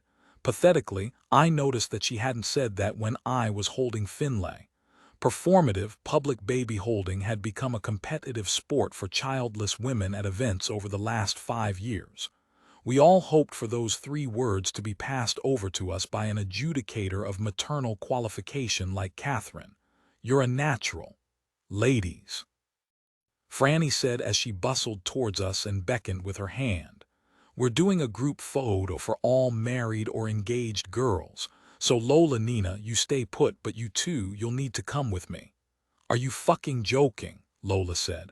"I know," Mira said, "but I feel now is not the day to protest." "We'll look after the baby," I said.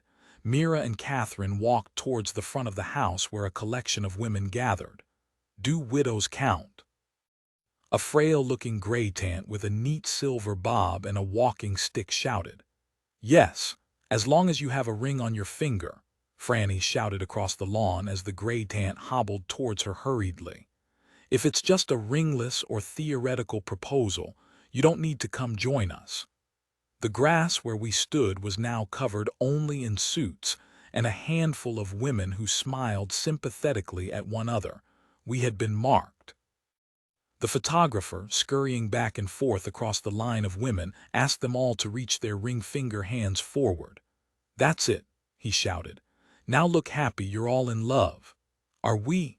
Franny shouted, before waving at her husband and getting a cheap laugh from the crowd. "This is what they fought for," I said. "All those women before us who were married off and locked up in a house with no voice or vote or money or freedom. This is what they wanted. For a group of professional women to all wave their engagement rings around like it's a Nobel Prize." "I think Franny might be a total cunt, you know," Lola said. I was put on a table with Mira and Eddie, Mark and Catherine, Franny and her husband, Hugo and Lola. Since Joe and I broke up, Lola and I were regularly grouped together as a counterfeit couple. Like all weddings, the drinking on the grass portion of the day had gone on for an hour too long, and everyone was a bit too drunk to be sitting down for dinner. Mark was pawing at the miniature bottle of Damson Gin Party Favor, trying to open it and drink it in one. Eddie's face was pink with booze and excitement as he explained to the table why he thought there were so many eligible 30-something women who were single. "It's the Blair Bulge," he asserted, leaning across the table to fill my glass with white wine. "I'm convinced of it. What's the Blair Bulge? Women with degrees will only rarely marry men without them, but men are less fussy," he explained. "Because Tony Blair made more people go to university, there are loads of university-educated women who struggle to find suitable long-term partners. This cohort is the Blair Bulge. So basically, we've become too smart for marriage." "Precisely," he said. "I mean, that's sort of encouraging." "Where's Lola?" Catherine asked. The seat next to me was empty. "I'm not sure," I said. I glanced around the marquee and saw her standing by the table plan, looking like a giant orange-flavored ice lolly, laughing and talking to a couple in their 60s. "Oh God, I think she's talking to Andreas's parents." "I've got a question for all you fellow old marrieds," Franny piped up. "Sorry, Nina," I shook my head. "Really, no offense taken," I said. "I want to know what your love language is." "What's a love language?" Mark asked. "Oh, Mark, you must know about it. Catherine, do you know about it?" "Yes, I did the quiz online." "So did I," Mira said. "Right, so listen carefully, boys," Franny said. "There are 5 different ways of expressing love, and every person's is different. It was so useful for us to work out what our ones are, wasn't it, darling?" "Yeah," Hugo barked, stuffing a bread roll in his mouth. "So mine was acts of service, which means someone doing considerate things for me, like running a bath or cooking dinner. Whereas Hugo's is affirmation, so he needs compliments and positive reinforcement." "Mine was affirmation," Mira said. "Mine was quality time," said Catherine. I looked around the table. The 3 husbands were checking their phones or staring drunkenly into the middle distance. Was it only women who had the capacity to find their own relationships this fascinating? To make a project and personality from the man they loved? Lola sat down next to me and removed her neon cape. "Lola, what's your love language?" Franny asked, her chin coyly resting in the palm of her hand. Lola shrugged. "I don't know. Anal, probably." Franny sat back in her chair, struggling to conceal her horror. "Right, so I've done some groundwork with Andreas's parents. Such a nice couple. They know Lucy's parents from when their kids were all at primary school together and they've remained friends. I said, "Oh, how many kids have you got?" And they were like, "Two sons, Andreas and Tim," and I just smiled. Do you feel better? Of course not.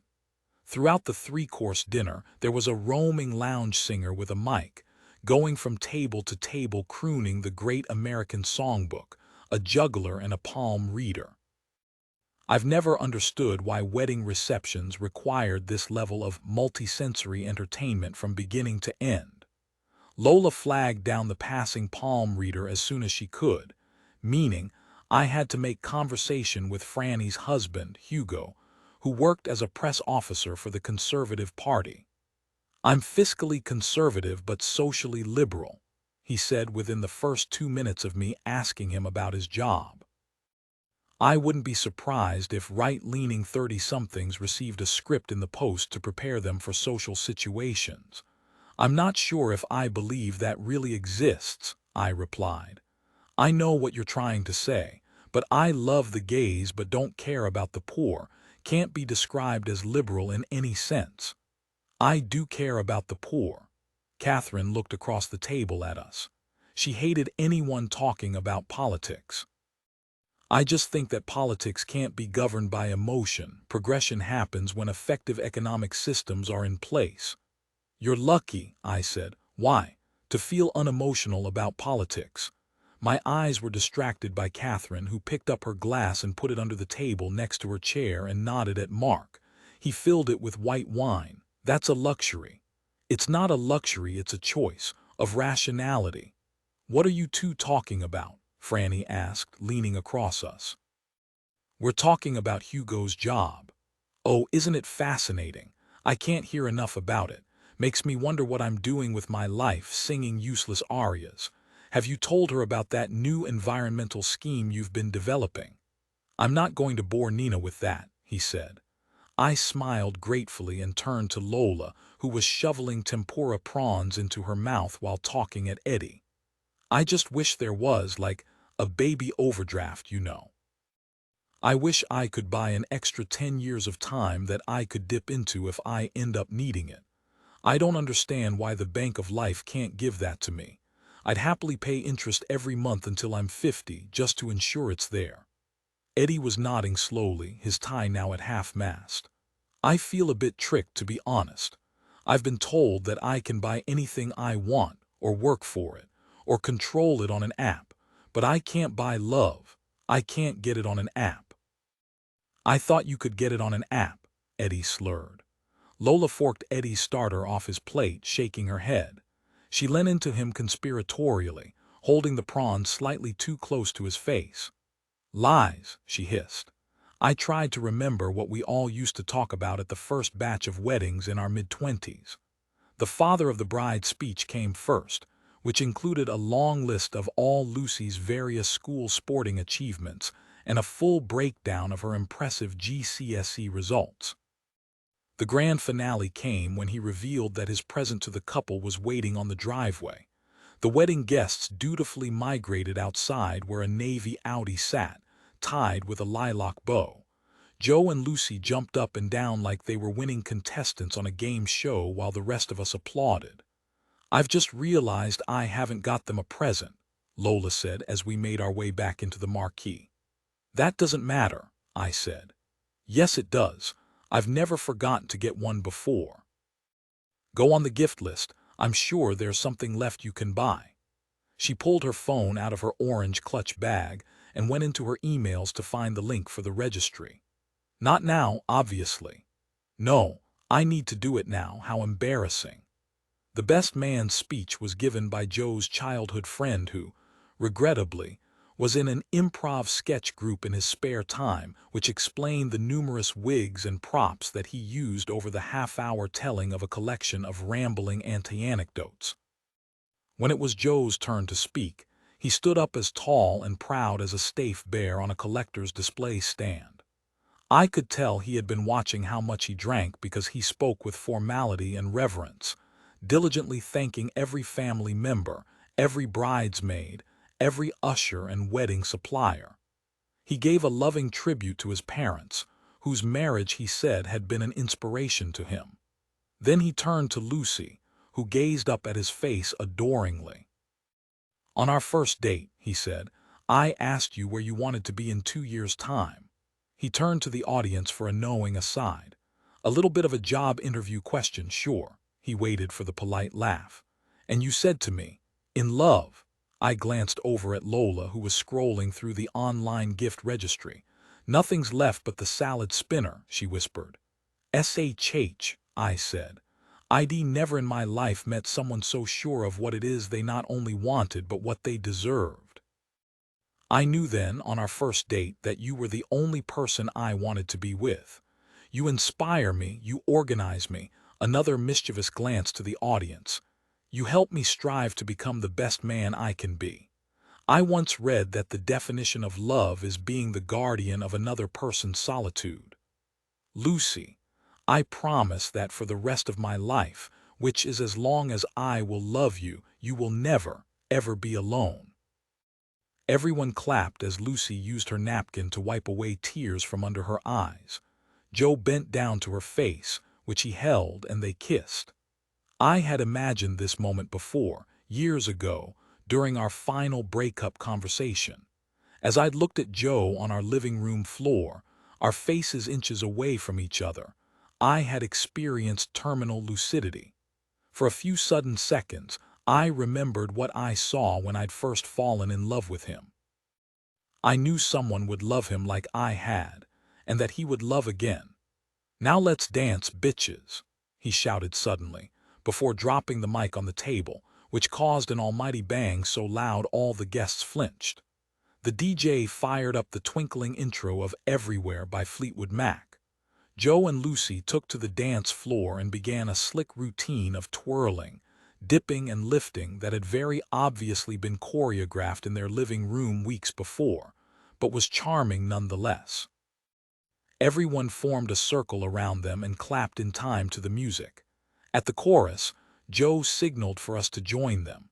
We poured onto the dance floor and Lola merrily bopped over to Lucy and Joe in time with the music.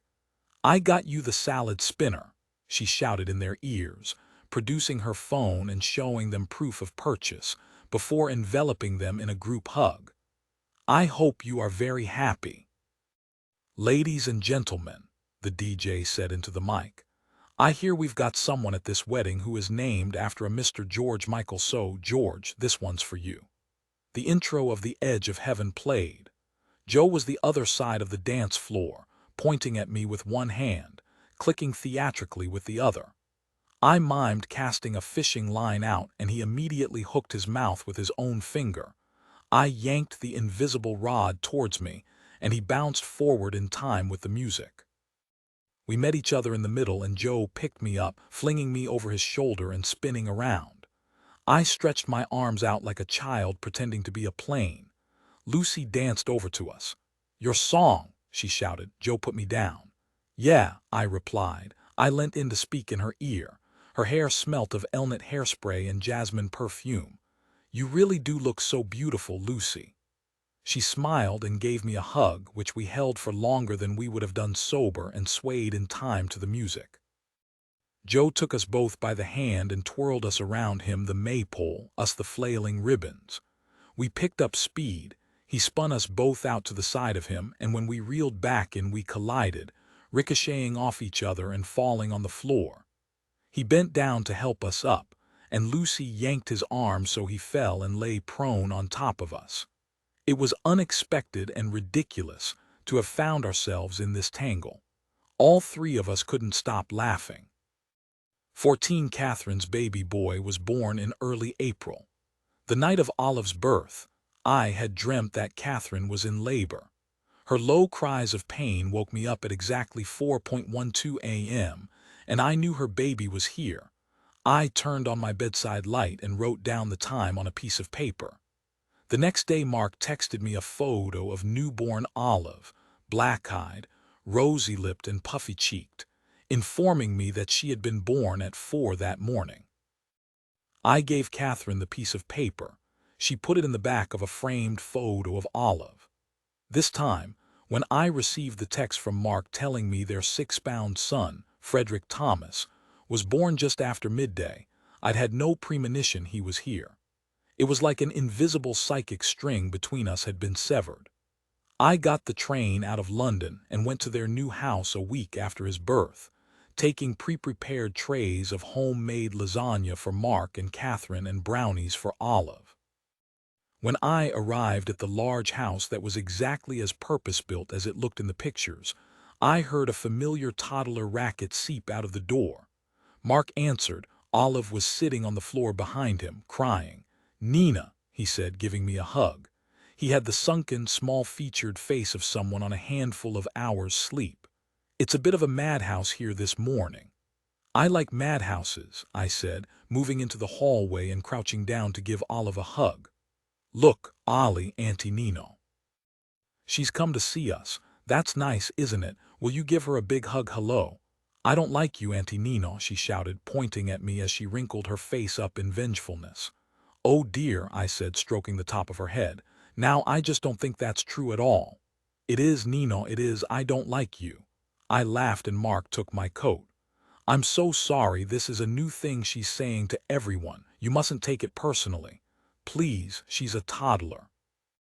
I know, but it's just so embarrassing. It started about a week ago when he glanced down at Olive, who had stopped crying and was now listening intently when our new friend arrived. "Got it," I said, walking towards the living room. "Well, that's to be expected, and she can get lots of attention from me today." "Thanks, Auntie Nino," he said, briefly placing his palm on my back. I always preferred Mark softer. I'd forgotten a newborn and no sleep did this to him. Catherine was sitting in the corner of the sofa, her legs folded under her body in her neatly feline way, and a small cotton-swathed bundle in her arms. "Oh, hello," I said in a hushed voice, taking a seat next to her. I kissed her on the cheek and gazed down at the tiny sleeping baby who smelt of warm milk and warm laundry. "Hello," she said with a smile. Her face was bare, her lids were heavy. She looked ethereally gorgeous. "This is Freddie. Freddie, this is Auntie Nina." "I don't like her. Go away, Auntie Nina," Olive shouted from the hallway. "Olive's having a difficult week," Catherine said. "Don't worry, I've got brownies and I'm going to use them tactically." "Clever Auntie Nina. Look at this perfect little boy," I said, gently stroking his cheek with my forefinger. "Brand new. Guess his life expectancy. Mark and I couldn't believe it when the doctor told us." "What? 120 years old?"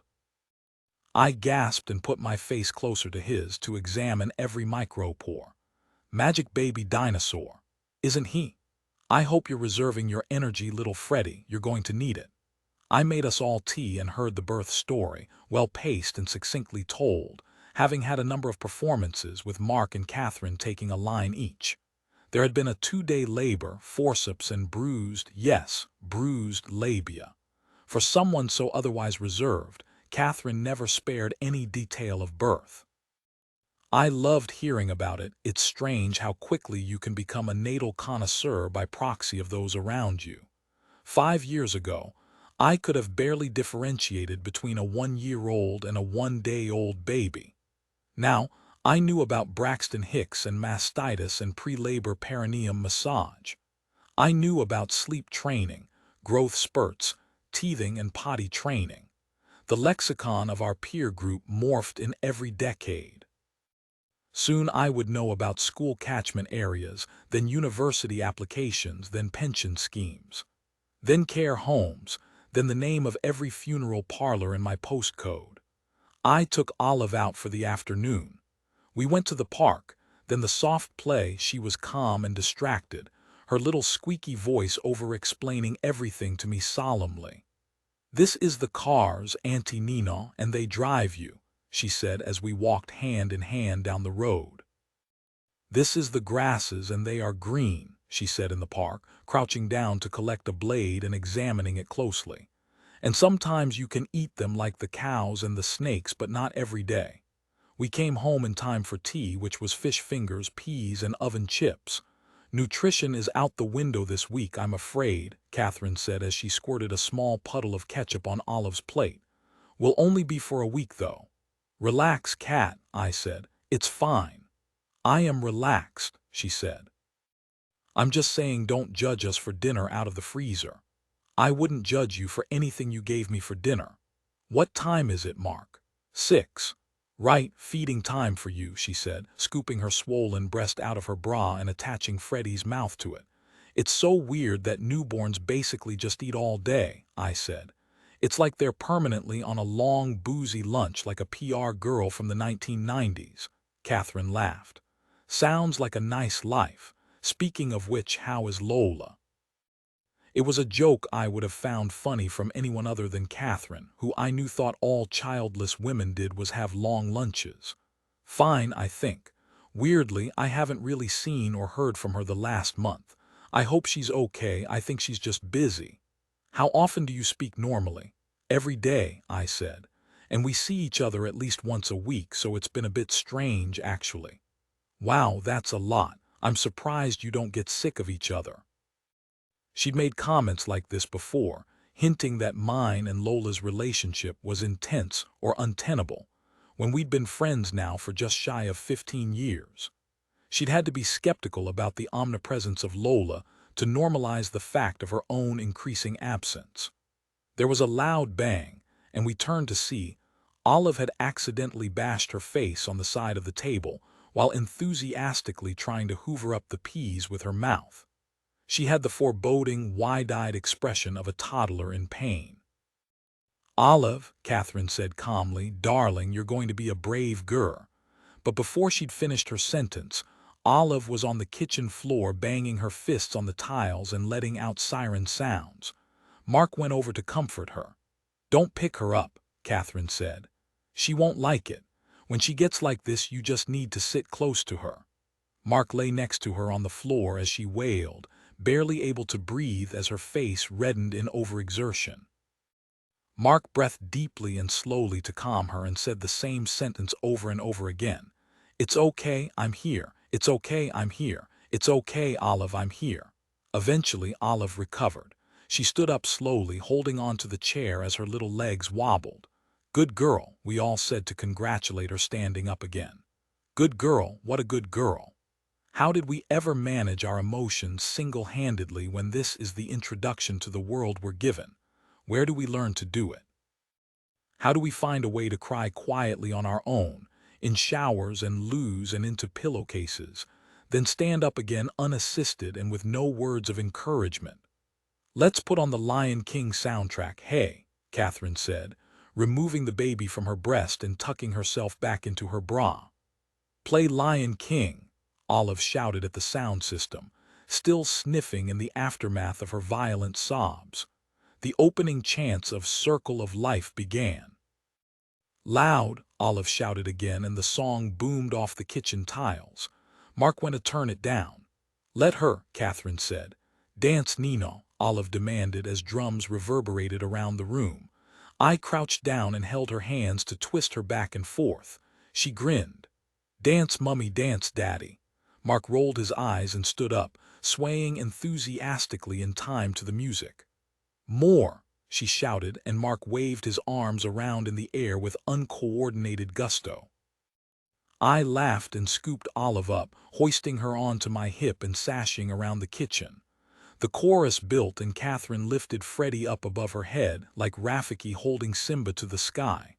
Olive broke into giggles. Freddie made a burping noise and white spittle dribbled down his chin. Chuck me a muslin, babe, Catherine said, resting him back onto her chest. Don't stop dancing, Daddy, Olive shouted. Mark dance-walked to the cupboard and picked up a cloth that he threw across to Catherine, who grabbed it with her free hand. The choreography of well-coordinated parenthood. They'd never know what those brief moments were like to watch, from the outside looking in. It was worth spending an exhausting day of tantrums and stinking nappies with a young family, just to get a glimpse at these short-lived shooting stars of togetherness. I left after I Just Can't Wait to Be King, slipping out as quietly as possible so as not to aggravate Olive. As I closed the front door, I was illuminated by the golden light of Saturday dinner time streaming out of their front window. The cacophony of laughter, shouting, clattering plates, and Hakuna Matata faded as I walked down their road. I knew the deal. Shortly after I left, there'd be the struggle to get Olive into the bath, then calming her down before bed, then storytelling under the covers while they longed for a glass of wine. There'd be washing up and breast pumping and sterilizing bottles. Mark and Catherine would be in bed before 10, and one or both of them would silently recollect all their past Saturday nights of total freedom. I didn't romanticize child-rearing. I couldn't, having spent so much time observing it close up through my friends over the last few years. But I didn't need to. Catherine was so desperate to hide the mess of her home life from me. Little did she know it was the mess that I longed for. It was not the domestic, cuddly quiet I envied, the sleeping baby in the pram, or the perfectly arranged family portraits on social media. The shambles of raising children was what I craved, the toys on the floor, the Disney soundtrack filling a kitchen, the rainfall of tears followed by the rising steam of laughter, the wet jumper after bath time with a wriggling, splashing toddler. My flat had begun to feel so quiet, my shelves too neat, my surfaces too crumbless, my diary pages too blank. I tried to call Lola on the train home to see if she was free and fancied meeting up, but I went straight to her voicemail. I scrolled through my phone book to see if there was anyone who might like to go for a drink, but they were all tied into unwritten contracts of relationships and families, which meant I'd have to confirm a night with them a fortnight in advance. I got home, noticed that Angelo had put a black bin bag in the recycling bin again, ignored it and went upstairs. I didn't have the energy for neighborhood warfare tonight. I opened my laptop and worked on the new book. Almost immediately I turned away from the manuscript and Googled Max's name, which I now did about once a week. Like always, I stared at the one small picture of him that existed online, the LinkedIn profile photo of him in a white shirt and green tie that became pixelated if I zoomed in on it. I had recently abandoned my other bizarre habit of going on to the LinkedIn profiles of his colleagues to see if they might have information on where he went to. They didn't, they just had lots of information about their client experience and relationships with HMRC and Treasury. I wondered how long I would be indulging in this ritual. Max and I had now been apart for as long as we'd been together. I Googled Freddie's full name. There was, of course, nothing. He was 7 days old. If only he could know how lucky he was to exist on a blanket of untouched snow with not one footprint yet to be found. If only he could consciously savor this period. What would appear when you typed his name at the end of his estimated 120-year-long life? What mess would he leave? I typed Bill Dean's secondary school teacher into Google. Up came the familiar results purpled by the exhaustion of my countless previous clicks. There was an interview with Dad in a local paper about being a headmaster, which he did when he retired. There was a photo of him from another newspaper article in the early noughties about his support of a national literacy campaign. But just like Max's online edifice, crudely constructed and bare, there was little to excavate. The vast majority of Dad's life had happened in a world that wasn't yet online. Now my dad was fading. I wanted to keep in touch with as many past versions of him as possible. But the internet had failed me. I could look up the full names of all of the parents of the cast of Friends, but I couldn't find one photo of my dad as a student. I could get a street view photograph of a road the other side of the world that I'd never visit, but I couldn't find one video of my dad. I remembered meeting Dad's former student in the bakery after the Picasso exhibition, and what he'd said about there being a Facebook group in his honor. I typed Bill Dean teacher in the Facebook search bar, but nothing came up. I tried Mr. Dean teacher St. Michael's, and there it was Mr. Dean was a legend, and a photo of my smiling dad as I remembered him in my childhood, thick salt and pepper hair like a border collie, skin wrinkled but capillaries yet unbroken, eyes as dark as molasses, alert and bright. I went on to the description. For anyone who went to St. Michael's and was taught by the legend Mr. Bill Dean. I scrolled down the wall of the group to find discussions of Dad's unusual snacks that he'd eaten during class: smoked oysters from a tin with a cocktail stick, pickled walnuts wrapped in foil, and his unusual lessons, the derivatives of Cockney rhyming slang, Leonard Cohen lyrics as poetry. There were photos of him dressed up as Huckleberry Finn for World Book Day. There were numerous posts from ex-pupils who said Dad's enthusiasm for literature had ignited their love of reading. The latest post was from Arthur, saying he'd bumped into Bill Dean recently and that, while he'd seemed a little older, he looked exactly the same. He made a self-deprecating joke about the fact Dad hadn't recognized him, and said this was understandable as he must be the favorite teacher of any kid who was taught by him. He couldn't be expected to hold every single student in the same regard. I logged into Facebook and wrote Arthur a direct message. "Dear Arthur, my name is Nina. I'm Bill's daughter. We met very briefly in a cafe a while back. I just wanted to drop you a message because, understandably, you might have thought that my dad was behaving strangely that day. I wanted to let you know that he's suffering from." I sat back in my chair. My dad had always been open with his students. He thought it was important for them to know his interests and passions. But he was private. He said there was a fine line between showing the kids the humanity of who you were and telling them who you were. He was strict in his avoidance of the latter. He felt that making himself too known to students was not what they, or he, needed. Which was surely one of the reasons this Facebook group existed, speculating on who Bill Dean was other than the man who had been completely focused on their education. How much of this message to Arthur would be to save my father's pride, and how much was it to preserve his legacy according to me? I exited Facebook without sending the message and closed my laptop. I unlocked my phone and downloaded links, which I'd done a few times since Christmas. I knew I had to put myself out there, like the worm on the hook Lola had talked about, but I was still too attached to whatever it was that Max and I had created together. Every man looked exactly the same. Tom, 34, atheist, London, likes reading, sleeping, eating, travel. It reminded me of the biology GCSE syllabus and being taught what living organisms need: movement, respiration, reproduction, nutrition, excretion. With every bland profile, I was reminded of a specific memory with Max. The playlist he'd made me called Happy and Sad Men with Guitars. The vodka tonic he brought me during every evening bath, and how he'd sit on the side of the tub and talk as I washed my hair. The time he brushed the conditioner through it, and he felt like my mother and I felt 5.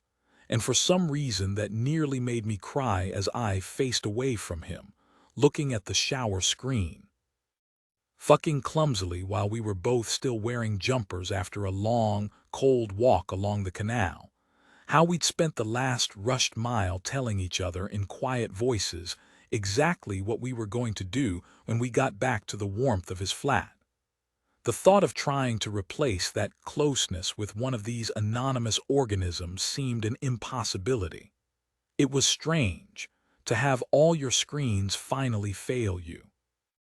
I didn't know where to get the delicious chemical hit psychologists always warned against. I couldn't seem to feel it, as much as I clicked.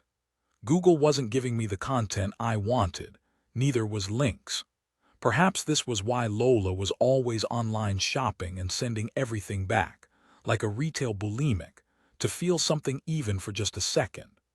I fell asleep on the profile of a 5'10" man called Jake who lived in Earlsfield and liked Japanese synth music. On Monday morning, I was recipe testing in the kitchen when the doorbell rang. It was a man who worked for an international delivery service holding a square parcel. "Hi, I've got a package for Angelo Ferretti on the ground floor. Would you mind taking it for him and signing for it?" I glanced at the recycling bins, which had not been emptied by the binmen that morning, because Angelo had filled them back up with black bin bags.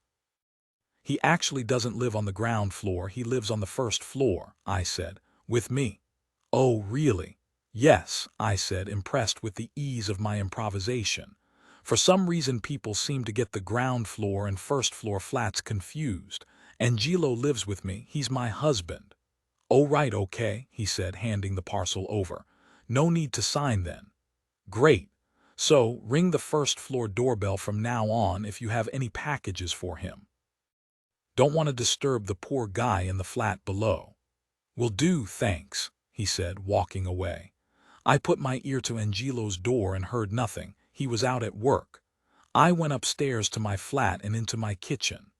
I pulled up a chair beneath the useless cupboard above the oven, too hard to reach to store anything for cooking, and opened its doors. I slid the package straight in and decided it was now the vestibule for hoarding all of Angelo's packages. No one would ever know. I didn't feel guilt or fear or even excitement. I felt a calm sense of justice. I was the building's legal system now. I was the clerk, jury, and judge. Someone had to be.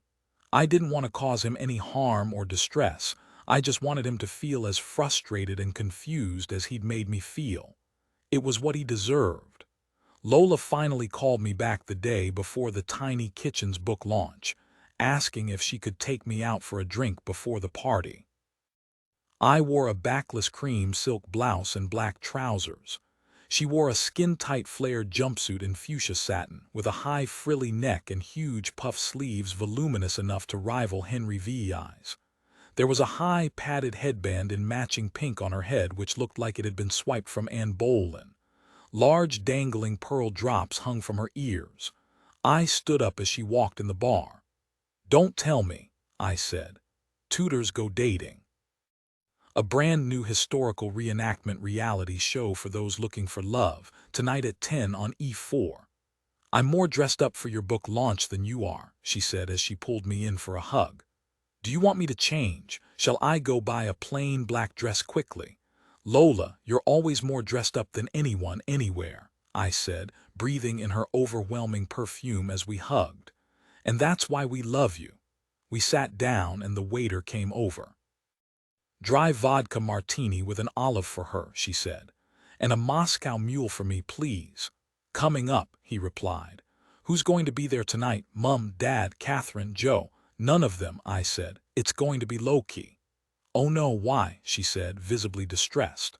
Lola was a woman who referred to her birthday month and its accompanying multiple ceremonies every year with no irony. "Catherine can't leave the baby, Joe's away for work," and I hesitated. "And I told Mum and Dad there wasn't a book launch." "Why?" "Because Dad's often quite confused at the moment and I didn't want him to say strange things and for people to pity him. So I just pretended there wasn't a party for this one. Do you think I'm a terrible person?"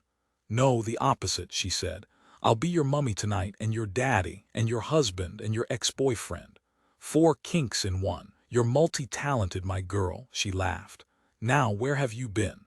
"What do you mean?" "What's been happening? I haven't seen you since Joe's wedding." "Oh, nothing really, just had some new stuff I've had to focus on." "What new stuff?" "I'll tell you another time. Tell me now." "No, it's your night." "Lola, what? Tell me." "I've met someone." "What, when?" "A couple of days after Joe and Lucy's wedding." "Where?" "An event that my company produced. He was performing at it." "Musician, magician." "What's his name?" "Jethro." "How old?" 36. I was struggling to put together sentences. The day had finally come. I knew it would. Someone had realized how lovable Lola was. "Can I see a picture?" Lola took her phone out of her bag and showed me her background screen. It was their faces pressed together, their hair wet with rain, their cheeks flushed with adoration and vitality, their eyes bright from cold air and morning orgasms. His face was sharp and Hollywood handsome, softened and anglicized with a blanket of freckles. His nose was narrow and reptilian. His red hair was cut and styled in a way that suggested an East London barber with a large Instagram following. "Lola, he's gorgeous. Where are you?" "At my mum and dad's. We went last weekend." "Oh my God, I know. Did they like him?" "Loved him." The waiter brought our drinks to the table and I grabbed the martini from his hand before he had a chance to put it down. "So, sorry, I'm just trying to get my head round this." "I know.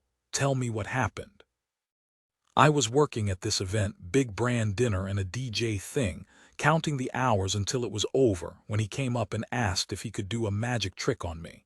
Which, as you know, you love magic, yes? Exactly. I sensed that now was not the time for me to put forward my case for magic being a thing that only prudes loved. So, he blows me away with this card trick. "You're not going to believe it, Nina. The card I picked was in my handbag, which was on my arm." He was standing a meter away from me. "How did it get there?" "I don't know." And then he was like, "Can I take you out for a drink after this?" And I told him I wouldn't be finishing until 1 a.m. and he said he'd wait. So he waited for 3 hours, can you believe that? Just sat in the green room with a book. Then at 1 we went to this 24-hour restaurant and drank loads of Sansera and ate eggs Benedict. Guess what time we finished? I don't know. 7 a.m. We just couldn't stop talking. Honestly, Nina, it was like something out of a Fellini film. Since when did Lola watch Fellini films or drink Sansera? And then we kissed on the bench outside and I went straight into the office. "You must have been exhausted," I managed to muster. "I felt so awake, so alive." Then he rang my office at lunchtime and asked for my home address. That's full on. And when I came back to my flat that night, he was there on the doorstep with the ingredients for lasagna and a bouquet of lily of the valley, because lasagna is your favorite meal, and lily of the valley are your favorite flowers. "Not even in season," she said with pride to rival a recently qualified Greek doctor's mother. "Paid extra for a same-day delivery service from the Netherlands." So then what happened? He came in and made lasagna. And that was a month ago, and basically he never left. "You're living together." "Well, not officially. He's got his own flat, and he's traveling a fair bit with his job. He's the magician in residence for a chain of private members clubs around the world." "Oh, Nina, he's so talented." "I know you don't really like magic, I've already warned him," I said. "My best friend doesn't really like magic. But I'm desperate for you to come to one of his shows." She put her phone on the table and presented me with his Instagram page. Jethro Themagicman was his handle, model magic maker dream weaver was his tagline. 33,000 followers. Some of the stuff I think you'd like is the more stunty bits, like just really amazing physical strength work. She clicked on a video of him juggling loaded guns in a black studio, while dramatic violin music played over the top. Look at this bit," she said excitedly, her finger pressing on the screen. "He pulled the triggers of the guns as he caught them in each hand. Isn't that amazing? Amazing. So anyway, that's it, that's where I've been." "That's a lot of very exciting information," I said. "Magician, Jethro, living together for a month." "I know, and if this was the other way around I would be skeptical. But you just have to trust me when I say that this is the real deal. I know my instincts are right." "I don't doubt that at all, you seem so happy." "I am," she said. "It was all worth it, all those dates, all those hours staring at WhatsApp, that man who claimed to be allergic to my vagina acidity. I would do it 100 times again if I knew it all ended with Jethro. It's like I've woken up and everything is Technicolor. Wow, I know, I'm sorry, I'll stop now." "No, don't stop," I said. "This is everything you deserve. I can't wait to meet him." "Thank you, Nina," she said. "And I know this is coming for you too. I promise it's on its way." "I don't know," I said, taking another gulp of my martini. "I don't know if I want a flower sent from the Netherlands. Wake up in Technicolor love again. Think once was enough. Don't know if I have it in me." "Yes, you do," she said. "Just not right now." The launch was in a bookshop in Soho. It took place during a strict 2-hour window, and there was a conservative amount of red wine, white wine, and beer provided by my publisher. There were under 30 guests, a mix of people who worked for my agency and publisher and some journalists. I signed books. I circulated with Vivian's strict instructions, telling journalists about the story behind the tiny kitchen and making my desperate availability clear to the bookshop manager for potential events. Vivian made a short but characteristically charming speech about the tiny kitchen and why its subject matter was timely. I stood up to say just 2 sentences. Thank you to Vivian for making this book happen, and thank you everyone for coming. Taste's book launch had been a different night. I'd organized a whole floor in a fancy bar for free in exchange for doing a series of speaking events. Lola had used her events expertise to help me engineer a party on a small budget. All my friends and family were there, as were all my colleagues and bosses from years of teaching. I made a long speech, name-checking everyone who I'd worked with at the publisher, thanking my friends, family, my old colleagues who had always been so supportive of my moonlighting as a food writer while I was teaching. Mum was there with trusty Gloria in tow, both of them wearing beaded serapes, a word to describe a type of unnecessary evening shawl I'd never heard outside of Pinner. Dad was there, circulating the room all night with a glass in his hand and his best questions and anecdotes in his pocket. I stood outside to smoke a cigarette as the bookshop closed so I could say goodbye to everyone as they left. Vivian gave me a particularly long hug goodbye, perhaps because she noticed that I was without my mum or dad, and told me how much she was enjoying the new chapters I'd sent her. Everyone had trickled out within 10 minutes. It was 8:30, and the sky was still light enough to frame the outline of Soho's roofs and chimneys. Spring had flung its door wide open. Summer soon. Long days, long nights, light at all hours, illuminating everything. Nowhere to hide. Right, where are we going next? Lola asked, the last one out of the shop with a bag full of signed copies of The Tiny Kitchen and 2 self-help books called The Power of Maybe and I Came, I Saw, I Ordered the Cookie. Home, I said. I'm coming with you. Honestly, you don't have to. You've just published your 2nd book, she said. I'm buying champagne from the corner shop.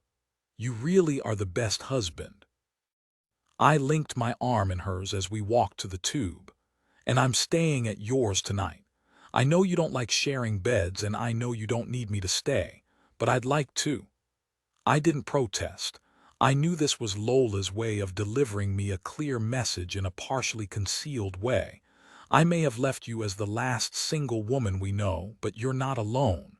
I am still here. A bottle of corner shop champagne and half a bottle of back-of-the-freezer toffee vodka later, I was hearing about all of Jethro's favorite cookbooks. Lola had a bad case of menschenitis. When thoughts of a lover are so pervasive, they find their way into every topic. Jethro has the gray version of your bath mat, she said at one point, like she'd discovered we shared a grandmother. A diagnosis of chronic menschenitis, that another human has bought a permanent property on a road that goes right through the middle of your soul, means that you are truly, irreversibly, horrifically in love. We were both leaning out of my living room window to smoke a cigarette when the front door opened. Angelo shuffled out in a dressing gown and a pair of slippers. His long hair was tied into a feeble plait, as thin as a ragged friendship bracelet belonging to a teenage girl. In each hand he held a bulging black bin bag. He opened the green recycling bin and shoved both bags in. "You fucker," I shouted. "They won't collect any of our rubbish if you do that. Take it out." He didn't even answer me with a middle finger, a new habit he'd adopted. I got nothing as he inhaled deeply on his fag and lugubriously shuffled back into the house. Alma saw a rat climbing out of our bin last week because his rubbish had been sitting in it with the lid propped open for so long. "Do you think he's getting worse?" Lola asked. "He's caring even less," I said. It's like I can't find any consequences for him. Nothing bothers him. He doesn't care who he upsets or how he embarrasses himself. It's so difficult to manage. I never even taught teenage boys this bad. I don't know how you're staying sane. I don't think I am. I think you are. I don't think I am, Lola, I said. I put out my cigarette and took a swig of toffee vodka from the bottle, which felt like hot syrup as it slipped down my throat. I stood up to go to the kitchen and beckoned her. She followed. I climbed on a chair and opened the cupboard above the cooker. Look, I said. Lola stood on her tiptoes.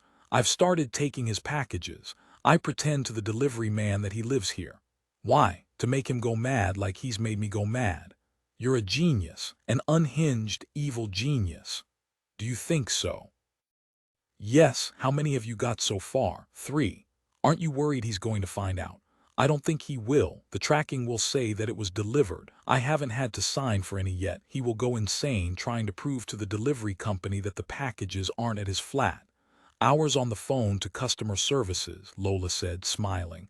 Hours and hours and hours, and imagine the conversation. It's been delivered, sir.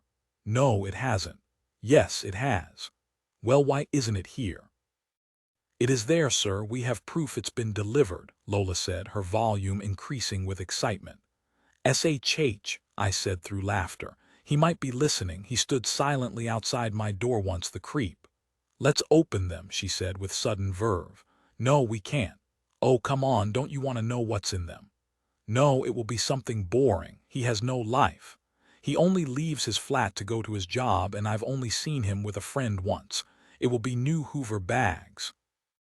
I'm doing it, she said. Pass them down. We sat cross-legged on the floor with 2 pairs of scissors and cut open the taped-up boxes. The first, the heaviest, contained 2 large metal hooks. What are they for? Lola asked. S&M props. No way he's that fun, I said, picking one up and examining it. I have no idea. I unwrapped another package that contained a large, heavy plastic case of white powder. I held the label up close to my face. Potassium nitrate, I read, examining a hazardous symbol. Warning, powerful oxidizer, keep away from flames. That's very weird, she said, opening the 3rd package. What's this? She unwrapped a long object covered in bubble wrap. Something bright silver glinted as it caught the kitchen overhead light. She revealed a large, thin blade around 15 inches long with a slightly curved tip and a dark wooden handle that looked like the base of a pistol. Oh my God. What the fuck is he going to do with a machete? Lola asked. I held the handle and brought it close to my face to examine. Nina. I don't know, I replied. Lola unwrapped another knife, this one with a longer, thicker blade. She placed it on the floor. On the handle was a small carving. I think this is Japanese. That means he's in a Yakuza gang, she said. I watched a documentary about it years ago. It's Japanese organized crime. They have slick back hair and they cut off their own fingers. You have to report him. I can't, I said. I've stolen his things. He can't buy machetes. I think he can. I think it's legal to buy them. I think you just can't carry them. Where would he have bought them online? I don't know. One of those online black market places. Clearly he's planning to kill someone or at least cause some proper harm. We don't know that. Yes, we do. The disconnected, strange behavior. The poison, the knives, the fact he never leaves the building. He's preparing for it. It's literally the plot of Taxi Driver.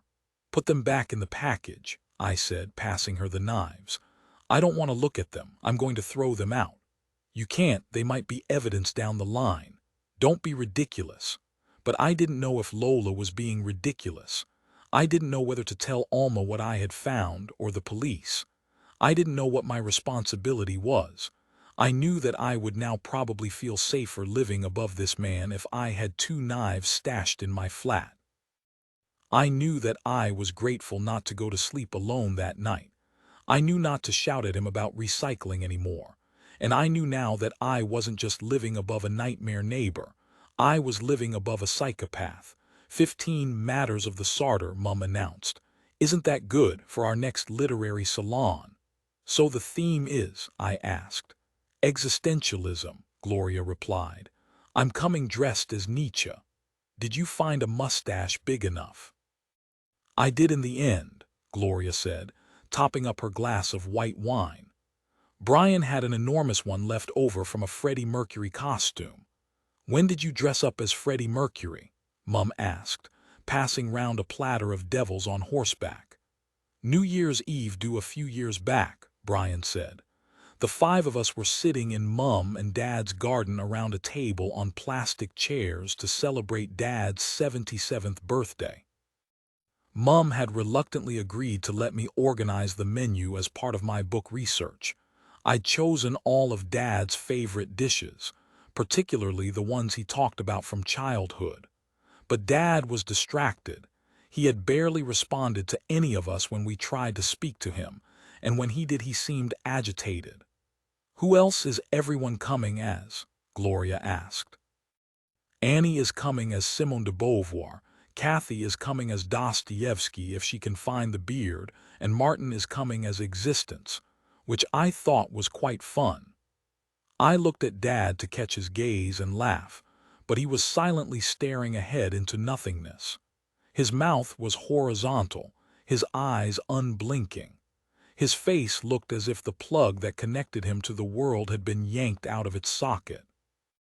"Now, Mandy," Brian said, helping himself to another prune wrapped in bacon, "how's it all going at the church since you've become social sec?"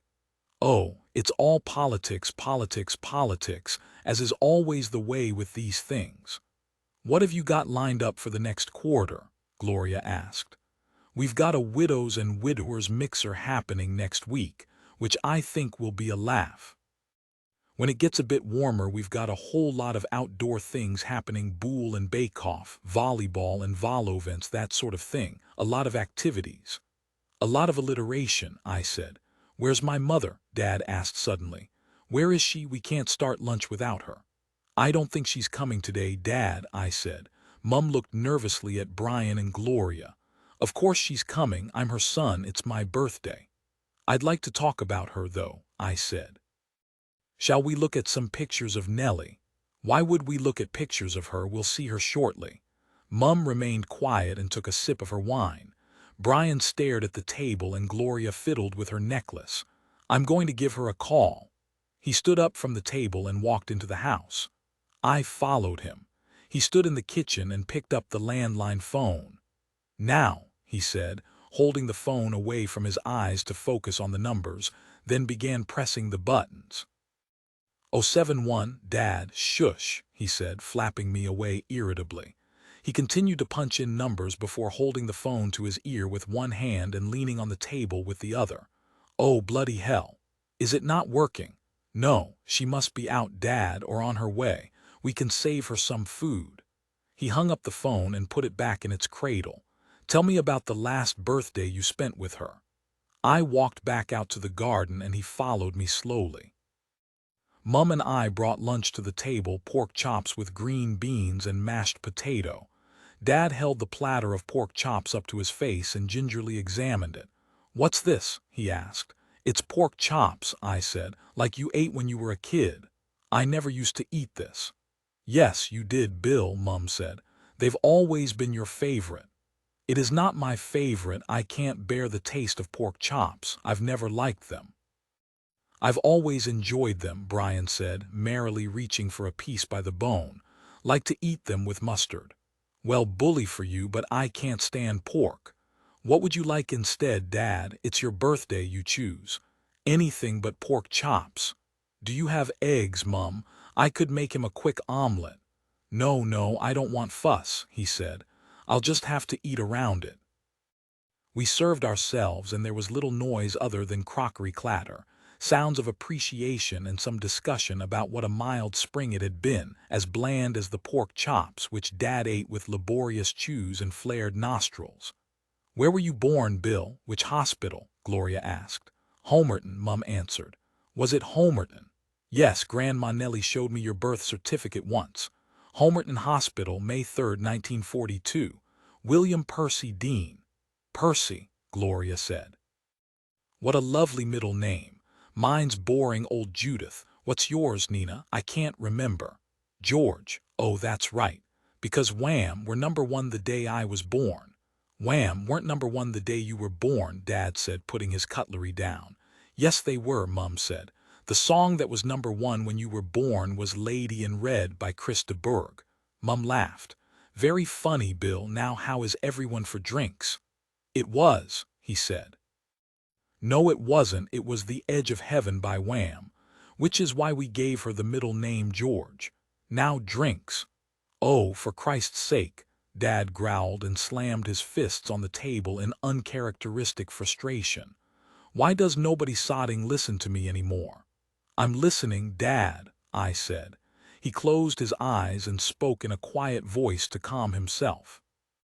The day you were born, Lady in Red by Chris de Burgh was number one in the singles charts, and I remember it very clearly because it was playing in the Nissan Micra when we drove you home from the hospital. Oh, I love that Nissan Micra, Gloria said through a mouthful of mash. So dinky. You looked hysterical driving that thing, Bill, like Noddy in his little car. You're getting muddled again, Mum said, loading more green beans onto Dad's plate. I am not. And I do not want any more bloody beans, so stop fussing. Bill, Mum pleaded. Okay, Dad, I'll look it up, don't worry. I took my phone from my bag. Here we go, there's a website that lists all the UK number ones since the 1950s. Oh, look up ours when you're done, Gloria unhelpfully chirped. I scrolled down to the 1980s to find 3rd August 1986. Mum, he's right. Thank you, he said triumphantly. No, he can't be. He is. From the 2nd of August to the 23rd of August in 1986, the UK number one was Lady in Red. I've never seen you looking so lovely as you did tonight, Brian crooned, closing his eyes and swaying in his seat. I've never seen you shine so bright, I suddenly realized that for all my life I had always hated Brian. When was The Edge of Heaven number one? The week before you were born, Mum asked. No, miles out. It was number one from the 28th of June to the 12th of July. That's not miles out, that's the same summer. But why have you always told me that it was number one the day I was born? I don't know, I must have remembered it wrong. Why didn't you name me after Chris de Burgh? Lady in Red is a terrible, terrible song. You would have hated for that to be the song you were named after. I love George Michael, I love Wham, and I love The Edge of Heaven. You should have seen Mandy dance to it on our wedding day, Brian said. She nearly took my brother-in-law's eye out with her high kick. Who is Mandy? Dad asked. I am, Mum said. She is not Mandy, Dad, she is Nancy. This again, she said, looking at Gloria for support. You can't change the course of history because it suits your own story, I said. Course of history, she said through a hoot of a laugh. Listen to yourself, Nina, how over the top. Do you know what The Edge of Heaven is about, Mum? Have you ever actually listened to the lyrics? Of course I have. I don't think you have, because if you had you would realize it's a completely inappropriate song to name your baby daughter after. No, it isn't. It's a great, upbeat, dancey song. Mum started clearing the plates in an attempt to finish the conversation. I would lock you up, but I could not bear to hear you screaming to be set free. I would chain you up if I'd thought you'd swear the only one that mattered was me. Are those the words? Gloria said. I always heard it as I would have laughed you up, but now that I think about it, what would that mean? I would strap you up, I continued. But don't worry, baby, you know I wouldn't hurt you less you wanted me to. What are you getting at? It's about BDSM, Mum. It's totally fucking weird that we listen to it all together as a family every morning of my birthday. The driving school? Gloria asked, her nose twitching. No, not the driving school. Sadomasochism. Don't speak like that in front of your father. I'm enjoying it, Dad said. Bill, be quiet. Don't tell him to be quiet, he's the only one talking any sense. Gloria, Brian, am I going mad? I just don't understand what the problem is here.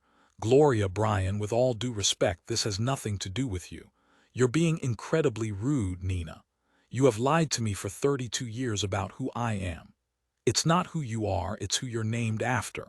Those are the same things.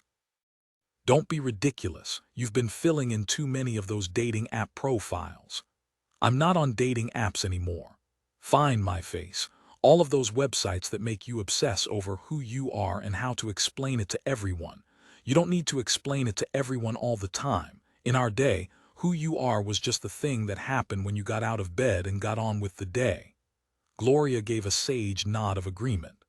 I'm going for a walk, I said, standing up from my chair. I'll help you clear up when I'm back. Okay, darling, she said lightly. Come back in time for cake.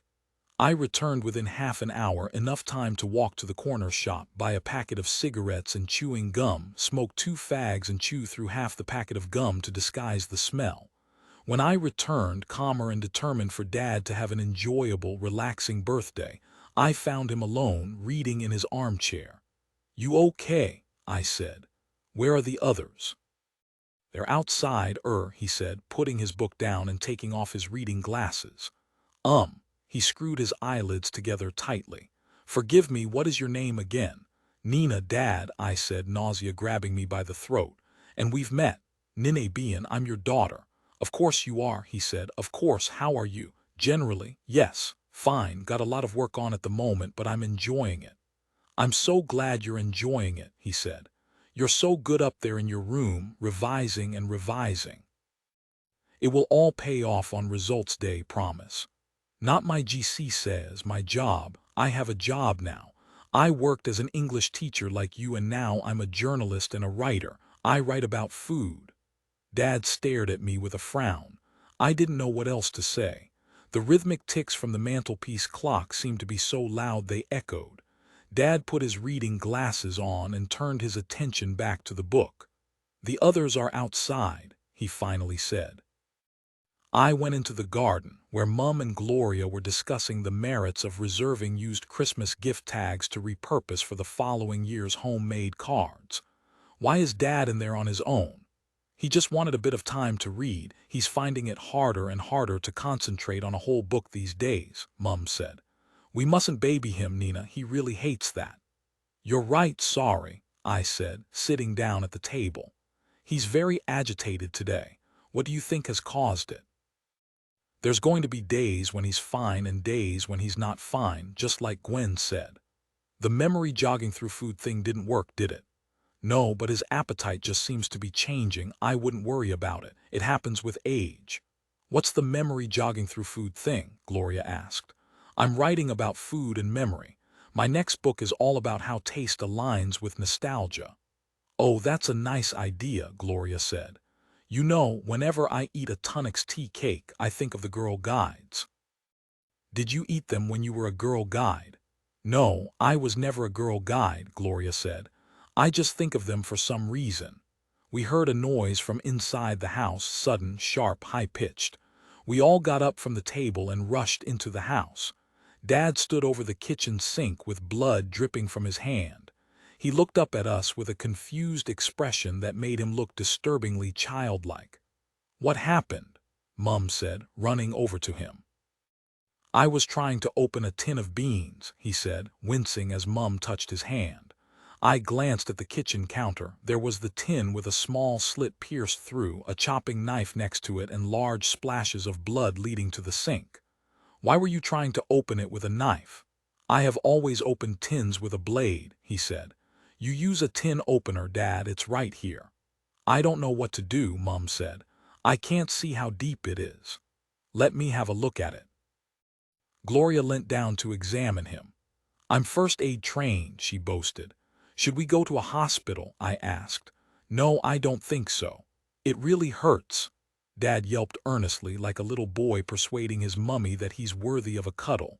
He was suddenly 7 years old, cowering into himself, clinging on to Mum. My dad, so curious and confident, my father the headmaster, I had never seen him this tiny. I think it just needs to be cleaned up and some dissolvable stitches, Gloria said. I'll pop home to get them and come back. Until then, just apply pressure with a tea towel. Dad said nothing for the rest of the afternoon. He said nothing when we tried to distract him with tea and talk while Gloria got her first aid kit. He grimaced silently when Gloria applied the dressing to his cut. He said nothing when we sang Happy Birthday to him. He didn't eat the banana cake with condensed milk icing. When I said goodbye, he remained still and stiff as I wrapped my arms around him in a hug. I wished there was a way I could access the filing cabinet of his mind and keep track of which memories were being lost, and when. I knew there was no way of retaining them on his behalf, but I longed to understand what version of the world he was seeing at any given moment. If he thought I was a 15-year-old preparing for summer exams, what else in the 17 years of our relationship since had been wiped? So much of the love you feel for a person is dependent on the vast archive of shared memories you can access just by seeing their face or hearing their voice. When I saw Dad, I didn't just see a 77-year-old man with black and gray hair.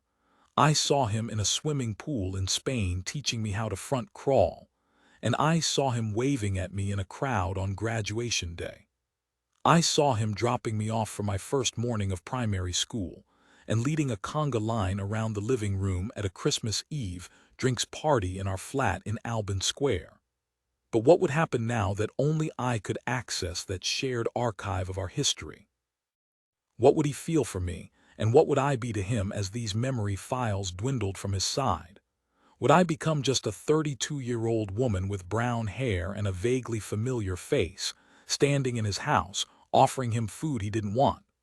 I walked to Pinner Station. The next train wasn't for 15 minutes, as was characteristic of London's own 5 tube stations. I sat on the platform bench, took my phone from my bag and redownloaded links, desperate for a distraction. I flipped through 2D humans like pages of a catalog, reading meaningless declarations of identity. Love socialism, hate coriander. Sarcasm is my religion. Always big spoon, Mancunian Aquarius. My weakness is in intelligent women. Is it weird that I always brush my teeth in the shower? Next on my bucket list, the Grand Canyon. Dogs are better than humans. I have a thing for girls with their hair tied back. Interesting fact about me, I have never been on a tram. Coys. Love me some pubbage on a Sunday. Would rather die than eat a mushroom. I have lived in 10 countries and 13 cities. When people ask if I'm a legs or a boobs man, I'm a pussy man. Working in the emergency services but also writing a sitcom. Carpe diem is my mantra X. Detox to retox. Korean cinema, rainy days, strong tea. MSG me if you got a fat ass and tiny titties with puffy nips. Pineapple does not belong on a pizza. Poly, pansexual sex plus. No Remain voters, PLS. All these hobbies and preferences and politics and history, were those the essential ingredients of a human? Were those the pillars of ego and id? If these declarations were the construction of a self, then Dad was in the long, slow process of dismantling and destroying his. He couldn't remember where he was born or his favorite meal, his daughter's name or the students he taught. What would be left of him as the knowledge, predilections and memories accumulated over a lifetime, so precise and vivid, were removed? I thought about what Mum had said, that who you are is just what you wake up and do every day. I hoped that she was right. I took the train from the suburbs into central London, where I was meeting Catherine for dinner. It was the first time I had seen her since I'd gone to her house to meet the baby. She had since been mostly unresponsive to my texts and ignored all my calls. Once every 10 days I would get a message that was frantic in tone with no punctuation and many typos which, cynically, I suspected to be strategic to further make a point of how rushed and stressed she was. She claimed that messaging had become impossible because she never had any hands free now she had both a toddler and a newborn. Her Instagram content, however, continued to thrive daily. She was sitting at the table when I arrived, scrolling on her phone, her face tight and twitchy. She looked up and gave me a thin half smile. "Hi, I'm sorry I'm late," I said, leaning down to kiss her cheek. "You're half an hour late." "I know, I'm sorry. I did send you a text to let you know. I've come from Mum and Dad's and you know what the trains are like. I've come from Surrey. "All right, mate, I'm sorry," as I said. "You know me, I'm never late normally. I'm never ever late for you either. That's because you can't be late because we usually meet up at your house, so you never have to go anywhere." Her head jolted as if caught by a cold gust of wind. She was unused to this sort of candor from me. Which is understandable, of course, because you have young kids, but just, "Can you give me this one, please? It won't happen again. I've had a really horrible day." "What's happened?" "I'll bore you with it later. I need a glass of wine first. Shall we get a bottle? I'm not drinking." "Okay, you go ahead." "I will." I caught the waiter's attention and ordered a large glass of Chenin Blanc. "Sure you don't want one?" "Yes, Nina, I'm sure. I was just checking. You're not really meant to while you're still breastfeeding. And I've just really enjoyed my body feeling clean and pure during pregnancy, so I thought I'd carry on." "Is Mark drinking?" "Of course he is," she said. There was a slightly too long pause. I racked my brain for a question to ask, but thankfully she got there first. "How was the launch?" "It was nice," I said. "You were missed." "Yes, I'm sorry I couldn't be there. I just couldn't get out of Anna's birthday." "Who's Anna?" "You've met Anna, Mark's school friend Ned's wife. They're local to us." "I thought you said you couldn't leave the house while Freddie was that young." "I could for a few hours. Mark's mum babysat him. I just couldn't come into town." The waiter placed the glass of wine in front of me. "What are you doing on July the 6th?" she asked. "Don't know," I said, taking a large sip and letting the cold honeysuckle liquid anesthetize me back into trusty, taciturn passive aggression. "Okay, can you check when you're in front of the diary because we'd like that to be the date of the naming ceremony for Freddie and Olive." "Will there be a sorting hat?" "What do you mean?" "Nothing, it was a joke. Sounds like something from Harry Potter." Her face was expressionless. "It's just a secular christening." "Okay. Can you let me know tonight as soon as you're home, because I want to be able to confirm all the godparents can come before I book the venue." "I will do." "So what's up with you anyway?" she said, opening her menu. "Why have you had a horrible day?" "It was Dad's birthday lunch and he was in a bad way. Didn't recognize me at one point. Kept asking for his mother, who's been dead for 20 years. Then he tried to open a tin with a chopping knife and cut his hand. There was blood everywhere. Thankfully, he didn't have to go to hospital." "Oh dear, everything's very dramatic with you at the moment, isn't it?" "What do you mean?" "Every time I meet you it seems there's another big drama." She looked up from her menu. "Catherine." I took a deep breath. I couldn't believe I was finally going to say it, the speech I'd been angrily rehearsing for months, that I never thought would be spoken anywhere other than when I was alone in the shower. "I may not have a baby, but I do have a life." "Of course I know you have a life." "No, you don't." "Yes, I do." "You don't. You don't ask me about it, you don't take it seriously, you don't come to my home, you don't take any interest in my work. You couldn't even come to my book launch when I had no family there. You're my best and oldest friend, and not only did you not want to be there, you didn't even feel a sense of obligation to pretend to want to be there. I've told you, it's because I couldn't come all the way into town for the evening. So you thought you'd go to a party where you could talk about babies and weddings and houses all night. Because not everyone wants to talk about babies and weddings and houses at a book launch. That's not true." "It is true. You couldn't just be my friend for one night, celebrating my work. I have to celebrate when you get your kitchen reddled. But anything I do is trivial and meaningless because I'm not in a relationship and I don't have children. I don't know what's happened to make you so relentlessly dismissive of anyone whose life isn't exactly like yours, but you need to sort that shit out." I slammed my glass slightly too dramatically on the table and wine spilt. "I don't need you to celebrate everything in my life." The waiter came to our table with a grin as wide as a canal. "Would you like to hear the specials for this evening?" "Can you give us a few minutes?" Catherine said. He reluctantly nodded and walked away. "And actually, yeah, things are dramatic at the moment. And I'm sorry if that's not what you fancy right now. I'm sorry that I have a terminally ill father and a mother who is clearly not coping, and that I had my heart broken by a man I'll never see or speak to again. I'm sorry if that's not quite cashmere socks and pastel-colored ceramic tableware enough for you. But you can't phase me out of your life because I'm a bit too messy for whatever aesthetic mood board you're currently living in. That's not how friendship works. I don't think you're messy, I think there's just a lot going on. Yes, there is, and you just can't be bothered to support me through it. You don't get it, Nina, she said, raising her voice and eyebrows at unnerving speed. I don't have the headspace for it. I can't be that for you anymore, that's what Lola is good for. You'll understand when you have kids.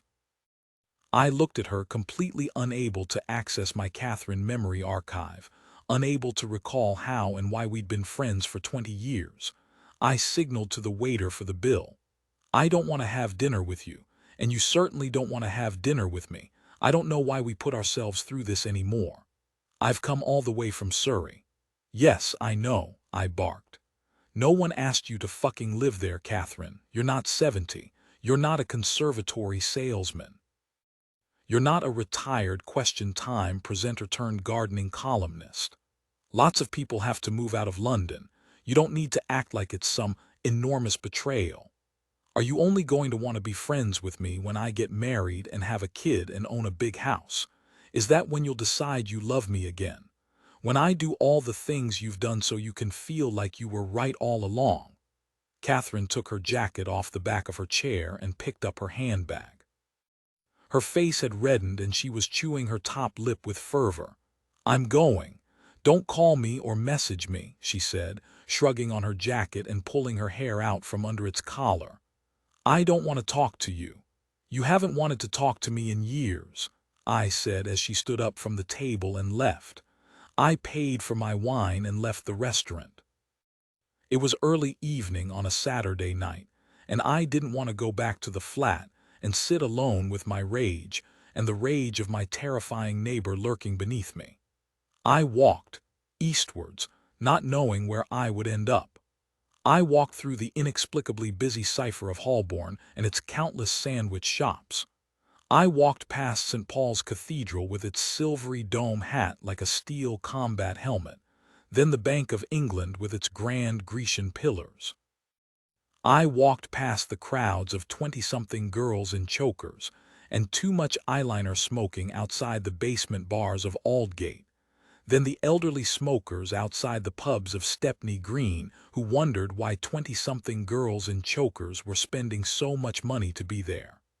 Finally, just under 2 hours later, I saw the cream-tiled front of Mile End Tube Station. I made my way by memory to Alban Square and climbed over the railings into the communal garden, like I had done the last time I saw Max. I sat on the bench cross-legged, my plimsolls tucked underneath my thighs. I could see the door to our basement flat and the road where Dad's blue Nissan Micra used to be parked. Love is homesickness, I once read in a book.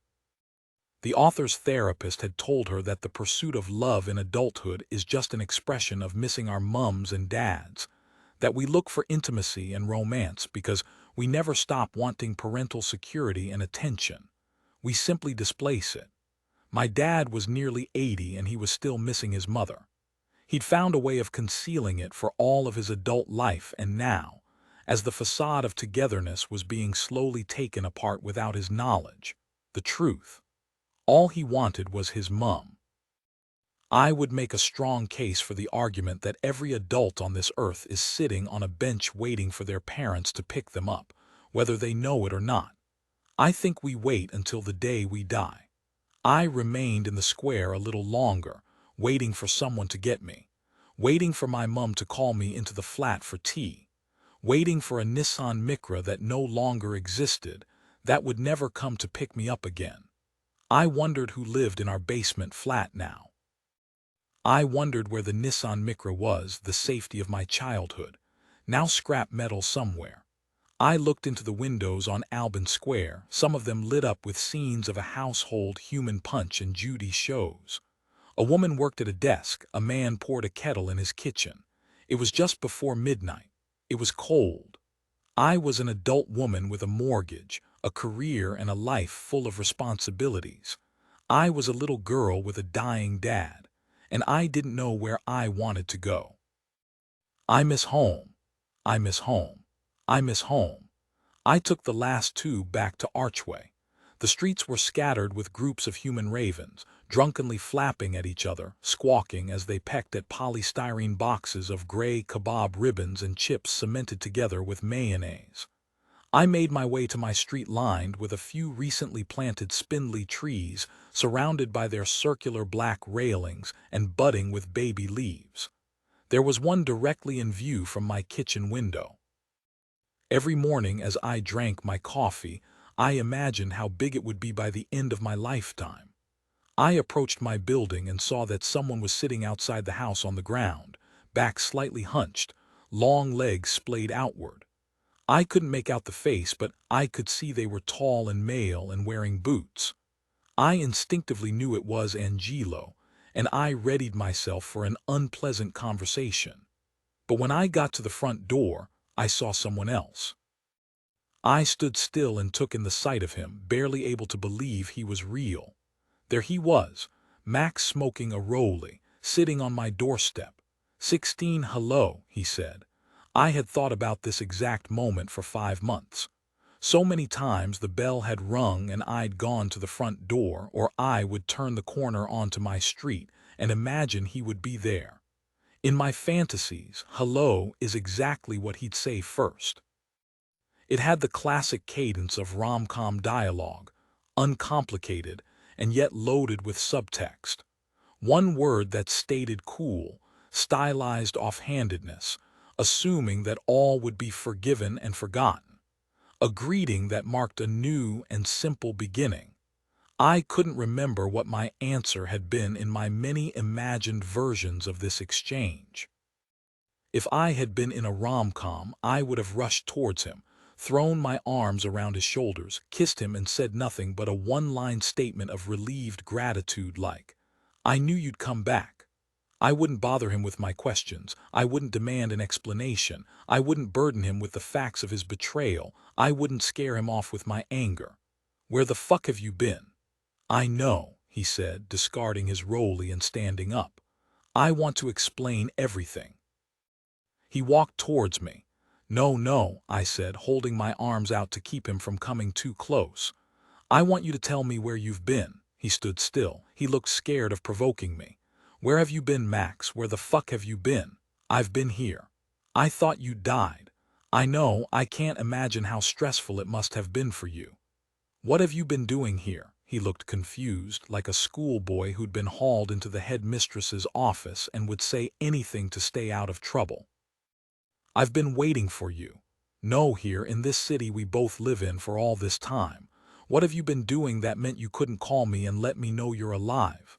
"I have wanted to so much. Just because I haven't called you doesn't mean I haven't wanted to every day." "Why haven't you?" "I was scared, Nina. I just got so scared and so confused." "Scared?" I said mockingly. "And confused?" "Yes. How do you think I felt?" A man who I've shared my life with almost constantly for months, who I trusted, who I was vulnerable with, tells me he loves me then never sees me again. How do you think that made me feel? Max shrugged remorsefully. I had never known him this quiet. I can't imagine. "A little bit fucking scared," I said. "Really, really fucking confused." He nodded and took another step towards me. "Can I hold you?" he asked. "I really want to." "No," I said. "I don't care about what you want." "Can I come inside? Can we talk?" he asked. I knew I would let him in, and I knew that we would talk rigorously and deeply into the night. But I saw the words of every sassy self-help book sloganism I'd heard secondhand my whole life. Play hard to get, make him wait, show him what he's missing. I pretended to be in conflict about my decision and continued the silent standoff for a minute. Then I walked to the front door, turned the key and entered, feeling him close behind me. When we got into my flat, I was surprised at how dangerous it felt to have him in my home again. This was a man who was directly responsible for so much of my pain, and I had invited him in to stand in my living room, both of us either end of the dining table leaning awkwardly on a chair. "I hate that I put you through this," he finally said. I don't think you know what this has really felt like. I do know. You don't, because if you did, you would never have done something so cruel. I don't think you have really properly thought what it was like or how you would have felt if I'd done this to you. I think about it all the time. I would have been absolutely devastated, obviously. You made me beg for you to speak to me, to even acknowledge I existed. You made me feel desperate and deluded. You made me feel like you didn't exist, like I'd made it all up. He held his head in his hands. And I couldn't say anything because whenever I questioned your coldness, you made me feel like I was crazy. You tried to convince me that it was abnormal that I wanted to speak to a man who just told me he was in love with me. I can't believe you made me think I was crazy. What the fuck was the matter with me? It moved so quickly and it felt so intense so fast, he said. When in reality we didn't really know each other that well. It derailed me just for a bit. You were the one who made it intense. You were the one telling me you wanted to marry me, or that you couldn't stop thinking about me. You rang me twice a day. You insisted we spent every other night together. I just wanted to hang out and get to know each other. You decided the entire pace of this relationship, then you slammed on the brakes when it suited you. It was like I was just a lucky passenger along for the ride. I fell in love with you very quickly. I couldn't help it. I wanted to spend all my time with you, so I did. I should have taken it slower. You weren't in love with me. I was completely in love with you.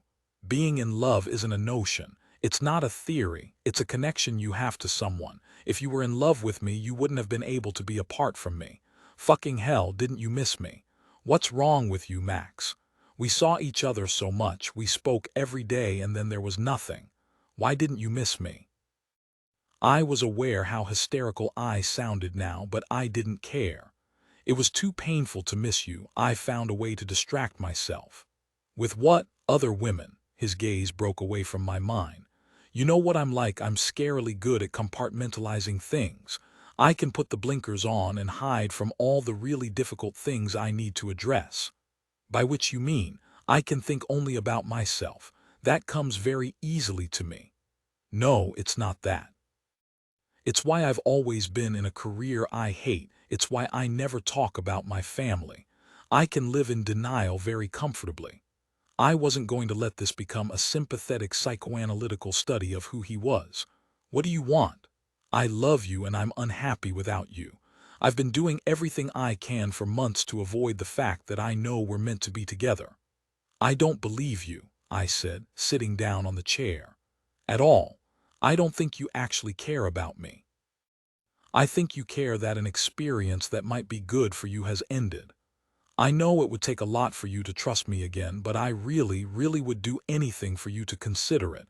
I don't mind how slowly we go or how long it takes. I stared at the table. Have you been happy without me? Of course I haven't. It's been terrible. He tensed his features in pain. I hate that. I've known I'll be fine. It's easier being heartbroken in your 30s because no matter how painful it is, you know it will pass. I don't believe one other human has the power to ruin my life anymore. He came over and sat on the seat next to mine. How unromantic, he said. It was so needlessly dramatic, Max. I don't understand why you had to end it in such an extreme way. You could have just told me you were having doubts or even just broken up with me. I couldn't face it. I was too cowardly to look at what was really going on, so I just deleted you.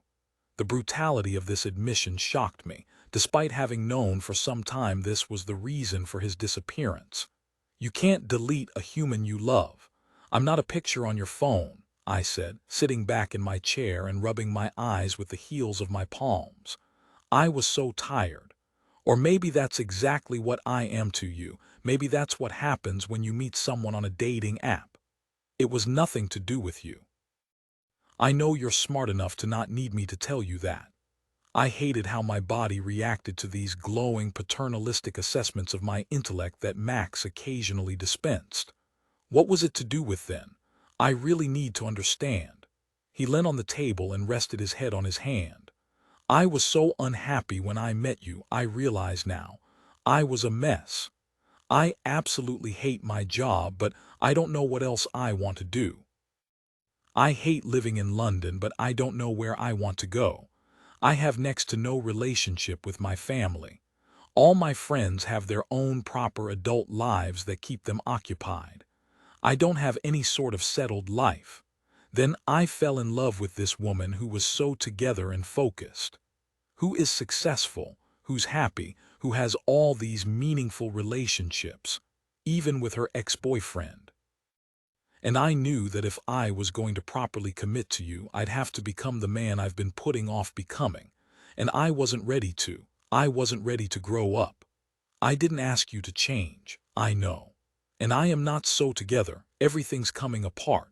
My dad has got really bad, he keeps having accidents and forgetting who I am.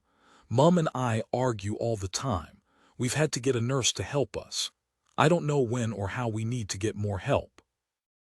I can't seem to write about anything other than about him. Catherine and I had an enormous row. I'm scared of being in my own home because I'm pretty certain my neighbor is really dangerous. And I'm alone. My voice wavered. Max reached his hand out towards mine on the table and held it. I am really fucking alone. He knelt on the floor in front of me, held my chin in his hands and tentatively kissed me. He smelt of tobacco like wood and raisins. He stroked my cheek with his thumb and clutched the back of my head with his palm. I slid off my chair and sank to the floor, so we were both on our knees. We undressed each other and he lay on top of me, pressing his heavy warmth against my body and opening me up, firmly and slowly. And then it was urgent, as if we were now both worried the other would disappear. Only one part of me remained in my skin while other Ninas detached and circulated the room. There was one who was a spectator of the clawing and clinging, who couldn't believe Max was inside my home and inside me, that I could not only look up to see his face but feel his body temperature permeate mine. One Nina rejoiced, another one was scared. Another Nina examined him, every move and every sound, to find evidence of where he'd been since I'd last seen him. "I've missed you," he said to me as we fought for breath. "I've missed you so fucking much." We lay naked on our backs, side by side on the living room rug with only our fingertips touching. I stared at the long, thin line that stretched across the plaster of my ceiling like a crack in dry soil. "I want tea," I said. I went to stand up, but he tugged my hand. "Stay here with me a bit longer." He turned me on my side and wrapped his arms around my body. I felt the sweat on his skin against my back. "I'll make us one in a minute. How many women have you been with since me?" He buried his face in my hair and breathed deeply. "Do you really want to know?" "Yes." "Why?" "Because if we are going to be together again, I need to know the whole truth of when we were apart. And you're not going to torture yourself with it." "No, of course not. This isn't a jealousy issue. I've assumed you've been with other women." "Okay," he said. One. I don't believe you. Just one." "You've had one night with another woman since me." "Not one night." "How many nights?" "I don't know. I didn't count." I turned to face him. "Were you in a relationship with her?" "No, I mean," he looked to the ceiling to avoid my eyes, "we were seeing each other, but we weren't together." "When did you start seeing each other?" "I don't know exactly. Max, maybe a month after we finished." "We finished" was such a dishonest retelling of how we'd ended, implying consent and communication, but now was not the time to debate wording. "How did you meet her?" "Links." "Did you delete me as a match? Because when I re-downloaded it, you weren't there." "I don't know, maybe. I think I probably didn't want to see when you'd last been online because I didn't want to think of you dating again." "Who was this woman?" "Her name was Amy." "What does she do?" "She's temping at the moment." "How old is she?" He paused. 23. I did a silent calculation in my head, ready to weaponize against him when the time called for it. 14 years. "And she finished with you, so you decided to come back to trusty old me. The service station you can pull into for a break." "Nina," he said, kissing my forehead. "No, you couldn't be more wrong. I don't understand why you started seeing someone immediately after me if what you were scared of was commitment. Your reason for vanishing would make sense if you then went on some sex spree." I just needed to distract myself so I didn't think about you. And I can't do sex sprees, so I accidentally fell into something regular with someone. How did it end? I finished with her. By which you mean you deleted her? No, he said, somewhat irritably. We ended amicably. I told her I was in a very confused place and she understood. All these women who end up as the collateral damage of your confusion, Max. What are you so confused about? I'm not confused anymore, he said, gripping me tighter. We got into bed just as the sky was turning the lilac blue of pre-dawn. Tell me again why you stopped talking to me, I said as we faced each other, our heads on the pillows. We spoke softly, as if trying not to wake anyone else up. And don't speak abstractly or philosophically. Tell me clearly why. I knew that I wanted to commit to you, but I was scared to. Committing to you meant looking at the kind of life I really want, and I wasn't ready to. I was a coward. And how do I know the same thing won't happen again? Because I know I don't want to be without you now. You have to promise me you'll never ever disappear again. I promise, he said, using his knuckles to gently stroke my cheek. I fucked up once and I've learnt my lesson. I don't care how long it takes to re-earn your trust. I closed my eyes, failing to will myself to sleep. I tried to speak to you sometimes. At night when I got into bed. That's really properly desperate behavior. That's someone who's lost it. I'd concentrate really hard and try to send you messages, but I don't suppose you ever heard from me. I'm here now, he said. Nina, I'm here now. Our breathing slowed in tandem. I heard the tinkling morning call of the blackbirds outside my window. Have you really missed me, or have you missed how I made you feel? My body felt cold and my head felt light, the prelude to unconsciousness.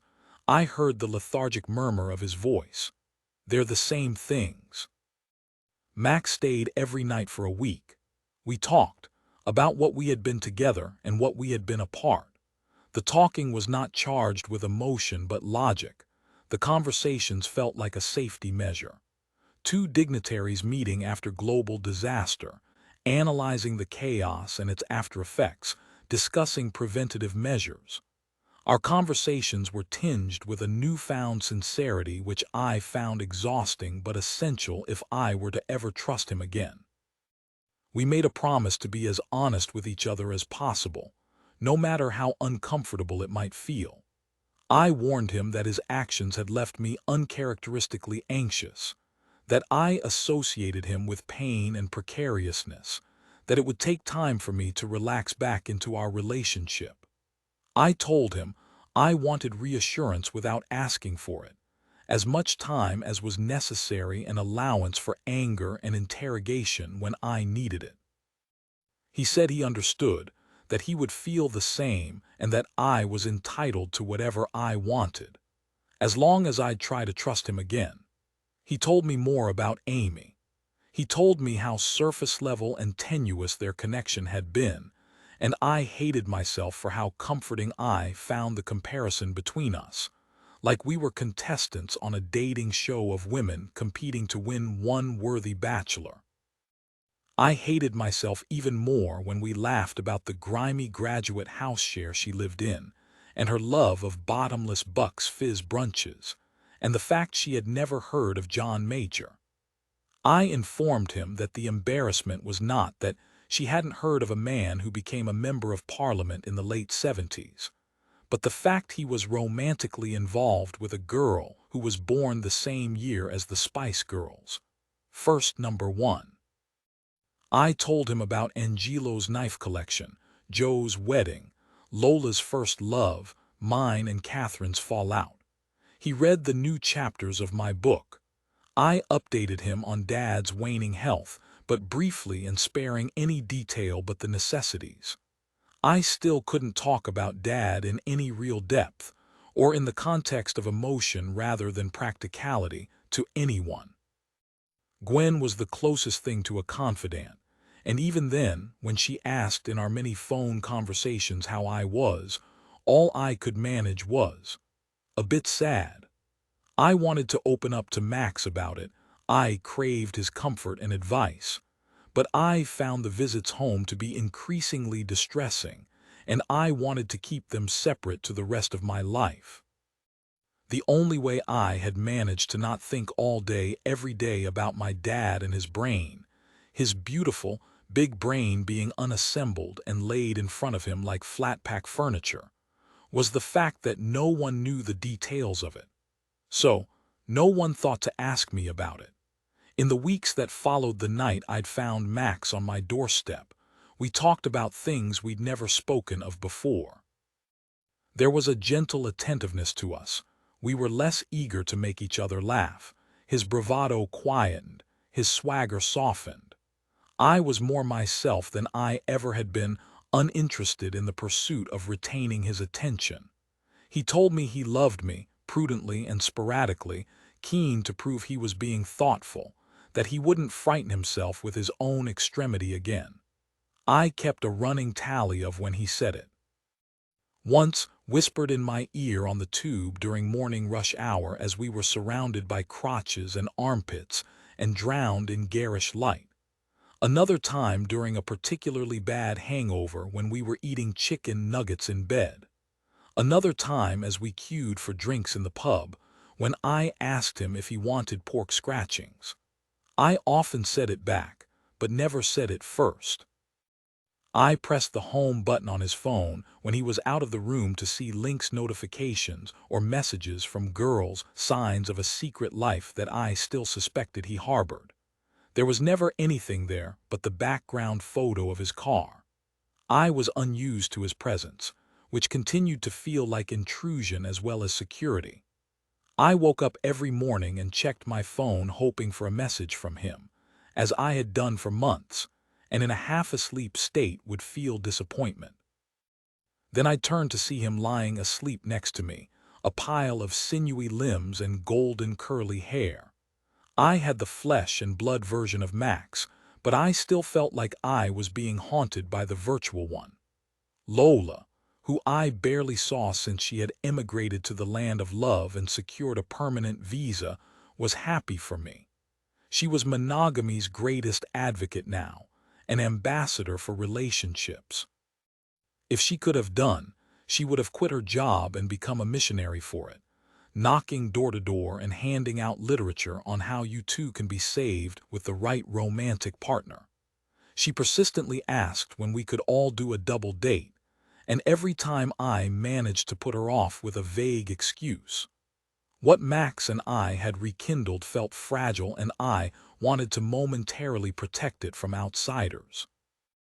I could tell Joe thought getting back together with him was a terrible idea, but diplomatically said I should trust my instincts while remaining cautious. Mum was delighted and desperate to meet him. She had a new recipe for carrot spaghetti that she wanted to try out on the both of us. I couldn't tell Catherine, because Catherine and I still weren't speaking. Eventually, the darkness that preceded our reunion began to disappear, and what remained was what I had loved about him, about us before. We talked openly and intensely, we laughed, we listened, we got drunk. We were spontaneous and filthy and domestic and peaceful. I remembered the surplus focus and energy that being with Max gave me. I lived every day wanting to do things, see things, learn things, and achieve things that I could go back and share with him. And I did most nights. At his flat or at mine, I gave him a key. A month after we started seeing each other again, we went away together for the first time. It was set to be a hot June weekend, so we hired an almost sickeningly chocolate box cottage for 3 nights that had ponies roaming around it and a stream running through the back of its garden. And seeing each other outside our city felt like it would confirm us as a couple, taking us out of the interim state of seeing each other again. We drove down in his car and arrived Friday afternoon. Sleeping in a new place that wasn't his or mine, but ours, even just for 2 nights, felt like we were playing house. As we unpacked our bags and put groceries in the fridge, we seemed like 2 children pretending to be adults. It reminded me of the first night Catherine and I spent in our first flat share as graduates. "Grown-ups now," she said through a smile, as we ate beans on toast while sitting on the stained carpet in a living room with no furniture. In the late afternoon on Saturday, he went for a run. When he returned, pink-faced and damp-haired, I was making pastry for dinner. He stood, leaning in the kitchen door frame, catching his breath. "Fuck. What? This is all I want." "What is?" "Walking into a room to find you doing something with flour and butter." I laughed. "Really?" "Yeah," he made a lustful groan. "That's exactly what I want. But I also want you to have some flour on your face, just like a streak on your cheek. That would make it perfect. Women only bake with a perfectly placed streak of flour on their face in films. All domestic fantasies are a lie in films. We don't drape a sheet around ourselves in the morning. And we don't wear our boyfriend's shirt and nothing else when we're doing DIY. Just put a bit of flour on your face, come on," he pleaded. I reluctantly smeared some on my cheek. "Perfect. And I want you in a really big kitchen, maybe a barn kitchen." "Okay, into that." He walked towards me and wrapped his arms around me from behind. He spoke into my hair. "And you'd be totally naked other than an apron." He kissed my neck. "And I'd obviously have to pinch your arse." I turned around to face him. "And you'd say, 'Not in front of the kids.'" My heart double pirouetted. I had been betrayed by my biology, which was a bandersnatch, a sneaky, fast-moving nuisance that was indifferent to logic. It would be a terrible idea to have a baby with Max any time in the near future. It was inappropriate to even talk about it. And yet my body reacted to the thought of it as if it were the only solution. His joking words awoke an insatiable craving, deeply embedded desires that were placed inside me without my approval. Who had put them there? Had I inherited it? Was it my mother or my grandmother? I hadn't made this choice. I got to choose the number of espresso shots in my coffee, the color of my light switches, and the accent and gender of my sat-nav's voice. I was tirelessly in charge of every single tiny decision I made every single day. So who had decided I wanted a baby more than anything on my behalf? Why would I be cooking naked if I was in front of children? "SHH," he said. "You're conflating two fantasy narratives that should be kept completely separate." Fine. How easy it was for him to play this game. How enjoyable it must be to throw these hypothetical scenarios into conversation, knowing the primal panic it might ignite in a woman over 30. How powerful he must have felt. This was not the first time we had done this sort of wholesome role play, and every time he pushed it a little further to see how deep into the fantasy we dared to go. It was the dirty talk of this decade. When once couples whispered in each other's ears about going out and picking up a girl who we'd take home and have a threesome with, now we talked about baby names and whether we'd have sons or daughters. Who cared if we'd ever see it through? That wasn't the point of the game. It was exciting enough just to hear the words being spoken aloud. "And Max," I said with a reprimanding tone, "watch yourself. Remember, I'm not saying any of this, it's you. We don't want you getting all confused and scared again." We had finally got to a point where we could laugh about what had happened, as it no longer threatened to repeat itself. I know," he said, giving me a playful spank and leaving the kitchen. We didn't talk about it again. We spent the following afternoon in a local pub. When he came back from the bar with our third round, he had a packet of Sultan vinegar crisps in his teeth and the newspaper and supplements in his hand. He dropped them both on the table. "You're in today's, aren't you?" he said. "Yes," I said, "column about rhubarb and an interview with a chef." Max opened up the magazine and flipped to find my pages. He pointed at my severe byline photo. "Look," he said. "Yep. I can't believe it. Really, it's not that big a deal. You've read my work before." "Yeah, but it feels so much more real and immediate sitting with you now, knowing that these words are reaching thousands of people today as they drink their pints or ate their breakfast." "I suppose, SHH," he said, putting his hand over my mouth while keeping his eyes on the page. "I'm reading." I'd never watched Max read my words before. He nodded occasionally, he sometimes laughed. I knew he would have had thoughts that weren't all positive. He was always observing and analyzing. But I could tell that we were experiencing a relationship milestone, when you see the person you love through the eyes of strangers for the first time. As he read me, he could imagine other people reading me and remember what it was like to see me and speak to me that first night we met. He put down the magazine. "I don't think you know how envious I am of you, Nina," he said, knocking back the last of his beer. "This pays your mortgage. Your interests pay your mortgage. It's amazing." "Well," I said, "interviewing a hero is a particular highlight and doesn't happen that often. It's not all like that. Last week, thousands of people wanted me dead on Twitter because I miscalculated the ingredients for a recipe and said it needed 10 kilos of cheddar rather than 100 grams. He laughed into his pint. "And a huge portion of my days are spent on the phone to accounts departments, asking to be paid for work I completed months ago. And I had an argument with a really difficult food stylist on a shoot last week. But you love your job. I'm very lucky. For the most part, I love my job.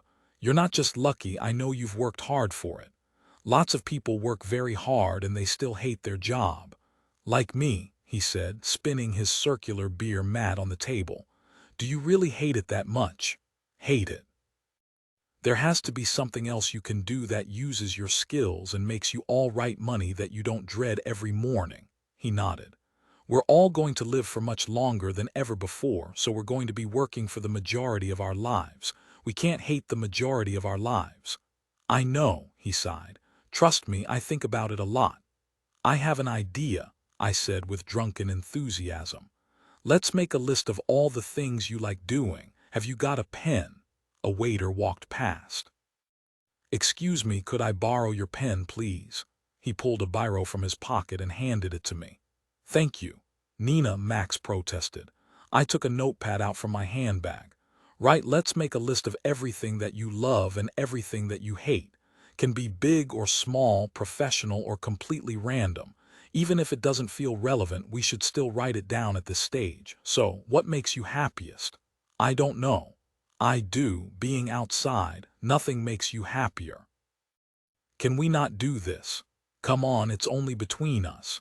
"Can you please stop acting like a school careers advisor?" he said. "Sorry, I know you're trying to be helpful, but it makes me feel like a child." "Okay," I said. "Don't worry," I said. I finished my wine and we left. Max was mostly silent on the walk back to the cottage. It was only me who spoke with enforced, drunken jolliness, desperate to keep the light mood of the afternoon afloat. I had never seen him so absorbed in his own thoughts and unresponsive to me. Eventually, I stopped trying to make conversation. "Why did you do that stuff with the condensed milk company?" he asked. "You know why," I said. "I've told you about it before. Those jobs pay the bills. You shouldn't do them anymore. It's really clear that your writing is best when you actually believe what you're saying." "I always actually believe what I'm saying, otherwise I wouldn't say it. I'm not that much of a sellout." "Like me, Max," I said, stopping on the empty, winding lane lined with foxgloves. He stopped walking as well. "Do you want to talk about this or not? I'm happy to talk about your job, but please don't say you don't want to talk about it, then make passive-aggressive digs at me." "I'm not being passive-aggressive. I'm giving you constructive feedback." It was the first time I'd seen any sign of insecurity in him. For a moment, his carapace of cool masculinity had cracked. I saw him without his props, without the big salary and the sports car, without the Americana on vinyl and the Bob Dylan CDs in his glove compartment, without his weathered knitwear and the desert boots caked in mud. The bricks of self had fallen, just for a few minutes, and all I could see was a nervous little boy who had been hiding underneath. I could forgive, just this once, his belligerence. "This nose," I said as we lay in bed that night. I dragged my finger along the hard curve of it. "It's the most assertive nose I've ever seen. That nose has never been wrong about anything. I have my dad's nose. Do you look like your dad? I've never seen a proper photo of him other than that one in your flat." "I don't think I have one," he said, But yeah, I do look like him, a lot like him. He ran his fingers through his hair. I once read Freud say that when two people have sex, there are at least 6 people in the room, the couple and both of their parents. What a thoroughly unenjoyable orgy. I know. Do you think that's true? I think my dad is always going to be a missing piece for me in every situation. No matter how much I talk or think about it, no matter how much I analyze it, it's always going to torment me in a very quiet way. Boys and their dads, I said. I don't think there's a parent-child dynamic that's more potent. Yeah, he said, rubbing his head as if to iron out the uncomfortable creases of his thoughts. Why did he leave your mum? I asked. We don't have to talk about it. He met someone else. How old were you, too? I'm sorry. It's okay. How did your mum cope with it? Emotionally, she never really gave anything away. She just got on with it. Financially, it was tough. I remember when I was 8, she gave me a $5 to get some milk from the shop in the village. I bought her a box of chocolates as a present because I was aware she didn't have a husband like the other mums. And when I got home and gave it to her, she burst into tears. It was only recently she told me the reason she was crying was that was the last £5 note she had to feed us for a week. God, Max, that's a horrible memory, I'm sorry. I think that's why I feel so wedded to a job I hate, because I don't ever want to worry about money like that. How old were you when you met your dad again? 9. I came home and Mum told me he was waiting in the living room. We had nothing to say to each other. He didn't know how to talk to me. What's your relationship like now? We don't have one. He still doesn't know how to talk to me. He sent me an email for my birthday last year 2 months late wishing me a happy 30th. Jesus. I worked out a long time ago that the best way to not be disappointed is to not give him a chance to disappoint me. Is he with the woman he left your mum for? No, he left her when she was pregnant. Has he been with anyone since? Yeah. How many? Lost count, he said. Did he have more than one child after you? Yep. How many? Lost count, he said with a defeated laugh. Do you worry you're like your dad? I immediately regretted the question. It was goading and seemed to relate his experience back to me. We're all like our dads, he said. Come on then, what ghosts are you bringing to the orgy? I don't know, really. My parents' relationship is very boring. I don't think they're soulmates. They're so disconnected in so many ways, but they're complementary to each other. And they're best friends. They really have a good time together. Well, they used to. It's hard to remember what their relationship was like before Dad got ill. His behavior is so different now, obviously, but so is hers. I can't remember her being this self-obsessed. And there must be a reason for it, but I can't work out what it is. I think she is just pretending what's happening isn't happening. Or maybe she doesn't want to care for Dad anymore. I know how upsetting it must be. Maybe she just finds it too hard. Max had become completely quiet as I spoke. We had never talked about our families like this.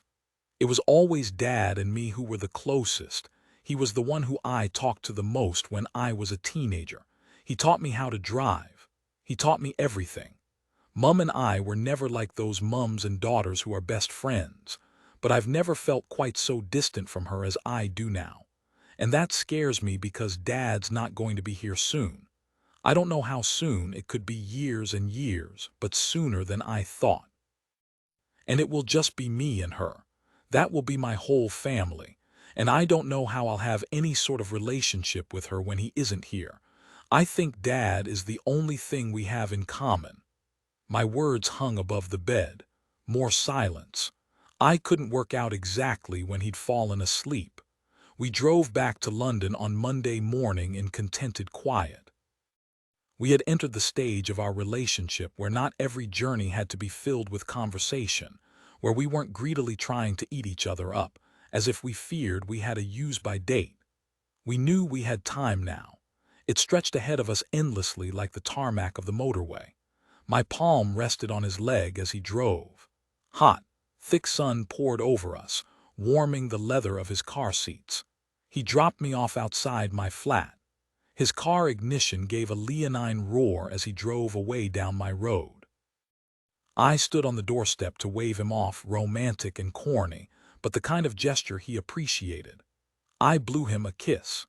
He held his hand aloft, waving goodbye without looking back. His car turned left and he disappeared. 17, when I agreed to meet Jethro and Lola at the pub, I knew that I was in for quite an afternoon. Their continuous stream of social media posts, captioned with long declarations of love and littered with in-jokes, had foreshadowed this lunch.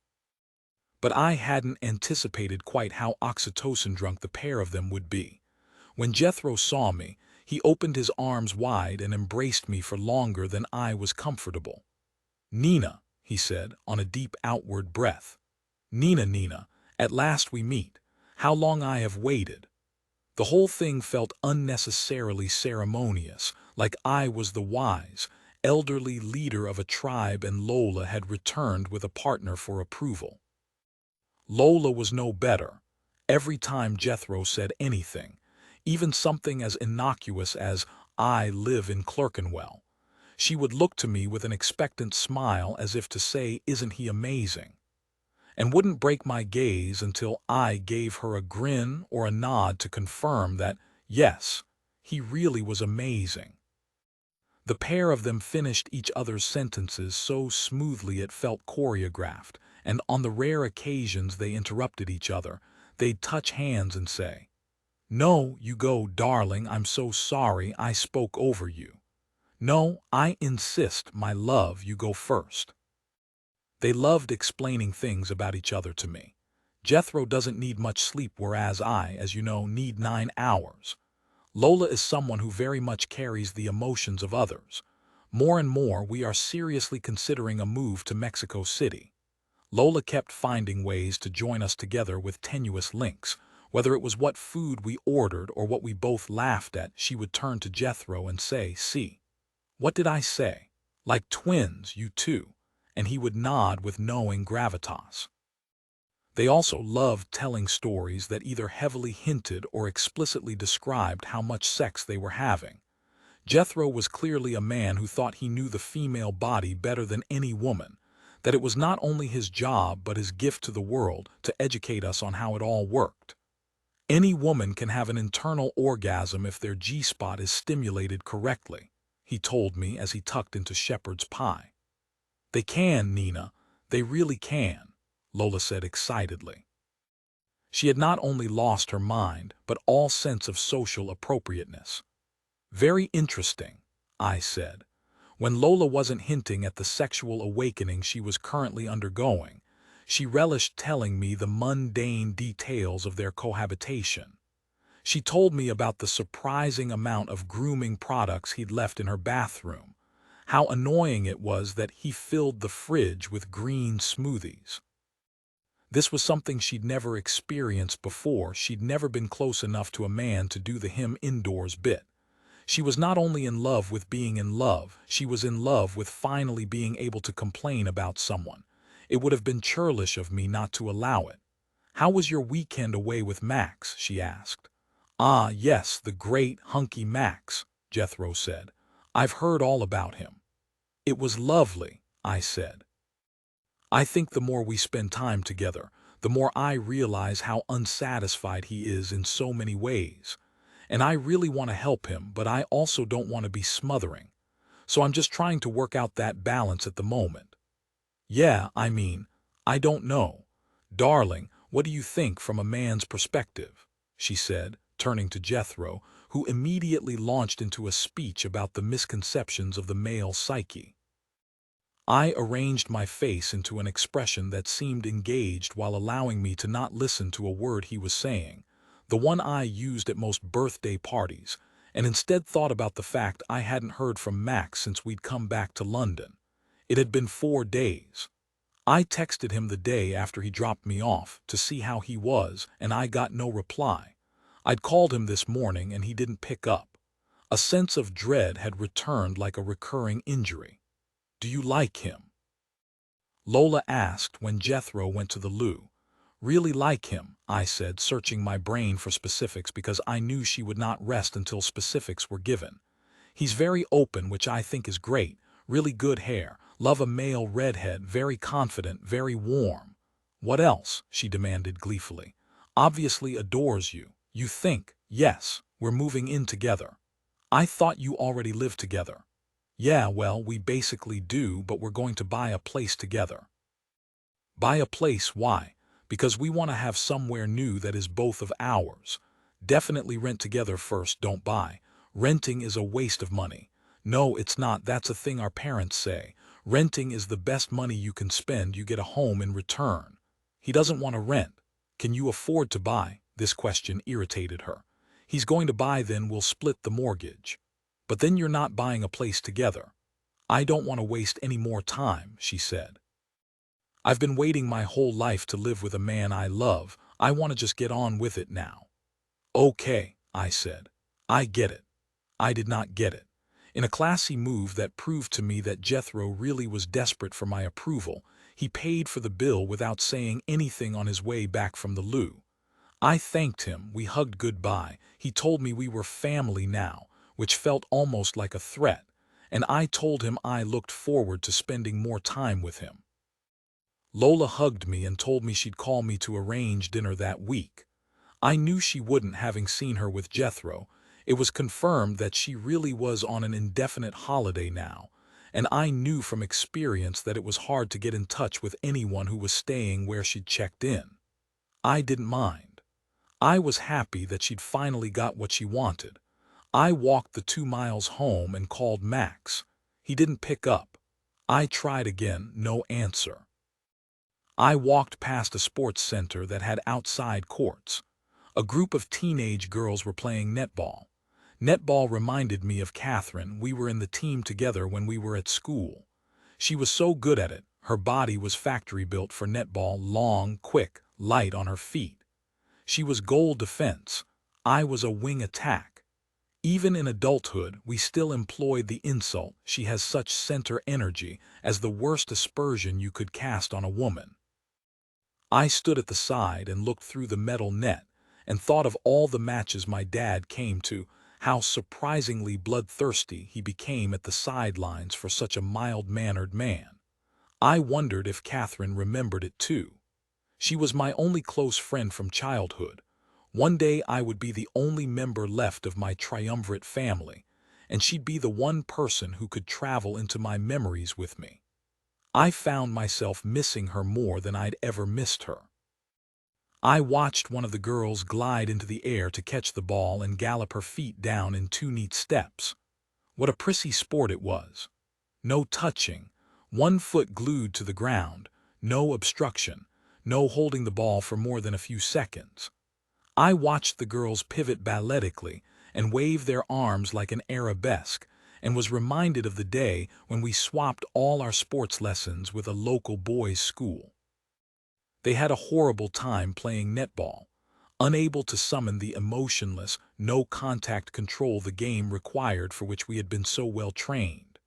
Whereas we all had the best day of our lives on their football and rugby pitches, kicking things and throwing each other to the ground and getting covered in grass and mud. Only now, watching teenage girls in prim bibs play netball so precisely and perfectly, did I realize that I wanted to scream on their behalf. I wanted to scream for all of us. I sent Max a text. I think you're doing it again. 10 minutes later I sent him another one. You promised me you wouldn't do this again. When I arrived home, I could hear shouting as I approached the building. I stood in the hallway and pressed my ear against Angelo's front door. There was arguing in Italian, first from him and then from a female voice. They shouted over each other, both of them raising their voices to defeat the other one in a tireless battle. I heard the female voice scream and something smash. There was a brief pause and then the shouting started again from him, beginning slow and menacing and building to a crescendo so loud his voice broke from exertion.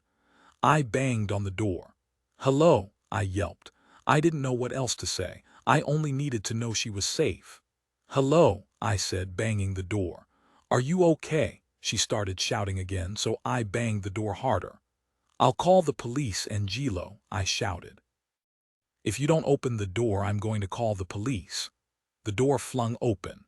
A woman stood in front of me, short, hard-featured, dark-eyed, overplucked, feathery eyebrows, thin, almost invisible lips quivering in anger. Her shoulder-length hair was that bottle burgundy you saw a lot of in the mid-noughties, thick and crisp from straighteners. "What?" she shouted, lightly spritzing me with her spit. She had a silver hoop through her septum. "Are you okay? Just tell me you're okay and I'll leave you alone. You can come sit in my flat if you need to." I looked behind her and saw Angelo standing in his dressing gown, blank-faced, his hands swinging uselessly by his sides.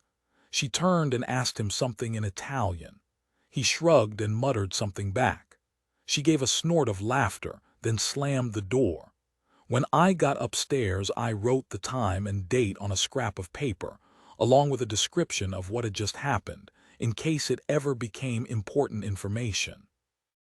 A week later, still having heard nothing from Max, I decided to keep my phone at home when I left the flat.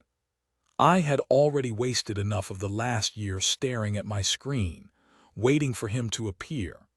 If he really was ghosting me again, this time I wanted the exorcism to happen as quickly and painlessly as possible. When I returned home one afternoon and picked up my phone to find 5 missed calls from my mum, I knew one of two things must have happened: a divorce within the royal family, or Dad was in trouble. "Nina," she squawked when she picked up after half a ring. "Yes, hi, is everything okay? I've been trying to get hold of you all day," she said. "I'm sorry, I'm trying to leave my phone in the flat when I'm out." "Why the hell would you do that?" "Because I couldn't face telling her that Max was ignoring me again, of my mental health," I finished feebly. She'd know immediately this was not a phrase I would ever use. My mental health, like it was a pet dachshund. "Oh, for God's sake. What's happened?" "Your dad's had a fall," Mum said. "A fall. Something happens when people become clinically vulnerable. They stop falling and they have a fall. Dad's fallen over. How harmless that would have been 10 years ago. A couple of bruises, a comedy retelling of the anecdote. Dad's had a fall," flicked panic on inside me like a fluorescent strip light. I took the long tube journey up to the suburban hospital where Dad had been taken to A&E. I had only ever been in a hospital twice. Once, when I fell out of the mulberry tree in Albin Square and needed stitches on my knee. The second, to say goodbye to Grandma Nellie.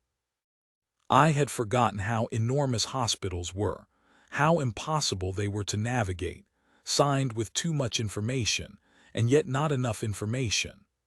I spent half an hour unable to get hold of Mum, walking through various indistinguishable zones with names of different colors, trying to find someone who might be able to help me. But there were no passing staff to help me because such was the nature of a hospital. It wasn't a hotel. After finally locating one of 2 lifts in the entire building, I found the reception for A&E and was taken through to the cubicle where Dad was lying in bed, Mum standing by his side. I found myself petulantly withholding a hug from her, and I wasn't quite sure why.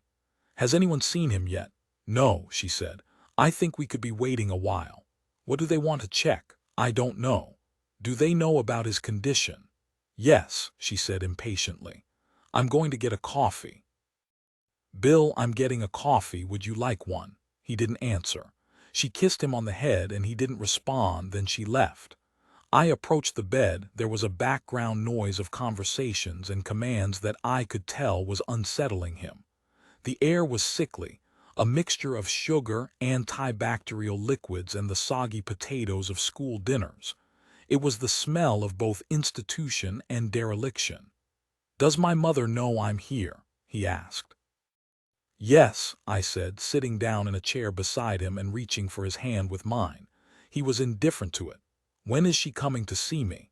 "I'm not sure, Dad," I said. "I know she's keen to know how you are. Go fetch my mother and she can find out how I am." I wanted to cry. Tell me what you've been enjoying recently, Dad. What music have you been listening to? Have you seen anything interesting in the paper? I want to speak to her." He was spitting his words out now. He was frustrated. And why wouldn't he be? I was dismissing his questions and trying to distract him. I couldn't think of anything I would find more exasperating. "I want my mother," he shouted unexpectedly, discarding my hand. I thought of Olive and the last time I had seen her, how anxious and infuriated she had been, how Mark had soothed her from a distance. "It's okay, Dad," I said. I tentatively reached to touch his arm and gently placed my hand on the fabric of his shirt. "It's okay. I'm here, it's okay. No one listens to me anymore. I will always listen to you. I will always listen to you, and I will always take everything you say seriously. I promise. I just want to speak with Mum, that's all," he said diminutively. "I want my Mum." I continued to stroke his arm until his breath deepened. He closed his eyes and eventually fell asleep. Mum returned with 2 black coffees, and I quietly ushered her out of the cubicle so Dad could try to rest. We went out to the hallway beyond the reception. "We need a carer," I said. "Don't be dramatic. People his age have falls all the time. This isn't aging or an accident. It's a progressive disease that is only going to get worse. I will keep a closer eye on him." "That's not going to work anymore. You can't give him the sort of support and attention that he needs." "So I'm not doing a good enough job. That's what you're actually saying. Any opportunity to have a go at me." "Well, why don't you move in and have a go instead? Be my guest, see what it's like." "I'm worried you're not taking this seriously." "I am taking it seriously." "You're not, and I don't know why. I've tried to work out why. I've tried to be as understanding as I can. But I still don't get why you seem so unbothered about the fact your husband is confused and angry and vulnerable." "How dare you say that to me?" she said, gripping one of the metal chairs that was against the wall and gritting her teeth.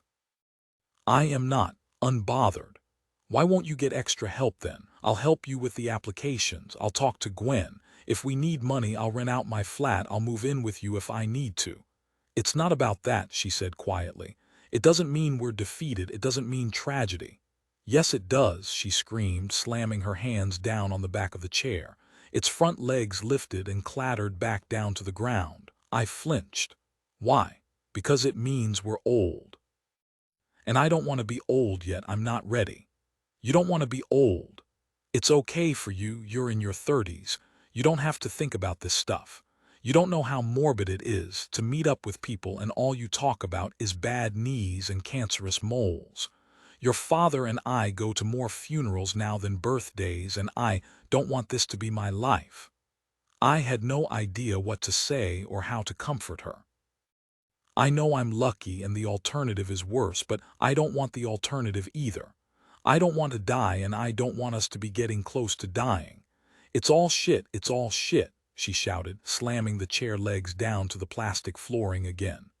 "But Mum, I'm not meant to say any of this. I'm not allowed to, and I'm definitely not meant to be saying it to my child." But her voice wavered. She pressed her lips in on each other. "There's so much left I want to do and see with your dad. I don't want to be in the last bit with him. I don't want a dying husband. I don't want him to die." She covered her eyes with her hands like she was trying to hide from me. She became short of breath as she tried and failed to hold back tears. "I don't want my husband to die." I went over to her and sat her down in the chair. She sank her head down, curling in on herself, and sobbed into her knees. I sat cross-legged next to her on the floor and stroked her back. After a few minutes, she straightened herself up, breathing out through the controlled circle she'd made with her mouth. Her cheeks were stained with the gray tears of too much mascara. "He is going to die, Mum." She closed her eyes and nodded furiously. "But we don't know when. It could be years and years. So, we need to do everything we can to make it as easy as possible." "I don't know who I'll be without him," she said in a voice so small it sounded like a squeak. I wished, selfishly, that I was little again, that I didn't have to see all the humanity of my otherwise steely mother explode out of her like a geyser. I wished this hospital visit had been like the last time I'd seen Grandma Nellie when I came in, read her a poem, kissed her velvety cheek that smelt of pressed powder, and was protected from the trauma and admin of illness. I know, Mum. It must be very frightening for you. I've been with him since I was a girl, Nina. He's my only boyfriend. My only boyfriend. These words threw open a box of ideas I hadn't let myself contemplate until now. I don't know who I'll be without him. You'll be social secretary of the church and running all those literary salons and coming up with puns for them. I only do all that because I'm trying not to think about what's going to happen to Dad, she said. I might not even want to do it anymore when he's gone.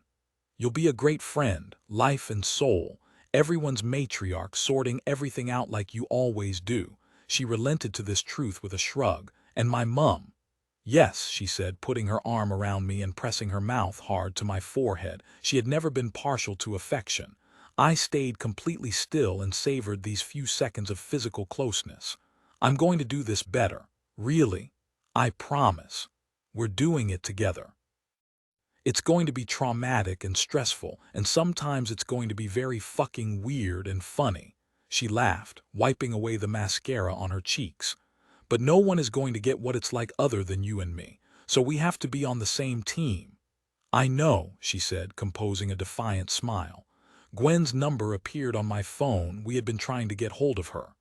Hi, I said as I picked up and signaled to Mum that I could take care of this call. Hello. I'm so sorry I've only just been able to get back to you. I've been with a patient this afternoon. That's okay. Dad had a fall and we've come to A&E.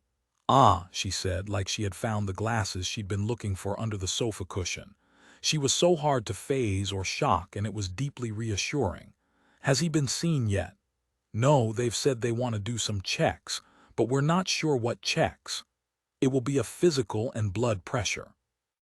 They'll be trying to work out if he fell and hit his head or if he had a mini stroke and that was the reason for his fall. Okay. He'll be out by tonight, and I'll be round at the house first thing in the morning and we can talk it all through. Thank you, Gwen. We've decided we need some more help. We want to know our options for hiring a carer. Of course, she said. We can look at all the care agencies in your area and work out which one will be most suited for what you need. Great. Is everything all right between you and your mum? She asked. It wasn't, I said, looking up at Mum, who was diligently reapplying concealer under her eyes. It is now. Okay, that's good, she said.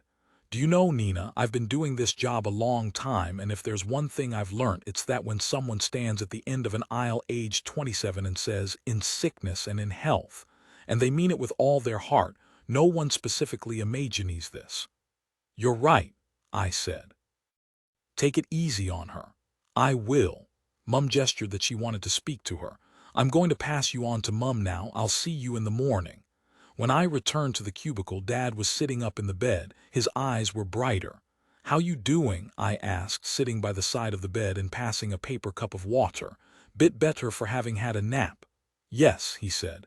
But how are you? I'm okay, I said, removing the lid of the cold, bitter coffee and taking a sip. No, come on, tell me everything. I want to hear it all, he continued. Because the last time I saw you, you were Peter Pan. I laughed. He looked surprised. Then he started laughing too, big, bellowing guffaws that turned into wheezes. Every time the laughter subsided, we'd catch each other's eye and laugh some more. He laughed so much he did his hissing, muttly cackle through his teeth.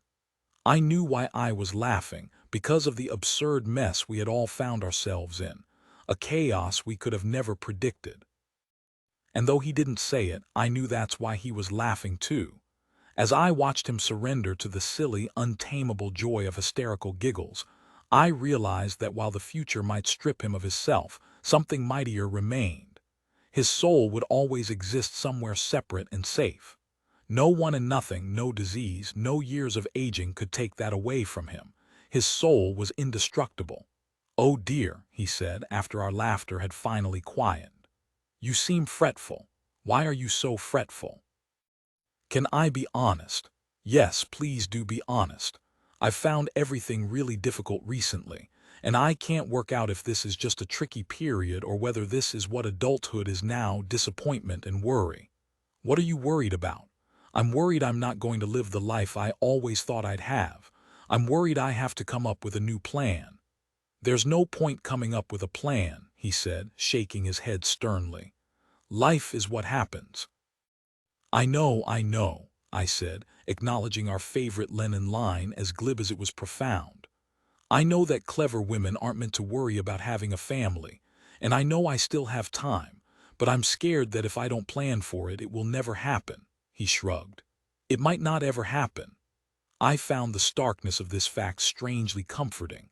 No one had ever said it to me before. Everyone had always said, in one way or another, that I could have whatever I wanted.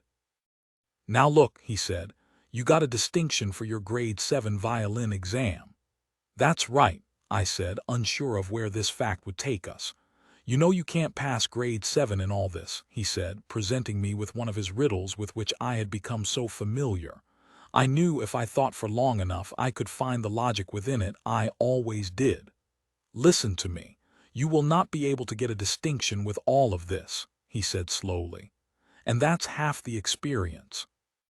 That means everything's going right. Do you understand? Yes, Dad, I said. I understand. 18. The doorbell rang at 10 o'clock on a Friday night.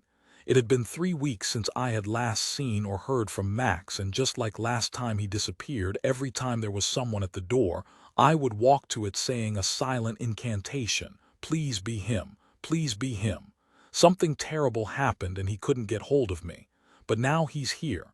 Please be him. I opened the door to find Catherine. She was leaning against the wall, and everything about her looked a little skew with slightly bloodshot eyes, stringy hair overdue a shampoo. She carried a blue corner shop plastic bag in her hand.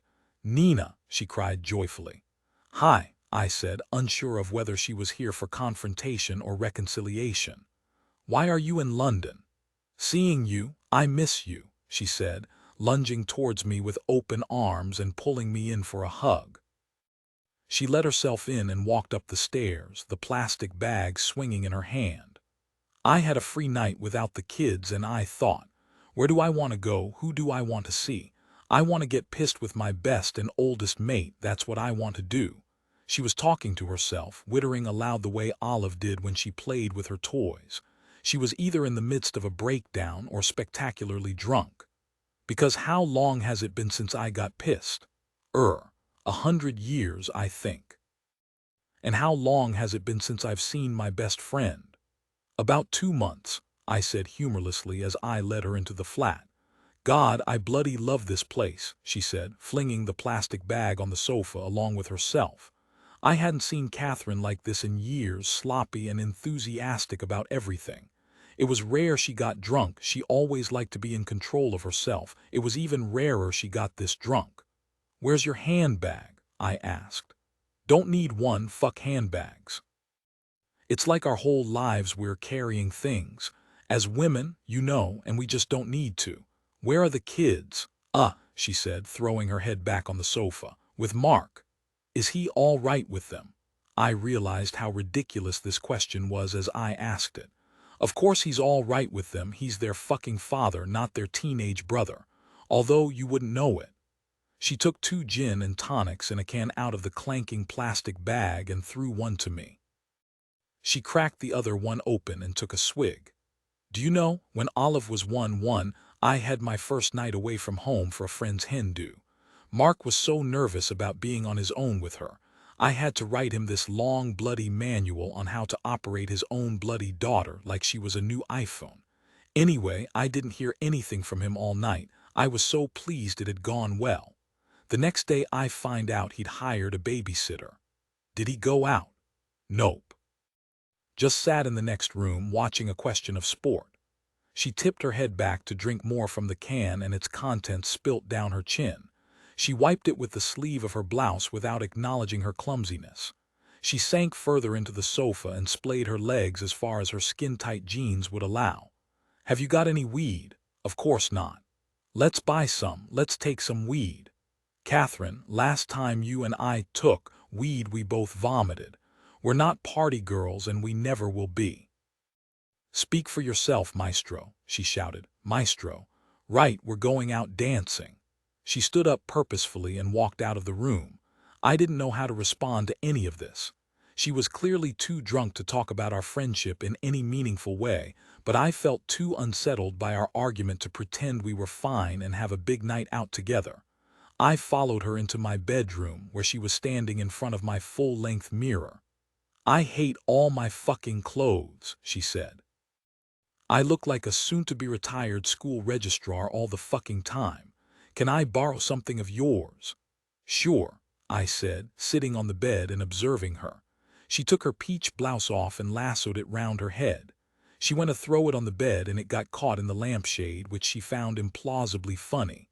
I laughed along for the appropriate amount of time, while she continued for longer and louder than was necessary. Her face fell when she caught mine. "Oh, come on, Nina, have a laugh," she shouted wearily. Was there anything more annoying than someone so drunk they could barely stand up telling you what was and wasn't funny? "I am having a laugh," I said unconvincingly. "Get another drink down ya," she said, throwing open my wardrobe and flipping through my clothes like pages of a magazine. I decided she was right and went to the kitchen to pour myself a whiskey. I needed to smooth the edges of this jagged encounter. I came back to find her in my black swimsuit with cutouts revealing bare skin at the sides. "Love this top," she said, hopping up and down as she yanked her jeans on over her thighs. "That's a swimsuit. Perfect. Do you really want to go out wearing a swimsuit?" "Yeah, come on, upcycling, haven't you heard? The end of fast fashion, austerity Britain." She guffawed at her own non-joke that made no sense. "See. You think I'm some provincial potato head who doesn't read The Guardian, but I do read the fucking Guardian." I took another large mouthful of whiskey, which burnt deliciously as it slid down my throat. I took her to the institution. The last time I'd been here was on my first date with Max, at the end of last summer. Here I was again, at the beginning of this summer. I imagined going back to myself as the ghost of summer future, telling that girl in her high heels and jeans what this first online date with a man would lead to. I wondered how long she might have stayed. I considered floating this observation to Catherine, then decided not to. She was at a level of drunkenness where I had to assess everything I was about to say, to work out whether she'd understand it, or if the act of explaining it would be more hassle than it was worth. Queued at the busy bar while Catherine's bare shoulders bopped up and down in front of me in time with the music. "Max and I came here on our first date," I said into her ear. "Oh yeah, we got back together, by the way." She turned to face me. "What, when?" "That night I last saw you, actually." I waited for her face to register an emotion at the mention of our argument. "Nothing." "And," she said, "how's it going?" "It was going great, but he's ghosted me again." "No," she cried. "When?" "Few weeks ago. It's completely my fault. I'm an idiot for taking him back." "Hey," she said, holding me by both of my arms. "You are not an idiot." I was about to be hit with a series of meaningless declarations about how amazing I was, I could tell. These drunken niceties are what these once solid, now flimsy female friendships relied on. They were the string that kept us connected, as thin as dental floss. "You are an amazing woman, Nina." "No, honestly. You've got a great career, loads of friends, a flat, you're gorgeous. He was very, very lucky to have known you, let alone been with you." "Thanks." "Right, what are you drinking?" "Shots, shots." She leant over the bar and shouted into the server's ear. "2 vodka tonics, please, doubles, and 2 shots of tequila." She turned to look at me and winked, then turned back to the barmaid. Four shots of tequila. 5, 1 for you, love." The shots were lined up on the bar, along with a saucer of lemon wedges and a shaker of table salt. "Here's to men being twats," she shouted, clinking her miniature glass against mine and then the one belonging to the exhausted-looking barmaid. I tried to quickly catch up with Catherine's drunkenness as we sat in a booth by the bar, gulping down our drinks. "So what's actually happened with you and Mark?" I said. "You seem angry at him." "I am angry at him," she said. "We had a big row." "When?" "Tonight." "And then what?" And then I came to see you.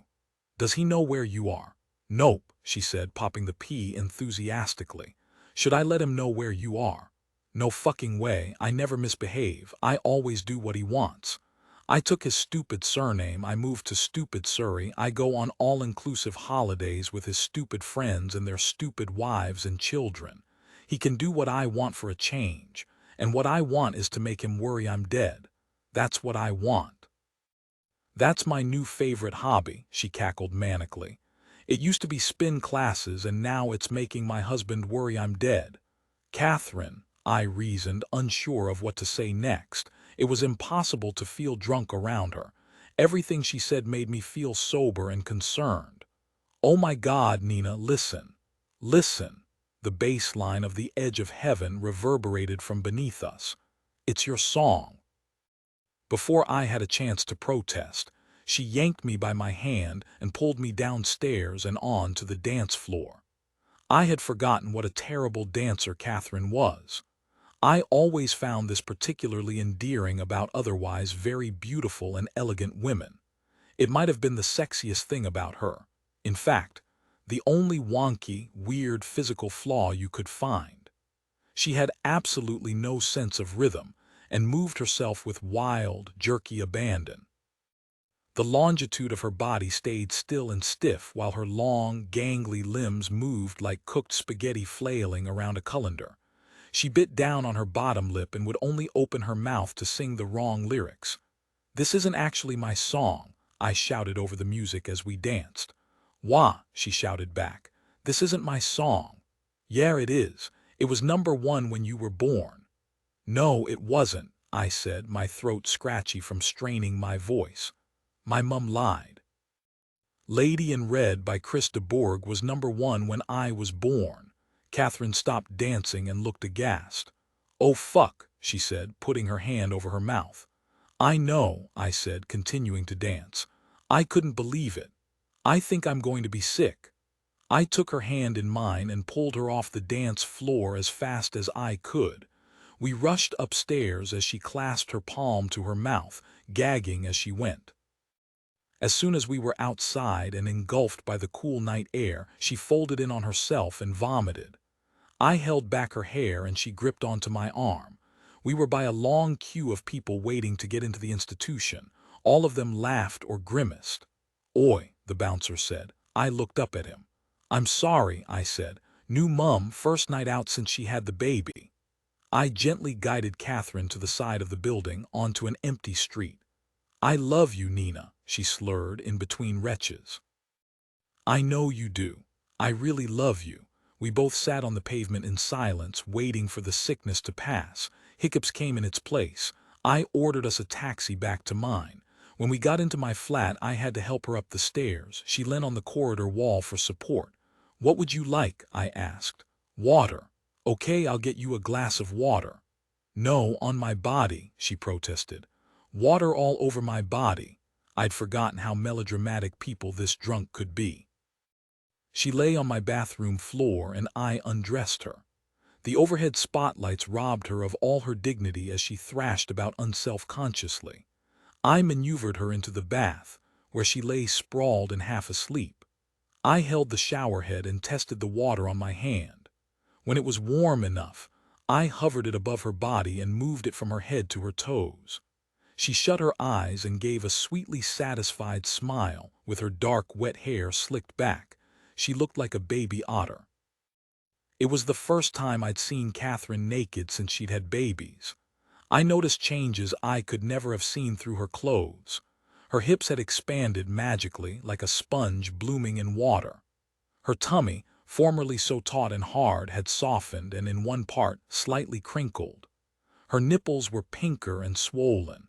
Her breasts were big enough to lie down on her ribcage, whereas before they'd never touched it. She'd made 2 lives in that body. It was a reminder of the changes she'd been through that perhaps I would never understand. I felt a pang of guilt. I gave her a pair of cotton pajama shorts and a mug of black coffee. She got into my bed and sat upright against the headboard. The shower and caffeine had straightened her out. I perched next to her on top of the duvet. Are you okay? I asked. I don't know, she said. I don't think so. Talk me through it. You can tell me anything. She put the mug down on the bedside table. I'm just so tired this time round, she said. I'm so tired I feel like I'm losing my mind. I can't remember what happened when I was awake and what was a dream. I can't remember whole conversations I have with people. I can't seem to keep Olive happy and look after Freddie. She's taken it so badly. I'm worried she doesn't feel safe and loved. Of course she's taking it badly. She's a toddler. Every toddler goes mental when a new baby arrives. I'm a bad mother, Nina, she said, her eyes becoming glassy. I'm not doing a good enough job. Tears fell down both her cheeks, dappled pink as they always were when she cried. No, you're not. I know what sort of mother you are. You can lie to yourself, but you can't lie to me. The other day I was going so fucking insane, I went outside, locked Olive in the house, sat on the side of the road and didn't go back in for 15 minutes. When I came back, I found her in the bathroom drinking the juice from the loo brush holder like it was a beaker. This image made me desperate to laugh, but I managed to stifle it. I was lucky. Anything could have happened. It's okay she wasn't hurt. And last week I was making her tea while Freddie was sleeping in his basket. When I wasn't giving her enough attention, she went and hit him. What did you do? What I swore I'd never do. I grabbed her and I shook her. I was so angry. That's understandable. No, it's not. I'm the adult. I'm meant to know better. I'm not meant to lose my temper like a toddler. She looked to the ceiling and more tears spilt from her eyes. All I am at the moment is a mother. I'm not interesting. I'm not engaged with the world. My whole life is feeding and changing and bedtime. If I'm not even doing that well, then I truly am totally fucking useless. Catherine, listen to me. I love your daughter. I would do anything for her. But Olive is, plain and simple, being a cunt. Catherine let out a piercing yelp of laughter. She herself isn't a cunt, she's a delight, but at the moment she's behaving like a cunt, and that would test the patience of anyone. She is, Catherine said, wiping her face. My daughter is being a cunt. Well done. My daughter is being a total and utter cunt. There we go. She retrieved her mug of coffee and leant her face into the warmth of its fumes. You have to be able to talk to me about this stuff, Catherine. You've got to drop the Stepford act. It does no one any good. It annoys me and it makes you feel isolated. I know. If we have to pretend to each other like we pretend to the rest of the world, then we might as well not bother with the effort friendship takes. I know, she said. I'm sorry, I've been an unreasonable bitch. Yes, you have. I haven't been here for you at all. No, you haven't. Are you okay? She asked. I hoisted myself under the duvet, still facing her so we could natter into the night, resuming the position of all our childhood sleepovers. I think I will be, I said. Mum and I might have turned a corner, which I hope will make everything easier. I think now Max is out of my life for good, I'm realizing that being in love with someone who was so clearly dangerous was a distraction from the actual tragedy in my life. Which is saying goodbye to Dad. She reached her hand out to mine. Do you think you really loved Max? Yes, I really did, I said. I don't know if he loved me, I think he thought he did, but it's like he imagined me. I provided him with a feeling that he enjoyed, but he couldn't quite see the actual outline of me. I don't know if it counts as love if it was genuinely felt on my side but imagined on his. But she stopped herself. Go on, I said. Well, whenever you've described him to me, it sounds like you're imagining him a bit as well. He sounds sexy and interesting, but other than that he seems pretty unfeeling and self-obsessed. Yeah, I said. I think I have to accept some responsibility with what happened. I wonder how much I really wanted to actually get to know the real him and how much I wanted a storybook hero. What happened wasn't your fault. But I think you might be right. I think I've created a version of him too, or maybe that's all love is. So much is how we perceive someone and the memories we have of them, rather than the facts of who they are. Maybe instead of saying I love you, we should say I imagine you. She wriggled down into the bed and pulled the duvet up to her neck. Do you think we'd ever be friends if we met now? No, I don't think so. Me neither. Sort of magic, isn't it? To know that we could meet the most exciting person in the world, but they'd never be able to recreate the history you and I have. What a unique superpower we have over each other. It is, she said, turning off her bedside light. Is that how you feel about Mark? I asked. I don't know, she said, turning her head on the pillow to face me. I don't know what I feel about Mark at the moment. It's like we just share a house and a schedule. Maybe that's having kids. But then again, it's never been some big romantic love story. That's not who we are. What do you mean? I don't think I need the sort of passion other people need. Do you remember how he asked me to move in with him? Yeah, he sent an email to your work address with the subject heading Next Steps. I think about it at least once a week. We both laughed into our pillowcases. I know he can be a bit clueless, but he's a good dad, she said, and he's always got my back. You two are so solidly on the same team. We are, she said, closing her eyes. I turned off my bedside lamp. Sounds pretty romantic to me. It is, she said quietly before falling almost instantly asleep. I sent Mark a text. Kat's with me. She is well and fine and all is good. Call me if you want to talk. We slept in the next morning. I awoke, dry-mouthed and nauseous from spirits that left a sticky ring mark in my head, to a text from Mark that I read aloud to Catherine. Thank you for letting me know. Please tell her there is no rush to come home.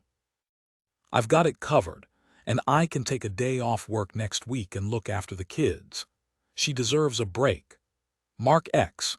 We celebrated her first hangover in nearly 4 years by behaving like we did every weekend afternoon of our early to mid-20s. We put on tracksuits. I made us toad in the hole with peas and mash. We heaved the duvet onto my sofa and watched 3 musicals back to back.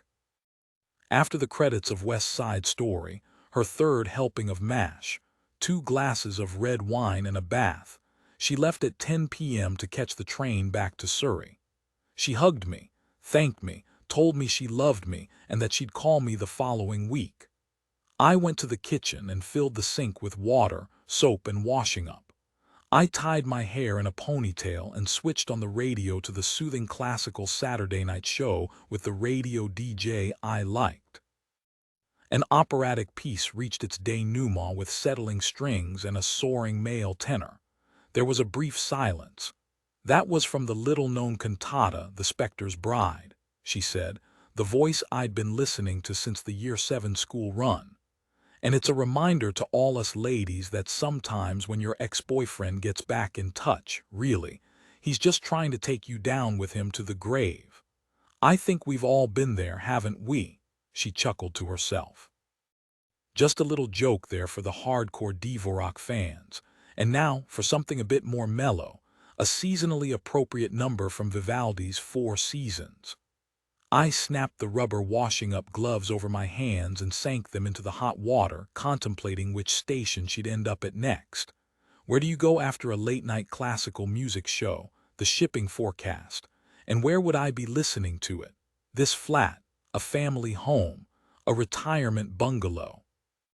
I heard a knock on the door and knew that Catherine had realized in the hallway that she'd left something.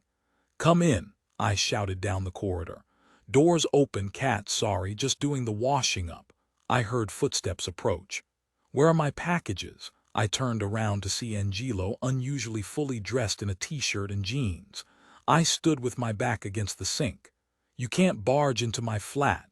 Where are my packages? He stood in the doorway. His face and voice were calm and still. I don't have your packages. Yes, you do, he said, walking towards me, stopping about a meter away by the cooker. I see the delivery man today out of the window and I run down the road and ask him where he puts the packages for Angelo Ferretti and he say, I leave them with your wife on the first floor. I quickly spun through a choice selection of excuses, but I could find nothing. I had not thought of an alibi. I don't know what you're talking about, I said breezily, using my elbow to brush my fringe out of my face while my hands were still in washing-up gloves. Where are my packages? He shouted. Angelo, just get out of my flat and I will leave them by your door. I will leave them there right away. No, show me where they are. I gestured to the compartment about the oven fan. He was so tall he could open it on his tiptoes. He reached in, pulled out the 3 parcels one by one and put them on the floor. He spluttered bemusedly in Italian. "I only took 3, I said, like a surly teenager defending something indefensible. "You opened them." "Yes," I said. "You went through my things." I had angered a psychopath who now had direct access to a handy selection of machetes. I allowed my eyes to quickly flicker to the knife block on my kitchen counter to assess whether I could reach for it with one quick motion. I didn't have any other choice. "You made everything so difficult for me, I wanted to make something difficult for you. What is the matter with you? What is the matter with you? You cannot steal things. You wanted me to do this." "Ah," he snarled in confusion. "Yes, you did. You wanted me to lose it, and I did." I snapped. "You win. I did not do this." "This is all because of you," I said, flinging my begloved hands into the air and inadvertently spraying him with drops of water. "This is all your fault. Why have I never ever had a problem with my neighbors before I lived above you? Why did I used to love living here and now I dread coming home? You," he said, pointing at me with narrowed eyes, "are crazy." "No, I'm not." "Yes, you are. It means nothing when a man says that to me anymore because I know the truth. You can say it as many times as you like, it will have no effect on me." "You're crazy." "It means nothing, Angelo. I know the truth. I know what happened. I know how you behaved. The more you say it, the saner I feel." I pulled the rubber gloves off. "Fucking crazy." "Don't believe you," I said, edging closer to him. He stepped back like a frightened animal. "You're fucking crazy. I know what happened. I know the truth. I am not frightened of that word anymore." "You're a crazy fucking bitch," he shouted. I pushed him and he stumbled backwards into my fridge. I heard pickle jars clank as he landed against it. He straightened up. I was inches away from him and looking at his eyes, bulbous in shock. He smelt of a recent shower and the toiletries that teenage boys find in their Christmas stocking in a gift set. I searched for evil in his face, for signs of violence, detached cold-bloodedness. The push had felt good, but I needed more. I wanted to use more of my anger on him, more of my body on him, show him that he couldn't scare me. Show him that this was my home as much as his, that he couldn't force me out. I wanted to hit him, swipe my hand cleanly across his cheek, to both leave something on him and take something of his. But I'd never hit anyone before. I pressed my mouth up against his, so hard that I pushed through the cushion of his plump lips and could feel the bone hardness of his gums. I pulled away, horrified, and examined his face like a stab wound. He pushed me back towards the sink as he kissed me. His hands grasped both my cheeks, then his fingers dragged through my hair, pulling it out of its ponytail. He kissed hungrily along my jaw, my chin, then moved down my neck. He tugged my vest top off, threw it on the dish rack and pressed me in towards him, running his hands up and down the juts and curves of my bare shoulders and spine. He kissed me slower, making noises of satiation that echoed as a hum from my mouth into my ears. He was warm and pulsing and moving. He was flesh and blood. He was breathing. He was steadfast. He lived below me. He never left. He was here. He wouldn't disappear. He couldn't disappear. I wanted to feel more of him. I hurriedly pulled off his t-shirt. His chest was hard, his skin the color of almonds. It hugged round the surprisingly muscular curves and hollows of his shoulders and arms that were lean and coltish, at odds with the sallow weariness of his face. He dropped to his knees as he pulled down my tracksuit bottoms so they bunched at my bare feet, which looked laughably adolescent, and turned me around by my hips so I faced away from him. He took a mouthful of my thigh in between his teeth as I heard him clumsily unbutton his jeans. He held on to the counter as he stood up and pushed himself inside me. I leant forward. We were completely still and breathed slowly as my body got used to him. The steam rose from the sink and onto my face as I felt him move. My hands slipped and plunged into the water, splashing suds onto my bare skin. I felt his laughter reverberate through me, which made me laugh too. He leant down so his stomach pressed against my back, and the thin silver chain he wore around his neck tickled my spine. He lifted my hair so it spilt over my face, the tips of its strands dipping in the water.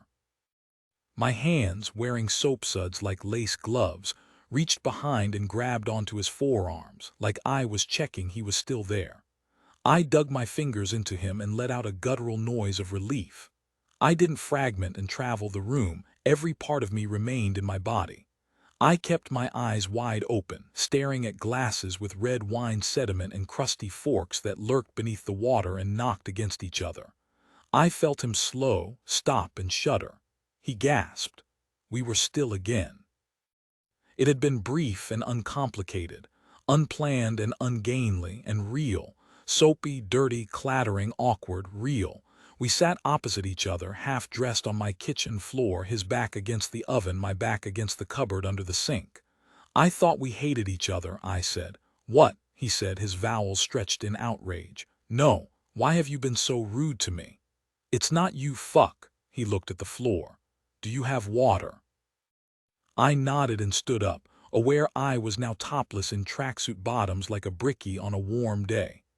I took a tumbler from the cupboard and put it under the tap while strategically using my arms to cover myself, suddenly self-conscious. I struggle.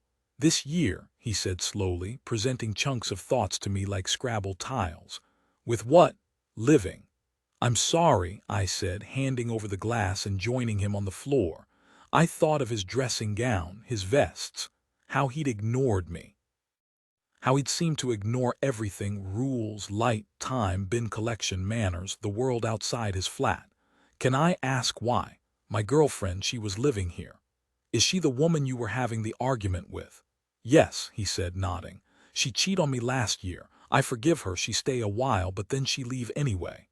I'm sorry, I said again. He shrugged as he took a sip of water. I try all this year to be better, but now there is no, he put his glass down to avoid my gaze. I understand, I said. No purpose, no fun, no point. Same for you. Yeah, he disappeared, stopped speaking to me. He nodded sympathetically like we were strangers in the same community support group, which I suppose we were. I thought of the 3 flats on top of each other, how they each housed a broken heart. Betrayal, disappearance, grief. Cuckolded in the basement, abandoned on the first floor, widowed on the top floor. You know you will be fine again, Angelo, I said. We were fine before and will be fine again. He pushed the side of his hand methodically along the floor like he was cleaning crumbs. The overhead kitchen lights illuminated the skin at the back of his head where his hair had become diaphanous. I'm sorry, he said, looking up at me with a repentant smile that seemed painful for him to hand over. Thank you, I said. I'm sorry I took your packages. That's a completely unacceptable thing to do. I didn't realize you were in so much pain. I thought you were just horrible. It's okay, he relented. He finished the glass of water in a gesture of finality. I think perhaps it is not a good idea to, he motioned between us. All right, I said. I don't think we should do that again either. Why did you say you're my wife? For no other reason than to steal from you, don't worry. But I do think we should be friends, I said. I think we deserve some peace. Sigh, peace, he said with a sigh. Peace, piece of cake. Good idiom. Idiom. It's when a phrase means something in a language but it doesn't have any literal meaning. I see. Teach me an Italian one. He leant his head back against the fridge and searched his thoughts. Hai voluto la bicicletta e mo pedala. What does that translate as? You wanted the bicycle, now pedal it. And what does that mean? It means you must face the consequences of your desires. I see. You've made your bed, now lie in it. Yes, he said. You have your beds, we have our bikes. Where are you from? I know Baldracca isn't a place, you piece of shit. You liked my joke, I scowled. I'm from Parma. I've been there. I went for work a couple of years ago. You did, he looked delighted. Yes, I write about food. I was writing a piece about protected status food products in Emilia-Romagna. It was about vinegar in Modena and Parmesan cheese and the ham in Parma. No. He said he excitedly dragged one of his cardboard boxes open and took out one of the long knives. From my mother. Why? To make prosciutto. Oh, what? I thought. I brought my head to my knees and breathed into the fuzzy softness of my tracksuit bottoms. He craned his head to look at me. What? I thought you were going to kill someone, I said, snapping my head back up, my gaze meeting his limpid amber-brown eyes now wide in shock. I'm sorry. What? He shuffled back very slightly as if I were now the threat. I thought you were a psychopath. I thought you wanted to hurt someone, I said, glancing at the packages. No, she sent me this to make prosciutto. She hangs it in our garden. I will hang in the garden here, he said, opening the box and showing me the hooks. What's with the poison? He rolled his eyes. Poison, it's to help the meat, color the meat. Cure it, I said, of course. Poison? Fuck off, I said as we both laughed. I was told that it's the air in Parma that makes it taste so good. Might not be quite the same in Archway. Yes, he shrugged, maybe. I've got a good butcher for you to go to if you need one, for pig's legs. Yes, how long will you hang them for? A year maybe, he said. My mother hangs it for 2, I miss it. Ham, home. He left shortly afterwards. He kissed me formally on both cheeks and we exchanged numbers. I heard the door open to his flat downstairs. Then I heard him walking through to his kitchen, whistling as he went. I heard him make himself something to eat as I had a shower, a meter above his head. He did the washing up and listened to the radio as I brushed my teeth. I fell asleep while he was watching TV. I slept soundly through the night. 19 Lola and I had an emergency code word, penguin. We had employed it just twice in our 15-year-long friendship. The first, when she accidentally uploaded a naked photograph of herself to a shared album where all the godparents to a baby called Bertram were meant to post photos of him. The second, when I thought that I'd seen Bruce Willis in a phone shop, but it turned out to be a similar-looking bald man. When I received an emoji of a penguin, then a pub location, date and time, I knew there was only one thing she had to tell me. She was engaged. I preemptively ordered a bottle of champagne and waited at the table for her. She arrived, yellow polka-dot halter top, black and white stripy shorts, heeled silver clogs, and a floppy straw hat on a decidedly unsunny day. She sat down at the round table without hugging me hello and removed her Jackie O sunglasses and hat. Jethro, she said. He proposed. He's gone. The waiter came over and popped the champagne cork ceremoniously. Lola flinched. For you, he said beside himself with excitement that a customer had finally ordered the champagne. Yes, I replied. Fabulous. And are either of you lovely ladies celebrating anything special? Lola pressed the heels of her hands into her forehead. No, don't worry, I said, gently prizing the bottle off him. I think we can sort it from here. Thank you so much. I put the champagne into the ice bucket and he left. What happened? Everything was completely normal until a couple of weeks ago. We were having loads of fun. We had some flat viewings lined up for this week. We were really excited about properly moving in together. He'd started talking about marriage. She registered the judgment on my face. I know. It seems mad now. Then on the Sunday evening he said he had to pop home to pick up some stuff, and then he'd come back to mine. He'd been gone for a few hours, so I texted him to check if he was okay. He said he was going to stay there. He said he'd realized that everything had been moving too fast and he needed to put the brakes on. I asked him if he knew he was going to say this to me when he left the flat and pretended everything was fine, and he said no. But of course he did. He was just avoiding having a difficult conversation. Then what? I said, pouring the champagne, now mocking us. We decided to have a few days of not speaking, have some time to ourselves, think about what we want, then meet up to talk.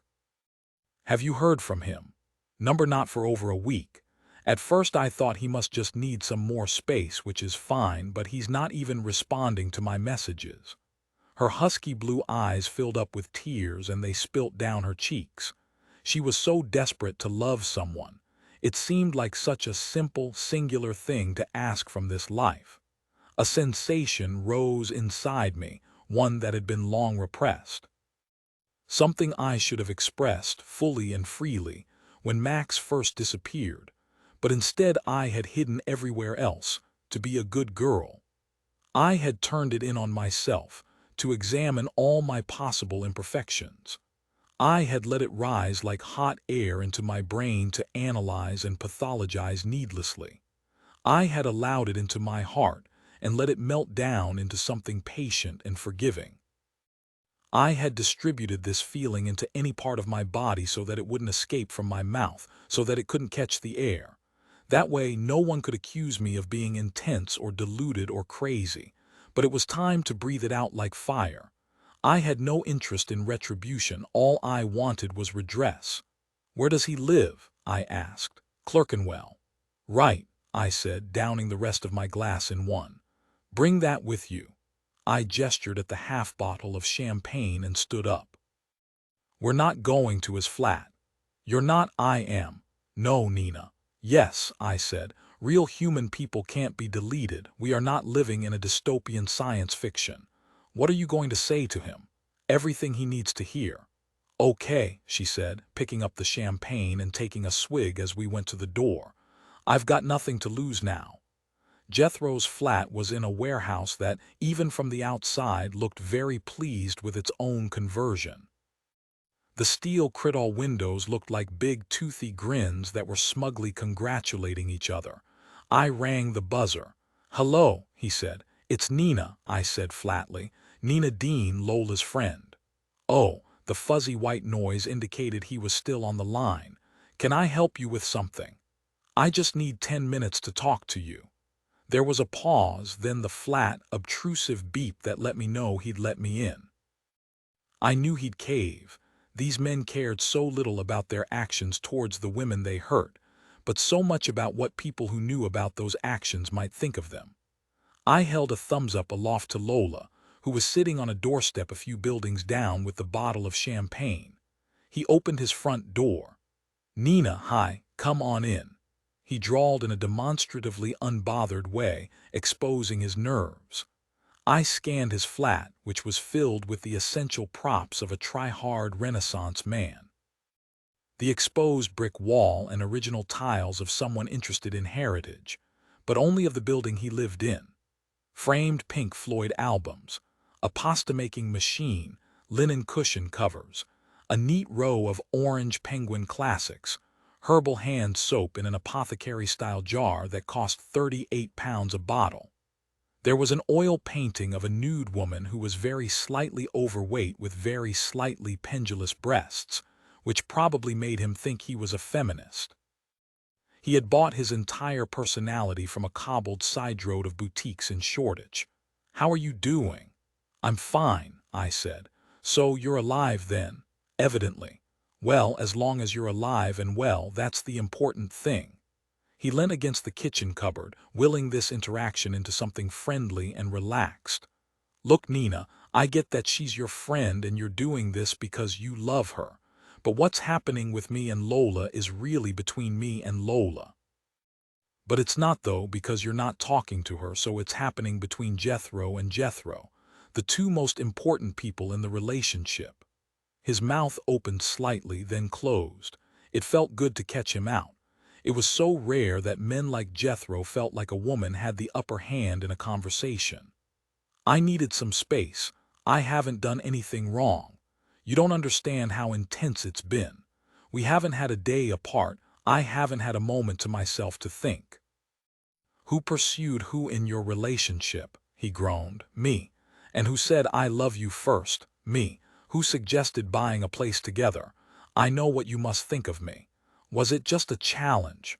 "What do you mean?" "Was it a game you wanted to complete? You met a woman who had her life together and you wanted to see if you could pull it apart.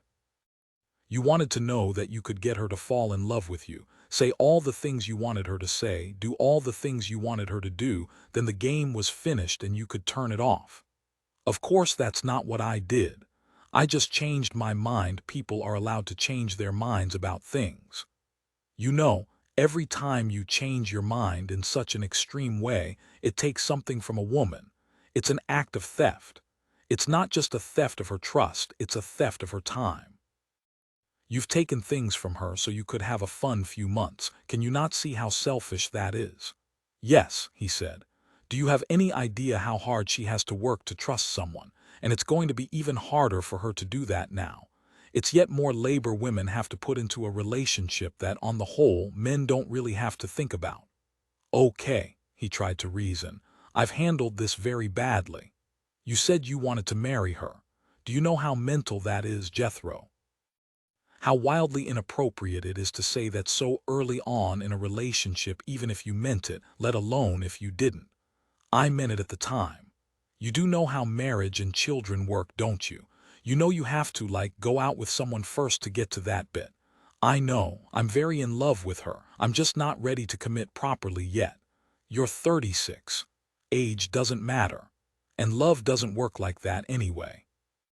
I can't believe I'm having to explain this to a man in his late 30s, mid-30s. You have to take your chance. It's not like you fall in love with someone every week. How arrogant are you that you think you're going to feel like this again about someone whenever you decide you're ready on your terms?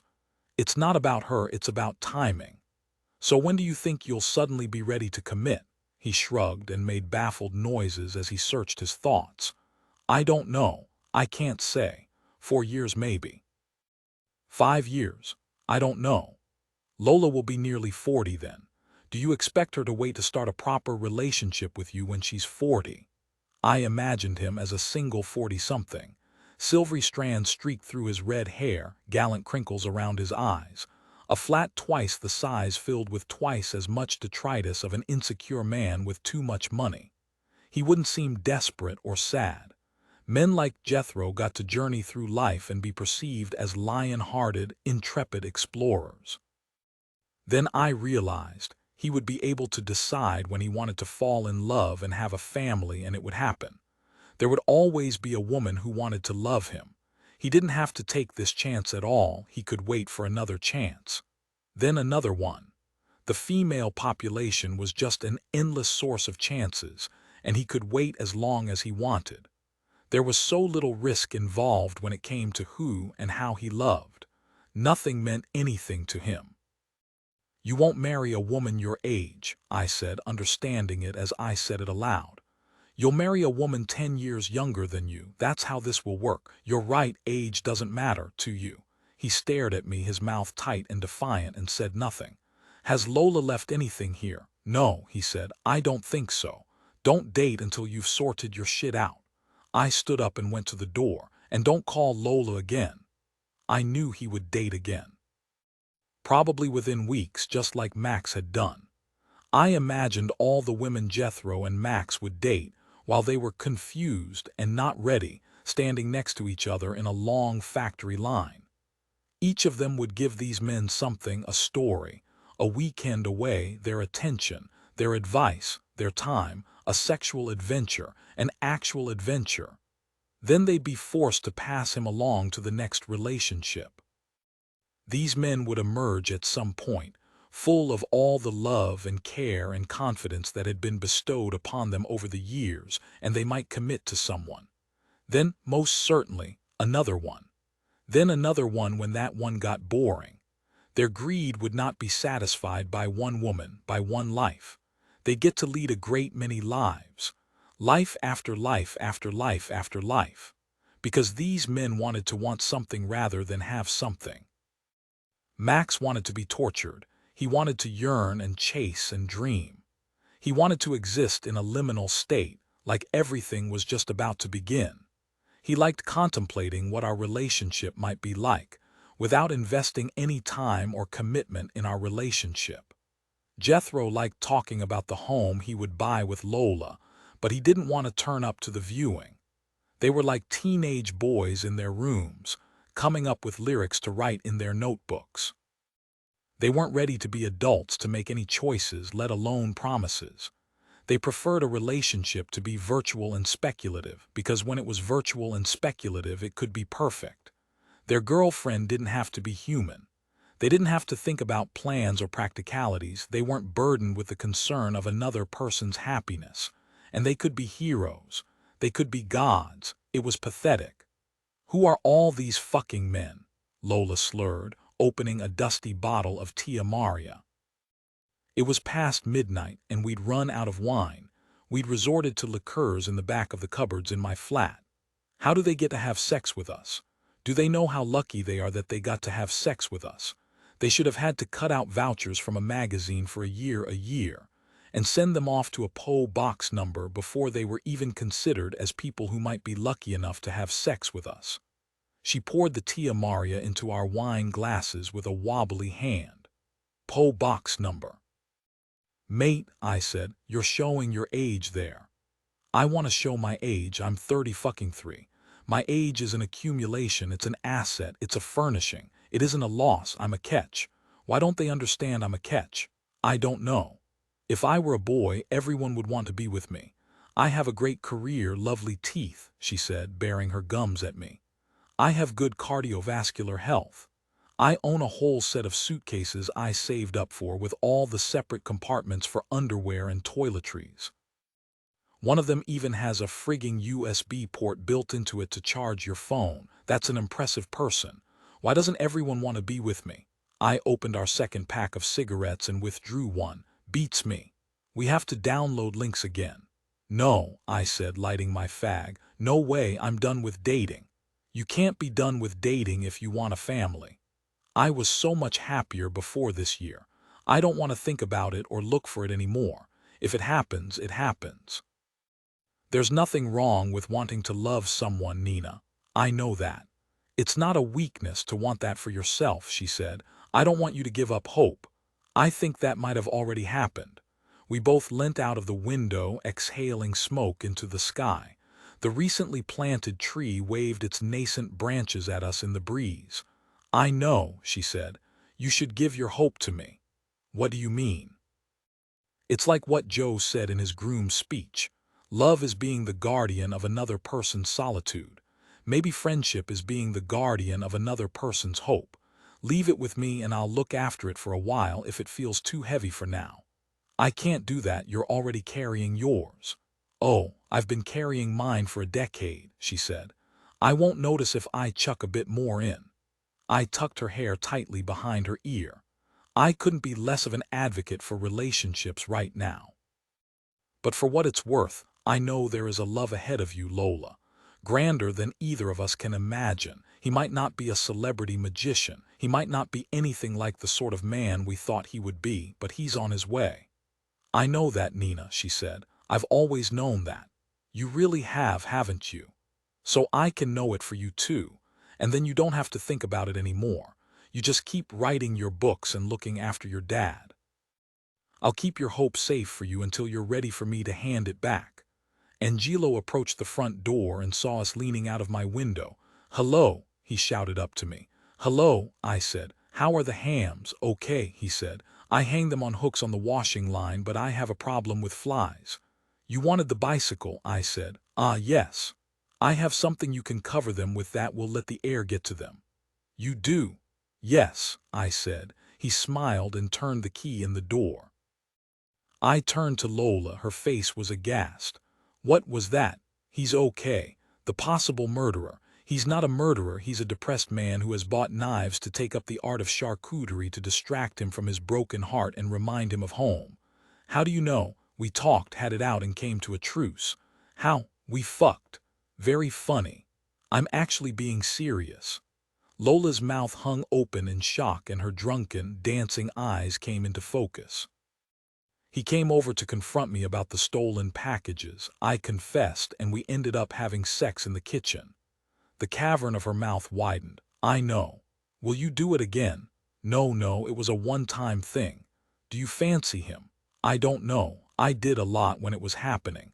I think I needed to have sex with someone who couldn't disappear. We live in the same house. We share an electricity meter. I can basically hear his heartbeat through the floor. Lola thought on this, removing another cigarette. Lush, she concluded sadly. We sat in drunken exhaustion, a mostly silent cycle of pouring, drinking, and smoking. I have got something new for the Schadenfreude shelf, Lola said, and it's the best one yet. You say that every time. No, trust me, this one really is the best one yet. I heard it a while back and I've actually been saving it up for our lowest low. I don't think other people's misery is going to do anything except make me feel more miserable. Why don't you try it? Okay. Okay, so, she said, bringing her feet up to her chair so she sat cross-legged like an excitable teenager during a secret swapping session. Do you remember my friend Camille? Yes. So not Camille, but don't believe it, the source has already been weakened. We can call her right now for clarification. I'm not calling your friend Camille. So, Camille's friend Emma moved to California, and in the first month she's there, she decides she wants to take ayahuasca. What's ayahuasca? It's a psychoactive drug that's administered by a shaman, and apparently it's like doing 10 years therapy in one night. Right. It worried me how fluent I had become in Lola babble. So, she's at this ceremony in Joshua Tree with a bunch of other strangers, and they all take the ayahuasca. Emma goes on this crazy emotional trip, like she's gone back in time, and she heals all these awful rifts between her and her mother. She comes out the other side and stands in the desert, sand under her feet and stars over her head. All right, get on with it. And she realizes she's at total peace for the first time in her life. Then, a man is next to her, this other guy who has taken it too. He holds his hand out to her and she takes it. They say nothing to each other, but she knows she's just met the love of her life. Lola, this story is not true. Now wait a minute, so. They go back to La, where he also lives, and they spend the weekend together. She is happier than she's ever been. She has never felt so understood by another human. He moves into her apartment. They have 3 blissful months together. Okay. Then something happens. This guy starts to actually really annoy her. They start having all these fights about things. She says to him, I think this might not be right, he says. We just have to go back to the desert to take more ayahuasca. So it was like a long, low-level hallucination. Precisely. So she says, no, take your stuff, leave my apartment, and he does. Then about a week later, there's this horrific smell everywhere. In every room, she can't escape it. Oh no.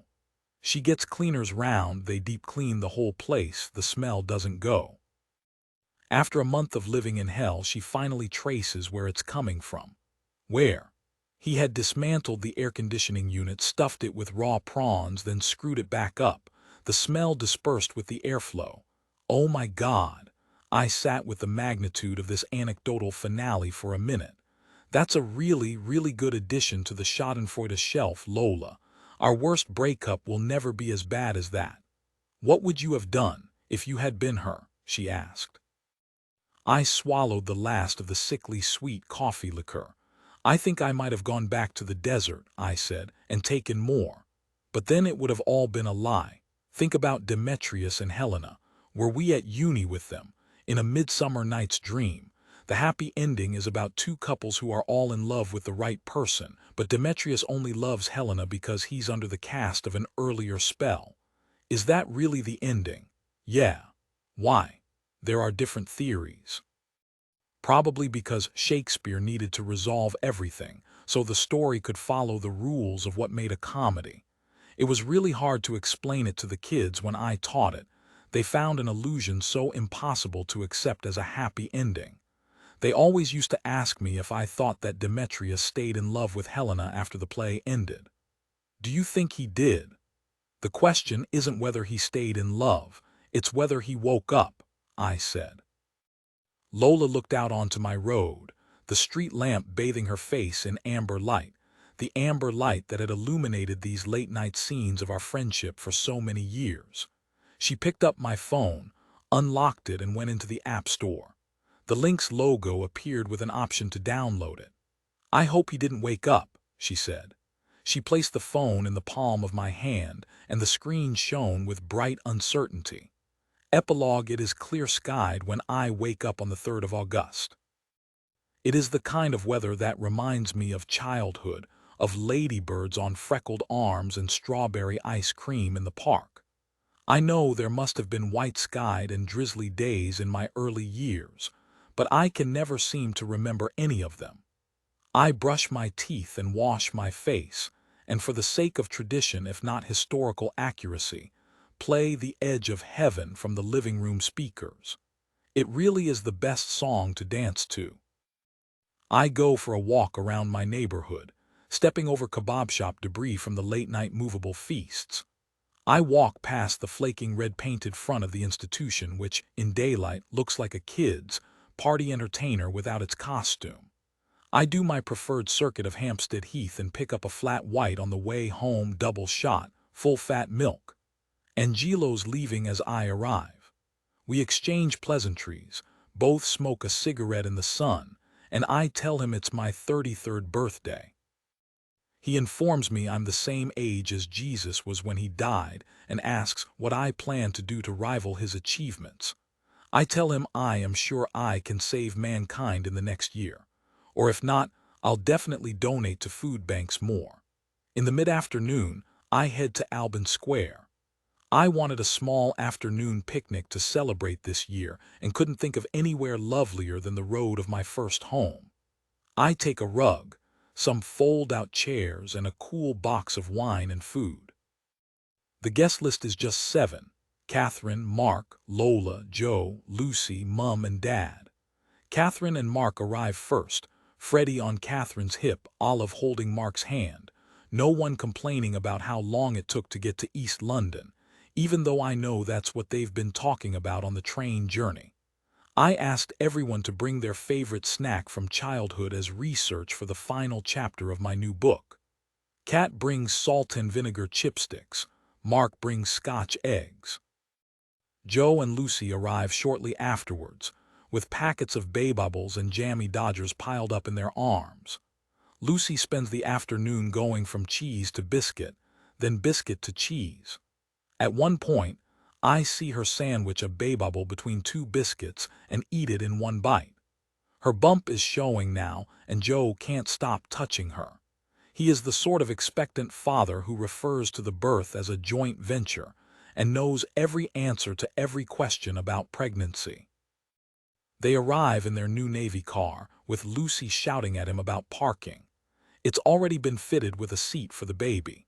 One day that baby will sit on a bench, wondering if that Navy car is scrap metal somewhere, wishing it could come collect them. Lola turns up with sherbet and strawberry laces, wearing a blue gingham maxi dress and a matching parasol. She has a date later this evening. A man from a new app which matches you on mutual dislikes rather than mutual likes. They've been talking about their shared hatred of country music and tomatoes in paninis for 5 days solid now. Despite the fact he's a Gemini, she thinks he may be the one. We persuade her not to take the parasol. Dad remembers Albin Square as soon as he arrives. He remembers teaching me to ride my bike in circles. He remembers the day I fell out of the mulberry tree and needed stitches on my knee. He remembers the bench where they sat with me a few days after I was born. I have given up sifting through the timeline of his memories, trying to work out which is the sediment that will stick. Some days he can't remember who I am. Sometimes he remembers the grades of all my violin exams.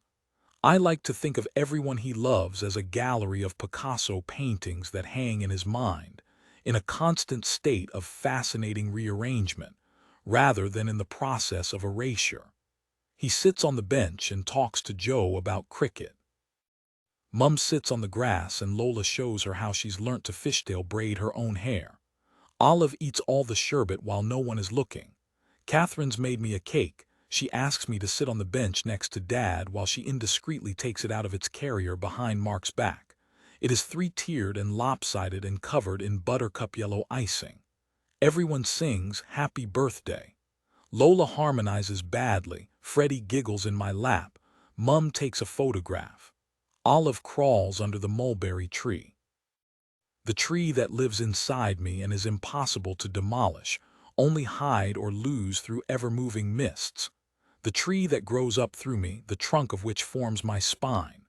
Catherine holds the cake below my face and the candles flicker lightly in the still heat of the day. Make a wish, she says. I close my eyes and think of all the paths that lie ahead, none of which I can see yet, none of which I can plan for, only walk towards with faith. I blow out the candles of my cake for the 33rd time. Another year begins.